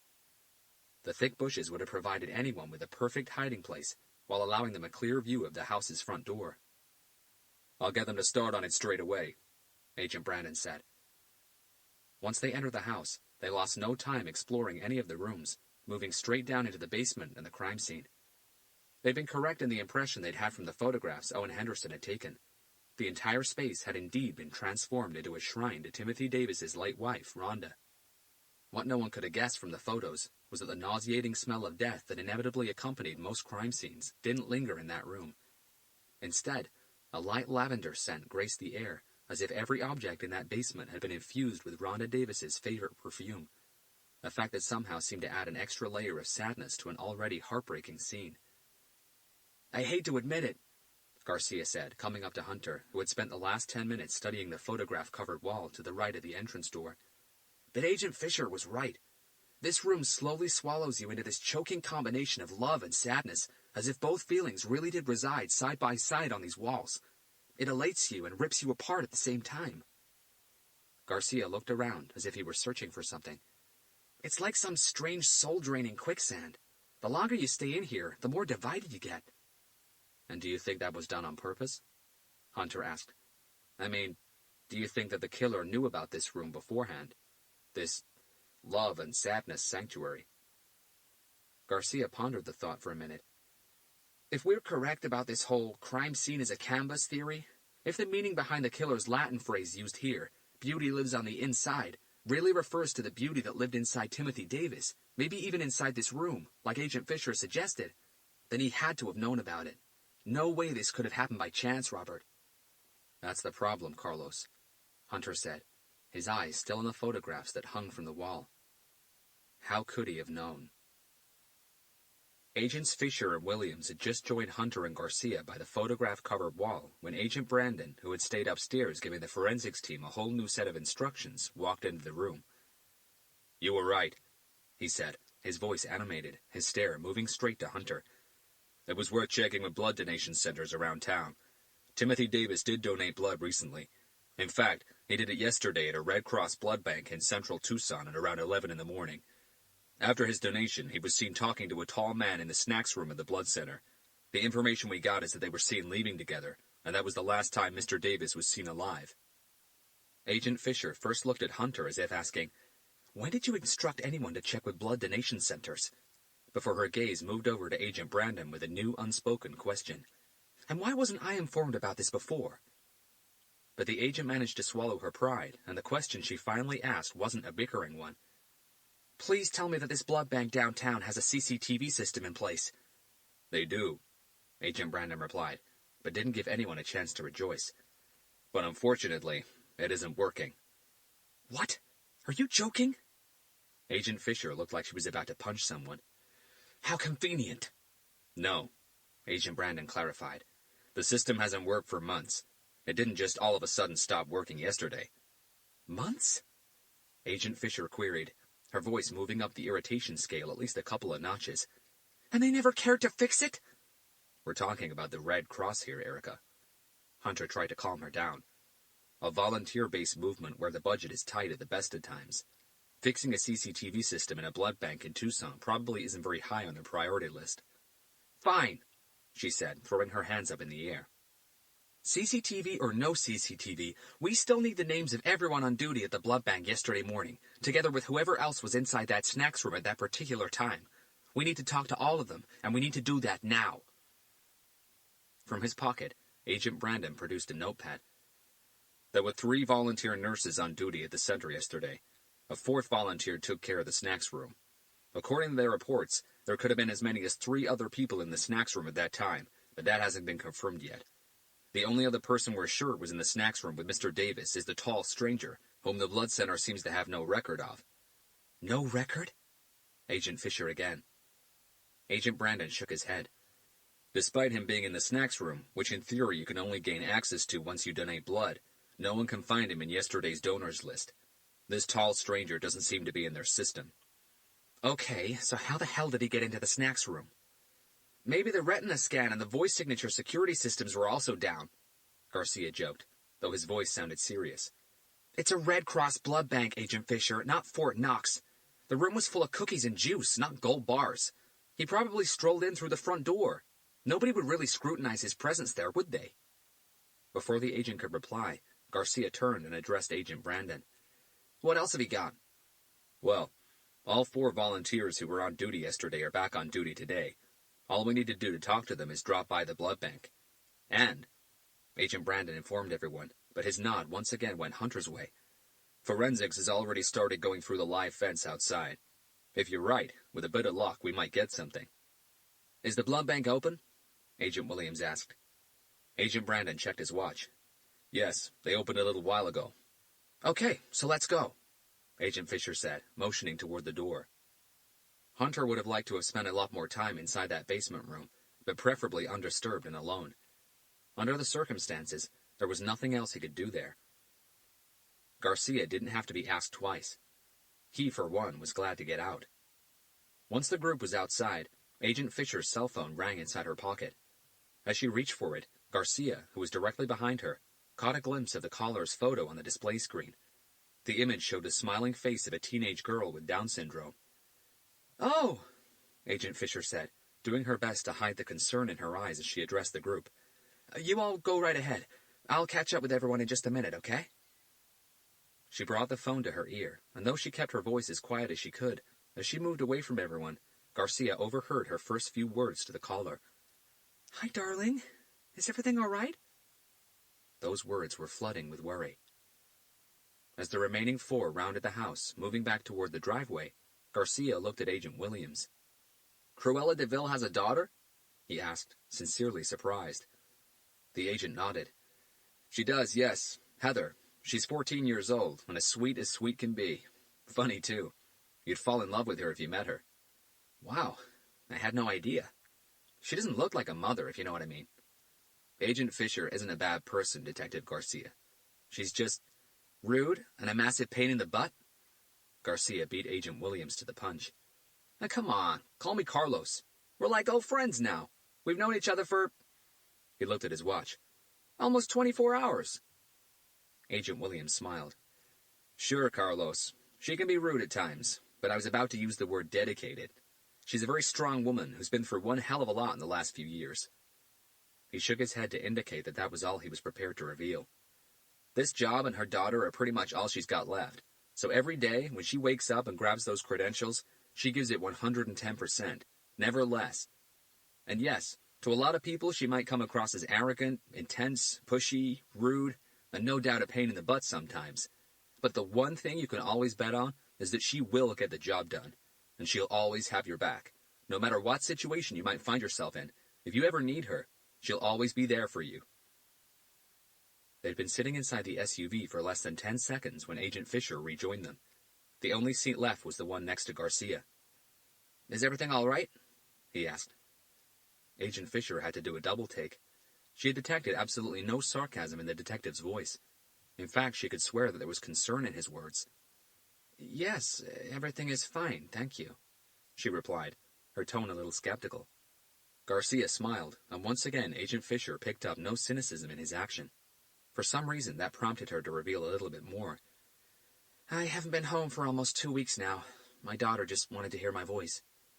That's really nice, Garcia said, his words sincere. So, where is home? D.C.? Agent Fisher chuckled. Not for any amount of money. No, I'm also in California. Not that far from L.A., actually. Is that so? Agent Fisher nodded. Fresno. When I heard that I was flying to L.A. yesterday, I had high hopes of maybe making it back home, even if only for a night. Unfortunately, the surgeon had other plans. The agent's harsh look softened a touch. Have you got any kids? No, Garcia replied. My wife and I haven't decided if we really want kids or not. Hunter and Agent Williams were both sitting back on their seats, quite enjoying the scene playing out before them. Agent Brandon was also relishing the unusually cordial exchange between the two, but it didn't last very long. Just a couple of seconds later, Agent Fisher was back to her normal self. Why aren't we moving yet? She asked Agent Brandon as their eyes met in the rearview mirror. Go, go, go! We've got no time to lose here. Agent Brandon put the car into drive and hit the gas. Chapter 49. Their trip to the Red Cross Blood Donation Center in downtown Tucson proved to be immensely disappointing. All 3 nurses on duty could clearly remember Timothy Davis, the very sweet African-American gentleman who insisted on calling everyone ma'am, but none of them had any recollection of a tall stranger being at the blood center at around the same time Mr. Davis was there. Inside the snacks room, they found the same 21-year-old volunteer who'd been tasked with monitoring that room the day before. He was the only one who could vaguely remember this mysterious tall man, but he was unable to give anyone any real details on the man's appearance. All the 6-foot kid with acne-ridden cheeks could remember was that the man was quite tall, about 3 to 4 inches taller than him. He remembered that the man was wearing a baseball cap, but he couldn't be sure of its color. He also couldn't remember the man's attire. The kid never noticed the man's eyes. The man was wearing aviator sunglasses. Aviator sunglasses? Agent Fisher asked. That's right, the kid replied. A little bit like yours, though not as expensive looking. Did he talk to you at all? Hunter asked. Say hello, goodbye, anything? No, the man never spoke to me. Do people usually? Agent Fisher again. Speak to you, I mean. Most of them say at least hello or goodbye. Some ask if they can take a few cookies with them or what have you. And you didn't find that strange? The agent insisted. A man in a baseball cap and sunglasses, indoors, who didn't say a word to you. Garcia's eyebrows arched at the agent's comment about sunglasses indoors. I volunteer here whenever I can, the kid explained. His voice was beginning to sound a little fearful. I was in an accident 3 years ago, and if it hadn't been for someone else's blood, I wouldn't be here now. So I donate blood every 12 weeks or so, and volunteer whenever possible. I know this may sound funny, but you do get to see a lot of people coming here in dark shades, baseball caps, and long coats. It's not really an odd practice. Some people are also very shy. If they talk to me, I always talk back, try to make them feel as comfortable as I can. If they don't, I just leave them be. And this tall man in a baseball cap and shades, Agent Fisher said, showing the kid a portrait photograph of Timothy Davis. You remember seeing him talking to this man? The kid looked at it for a long instant. Yeah, for sure, he nodded. They were talking by the cookie table over there. He indicated the last of the 3 tables in the room. Do you remember seeing him coming into the room? Hunter asked, pointing at the same door they had all come in from. The kid took a moment. Actually, no, I don't, he finally replied. I don't remember seeing him coming in through that door at all, but he could have come in while I went for a bathroom break or to pick up some more cookies and juice. Hunter turned and faced the other door, the one across the room from them. How about that door? he asked. "Is that door always open?" The exit door, the kid nodded. Most of the time, yeah. It helps cool the room, you know? Many donors also like to take their drinks outside to escape how stuffy it can get in here sometimes. Some just step outside for a cigarette. Some people will spend a lot longer in here than they will donating blood. He shrugged. As far as I know, that door is only pulled to when it rains. "Where does it lead to?" Garcia asked. Just a back alley, really. Hunter faced Agent Fisher. "There's your answer," he said. To what? She countered. "To how our subject got in here. I had a quick chat with the girl at the reception desk," Hunter explained. "Contrary to everyone else at this center, she's not a volunteer. She's actually employed by the Red Cross. She deals with all the bookings and schedules and so on, computer stuff.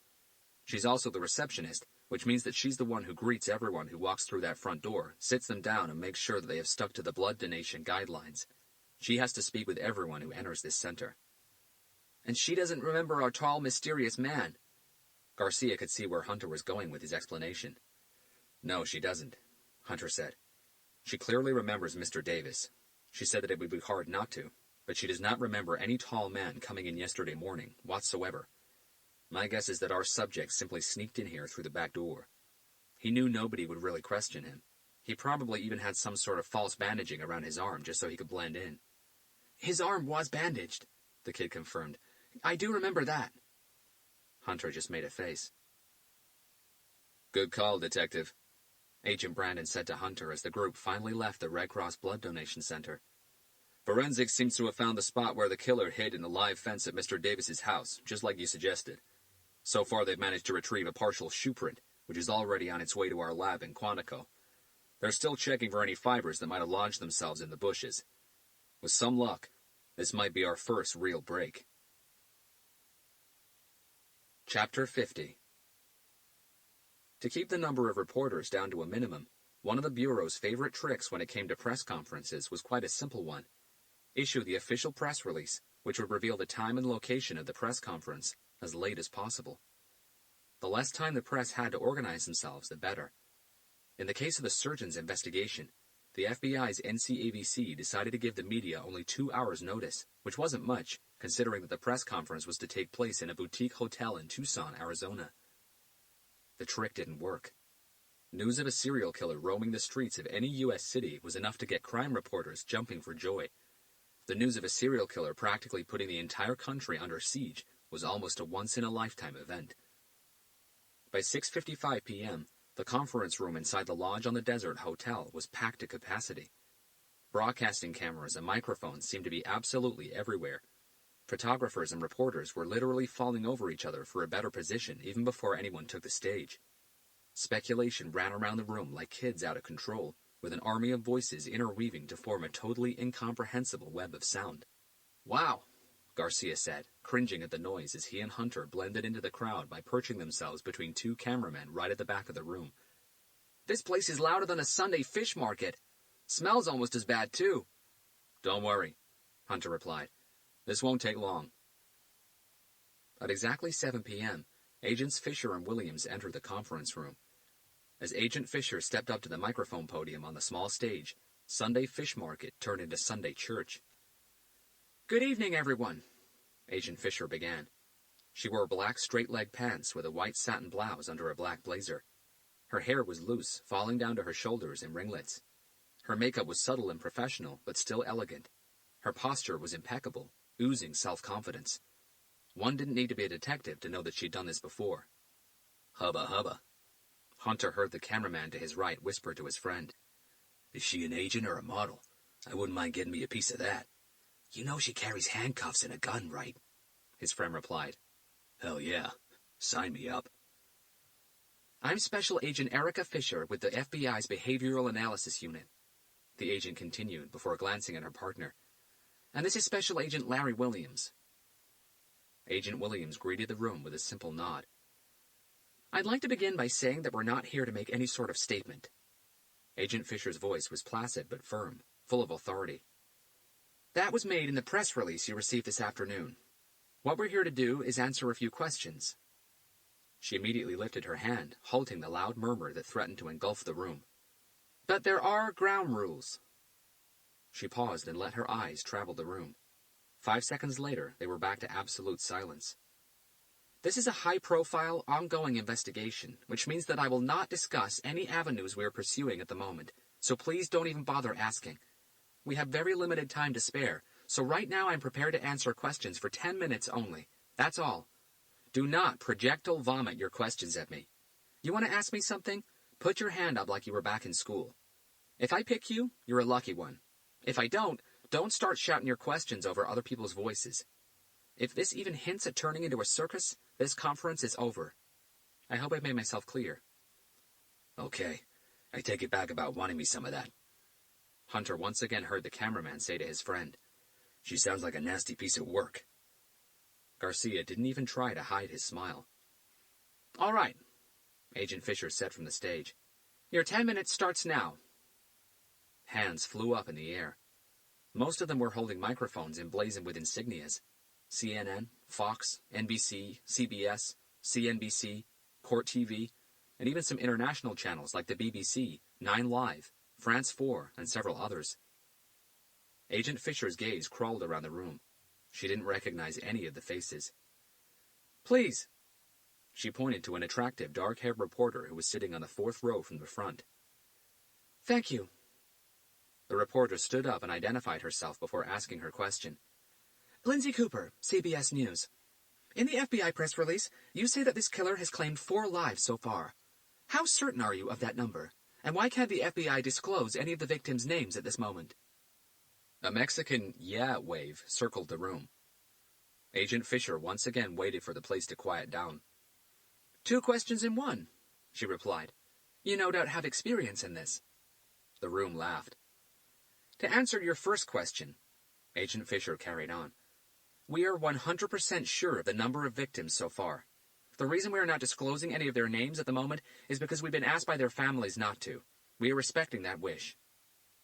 The reporter tried to tag her own question, but Agent Fisher quickly moved on to someone else. You, she said, pointing at a tall and slim man wearing a baseball cap and thick round glasses. Red shirt, right at the back. What's your question? The man stood up. Alan Curry, representing the LA Times. He pushed his glasses up the bridge of his nose.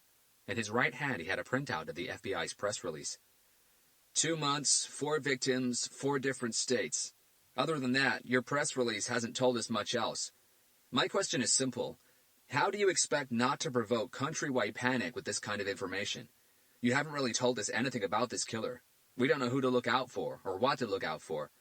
Is this guy going after victims who are old, young, male, female, gay, straight, black, white, tall, short, blonde, brunette? What? The 4 victims.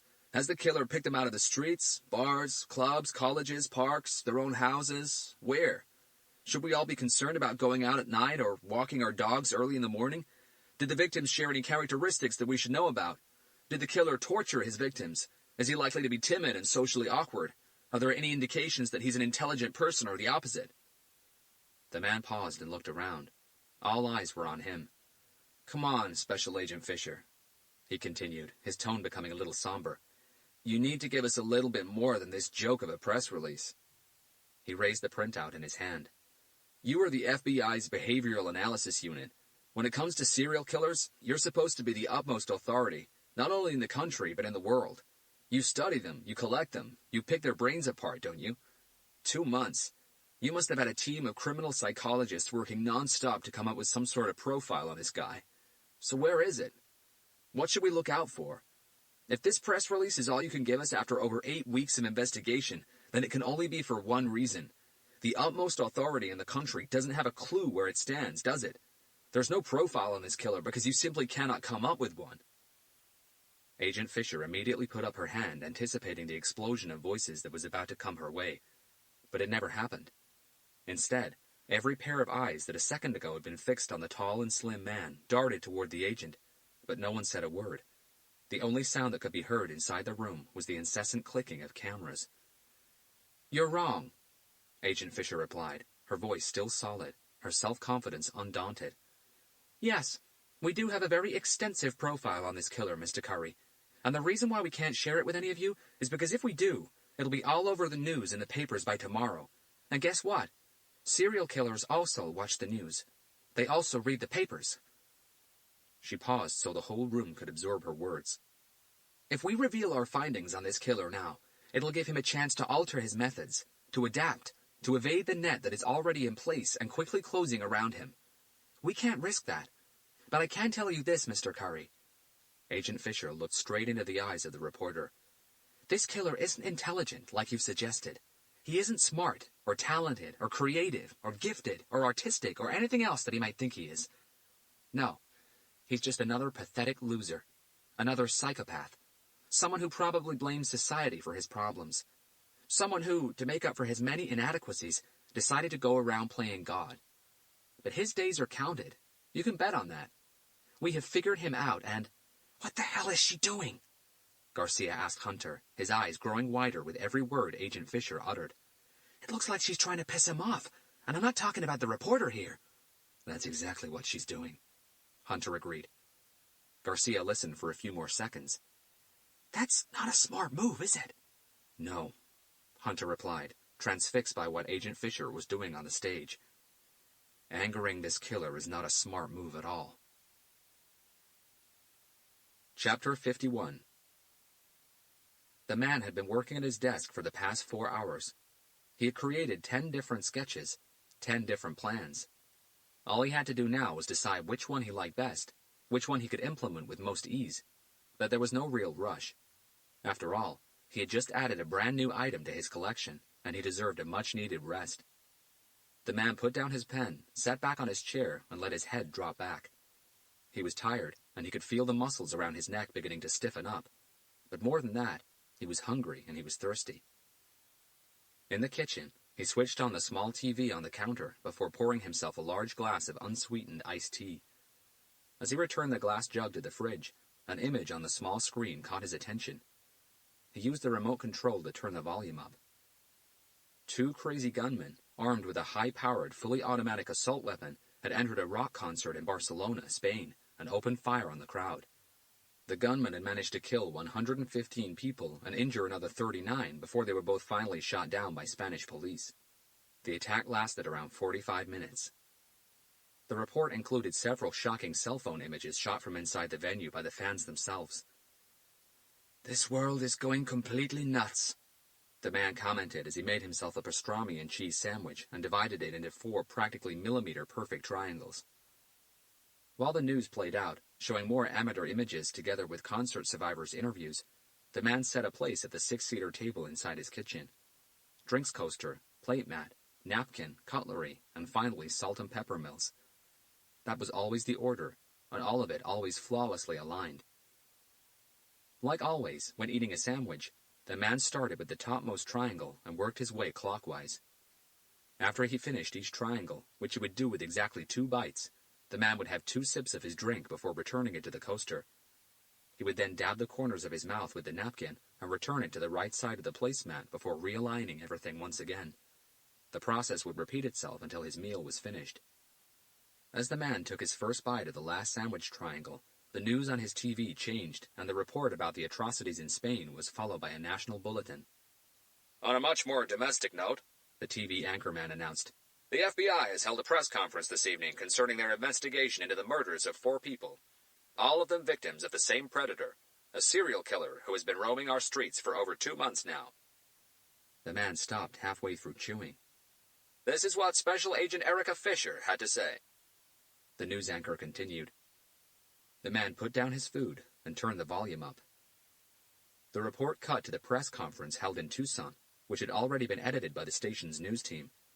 The segment started with Agent Fisher replying to the LA Times reporter's question, though his question was never actually shown. After the agent's statement, the report cut to the news anchor once again. The FBI reassured the public that they are already closing in on the killer. For a moment, the man didn't breathe. He didn't hear the end of the report either. All he could hear was the words that kept playing back over and over in his head. This killer isn't intelligent. He isn't smart or talented or creative or gifted or artistic or anything else that he might think he is. No, he's just another pathetic loser. Someone who probably blames society for his problems. Someone who, to make up for his many inadequacies, decided to go around playing God.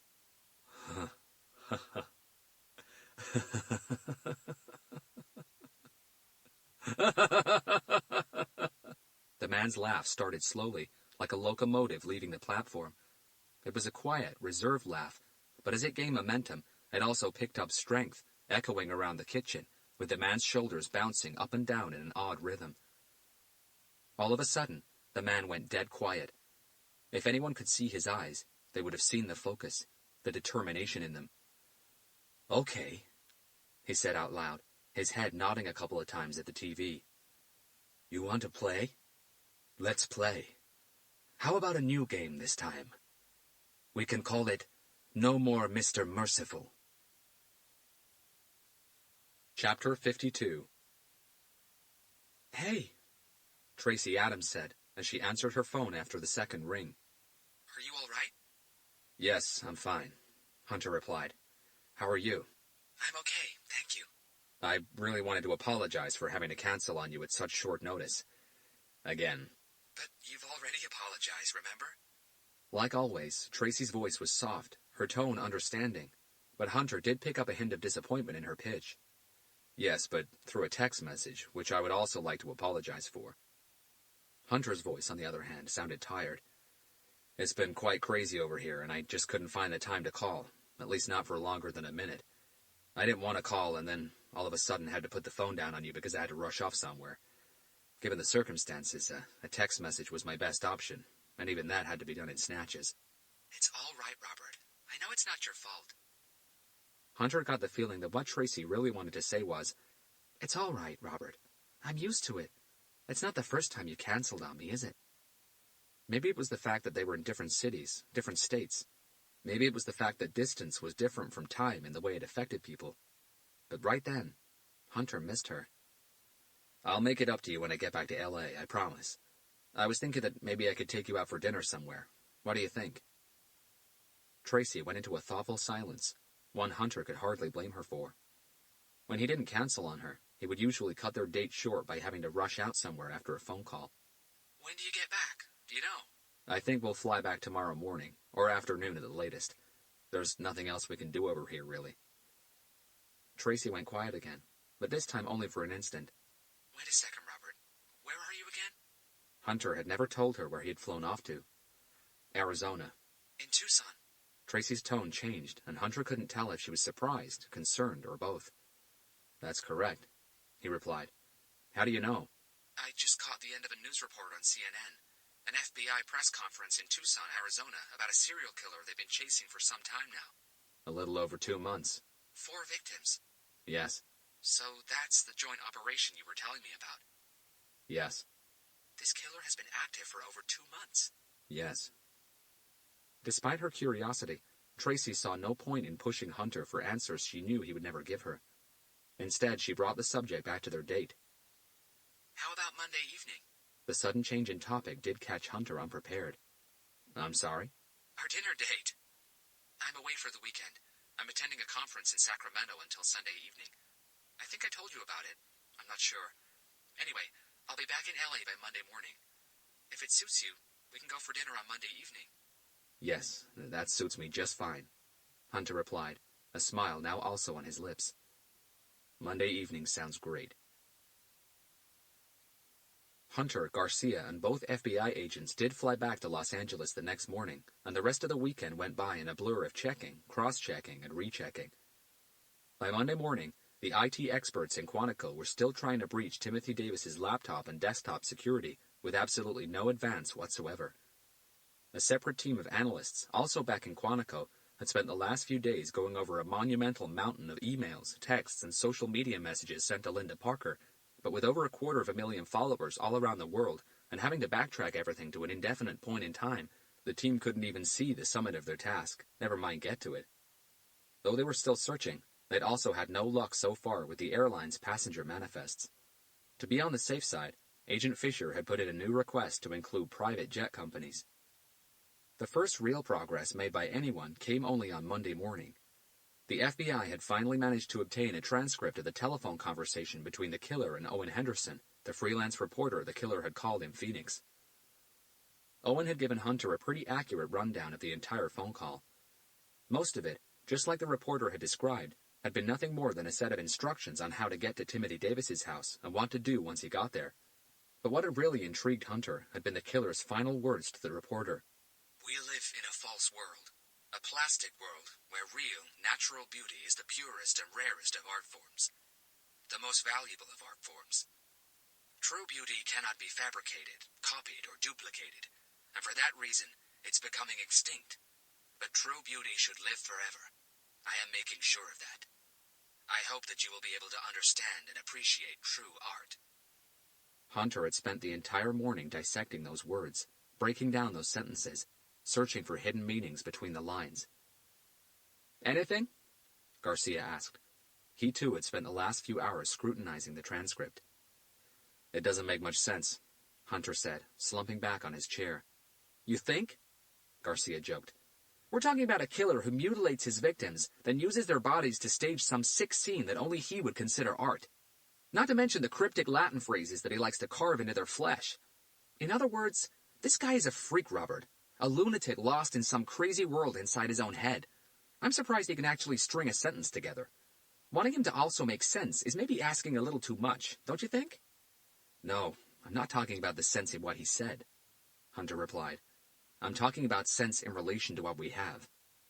He talks about natural beauty being the purest and rarest of art forms, but there's nothing natural about what he's doing. He then tells us that it cannot be fabricated or copied, that it should live forever, and that he's making sure of that. But if he believes that he's creating art, then in a sense, he's fabricating it." Garcia mulled over Hunter's words. "Maybe he means fabricated in the sense that it can't be mass-produced, that his art is unique." "So why wouldn't he use the word unique?" Garcia shrugged. "Or who knows? Maybe he only said all that because he knew that we would interrogate the freelance reporter, and all of this was devised just to confuse us even more, as if we weren't lost enough already." The second progress also came on Monday, late afternoon. The FBI forensics lab had finally managed to reconstruct and identify the partial shoe print retrieved from the live fence by Timothy Davis's house. It had come from a Dana Quarry USA boot, a company based in Portland, Oregon.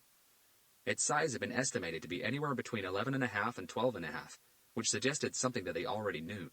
The person they were looking for would probably be over 6'2" tall. The problem they had was that Quarry was Dana's most popular work boot, selling over 100,000 pairs yearly in the USA. 100,000 pairs? Captain Blake commented, leaning against the edge of Garcia's desk. Since officially this investigation was a joint effort between the FBI and the LAPD, she liked to keep herself in the loop just as much as the NCAVC director. "Well, that's not really a viable avenue for anyone to pursue, is it? No matter how many agents Adrian Kennedy pulls into this investigation."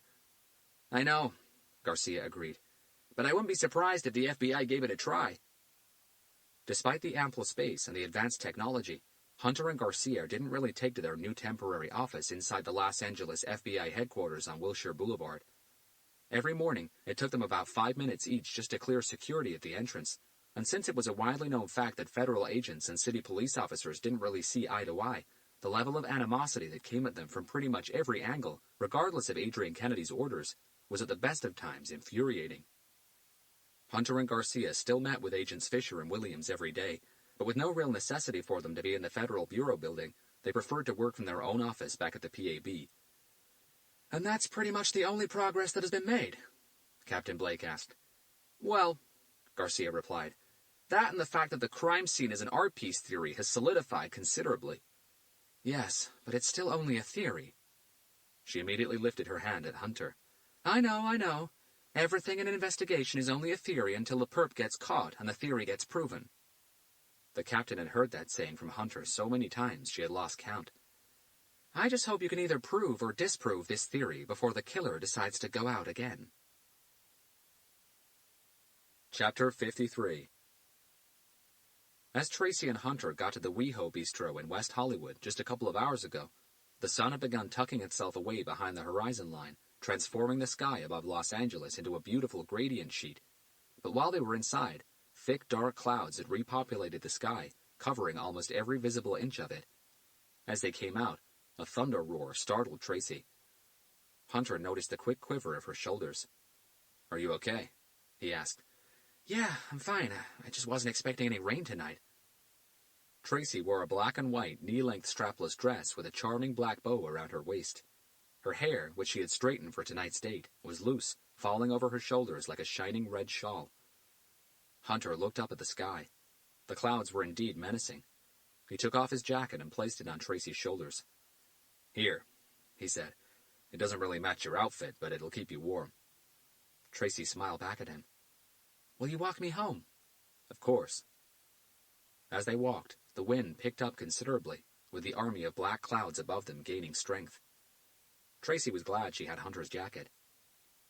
They reached her apartment block in less than 15 minutes, and as they climbed the short flight of stairs to the entrance lobby, Hunter paused, his body language a little cryptic. "You're not going to come up?" Tracy asked, taking a step closer to him. Her green eyes sparkled behind her black-framed cat-eye glasses. Even in her high heels, she had to tilt her head up to look into his eyes. Hunter didn't reply. She stepped closer still, so close that he could smell her hair. "I think you should come up," she whispered, standing up on her toes to put her lips close to Hunter's. Their lips didn't touch, but he could feel her warm breath against his skin as she breathed. Her eyes blinked, and the sparkle in them became desire. Even from up close, her skin was smooth and clear. "I really think you should come up," Tracy whispered again, this time slowly moving her head forward until their lips finally touched. As they did, she parted hers ever so slightly, but that was where she stopped, waiting, applying no extra pressure, controlling her urge. She wanted Hunter to take the initiative, to show her that he wanted her as much as she wanted him. As Tracy breathed out again, Hunter knew he was lost. He closed his eyes and kissed her. Chapter 54. As Hunter rolled onto his back, Tracy lay motionless, her breathing labored, her whole body glistening with sweat, her chest rising and falling in a crazy rhythm, as if she was hyperventilating. "Oh my God," she said, once she had finally caught her breath. "I think I need a cigarette." Hunter turned his head to look at her. "You don't smoke." "After this, I might have to take it up." They both laughed. "I wouldn't mind a drink of water either," Tracy said, "followed by a real drink." "That would actually be quite nice," Hunter agreed. "I'll get us one," Tracy added, "as soon as my legs stop shaking." More laughter.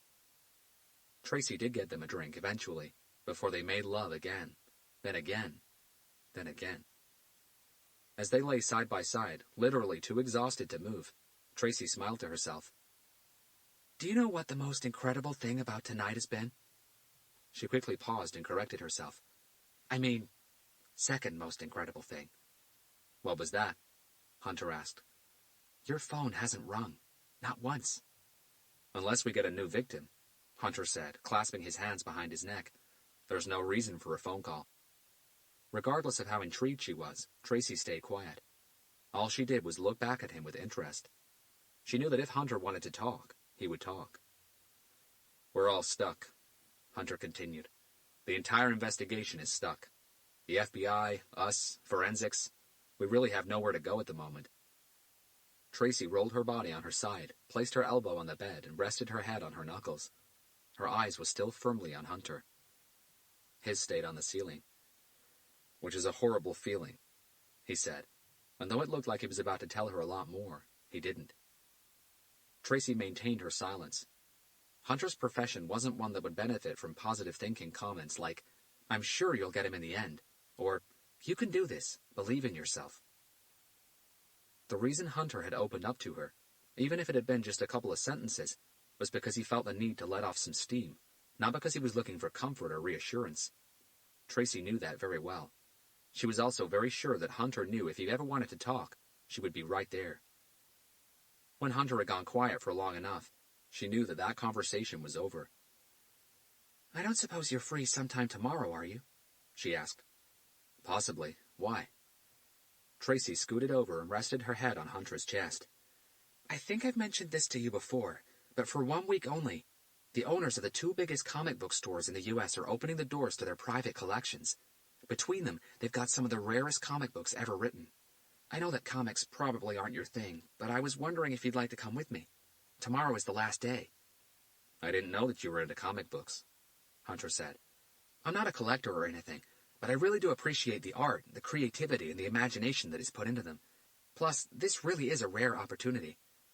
She pulled back from Hunter, rolled over on her stomach, and held herself up on her elbows. Come on, it could be fun. We don't have to stay long. The mischievous smile was back. We could come back here. I used to read a lot of comic books when I was younger, Hunter revealed. A lot younger. Really? Hunter nodded. I even had a favorite comic. And which one was that? Not a very well-known one, I'm afraid. Morbius. What? Tracy's head kicked back. The living vampire. Hunter's surprise was genuine. Okay, I'm officially impressed now. If you're into a comic like Morbius, Tracy said, excitement lifting her voice, then you have to come. Hunter knew Tracy was right. It probably would be fun. Sure, why not? He agreed. What time do you have in mind? Well, I have a lecture tomorrow at 10 in the morning. After that, I'm free, but I'd like to re-dye my hair if possible. My roots are starting to show. She tilted her head down a touch to prove her point. Hunter froze. Sometimes. No. Make that most times. Not even Hunter was able to explain how his thought process worked. Things just suddenly came to him. His brain would establish the most obscure connections, triggered by words or images or sounds or whatever he had come across. Right then, in bed with Tracy, Hunter had just had one of those moments. Holy shit. Tracy looked back at him in horror. Are my roots that bad? Hunter jumped out of bed and began getting dressed as quickly as he could. Holy shit, he said again, before rushing out of Tracy's apartment. Agent Fisher stood almost motionless before the south wall inside their office at the FBI headquarters on Wilshire Boulevard. Her arms were folded in front of her chest, her eyes glued to the large monitor on the left. In her right hand, she had a Bluetooth clicker, and with every button pressed, the picture on the screen would fade out, quickly giving way to a new one. Judging solely by how much attention she was paying to every image, one would be forgiven for thinking that she was seeing those photos for the first time, but that simply wasn't the case. Agent Fisher had been looking through the same crime scene photographs that she had scrutinized 1 zillion times before, but that image looping process had become a morning ritual for her. She did it every day as she walked into their office. Maybe she was hoping that a fresh morning brain, aided by fresh eyes, would perhaps pick up a detail somewhere that until now they had all somehow missed. That hadn't happened yet. From his desk, leaning back on his chair and always nursing a cup of steaming coffee, Agent Williams went through the ritual with his partner. Agent Fisher had just clicked onto the last of Linda Parker's crime scene photographs when Hunter walked through the office door. Under his right arm, he was carrying a significantly fat document folder. No one needed to ask to know that he hadn't slept. Agent Williams put it politely. It looks like you've been working for most of the night. Some of it, Hunter admitted. Just as he got to his desk, Garcia walked into the office. He, on the other hand, looked completely rested. There was something in the tone Hunter had used when answering Agent Williams that made both FBI agents turn and face him. Have you found something new? Agent Fisher asked. I think so. Agent Fisher used the clicker to turn off the monitor before walking over to Hunter's desk. Agent Williams was right behind her. I think we made a mistake, Hunter said as the group gathered around his desk. A mistake? Agent Fisher asked. Her uncertainty was mirrored on Garcia's and Agent Williams's faces. A mistake about what? About this killer's crime scenes. About them being a canvas. About him seeing himself primarily as an artist. The confusion on everyone's faces didn't go away. In fact, Hunter's words had the opposite effect. Let me show you, he said as he cleared his desk, placing everything except the computer monitor and the keyboard on the floor to his right. He then retrieved 4 pieces of paper from one of the printer trays and placed them on his desk. Next, he wrote down the 4 different Latin phrases the killer had carved onto his victims' backs. For clarity, he wrote their English meaning just under the Latin words. That done, he reached inside the fat file he had brought with him and retrieved a portrait photo of each victim, placing them next to the corresponding phrase. This investigation has been a cryptic maze from the get-go, he began. This killer likes to play mind games, and I think Adrian was right. About what? Agent Williams this time. About the killer testing us. Hunter pointed to the 4 pieces of paper on his desk. There's no doubt that the carvings are clues meant for us. And we know that because at first view, those clues are hidden. The victims are always left lying on their backs. The carvings are not a visual element in his canvases, if that really is what he's aiming for, or even an element in the shocking effect of his murders, because no one will see those carvings until the victims are moved, and that will only happen once the investigative team gets there. Still, after the carvings have been revealed, we have to put everything together. The symbol-like lines, the oddly split words, all of it, to finally form a sentence, in Latin, which automatically adds an extra layer to his cryptic game. Ambiguity, Agent Williams said. Precisely, Hunter agreed, once again indicating the 4 sheets of paper on his desk. Every single one of these phrases could have more than one meaning, a meaning that doesn't necessarily have to refer to the crime scenes themselves, but whichever way we choose to look at these clues, it does seem like the killer has gone to great lengths to shroud everything in as much confusion as he could. Well, Garcia cut in, it looks like he's done a fantastic job so far, because right now he's got all of us chasing smoke. He looked at both FBI agents. And he's had you guys chasing after your own tails for over 2 months now. Agent Fisher looked at him sideways. And that was what Adrian Kennedy meant when he suggested that the killer was testing us, Hunter clarified. The killer made his clues cryptic and ambiguous for a reason. In his mind, delusional or not, only those worthy would be able to decipher them. But deciphering the clues was only half of the test. They also needed to be understood, and to the killer, only those with the right vision, higher intelligence or whatever, would be able to truly understand them. To truly understand him. And what you're saying is that we misunderstood those clues? Agent Fisher asked. Yes, Hunter confirmed. I think we did. We thought they were the killer's way of telling us that he saw himself as an artist, right?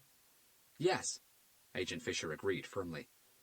Well, Hunter said, the clues are certainly telling us something about him, but they're not telling us that he's an artist. Everyone paused in anticipation. They are telling us that he's a collector.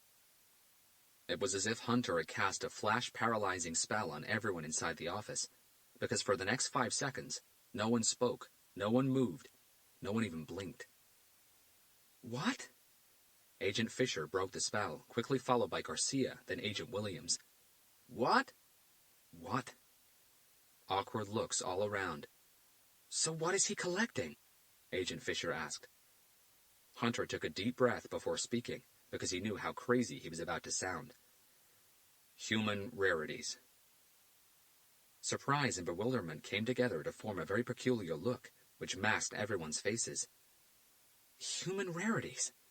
What does that even mean? Okay, Hunter said, calling everyone's attention to the first photograph on the left. Next to it was the Latin phrase the killer had carved into the victim's back. Christine Rivers, he began, our very first victim. The killer scalped her and took out her eyes. Now, have a look at this. From his folder, Hunter retrieved the personal file the FBI had compiled on Christine Rivers and placed it on the table.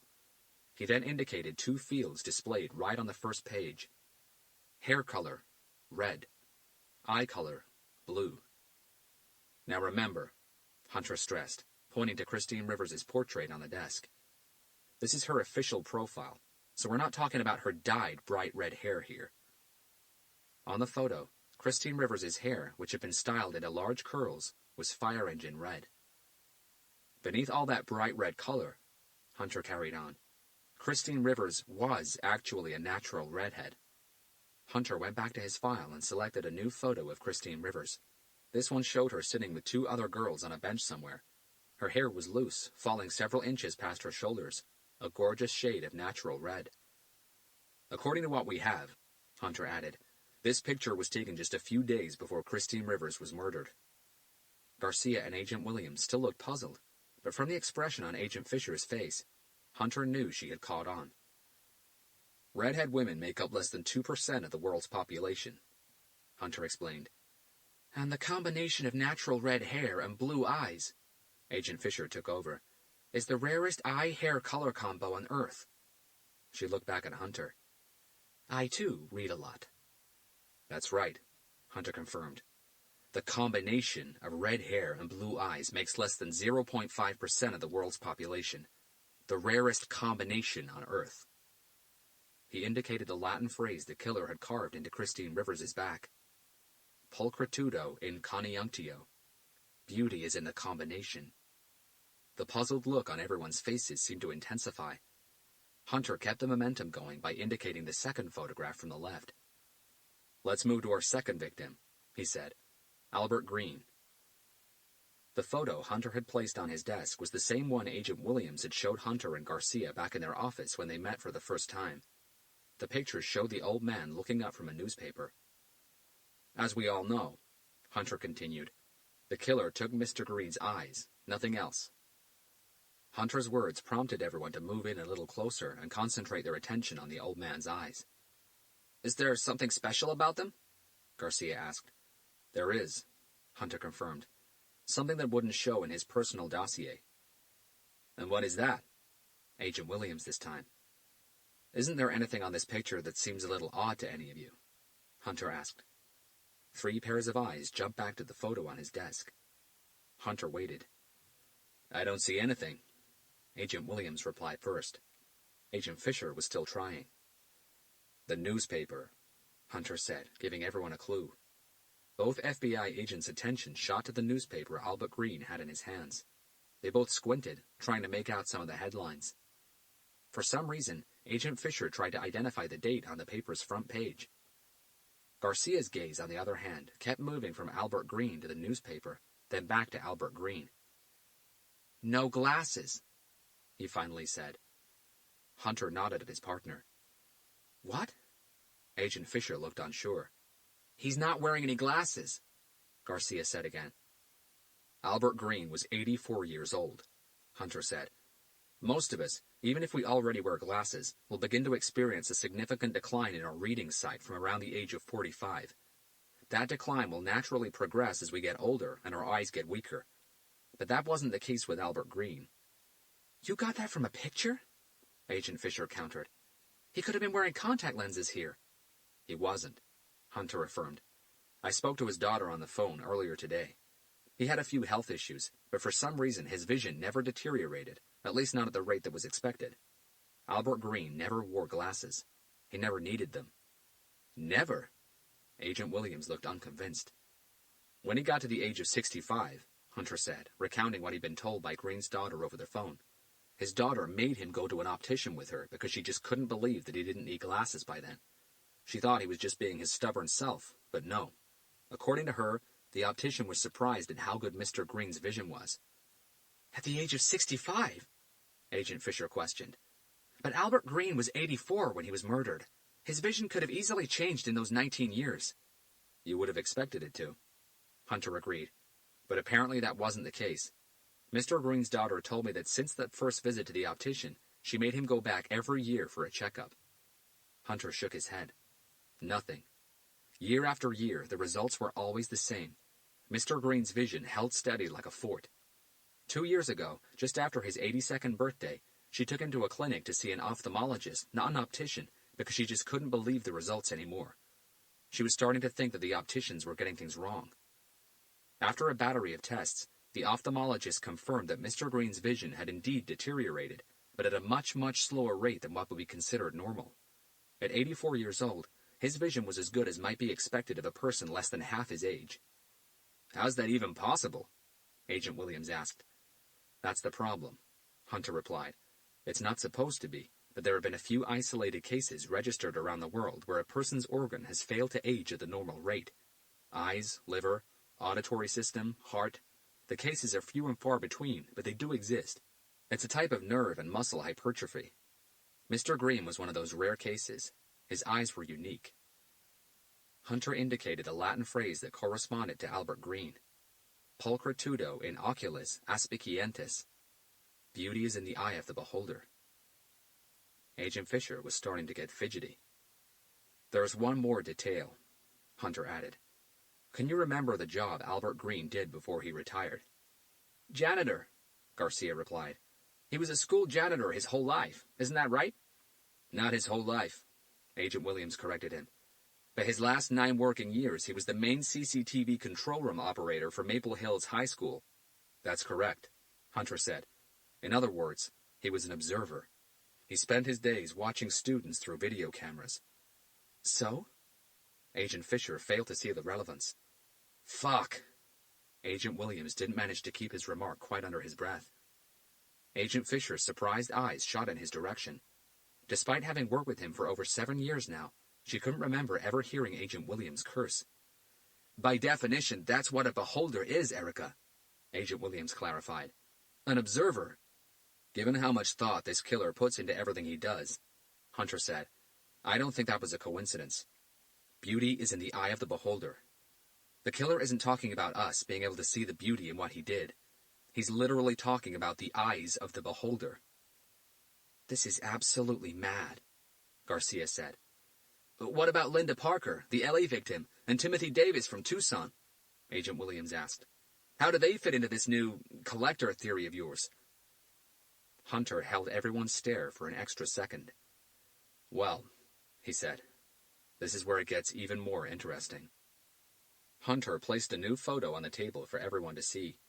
It showed Linda Parker's skinned body lying on blood-soaked sheets inside her bedroom.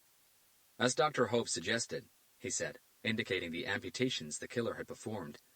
Despite the professional standard of the amputations, we assumed that the killer had taken Linda Parker's hands and feet to aid the job of skinning her body, but it appears that we have assumed wrong. The killer wanted to keep her hands and feet, Agent Williams asked. Why? Late yesterday, Hunter explained, our operations team finished compiling a very extensive dossier on Linda Parker, including a thorough section on her modeling career. We already knew that the bulk of her work came from catalog shoots, right? Everyone nodded. Okay. What we didn't know was that Linda Parker was one of the most requested hands, feet, and cosmetic models in Los Angeles, shooting for catalogs and adverts that ran all over the world, not only in the USA. Hunter retrieved a pile of photographs from his folder and placed them on his desk. These are just a few of the photos operations have sent over. He began flipping through the first batch of photographs, a series of close-up images showing only Linda Parker's hands and feet. The images advertised a variety of products, ranging from false nails to jewelry to sandals to nail varnish to moisturizing creams and beyond. There's a reason why Linda Parker was one of the most requested models when it came to these sorts of adverts, Hunter explained. Her hands and feet were considered perfectly balanced and symmetrical. Perfectly balanced and symmetrical? Agent Fisher intervened. What does that mean? It's got to do with the shape, curvature, and the size ratios. How long the fingers and toes are in comparison not only to each other, but also to the palms and feet. You're kidding, right? Not even a little bit. In the same way that clothes companies look for specific size models for specific items, shoe, jewelry, and cosmetic companies look for models with the most perfect hands, feet, and skin they can find. That alone can boost sales by about 5 to 10%. I'll admit, Agent Williams said, his attention still on the photos Hunter was showing them. Her hands were very attractive, very delicate. The next series of advert photographs Hunter showed them were facial and body close-ups of Linda Parker, all of them advertising a variety of cosmetic products. Her skin was also considered ideal for cosmetic advertisements. No blemishes, no marks, no freckles, nothing. So much so that in the past 2 years, she graced the cover of no fewer than 15 dermatological magazines, not only in this country, but also abroad. Hunter showed them all 15 magazine covers. Silence once again ruled the room. Hunter indicated the phrase the killer had carved into Linda Parker's back. Pulchritudo circumdat eius. Beauty surrounds her. Garcia's brain was the first to engage. As in the skin that surrounds her body, he said in a thoughtful tone. Not the room that surrounded her dead body. Precisely, Hunter agreed. The killer wanted her skin. He wanted her hands and feet because they were perfect. Hunter spread the photographs over his desk. Eyes moved in all directions, jumping from picture to picture, trying to take in everything. So if we follow your line of thought, Agent Williams said, there has to be something special about Timothy Davis's blood. Hunter placed Timothy Davis's autopsy report on the desk and flipped it to the second page, where he indicated the third entry from the top. Blood type, AB negative. From his folder, Hunter retrieved the FBI file on Timothy Davis that Agent Brandon had given them back at the airport in Tucson. The information he was looking for was right on the first page. He placed the file on the desk next to the autopsy report. Timothy Davis's mother's name was Anjana. He indicated on the file as he explained. And though she was born in the USA, she was of Asian Indian descent. His father's name was Terrence, and he was a Deep South African American, born and raised in Madison, Alabama. He brought the autopsy report back to the top of the pile before clarifying. AB negative is the rarest type of blood in the world. In the USA, it comprises less than 2% of the population. That number drops significantly when we divide the population into ethnic groups. In African Americans, the frequency is less than 0.3%. In Asian Americans, less than 0.1%. If you combine the two ethnic groups together... Hunter once again indicated the information concerning Timothy Davis's mother, Asian Indian descent, then the information concerning his father, African American. We're talking a negligible number of the population here. When it comes to blood type, due to his heritage, Timothy Davis was 1 in 5 million. He had the rarest of all blood types running through his veins. Hunter indicated the Latin phrase the killer had carved into Timothy Davis's back. Pulchritudo habitantem in interius. Beauty lives on the inside. The killer's phrases aren't allusions to his crime scenes. They aren't a set of instructions on how to look at his work. They are direct references to what he takes. Eyes, hair, skin, feet, hands, blood. Hunter returned to his folder. We have one more detail, he said. The phone conversation between our killer and Owen Henderson, the freelance reporter he called in Phoenix. You've all received the official transcript yesterday, right? Yes. The killer's last few words to Owen Henderson over the phone, Hunter carried on, after he gave Owen the instructions on how to get to Timothy Davis's house. At first, I couldn't make any real sense of what he said. But now... Hunter placed a copy of the transcript on his desk. To emphasize his argument, he had underlined a few key words. We live in a false world. A plastic world where real, natural beauty is the purest and rarest of art forms. The most valuable of art forms. True beauty cannot be fabricated or copied, and for that reason it's becoming extinct. But true beauty should live forever. I am making sure of that. I hope that you will be able to understand and appreciate true art. He's talking about pure, true, natural beauty, Hunter said, once everyone had finished reading the transcript. A rare kind of beauty that cannot be fabricated or copied. His victim's body parts, Agent Williams concluded. Hunter nodded once. And he finishes by saying, true beauty should live forever. I am making sure of that. So how do you think he's making sure of it? Garcia and both FBI agents exchanged worried looks. Hunter addressed Agent Fisher. I think you're right, Erica. The killer is probably creating some sort of gallery of the dead, but not from pictures he takes of the crime scenes. He's creating his gallery from their body parts. To him, they're much more than simple trophies. They are items of true, rare beauty that cannot be copied or duplicated, and the only way he can make sure those items will live forever is by preserving them. Hunter brought everyone's attention back to the photographs on his desk. He's not creating art. He's collecting it. Chapter 55. The door closed behind him with a muffled thud, but the man didn't move. Not for a while. He simply stood there, admiring the room he had created with his own hands. It had taken him almost 2 years to transform the space down in his basement into exactly what he wanted, but the time and effort he had put into it had clearly paid off. The room, his gallery, was nothing less than magnificent. The man closed his eyes and breathed in the stale air inside the oddly shaped room. As the air traveled into his nostrils, bringing with it a very familiar chemical scent, his skin turned into goose flesh. The man adored that smell. He kept his eyes closed for a full minute, savoring every second, allowing the anticipation to build up inside him. He could feel his lungs expanding and collapsing with every breath, his heart beginning to increase its rhythm, his muscles tensing ever so slightly. Satisfied and somewhat intoxicated by the ecstasy of it all, the man reopened his eyes, switched on the lights, and refocused on the wall across the room from him.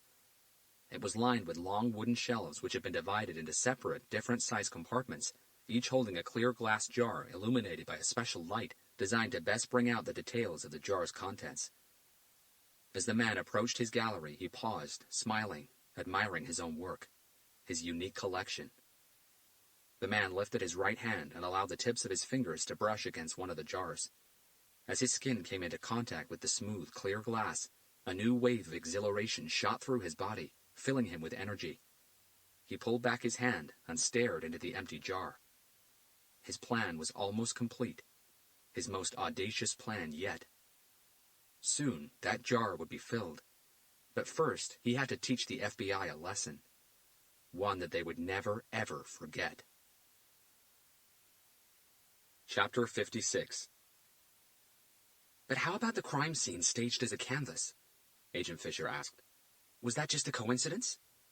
Maybe they never really were staged as a canvas, Hunter said, and quickly decided to better explain his logic. We see what we want to see. That's the way the human brain works. At first, when you believed that Christine Rivers' murder had been vengeance against Adrian Kennedy, you managed to link the killer's Latin phrase, beauty is in the relationship, to that theory, remember? You assumed that the killer was talking about a family relationship. The same happened with the second victim and the second crime scene. You linked that Latin phrase, beauty is in the eye of the beholder, to the theory you had at the time, believing that the killer was maybe referring to something Albert Green had seen, which was improbable but still plausible. It was the killer's third outing, Linda Parker, that put an end to the payback theory. You just couldn't link all three victims to a revenge act. Understandably, after spending 2 months going down wrong avenues and dead-end streets, the FBI was frustrated. Then along came a new possible theory, which fitted the third crime scene well, but not the others. Still, frustration, pressure, desperation, and the need for answers has a way of forcing the human brain to take different points of view, and that's what we did. We were desperate.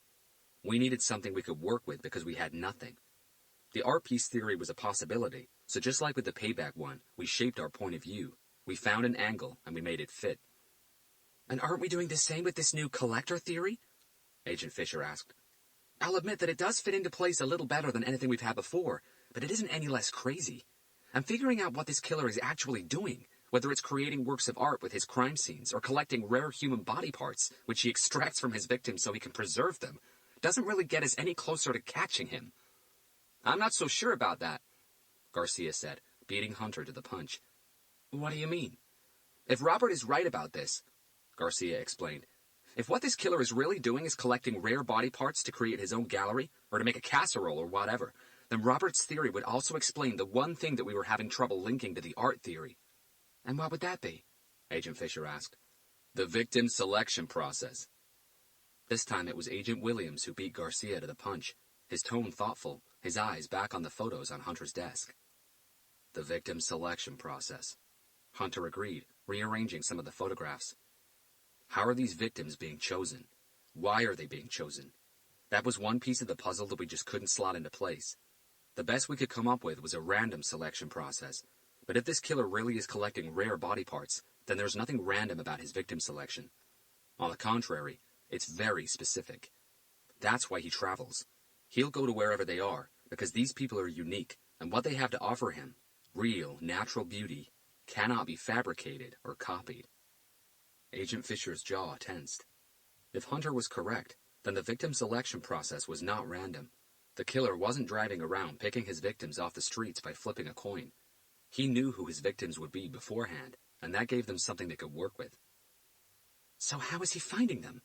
She asked, her voice gaining a new, excited tone. How would anyone find people with rare conditions or something unique or special about them, like rare blood type, a rare eye color or whatever? Medical records? Very possibly, Agent Williams agreed, excitement also finding its way into his voice. The information the killer would have needed to guide him to most of his victims could have been easily found through medical records, with the exception of Linda Parker. The killer wouldn't need her health records to find out about how perfect her skin, her hands, and feet were. Hunter cut in. That information was available on her website and on every single one of her social media pages. And since she's registered as a public figure, all of her profiles are visible to absolutely everyone. Still, Agent Williams said, our best bet right now is indeed health records, isn't it? Sure, Garcia replied. But I think maybe we're forgetting something here. There's no universal health records archive, no national unified database for medical records, which means that running a search across the whole of the United States for something like specific blood types, or specific eye or hair color combinations, or anything else using only health records is impossible. So how is the killer able to do it? Unless he's managed to tap into the database of every major hospital in the USA, which is a pretty impossible task. How is he... Health insurance, Hunter interjected. Everyone looked at him. You're right, he said to Garcia. Health records can't be shared, but health insurance companies do have central databanks, and the information in them can be shared between all the branches and subsidiaries of the same insurance group, no matter which city they're in. If the killers managed to hack into the database of any of the top health insurance companies in this country, he would have access to millions of health records from people all over the land. Finding his victims will be just a question of time. So our first step would be to check which health insurance company each of our victims were with, Garcia said. I'm on it, Agent Williams said, reaching for his cell phone. How easy do you think it would be to hack into a health insurance company database? Garcia asked. Not easy at all, Hunter replied.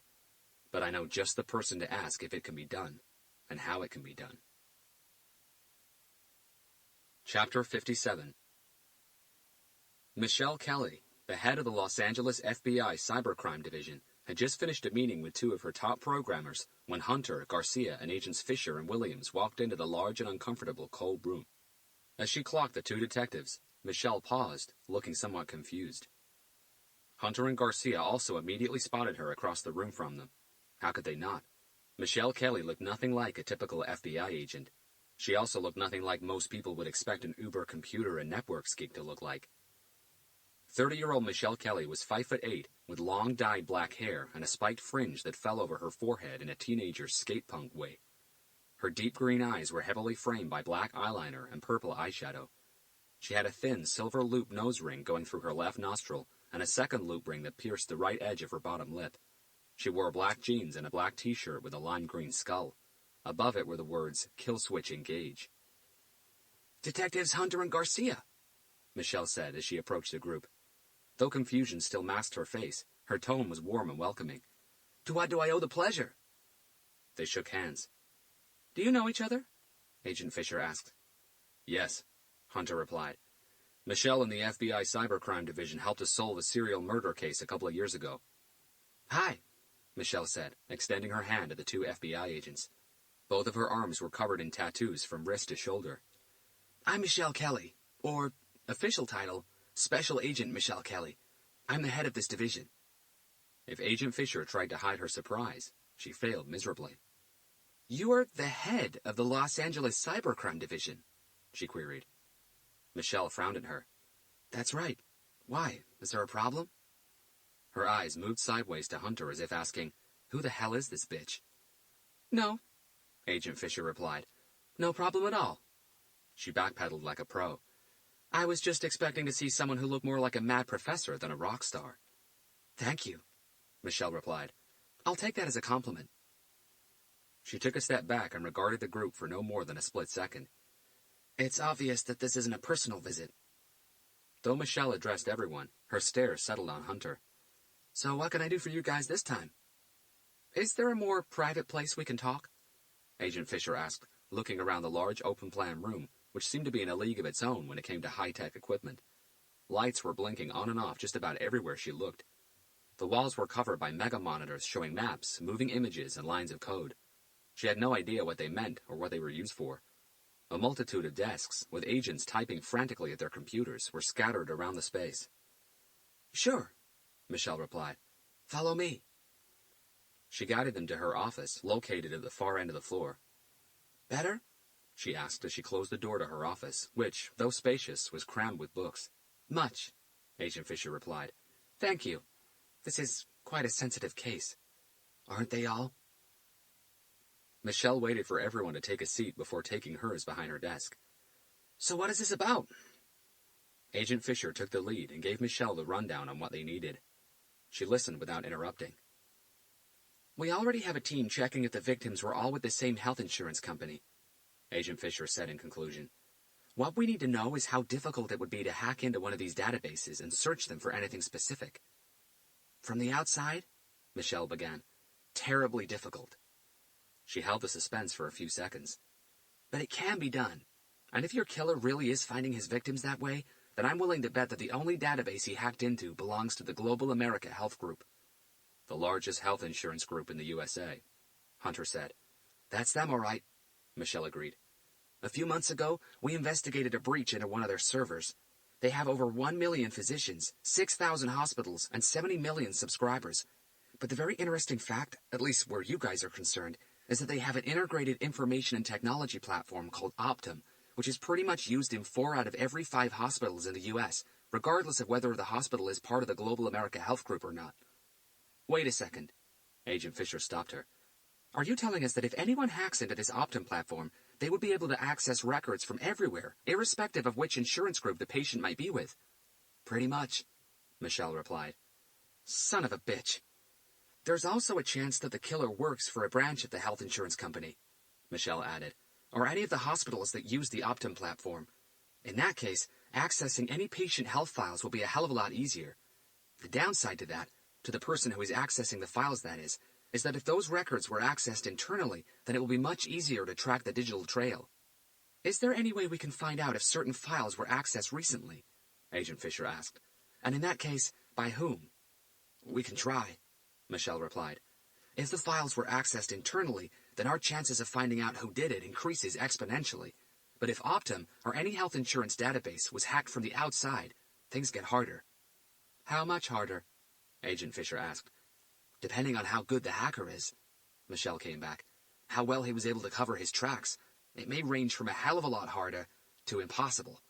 I won't really know until I try it. Can you try it? Hunter this time.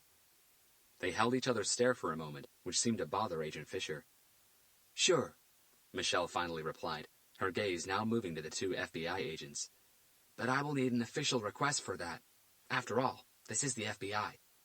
Get started, Agent Fisher said, getting to her feet. You'll have the official request within the hour. Chapter 58. Hunter and Garcia had gone back to their office at the police administration building, and by lunchtime, the information on which health insurance company each of the 4 victims had a plan with had come back to them. For the first time, they seemed to have caught a real break. Christine Rivers had a student health plan with direct health care. Albert Green had a senior citizen policy with Cambridge Health Plans. Linda Parker was with Prime U.S. Healthcare Services, and Timothy Davis with Atlanticare Health. All 4 of those companies were subsidiaries of the Global America Health Group. Their records shared not only the same central database, but they could all also be accessed via the Optum Integrated Information and Technology Platform. So you think that the killer is finding his victims through their medical records? Captain Blake asked. Right now, Garcia replied. It seems like our best bet, Captain. And how is he getting to the database? 2 ways of doing it. Internally, if the killer works for any of the companies under the Global America Health Group, or for a medical establishment like a hospital or a clinic with access to this Optum platform. And externally, by hacking into the system from the outside. What we're doing, Garcia explained, is checking to see when was the last time that any of the victims' medical records were accessed. With that, there's a chance that we'll be able to follow some sort of digital trail and figure out who accessed them. It can take a while, though, if we ever get anything. Captain Blake took a step back from Garcia's desk and regarded both of her detectives for several seconds. When was the last time you had a day off? She asked. What? Garcia came back. A day off. When was the last time you had one? Garcia looked at Hunter for help. I'm not really sure, Hunter said. A while ago. Why? Have you 2 looked at yourselves in the mirror? You guys could audition for The Walking Dead right now and get the part. You understand what I'm saying? You have been on this case for about a week now. Isn't that right? The captain didn't give them a chance to reply. And just before that, you were on a triple homicide case, weren't you? The one in Bixby Knolls. That's correct, Garcia confirmed. The father who raped and murdered his 3 daughters. Well, so that's it, Captain Blake said, her voice as commanding as it ever had been. You guys are taking the next 2 days off. I don't really give a damn about what Adrian Kennedy or the FBI has to say. This is a joint operation, which means that you are still under my command. You were supposed to take a break after the Bixby Knolls murders anyway, so finish whatever it is that you're doing here today, then go home and get some sleep, and take the next 2 days off. From what you told me, unless this killer gives you a brand new victim, there's nothing else you can do other than wait for cybercrime. She paused by the door to their office. It's not a request. Chapter 59. Hunter finally left his office at around 7:30 p.m. Despite being a workaholic, He had to admit to himself that he welcomed Captain Blake's orders with open arms. He had needed to check his diary to find out the last time he and Garcia had had a day off. 23 days ago. 48 hours off the clock, even if he didn't sleep that much, would certainly recharge his batteries and resharpen his brain. Maybe he could even spend some of that time with Tracy. That thought made him smile. Suddenly, and seemingly out of nowhere, as Hunter took the exit onto Soto Street in the direction of Huntington Park, a black Ford Fusion appeared on his left and cut in front of him. Hunter had to swerve hard right not to clip the Fusion's bumper. You've got to be joking. Hunter's surprise came not due to the Ford's maneuver, but to the fact that that same black Ford Fusion had pulled exactly the same move at that exact same junction the night before, just as Hunter drove home. Hunter had taken notice of the license plate. That's it, Hunter said to himself. I'm pulling him over. But as Hunter stepped on the gas in pursuit of the Ford Fusion, his thought process did another somersault, jumping from A to Z in 2 seconds flat. That was when he realized something he'd been missing. The phone on Hunter's desk inside their temporary office on the 8th floor of the FBI building on Wilshire Boulevard rang at exactly 7:56 p.m. There was no one there except Agent Fisher, who'd been working on a report for the past few hours. She dug her heels onto the floor and kicked her legs, pushing her chair away from her desk and sending it in the direction of Hunter's. Special Agent Erica Fisher, she said as she answered the phone. A second of hesitant silence. Did I dial the wrong extension? The female voice on the other side asked. Agent Fisher immediately recognized who the caller was. Michelle Kelly, the head of the LA FBI Cybercrime Division. Hi, Miss Kelly, Agent Fisher replied. No, you haven't. This is Detective Hunter's desk, but I'm the only one in the office right now. In fact, Detectives Hunter and Garcia prefer to work from their shoebox office back at the PAB. Is there anything I can help you with? Do you have any news for us? I do. Those 2 simple words took Agent Fisher's heart rate from resting to 100-yard dash. What have you got? It took us a while longer than we expected, but we've made some progress. I'm listening. Albert Green's medical records were accessed via the Optum Integrated Information and Technology Platform exactly 12 days before his murder. Internally or externally? Externally. Someone hacked into the system. Can you trace it? We're working on it, but I can tell you this. Whoever this guy is, he's no amateur. He knows his way around cyberspace. Every hair on Agent Fisher's body stood on end. But that's not all. Timothy Davis's medical records were also accessed externally. Would you like to have a guess at how many days before his murder? 12. Agent Fisher's eyes widened as she said the number. Exactly. And here's the kick. The same with Christine Rivers' records. Accessed externally via Optum 12 days prior to her murder. Linda Parker's records weren't touched.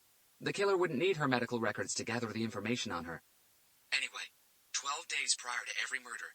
You know what that tells us about this killer, don't you? That he's methodical. Very.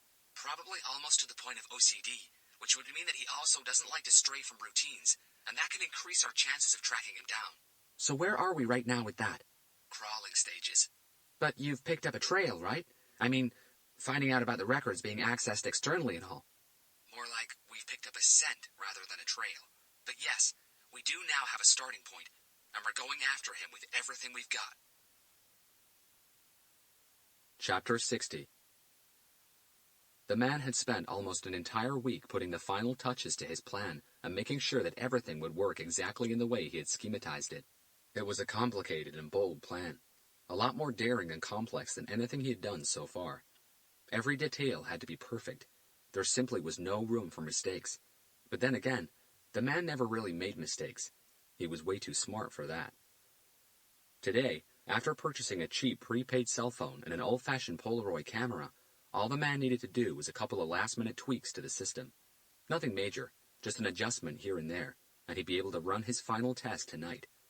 If everything went to plan, and there was no real reason why it wouldn't, he'd be hitting the road in the early hours of the morning, and by tomorrow, he would have her.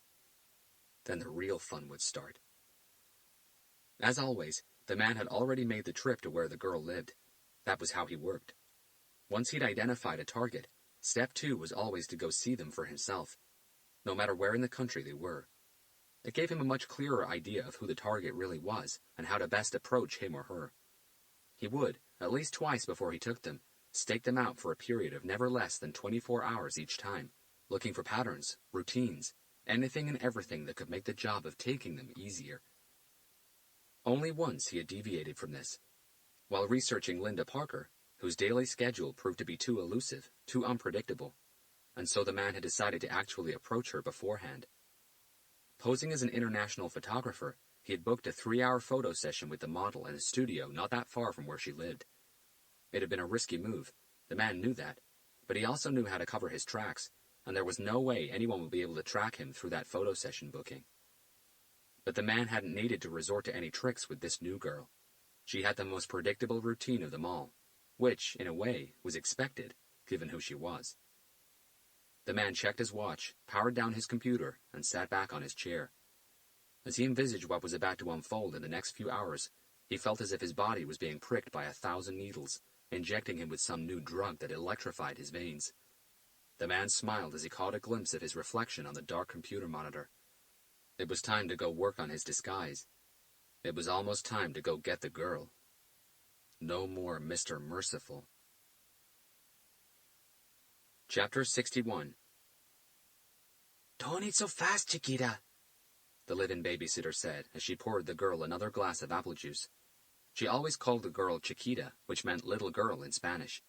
Why are you eating so fast? The babysitter, who was 54 years old, with short black hair and kind, dark brown eyes, still spoke with a slight Puerto Rican accent, despite having lived in America for 40 years. The girl had one more spoonful of her chili con carne before responding. Because it's delicious, and I'm hungry. The babysitter frowned. It's not any different from all the other times I prepared you chili con carne. Well, it tastes delicious to me, the girl replied, having another spoonful. It's delicious every time. Delicious, huh? The babysitter said. Thank you, Chiquita. Still, delicious or not, don't eat so fast. It's going to give you a stomachache. You're supposed to chew your food before swallowing it. And drink your juice.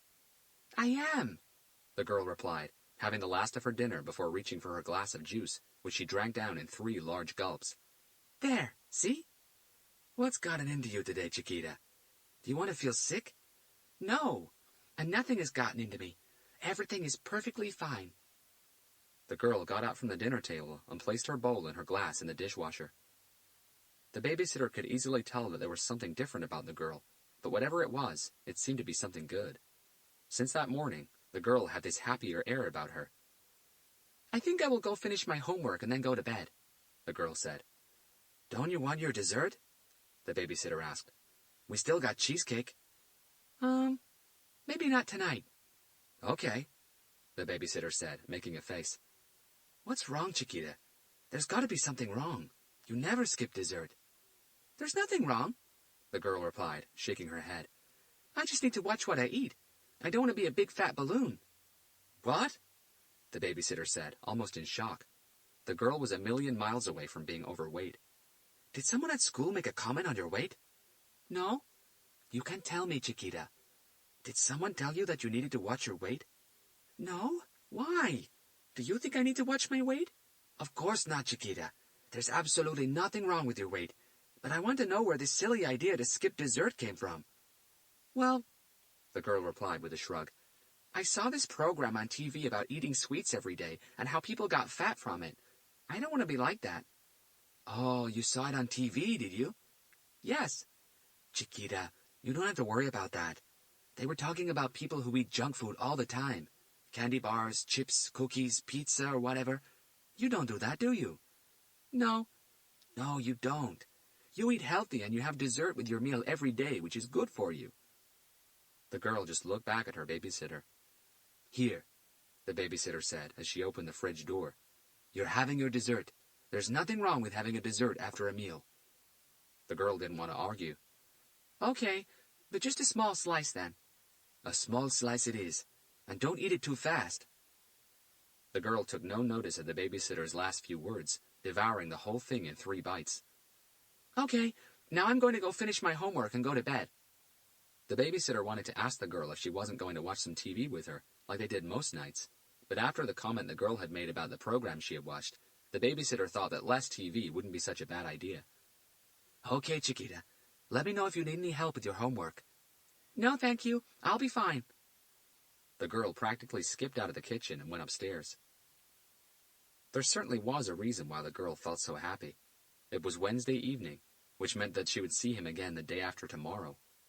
The past Friday, at the park behind the disused school, he had held her hand again, but this time, as they said goodbye, he kissed her on the cheek.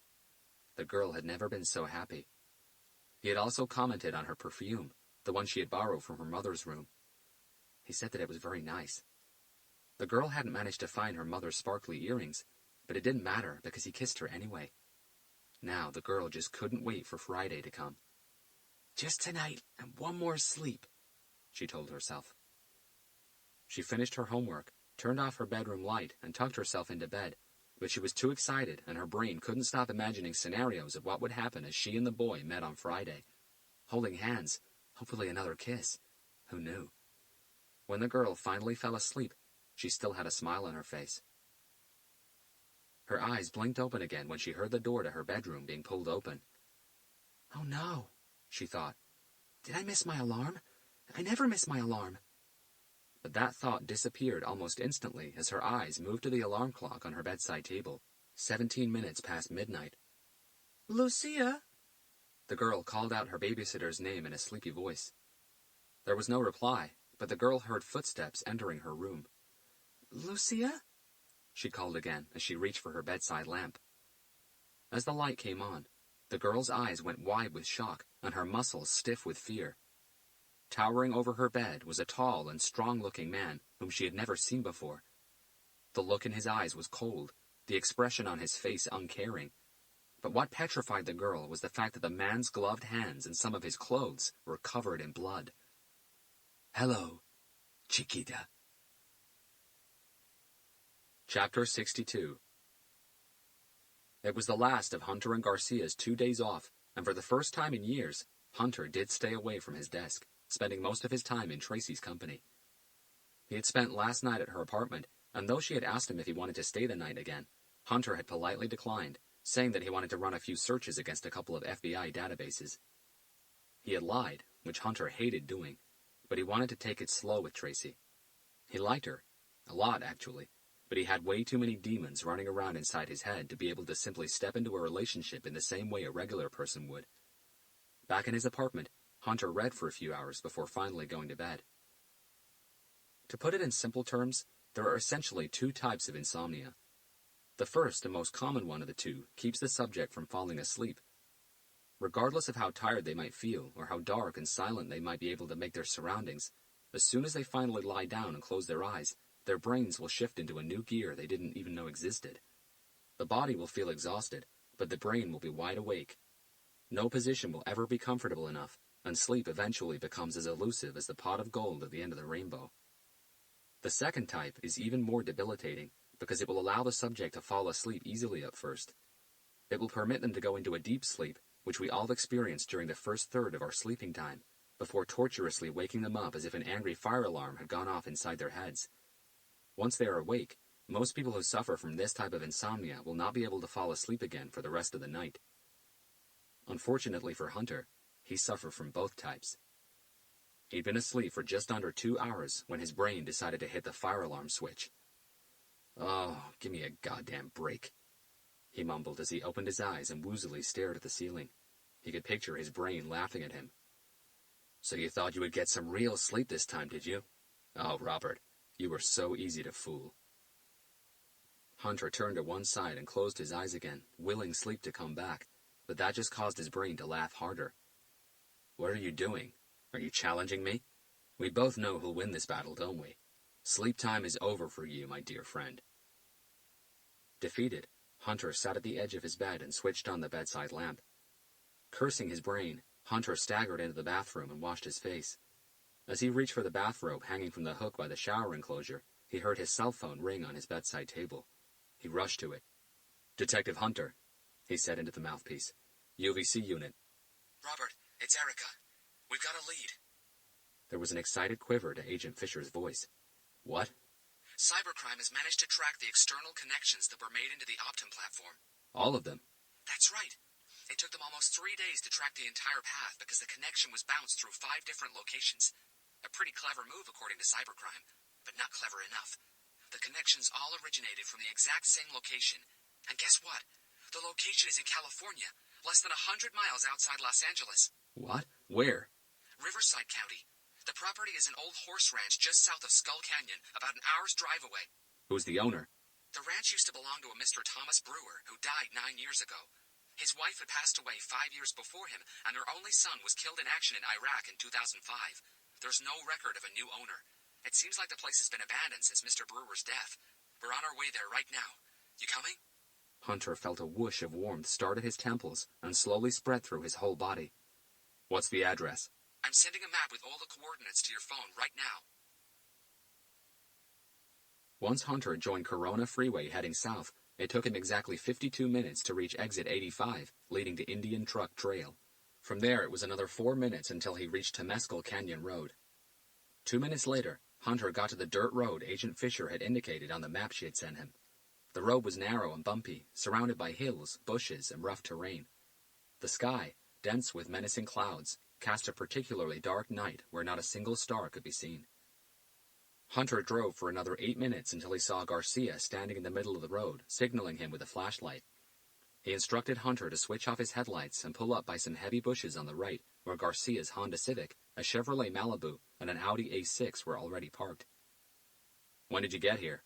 Hunter asked as he stepped out of his Buick and zipped up his jacket. "About 3 minutes before you," Garcia replied. "I got the call around 2 in the morning." "Yes, so did I. So, what do we got?" "Just around those trees." Garcia indicated a cluster of low trees a few yards in front of them. "In a night this dark, headlights can be seen from miles away. This is as close as we can get in a car without announcing we're coming." They rounded the trees and climbed up a short but steep hill covered by shrubs. Agents Fisher and Williams were crouched down behind a couple of leafy bushes. "That's the ranch," Agent Fisher said, indicating through the bushes while handing Hunter a pair of binoculars. He repositioned himself and had a look. The property was about 240 yards in front of them. There were only 2 buildings, a 2-story wooden house with square windows on the right, and a long and wide stable on the left. Both structures looked old, uncared for, and in serious need of some heavy repairs.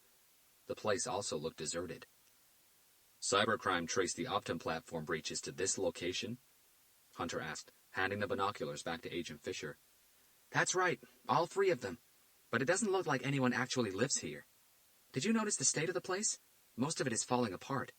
If cybercrime got this right, then my guess is that the killer probably searched around for a place like this, abandoned, unclaimed, and far from prying eyes.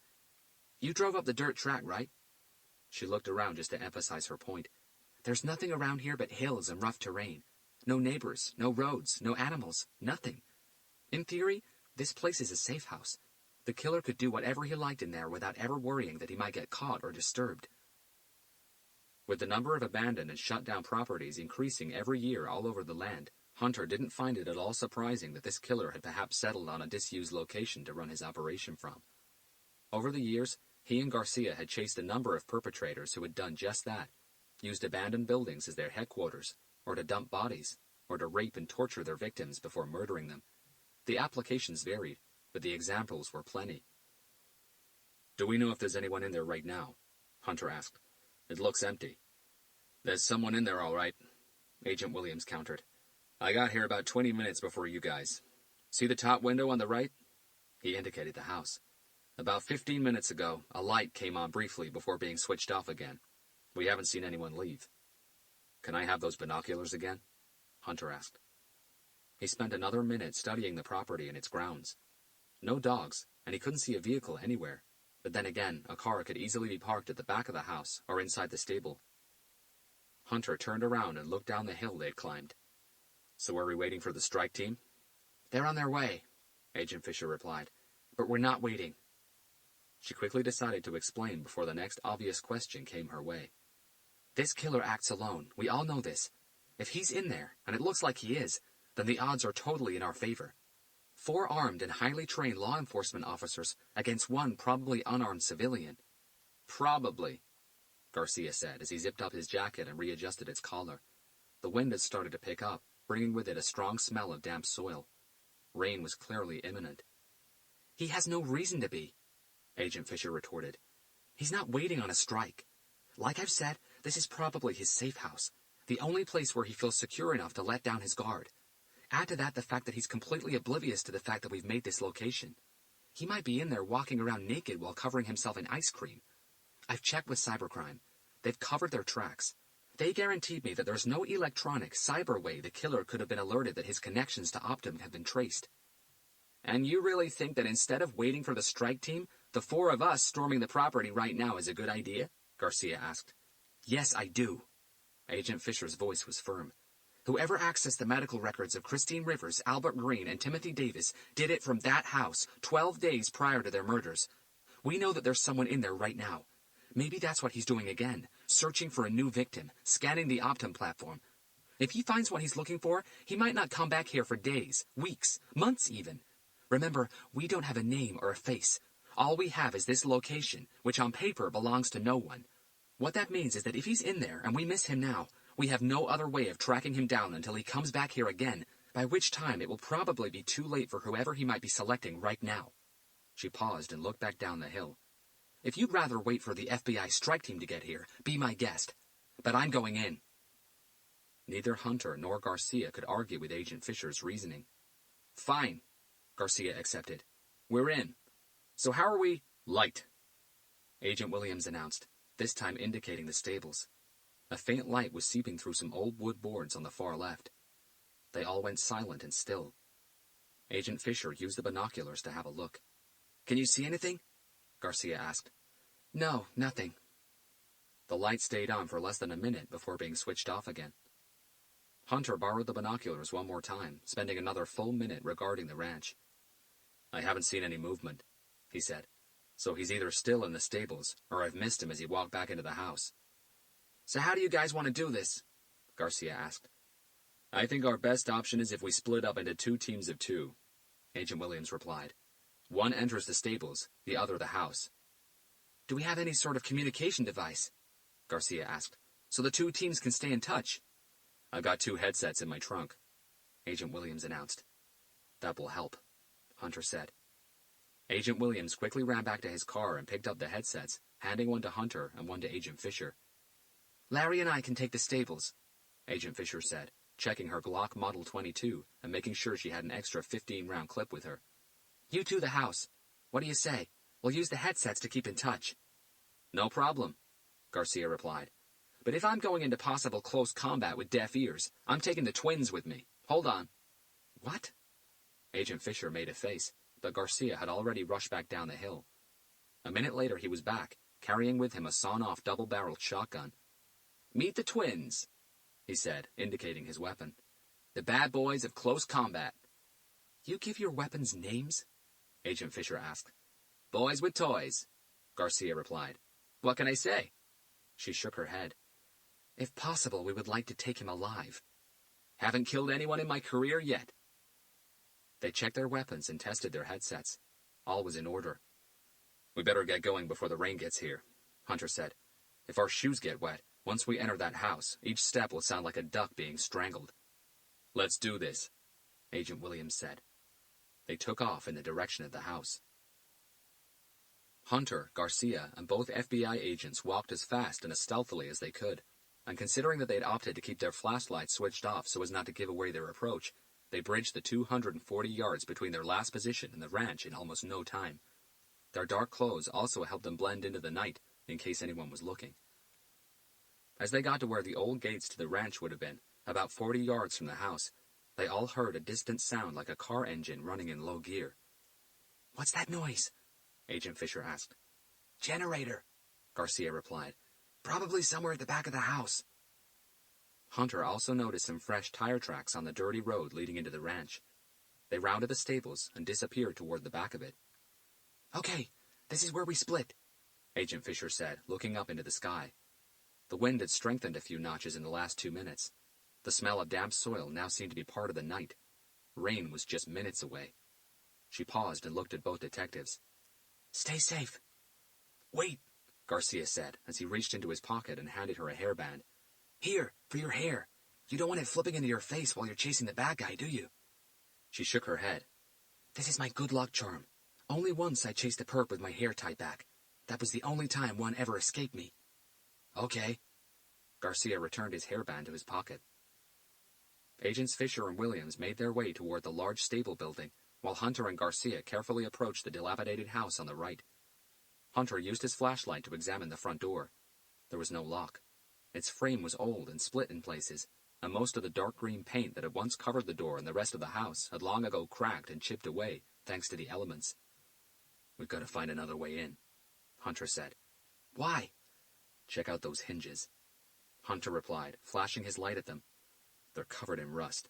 We open this door, and even under cover of the generator's noise, those hinges will sound like an alarm." "Great." Garcia looked right, then left. "So which way do you want to go?" Hunter pointed right. Once again, being as careful as they possibly could not to make any noise, they rounded the house to the right. As they made it to the side of the property, they halted. A faint light showed at one of the second-floor windows. "The killer being upstairs isn't necessarily a bad thing," Garcia said.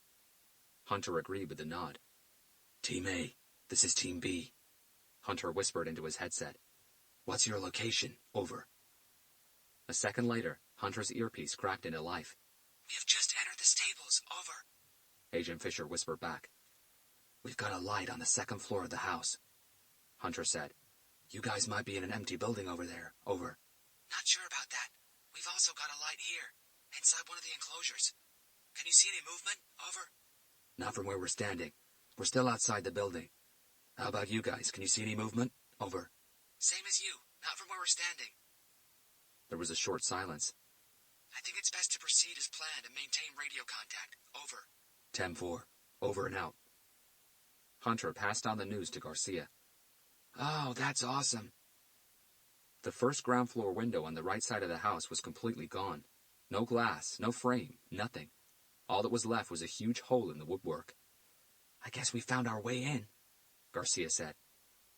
Hunter quickly checked the floor inside the house directly under the window. No glass. "I'll go first," Garcia said. "Careful with the floorboards," Hunter said. "They might crack, squeak, or both, so step lightly." "Sure, Dad," Garcia smiled. "Here, hold the twins." He handed his shotgun to Hunter. "I can't believe you actually named your gun." "You liked that, didn't you? My pistol is called Big Barraboom." Hunter just shook his head. Garcia got through the window hull without any problems. As his feet applied pressure against the floorboards, they squeaked, but very lightly. Hunter passed the twins back to his partner. "The floorboards feel quite solid for such an old and uncared-for house," Garcia said. Hunter handed him his H&K Mark 23 pistol and quickly cleared the window. The room they landed in was square, with an old 3-seater sofa pushed up against one of the walls. The sofa had long ago lost all its cushions, and a few of its springs could be seen through the large rips in its fabric. Against the opposite wall was a tall and very wide bookcase. Out of its 12 shelves, only 3 remained. The floor was practically covered in old paperbacks. A tipped-over coffee table was in the center of the room, which carried a strong smell of damp, old paper, and rotting wood. Hunter hand-signaled Garcia. "Cover formation. I'll take lead." Garcia nodded. Hunter switched on his flashlight, held it in his left hand with an inverted grip, and brought it under his right arm, wrist against wrist, creating a cross where the left wrist supported the right one, his weapon hand. He held both at chest height with his right arm extended. Garcia held his flashlight under the barrels of the twins. Being a shotgun, his weapon came up to shoulder height. Hunter moved forward, taking extra light steps. Garcia was right. The floorboards felt a lot more solid than Hunter had expected. They did squeak, but not loud enough to alert anyone. Hunter stepped over Moby Dick, The Three Musketeers, The Sun Also Rises, and several other classics before finally reaching the door, which was flat against the floor outside the room. With his back against one of the walls, Hunter peeked around the doorframe, first right, then left. The next room also seemed absolutely still. Hunter signaled for them to move on. As they took their first step over the flat door, their bones practically jumped out of their bodies. Bang! Bang! From outside the house, coming from the direction of the stables, they heard 2 gunshots. Hunter and Garcia locked eyes, fear and confusion swimming around in them. Neither had to say a word to each other. They turned and dashed like a couple of Olympic runners towards the house's front door. Something had gone horribly wrong. "Okay, this is where we split," Agent Fisher said, looking up into the sky. The agents left Hunter and Garcia behind and quickly made their way toward the stables building. Once they got there, they flattened their backs against the wall to the right of the two large sliding barn-style doors. The doors hadn't been slid all the way shut, leaving a gap between them of about 1.5 feet. "Now that's lucky," Agent Williams said, nodding at the doors. "We can make it through that gap without having to touch the doors."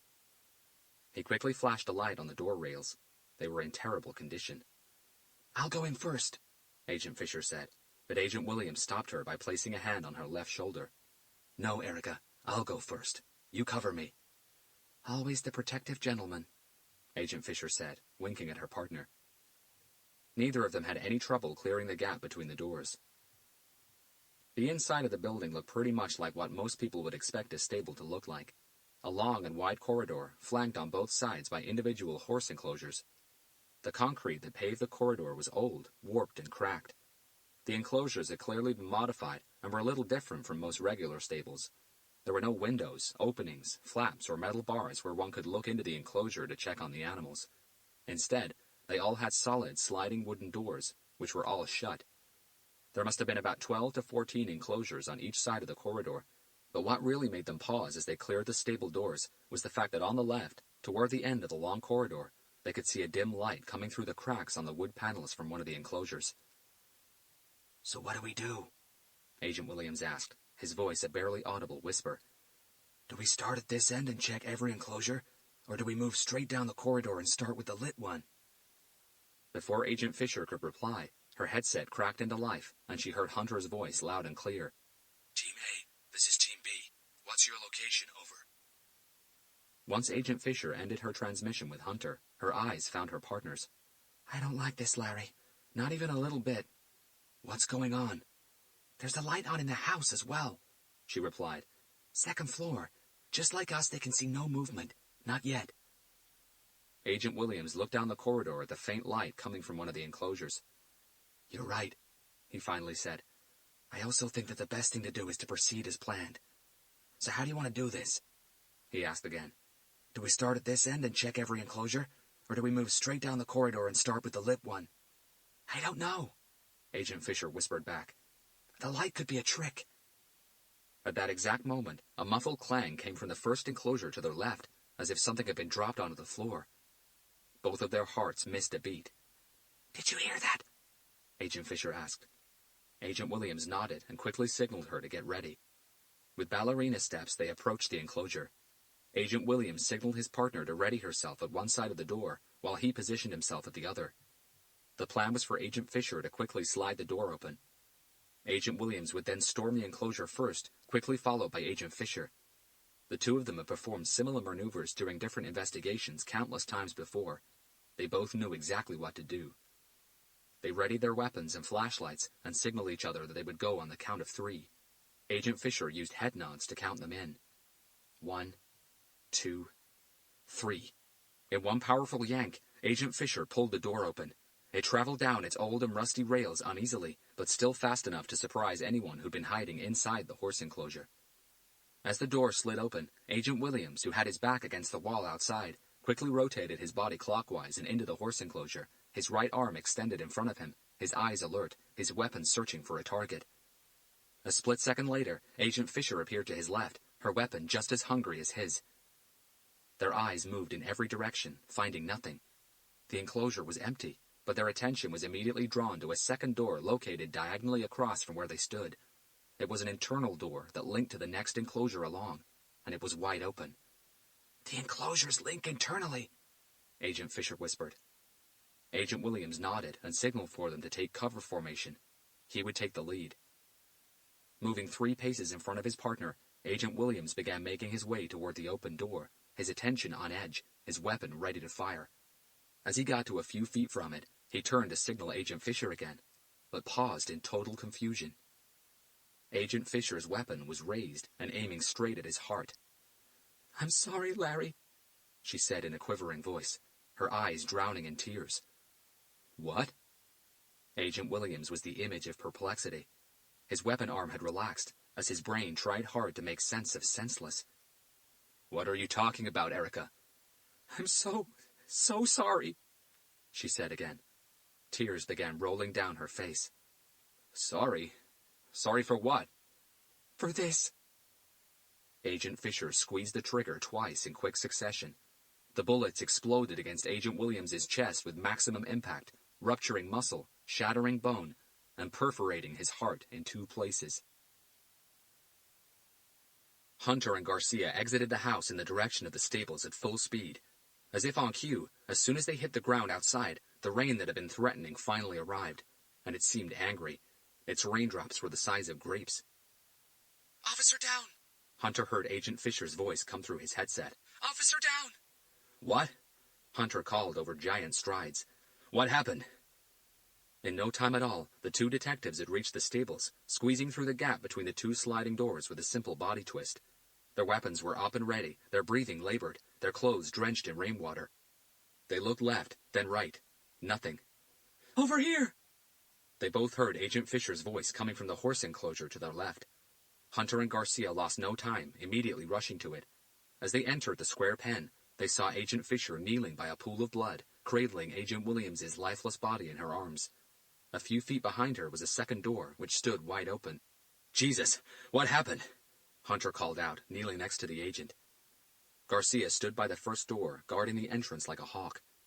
The rain, pelting down against the old roof full of holes, filled the stable with a deafening, drumming-like noise. Water drips began appearing everywhere. Too many enclosures, Agent Fisher explained in an anxious voice, her eyes full of tears. We decided to split up. I took the right side and Larry took the left one. I had just entered the first enclosure on the other side when I heard the shots.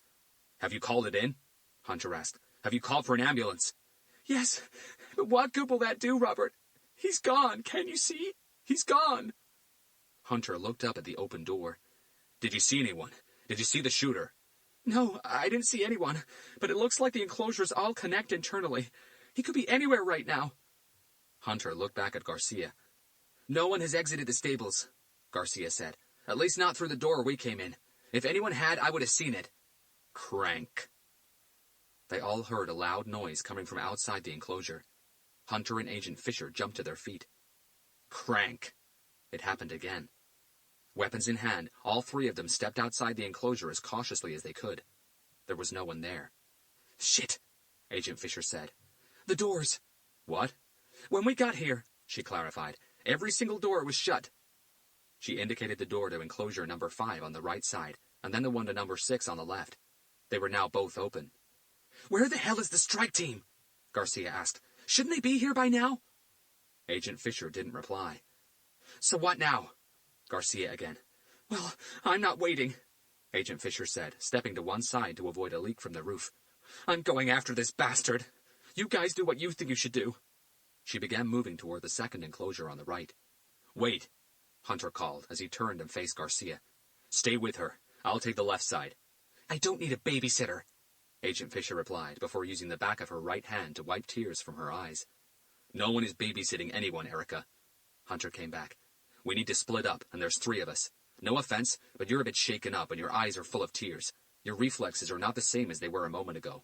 So I'll take the left side, you 2 take the right. Go. No, Agent Fisher retorted.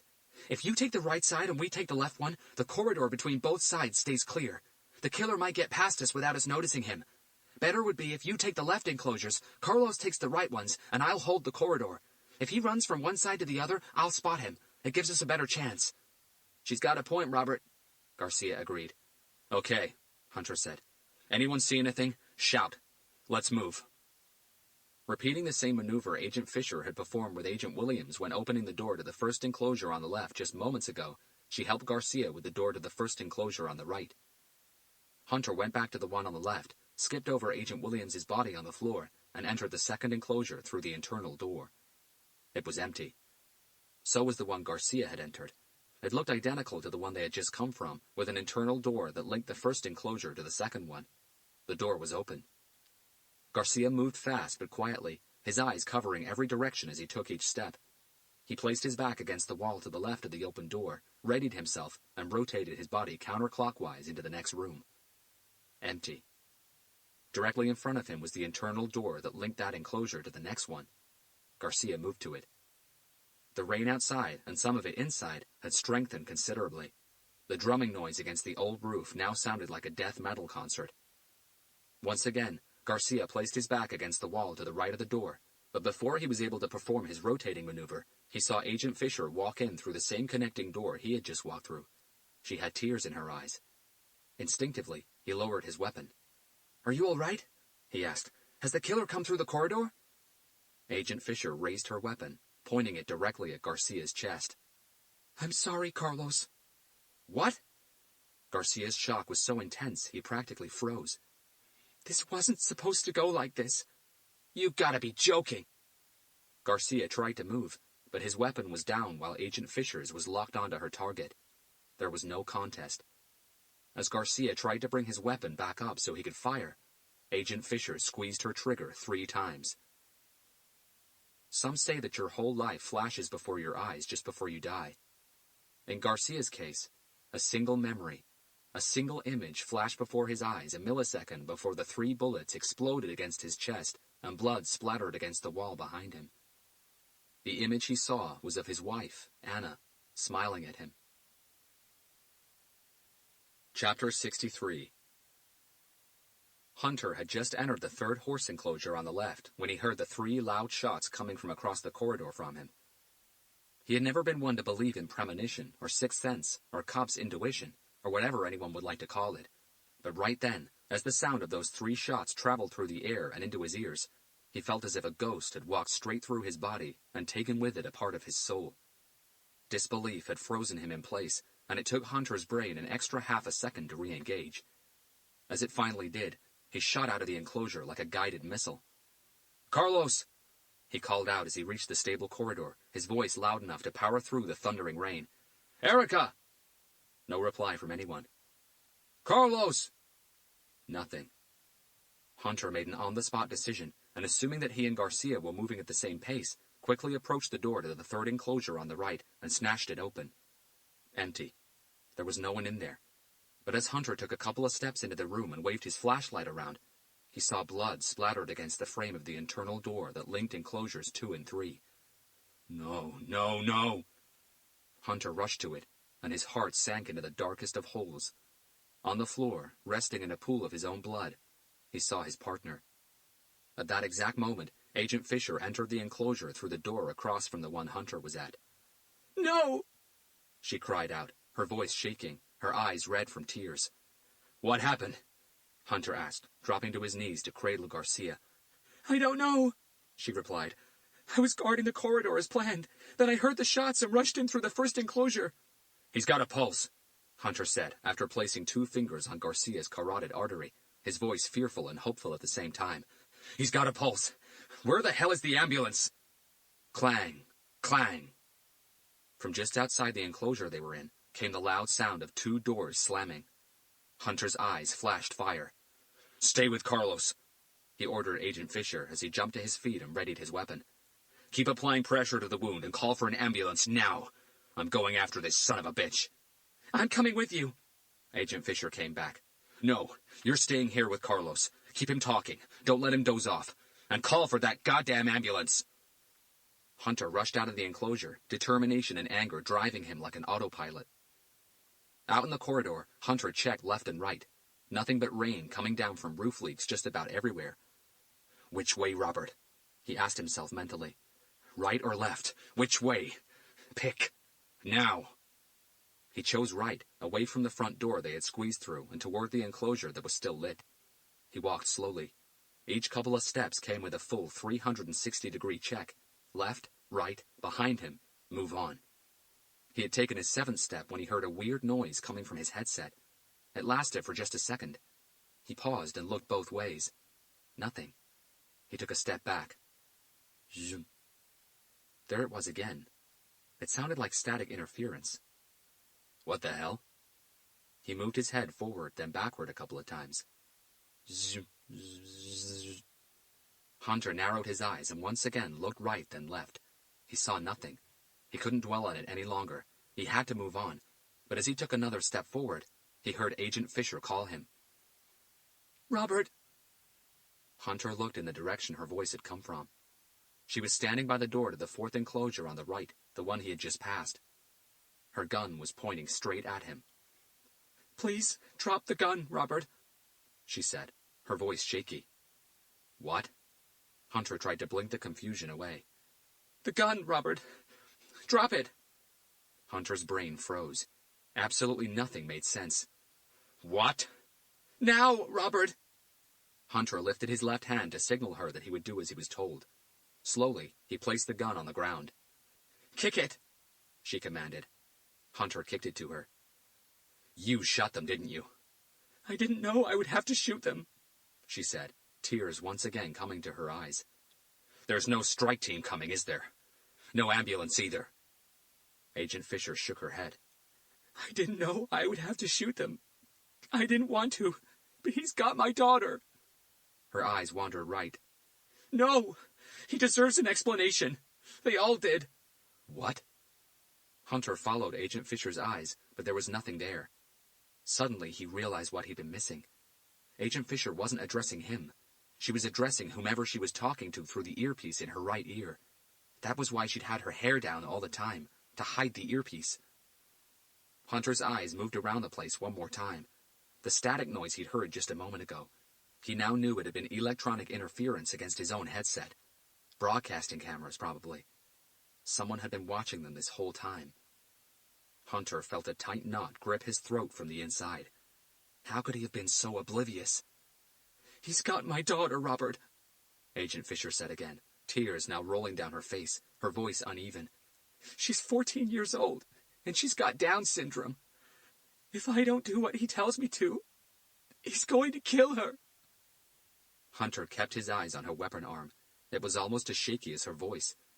She's all I have, and I'm all she has. I can't let him do it, Robert. I can't let him take her from me. Hunter's gaze moved to her face. Her eyes were begging him for his forgiveness. I'm sorry, Robert, Agent Fisher said. There was sincerity in her tone. I'm so sorry. But I have to protect my daughter. She steadied her weapon hand. Hunter had no idea how many times Agent Fisher squeezed the trigger this time, but he only heard the first shot, and for some reason, that single blast sounded a lot louder than any gunshot he had ever heard. Chapter 64. Several hours earlier.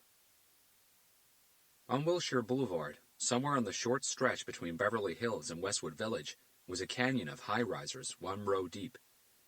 The buildings seemed a little out of place in Los Angeles, as though someone had stolen a piece of Manhattan's Upper East Side and placed it inside LA's suburban grid.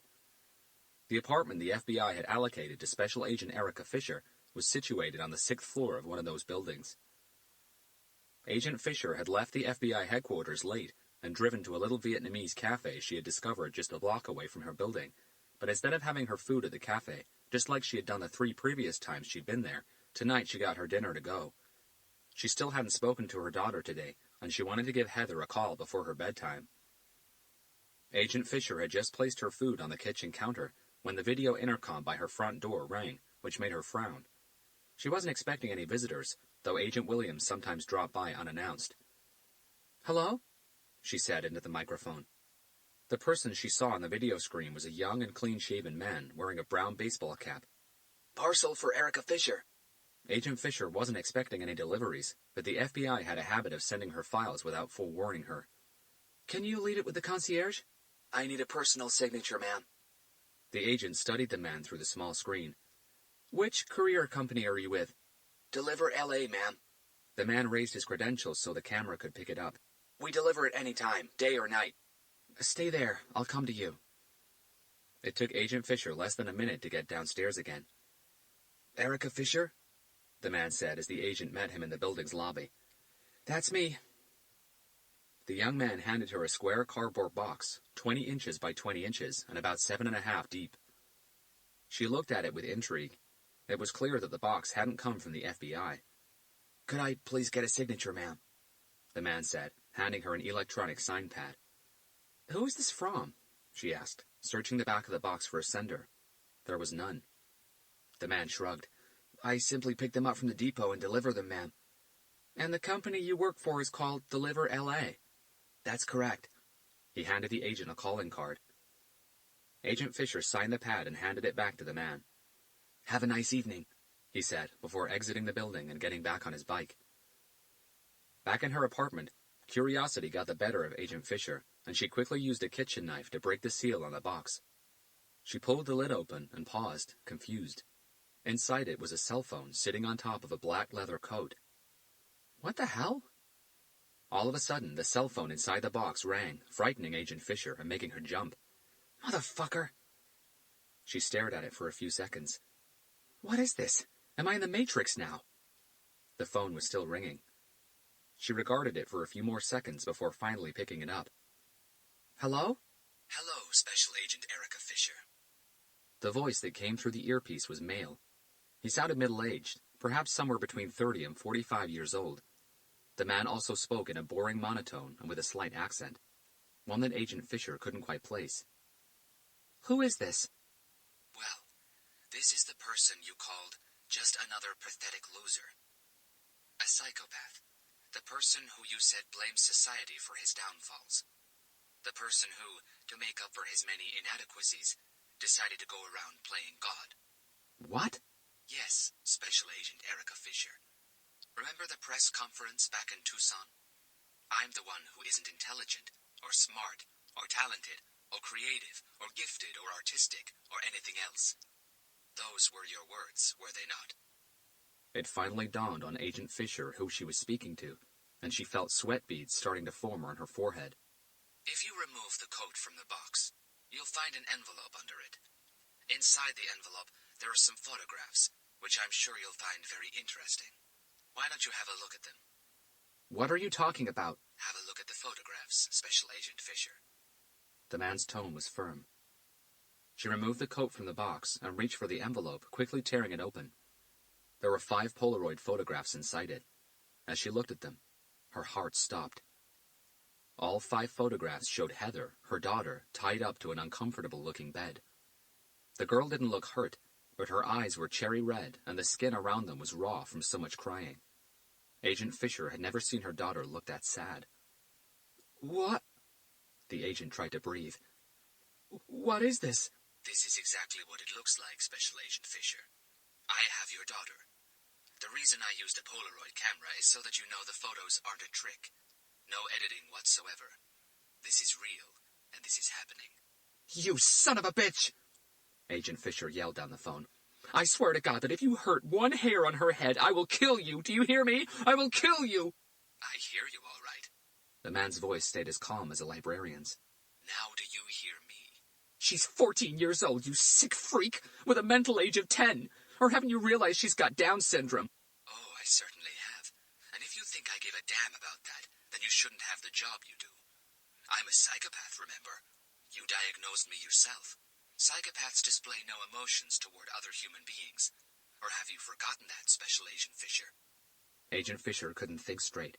All she could think about was her daughter. She's 14 years old, she said again, this time fighting back tears.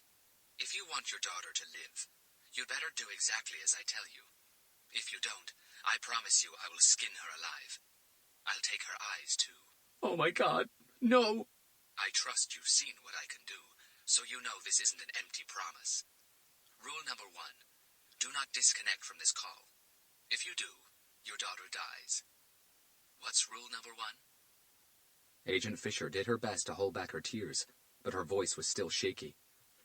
Let me talk to her. Let me talk to my daughter. The man was already expecting that request. It was only natural. What's rule number 1? Do not disconnect from the call. Let me talk to Heather. Let me talk to my daughter. Sure, but before I do that, I want you to put on the coat that's inside the box. What? The black leather coat. Put it on. Why? Put it on or I will hurt your daughter right now. And remember, do not disconnect from the call. As Agent Fisher picked up the coat, she noticed it was heavier than she expected. What is this coat? Put it on. She did as she was told. Okay, it's done. Now let me speak to my daughter. Left internal breast pocket. There's a small switch there. Switch it on. What? You gotta be kidding me, right? It's not a bomb, Special Agent Fisher. I'm not a terrorist. 4 of the buttons on that code are cameras that transmit using the connection on the phone you're holding. Those cameras need to be on, So use the switch in the pocket and switch it on. Now. Agent Fisher knew she had no other choice but to trust what the man was telling her. She reached for the switch, found it, closed her eyes, and flicked it on. No explosions. Agent Fisher breathed out. There we go.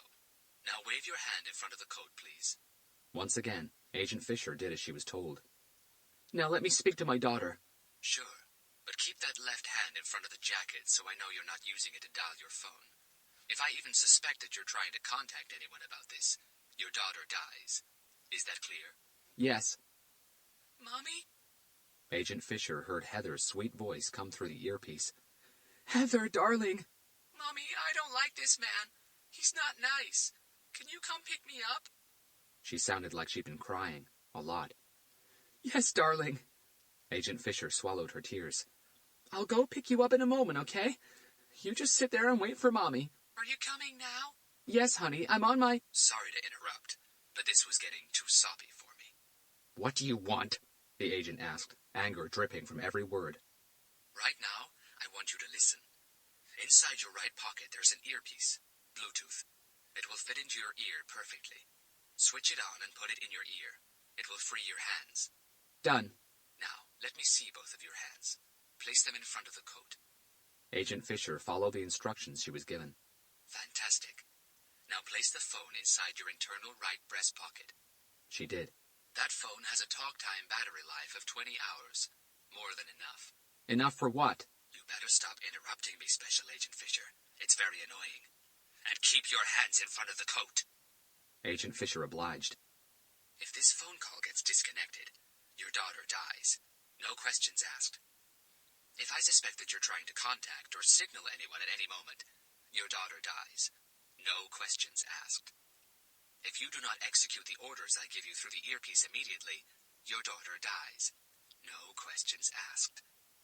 If you take off the earpiece or the coat, your daughter dies. No questions asked. If anyone notices that you are on the phone to me at any time, your daughter dies. No questions asked. One of the button cameras on your coat points directly at your mouth, so do not try anything stupid, or your daughter dies. No questions asked. Is all that clear? Yes. So, are you ready for an adventure? Go fuck yourself. Oh, I forgot. One more rule. You curse at me again, your daughter dies. No questions asked. Agent Fisher began trembling from a combination of anger and fear, not for her life, but for her daughter's. Okay, grab your car keys. We're going on a road trip. The first thing that the man instructed Agent Fisher to do was to change her shoes into something a lot more comfortable. Shoes you can run in. Or actually the words he used. After that, he told her to pack her regular weapon, jump in her car, and drive south, joining the US 101 from North Los Angeles Street. Okay, Agent Fisher said as she finally got onto the freeway. So where am I going here? Oh, we're taking a ride to a great little horse ranch I found. Why? Because it's a great place for a standoff. A standoff? Well, I'll explain as we get nearer. Agent Fisher knew that she had to keep the man talking for as long as she could.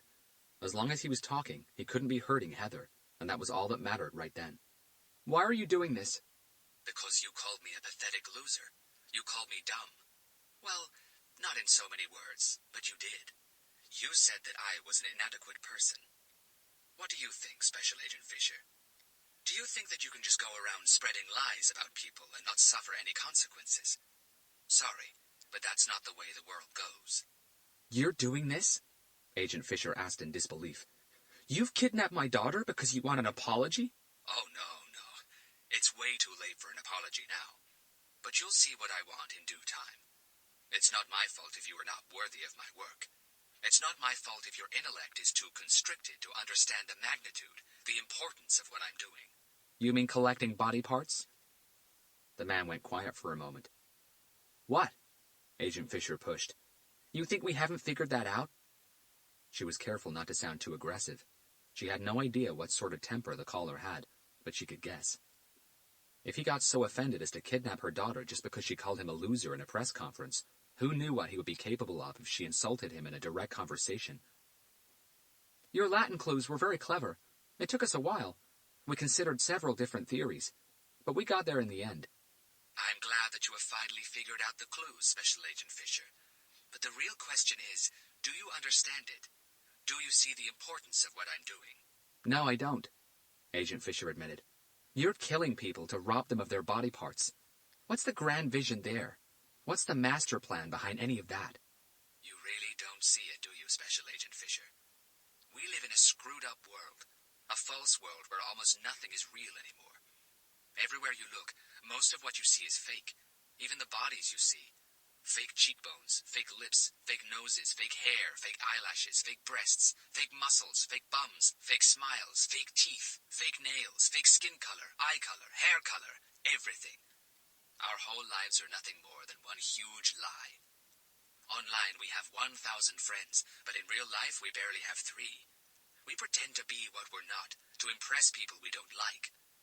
In cyberspace, we lead a fantastic life. We post pictures and statuses that suggest one thing, when in reality we are just the opposite. We lie, we cheat, we steal, we deceive, we pretend.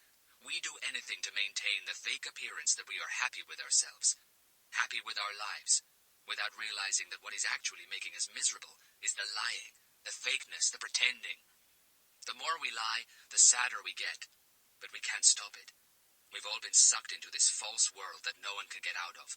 So we just have to keep on going, keep on pretending, keep on lying. We are all con artists, all of us. The man paused for breath. Me? I am simply visionary enough to be able to see what is real, what matters most, what is really valuable in this world. But unfortunately, we cannot collect truth, so I decided to go after the next most valuable commodity on Earth. True beauty. The kind that cannot be fabricated, copied, or duplicated, no matter who you are or how much money you have. Keep him talking, Agent Fisher kept on telling herself. You don't really know what you've done, do you? She asked. I know exactly what I've done. Do you know about your first victim, Christine Rivers? Do you know who she was? Who she really was? The man went quiet. She was the niece of the FBI's NCABC director. Do you know what that means? It means that the Bureau will never stop looking for you. Never. Agent Fisher paused, allowing the man to savor those words. I wasn't lying when I said that the net is closing around you, she continued. There are tens of agents working this case, each covering a different aspect of the investigation. You won't be able to hide forever. We'll get to you sooner rather than later. But I can help you.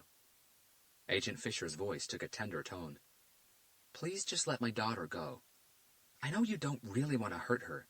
You don't really want to hurt an innocent 14-year-old girl whose understanding of this world, this false world you hate so much, isn't like ours. Please, just let Heather go, and I will testify on your behalf. I promise you. I'll tell the court how merciful you were. Enough. Do you really think you can win me over with your soft talk? I was merciful. Or didn't your pathologist figure that out? There was never any torture, never any pain, no suffering.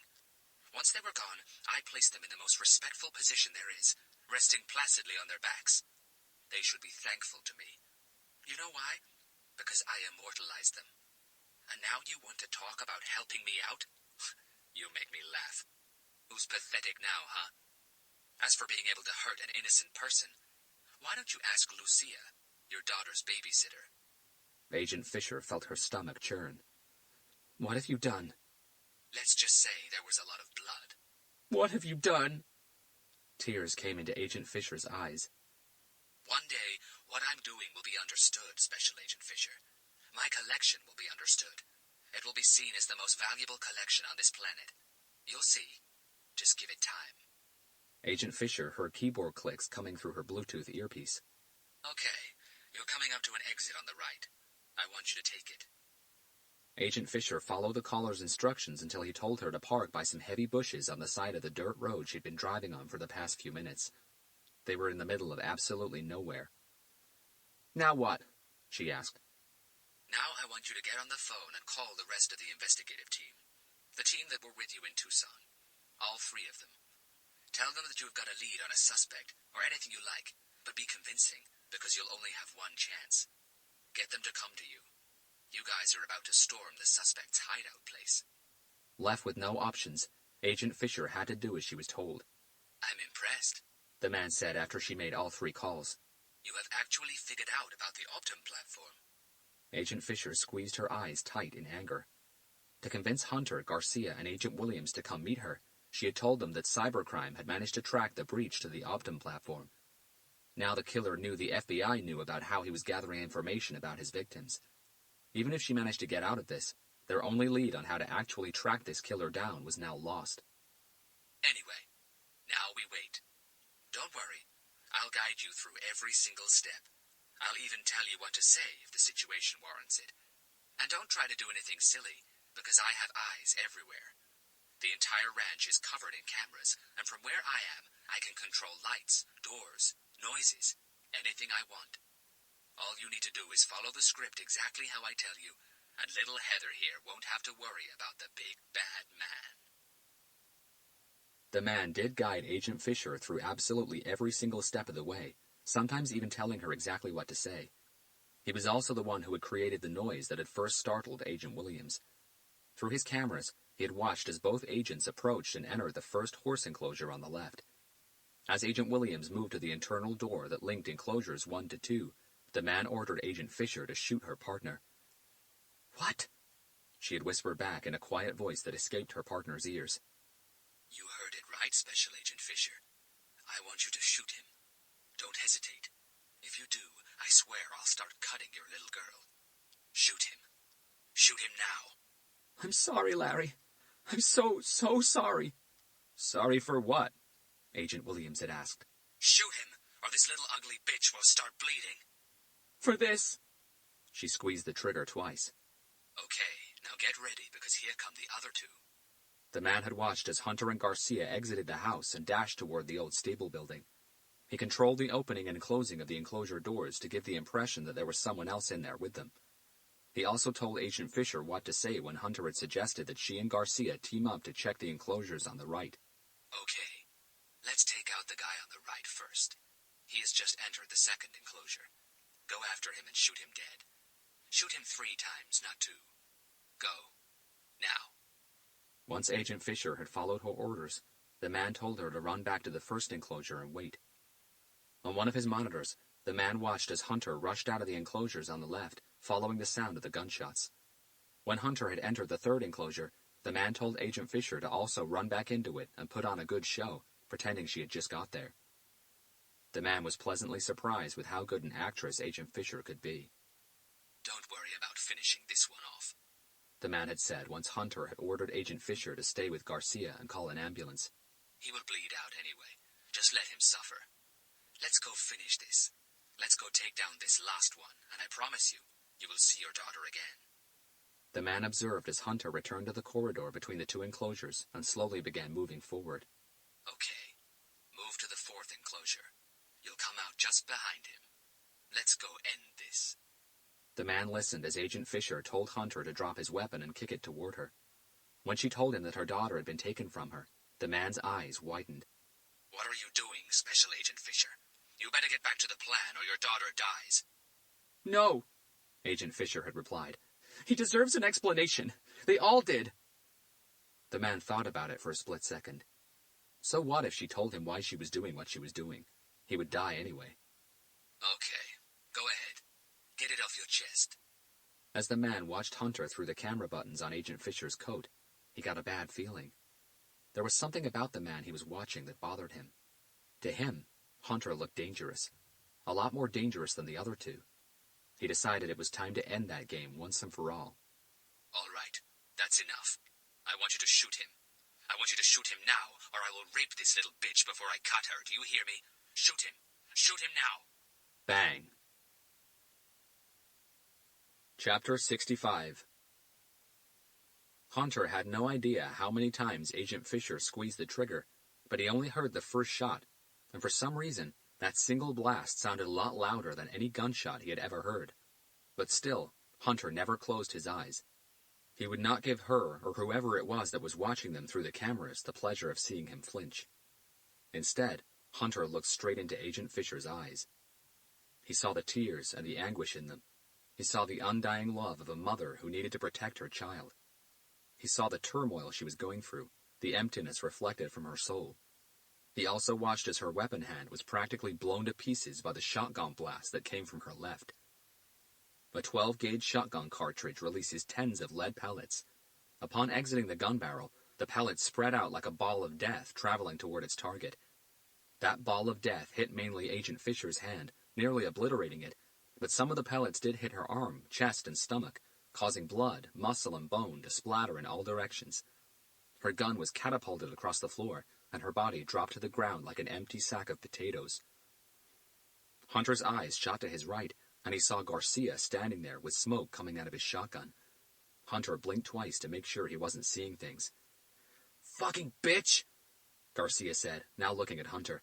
"She shot me 3 times!" He noticed the mesmerized look on Hunter's face. "What? You think that when I went back to my car to pick up the twins here, that was the only thing I picked up?" He shook his head, unzipped his jacket, and used his knuckles to knock against the Kevlar vest underneath it. "Oh, hell no! I also grabbed my second best friend here, Mr. Not Today. There's a reason I keep it in the boot of my car." "But you're bleeding," Hunter said. "One of her bullets grazed the inside of my left arm." Garcia lifted his arm to show the wound. "Hurts like a motherfucker." Hunter rushed to Agent Fisher's body on the ground. She had fallen inside enclosure number 4 on the right, just by the door. Garcia was right behind him. "Shall I shoot her again?" he asked as he got to Hunter. Hunter lifted a finger to his lips while shaking his head at Garcia. He then pointed at his ear and made a circular motion with his finger to indicate that there were others listening. Garcia halted. A few more gestures told Garcia that there were cameras around.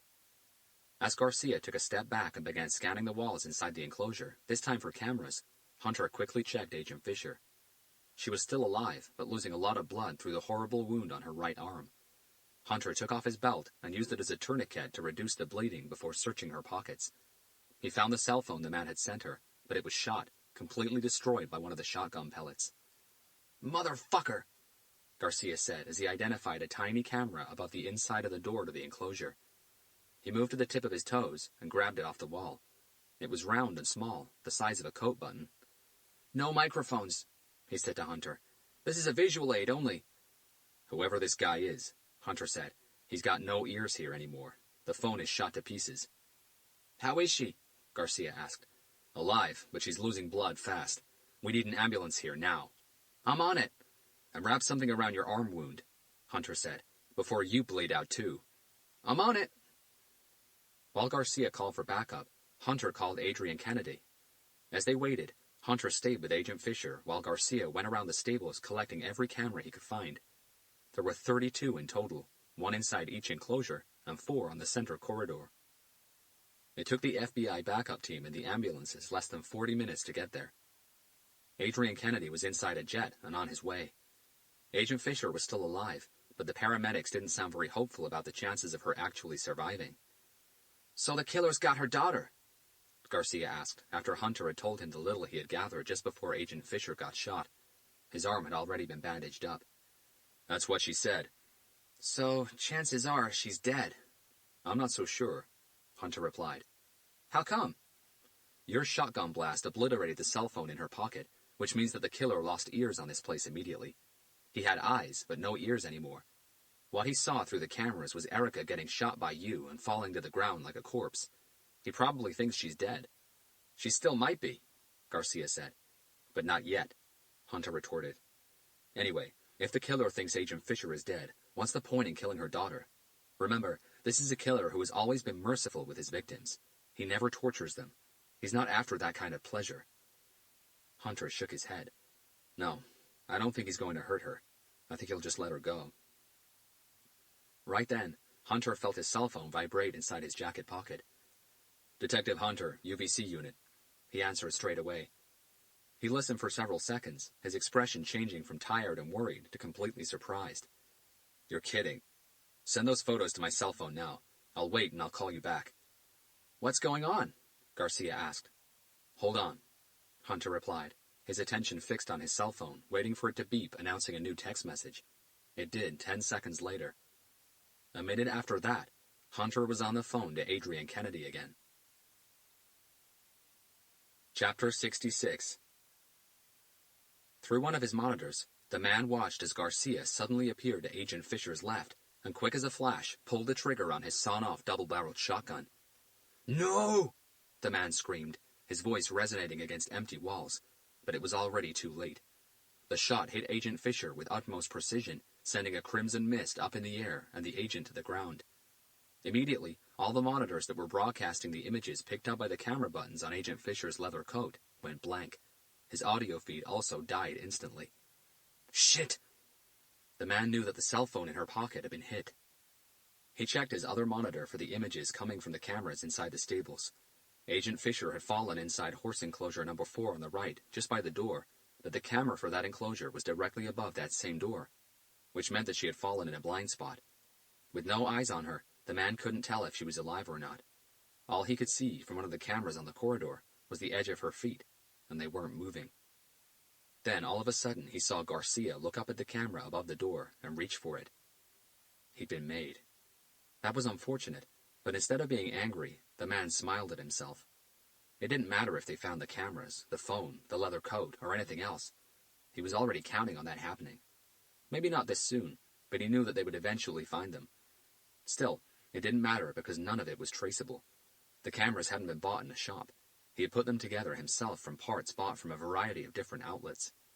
The jacket he had purchased in a Goodwill shop. There was nothing in that ranch that would give the FBI any clues as to who he was or how to find him.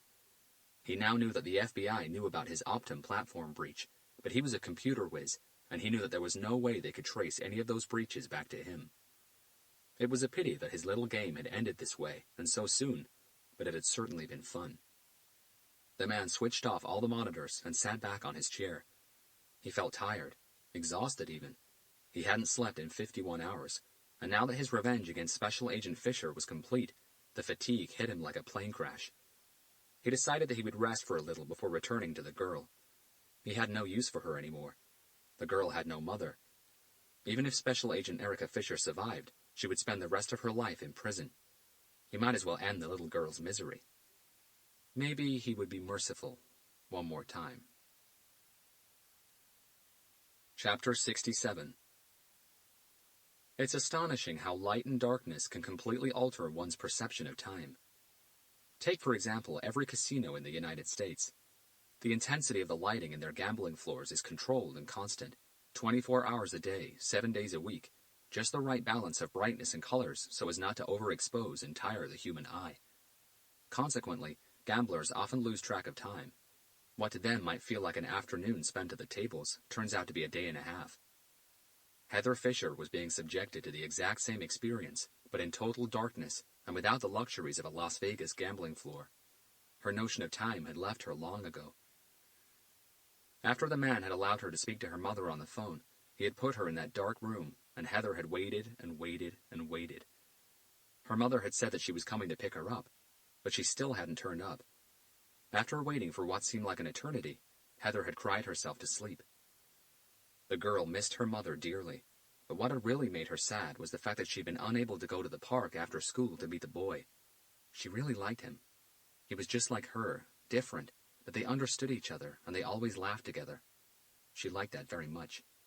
She liked when he sat next to her, when he held her hand, when he smiled at her, and she had felt the warmest of feelings inside when he kissed her cheek last Friday. The man had taken away her cell phone, so she had no way of telling the boy that she couldn't be there. She was terrified that the boy wouldn't want to go to the park to see her anymore, that he wouldn't want to sit next to her again, or smile at her, or hold her hand. Why was that man so mean? She had never done anything to him. When Heather woke up again, the room was as dark as it had always been. She felt hungry, thirsty, and cold, and the mattress she was lying on felt like it was made out of cement. Every muscle in her body hurt, especially the ones on her neck. As she sat up, blood throbbed in her ears, making her feel dizzy. Her clothes felt soaking wet, and they didn't smell so good. She really didn't like that. Tears welled up in the girl's eyes again. She couldn't understand what was happening to her. Why was she in that room? Who was that man? Why did she have to sit in the dark? And why didn't her mother come pick her up like she said she would? Her mother never lied to her. Then a new thought came to the girl. Maybe the man was the boy's father. Maybe he had found out that his son, Thomas, was meeting her at the park after school, and he didn't want that. He didn't want his son sitting next to her, or smiling at her, or holding her hand. The man didn't want that because she was different. But Thomas was also different, and she really, really liked him. If she could, she would sit next to him every day. Heather closed her eyes, and the tears became sobs. She cried for a long while before she heard footsteps approaching from outside the small room. She quickly wiped the tears from her eyes and jumped to her feet. "Mommy?" she called, feeling her way in the darkness toward the door. "Mommy, I'm here!" Heather heard a key being inserted into the door lock. It turned once, twice, 3 times. "Mommy?" The door was finally pulled open, and light spilled into the room from the corridor outside. Heather blinked, turning her face away from the door. The sudden bright light hurt her eyes. "Mommy?"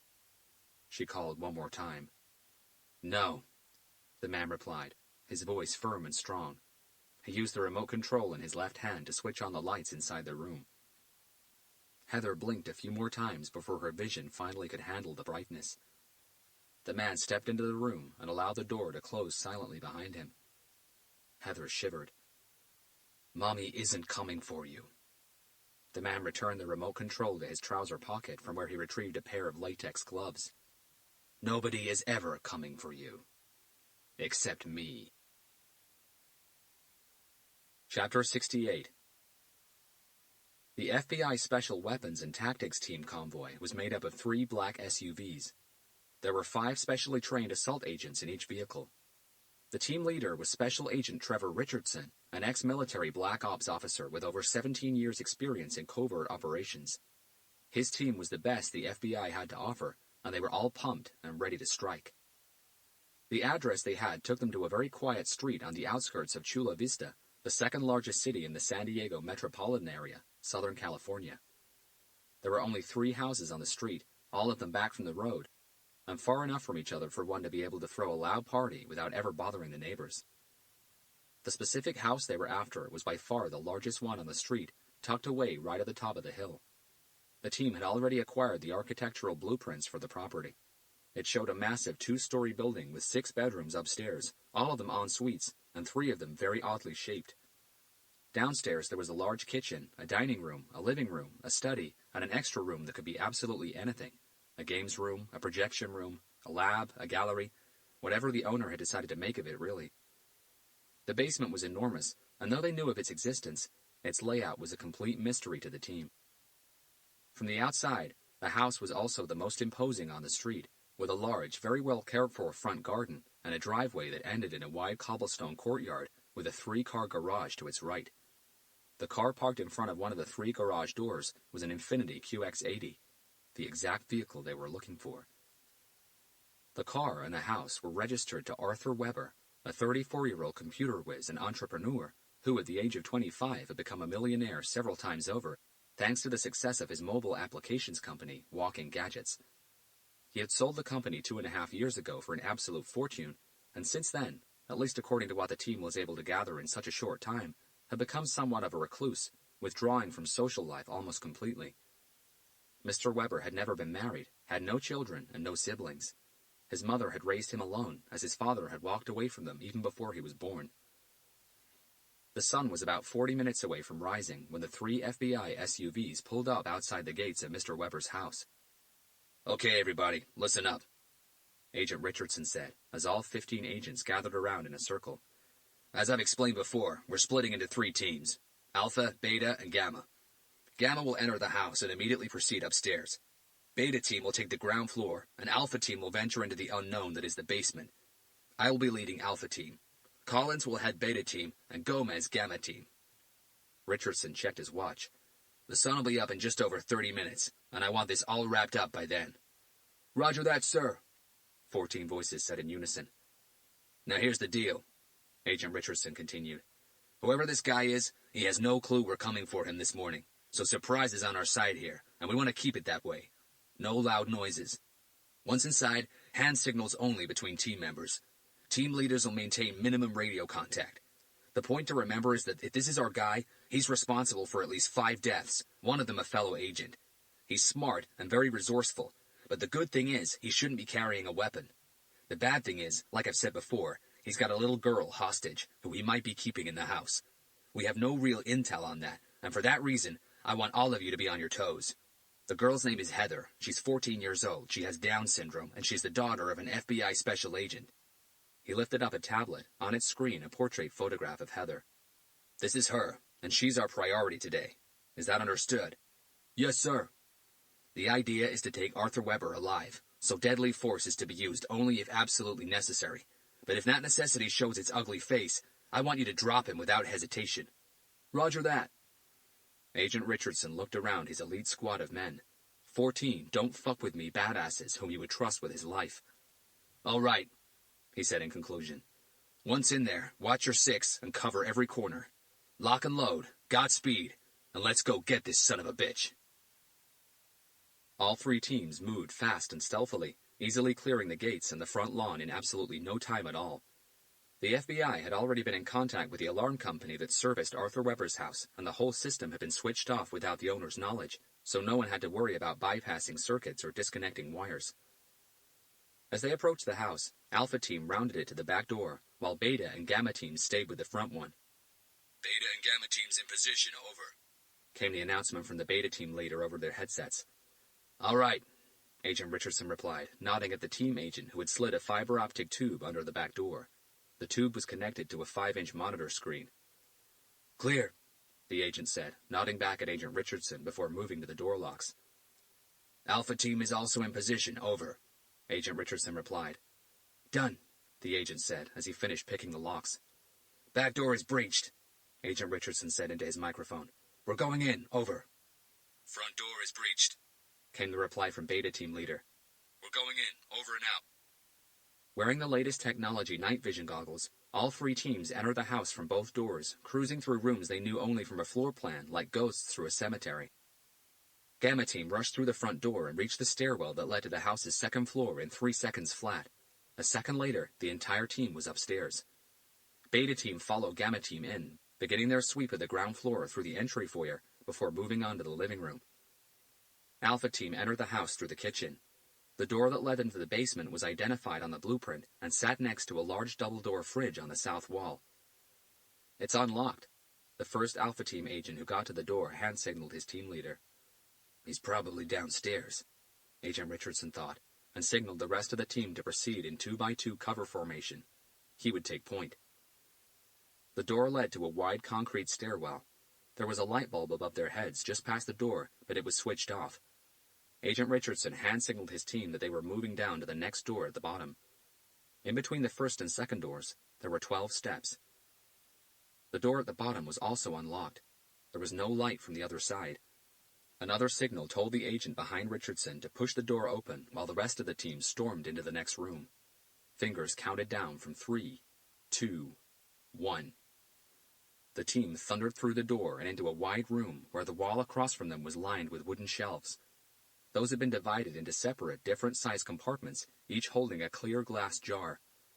A laboratory-like smell lingered in the air. What the actual fuck?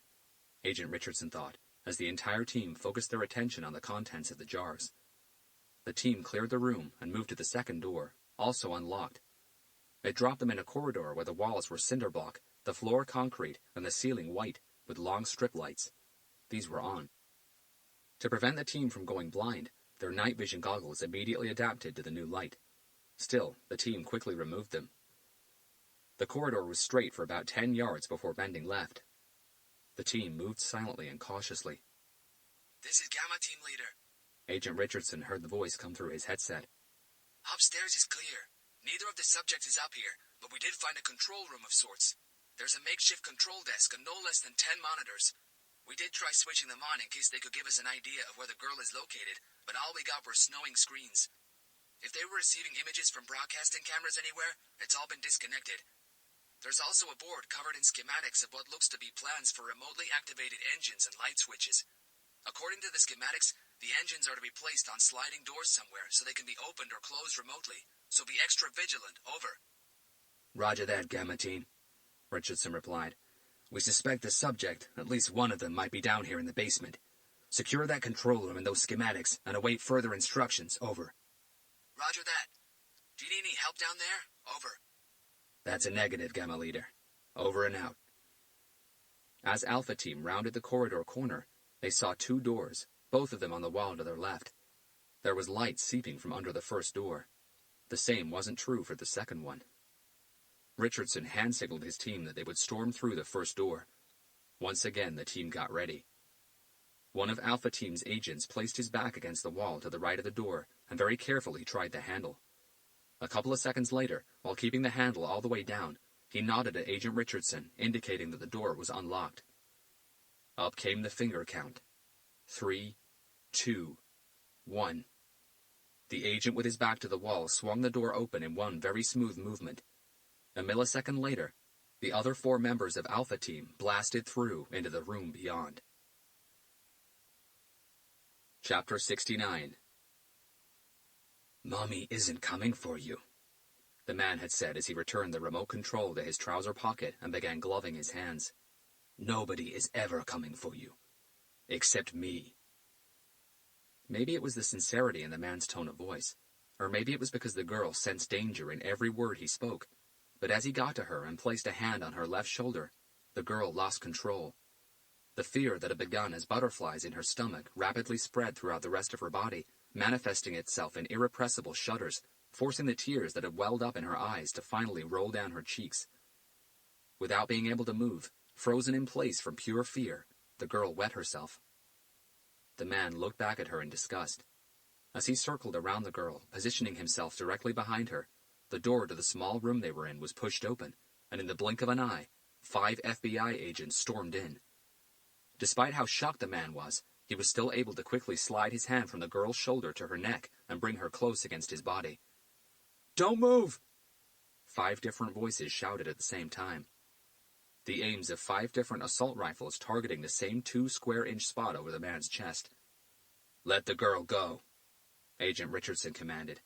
His voice was calm but overflowing with determination.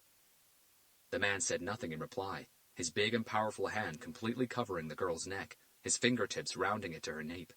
He wouldn't need a second hand to snap the life out of her. "Let the girl go," Agent Richardson commanded again. "It's over. You know you can't win." "I wouldn't be so sure of that," the man said, his eyes moving down to his hand before returning to the 5 agents before him. Heather tried to breathe through her nose, but the air seemed to travel into her nostrils in chunks, making her entire head shake with the effort, her tears now wetting the man's hand. "It's okay, Heather," Agent Richardson said. Though he was speaking to the girl, his eyes never left the man standing behind her, holding her by the neck.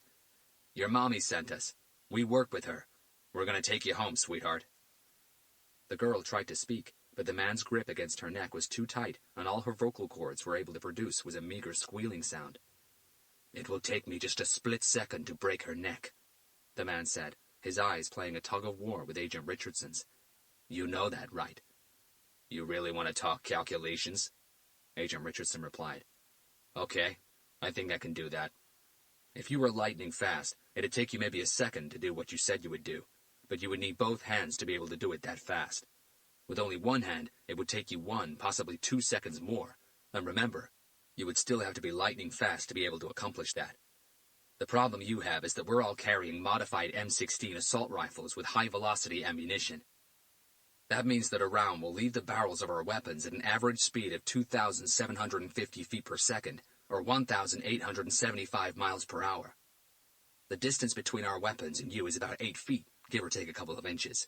If we throw that into the equation, we'll get that any one of our rounds would reach your chest in about 0.00002 of a second. I can't really compare that to anything to give you a better example, because nothing in this world can travel that fast. So like I've said, whichever way you look at this, you've lost. You and the girl are coming with us, whether you want it or not. The girl will be unharmed. There's absolutely no doubt of that. But you've got a choice. Unharmed or in a body bag. And I'll give you 3 seconds to make that choice. 3. In the eye tug-of-war, the man could see he was losing. 2. Fingers tightened against triggers. 1. The man let go of the girl's neck. Chapter 70. 3 days later. Agent Fisher is out of danger, Adrian Kennedy announced to Hunter, Garcia, and Captain Blake. He had flown in from Washington again that morning. She lost her hand. It was amputated at the elbow. His eyes moved to Garcia, who didn't shy away from the tough stare. How about her daughter? Hunter asked. He was sitting back on his chair, fingers laced in front of his chin, elbows resting on the chair's arms. Have you met her? Kennedy asked. No, unfortunately not. You should. She's the sweetest girl you'll ever meet. Plus, you were the one who saved her life. I would like to, one day, Hunter replied. Anyway, how's she doing? She's all right. Obviously a little shook up and a bit upset because her mother has lost her hand, but she'll be fine. Since we're on that subject, Captain Blake cut in, what's the full story on that, Robert? How did you go from pretty much being ambushed to finding out the killer's address? Hunter shrugged. I was trying to put some facts together, and an idea came to me. He explained. We knew that this killer traveled. He had already taken 4 victims in 4 different states. With that in mind, we were trying to sift through airlines' passenger manifests, looking for a name that repeated itself arriving or leaving those 4 cities in the vicinity of the murder dates. Yes, the captain said. You told me about that long shot, but you got nothing from it. You're right, Hunter agreed. We didn't get a single name from those manifests. But that was because the idea we had was right, but the method was wrong. How so? When searching through passenger manifests was suggested, Hunter replied, we didn't know that Arthur Weber was a collector. We were still working with the art piece theory then, but once we figured out what he was actually doing, some of the parameters on that search had to be altered. Arthur Weber was collecting body parts, which meant that after murdering his victims and harvesting the selected piece, he would have to transport them back to wherever he kept that collection. His gallery, so to speak. Hunter shook his head. There was just no way he would be doing that through any means of transport that would involve more than one passenger, himself. He just couldn't risk getting those body parts past airport security, or into a bus or a train. What if something went wrong with the luggage, or there was an accident or whatever? Too many unknown factors, and someone like Arthur Weber would never risk that. So he would have driven everywhere, Captain Blake concluded. That's right, Hunter agreed. The second factor that got me thinking was that to obtain the pieces for his collection, Arthur Weber would have driven absolutely anywhere in the country, no matter how far, which suggested that he would have a good and strong roadworthy vehicle. Probably quite comfortable, too. Something like a mid-sized to large SUV. The captain didn't find it hard to follow Hunter's logic. In possession of those new parameters, Hunter continued, I called Adrian, who called the U.S. Department of Transportation. They were the only ones who would already be equipped to run the sort of search I had in mind. Traffic cameras, Captain Blake said. She had now clearly tapped into Hunter's thread of thought. Hunter nodded. The ones that covered all the entries and exits to those 4 cities. I asked him to start with the murder dates and then move forward a day at a time, not backward. The way I figured, the killer could have arrived in any of those cities on the day of the murders or any time prior to them. Days, weeks, even longer. That would depend on how much preparation he would have needed for each murder, which I'm sure varied from victim to victim. But once he had his piece, chances were that he had nothing else holding him to the city in question, and he would have probably wanted to get the hell out of there as soon as possible. So the search was only looking for license plates registered to SUV vehicles, the captain said, leaving those cities on specific days, which probably reduced the amount of data considerably. It certainly did, Hunter replied, but it still took us 2 days to get a match. Arthur Weber's SUV, an Infiniti QX80, was picked up on the I-94 leaving Detroit a day after Christine Rivers' murder. It was picked up again on U.S. Route 400 on its way out of Wichita the day after Albert Green's murder. Then again on the I-5 leaving Los Angeles in the direction of San Diego the day after Linda Parker's body was found, and one last time on the I-19 leaving Tucson the day after Timothy Davis was killed. Too much coincidence, but we still took a huge risk because we had no time to make any proper checks. I received that information on the day of the ambush, about an hour or so after the paramedics got to us, and that was when I called Adrian with an address and a name. I didn't care if we had the proper checks or not. Kennedy took over. A little girl's life was now at stake, and I wasn't about to risk it due to a technicality, so I immediately dispatched FBI's top SWAT team. Given the limited intel they had on the location and on the subject, they did an amazing job. And this Arthur Weber really did have a human body parts gallery in his house? Captain Blake asked. He did, Adrian confirmed. Down in his basement. You haven't seen the pictures yet? I've sent them to Robert and to Detective Garcia.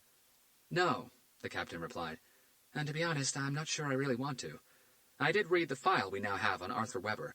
His mother homeschooled him, right? She forced him to learn Latin and Greek, and she was obsessed with perfection. Physical, that is. That's exactly right, Garcia said. Though her homeschooling was more like a prison than a school. Arthur Weber wasn't allowed outside. He grew up completely isolated, and until the age of 22, his only human interaction had been with his mother, who was a totally domineering and overzealous woman, completely obsessed with physical perfection, an obsession that drove her insane. By the age of 45, she'd already had 38 cosmetic surgeries. 38? Captain Blake cringed. Garcia nodded before continuing. But unfortunately, her insanity didn't stop with her. She also wanted her only son, Arthur, to be physically perfect, or at least what she considered to be physically perfect. Remember when I said that until the age of 22, Arthur Weber's only human interaction had been with his mother? Yes.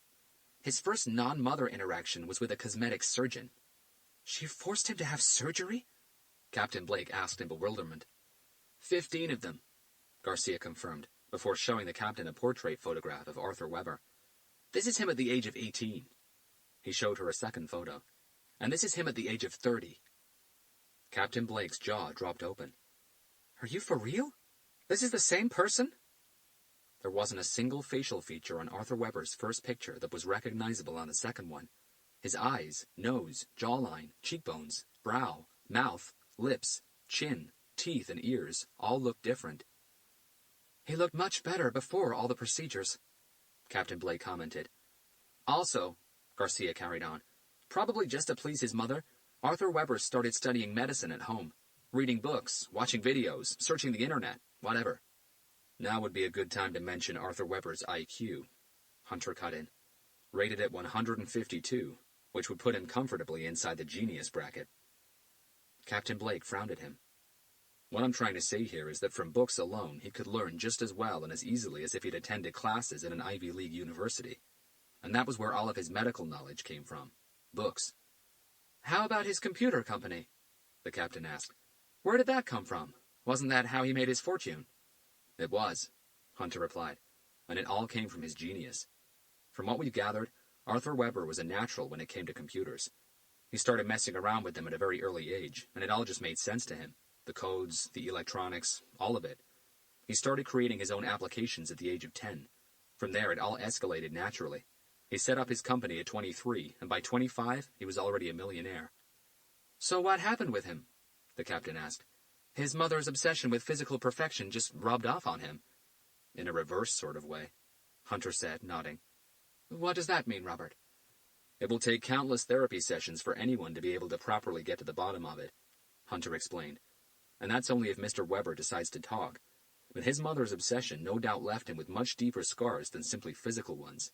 Scars that no plastic surgeon can ever fix. But the catch was, unlike his mother, and probably because of his mother, Weber didn't seek to be perfect himself. His mother had tried that on her and on him, and it hadn't worked. He knew that. He could see that. Chances are that he even hated her for it, but he still admired perfection. He had to. It was drilled into his brain probably since he was a baby. So he searched the country for people with perfect body parts? Captain Blake asked skeptically. The rare and unusual ones, Hunter replied, but not in a freaky way, in a more natural, rare way. So he didn't actually hate those people for being perfect, Captain Blake concluded. He envied them. We think so, yes, Hunter agreed. That's probably why he never hurt any of them. But again, the real truth about Arthur Weber's darkest demons will only come out if he ever decides to speak up. His mother passed away 3.5 years ago. Garcia took over again. From complications from one of her plastic surgeries. That probably messed his mind up even more. A year after she passed, he sold his company, and the speculation is he began planning his collection then. With his computer knowledge, tapping into the Optum Integrated Information and Technology platform to obtain his victims' medical records wasn't much of a problem. The rest, as they say, is history. Did he have any more victims lined up? Captain Blake asked. Does anyone know? Apparently, yes. Kennedy was the one to reply this time. A 17-year-old girl from Sentinel, a very small town in Arizona. She had complete heterochromia, with one dark brown eye and the other light blue, an extremely rare condition. She has no idea that her life has just been saved, does she? Garcia asked. Kennedy simply shook his head. And where is Arthur Weber now? Captain Blake asked. In the infirmary of one of our federal detention centers. Kennedy replied. Infirmary? Hunter asked. Yesterday morning he came down with a very bad case of food poisoning, Kennedy clarified. Arthur Weber had a very OCD personality. At home he never deviated too far from his preferred meals. It appears that his stomach hasn't really approved of our federal facility's cuisine. Not yet, anyway. The comment brought a smile to everyone's faces. Chapter 71. That morning, due to a broken-down truck by exit road number 4, it took Tyler Weaver exactly 28 minutes and 31 seconds to drive the 9 miles between his house and his workplace. That was about 12 minutes more than usual. Parking the car took him another 48 seconds. The walk between the staff parking lot and the staff door were responsible for another 33 seconds. Security check, clocking in, dumping his bag in his locker, and a quick trip to the bathroom added another 8 minutes and 49 seconds to his time. Grabbing a quick coffee at the staff room and the final walk down the corridor that led to the control room took another 1 minute and 27 seconds, which meant that in total, it took Federal Detention Center Infirmary control room guard Tyler Weaver exactly 40 minutes and 8 seconds to go from his door all the way to the worst day of his life. Guard Weaver felt his heart go from resting to tachycardia as he got near the West Wing control room, the infirmary's maximum security wing. The square control room with large bulletproof glass windows was never, ever left unattended, having always a minimum of 2 officers inside it at any time of day or night. But from halfway down the corridor, Guard Weaver could see no one, which was worrying fact number 1. Worrying fact number 2 was that the control room's assault-proof door was wide open and unattended. But the most disturbing fact of all was the large blood smear that Guard Weaver could see against the inside of the control room's bulletproof glass. No, no, no!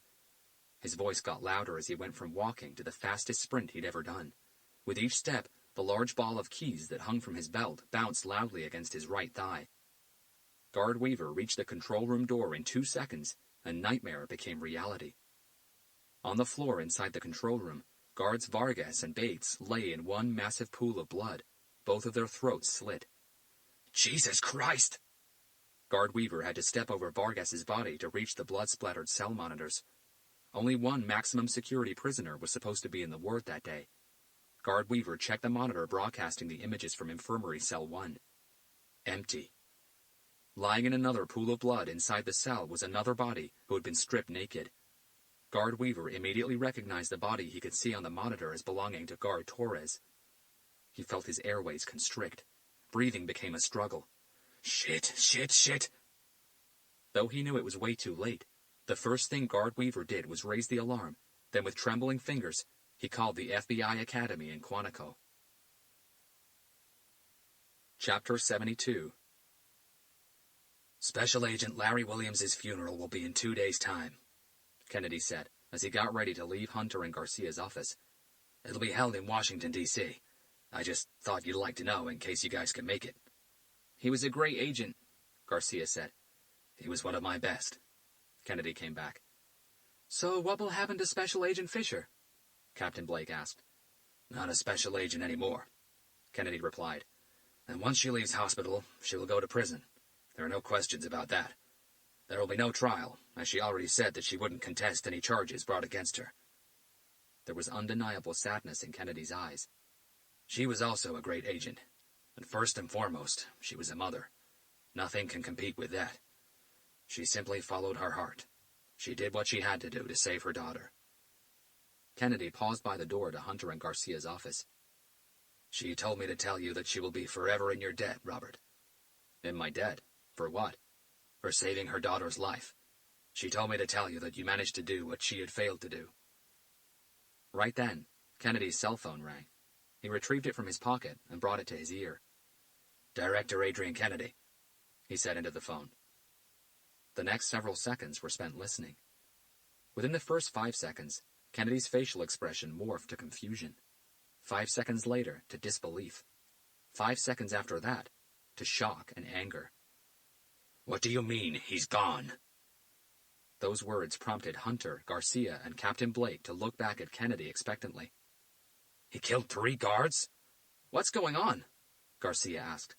Kennedy lifted a hand, signaling him to wait. So he waltzed past security just like that? Kennedy's hoarse voice was getting louder with every word. What kind of amateurish shit security do we run down there? It was supposed to be a maximum security facility. Do they even know the meaning of the word maximum or security? I want a nationwide APB to go out now, and I mean now. I'm on my way back. Kennedy disconnected from the call. The look in his eyes as he looked back at Hunter was overflowing with sorrow. "What's going on, Adrian?" Hunter asked, his voice unaltered. "He's gone," Kennedy replied. His voice, on the other hand, was unsteady, the look in his eyes now vacant. "He's escaped." "Who escaped?" Garcia jumped to his feet. "Arthur Weber escaped?" "No," Kennedy replied. "Not Arthur Weber." Fear shot up Hunter's spine like a derailed train because he already knew the name Kennedy was about to throw at him. "Lucien," Kennedy said. Hunter closed his eyes.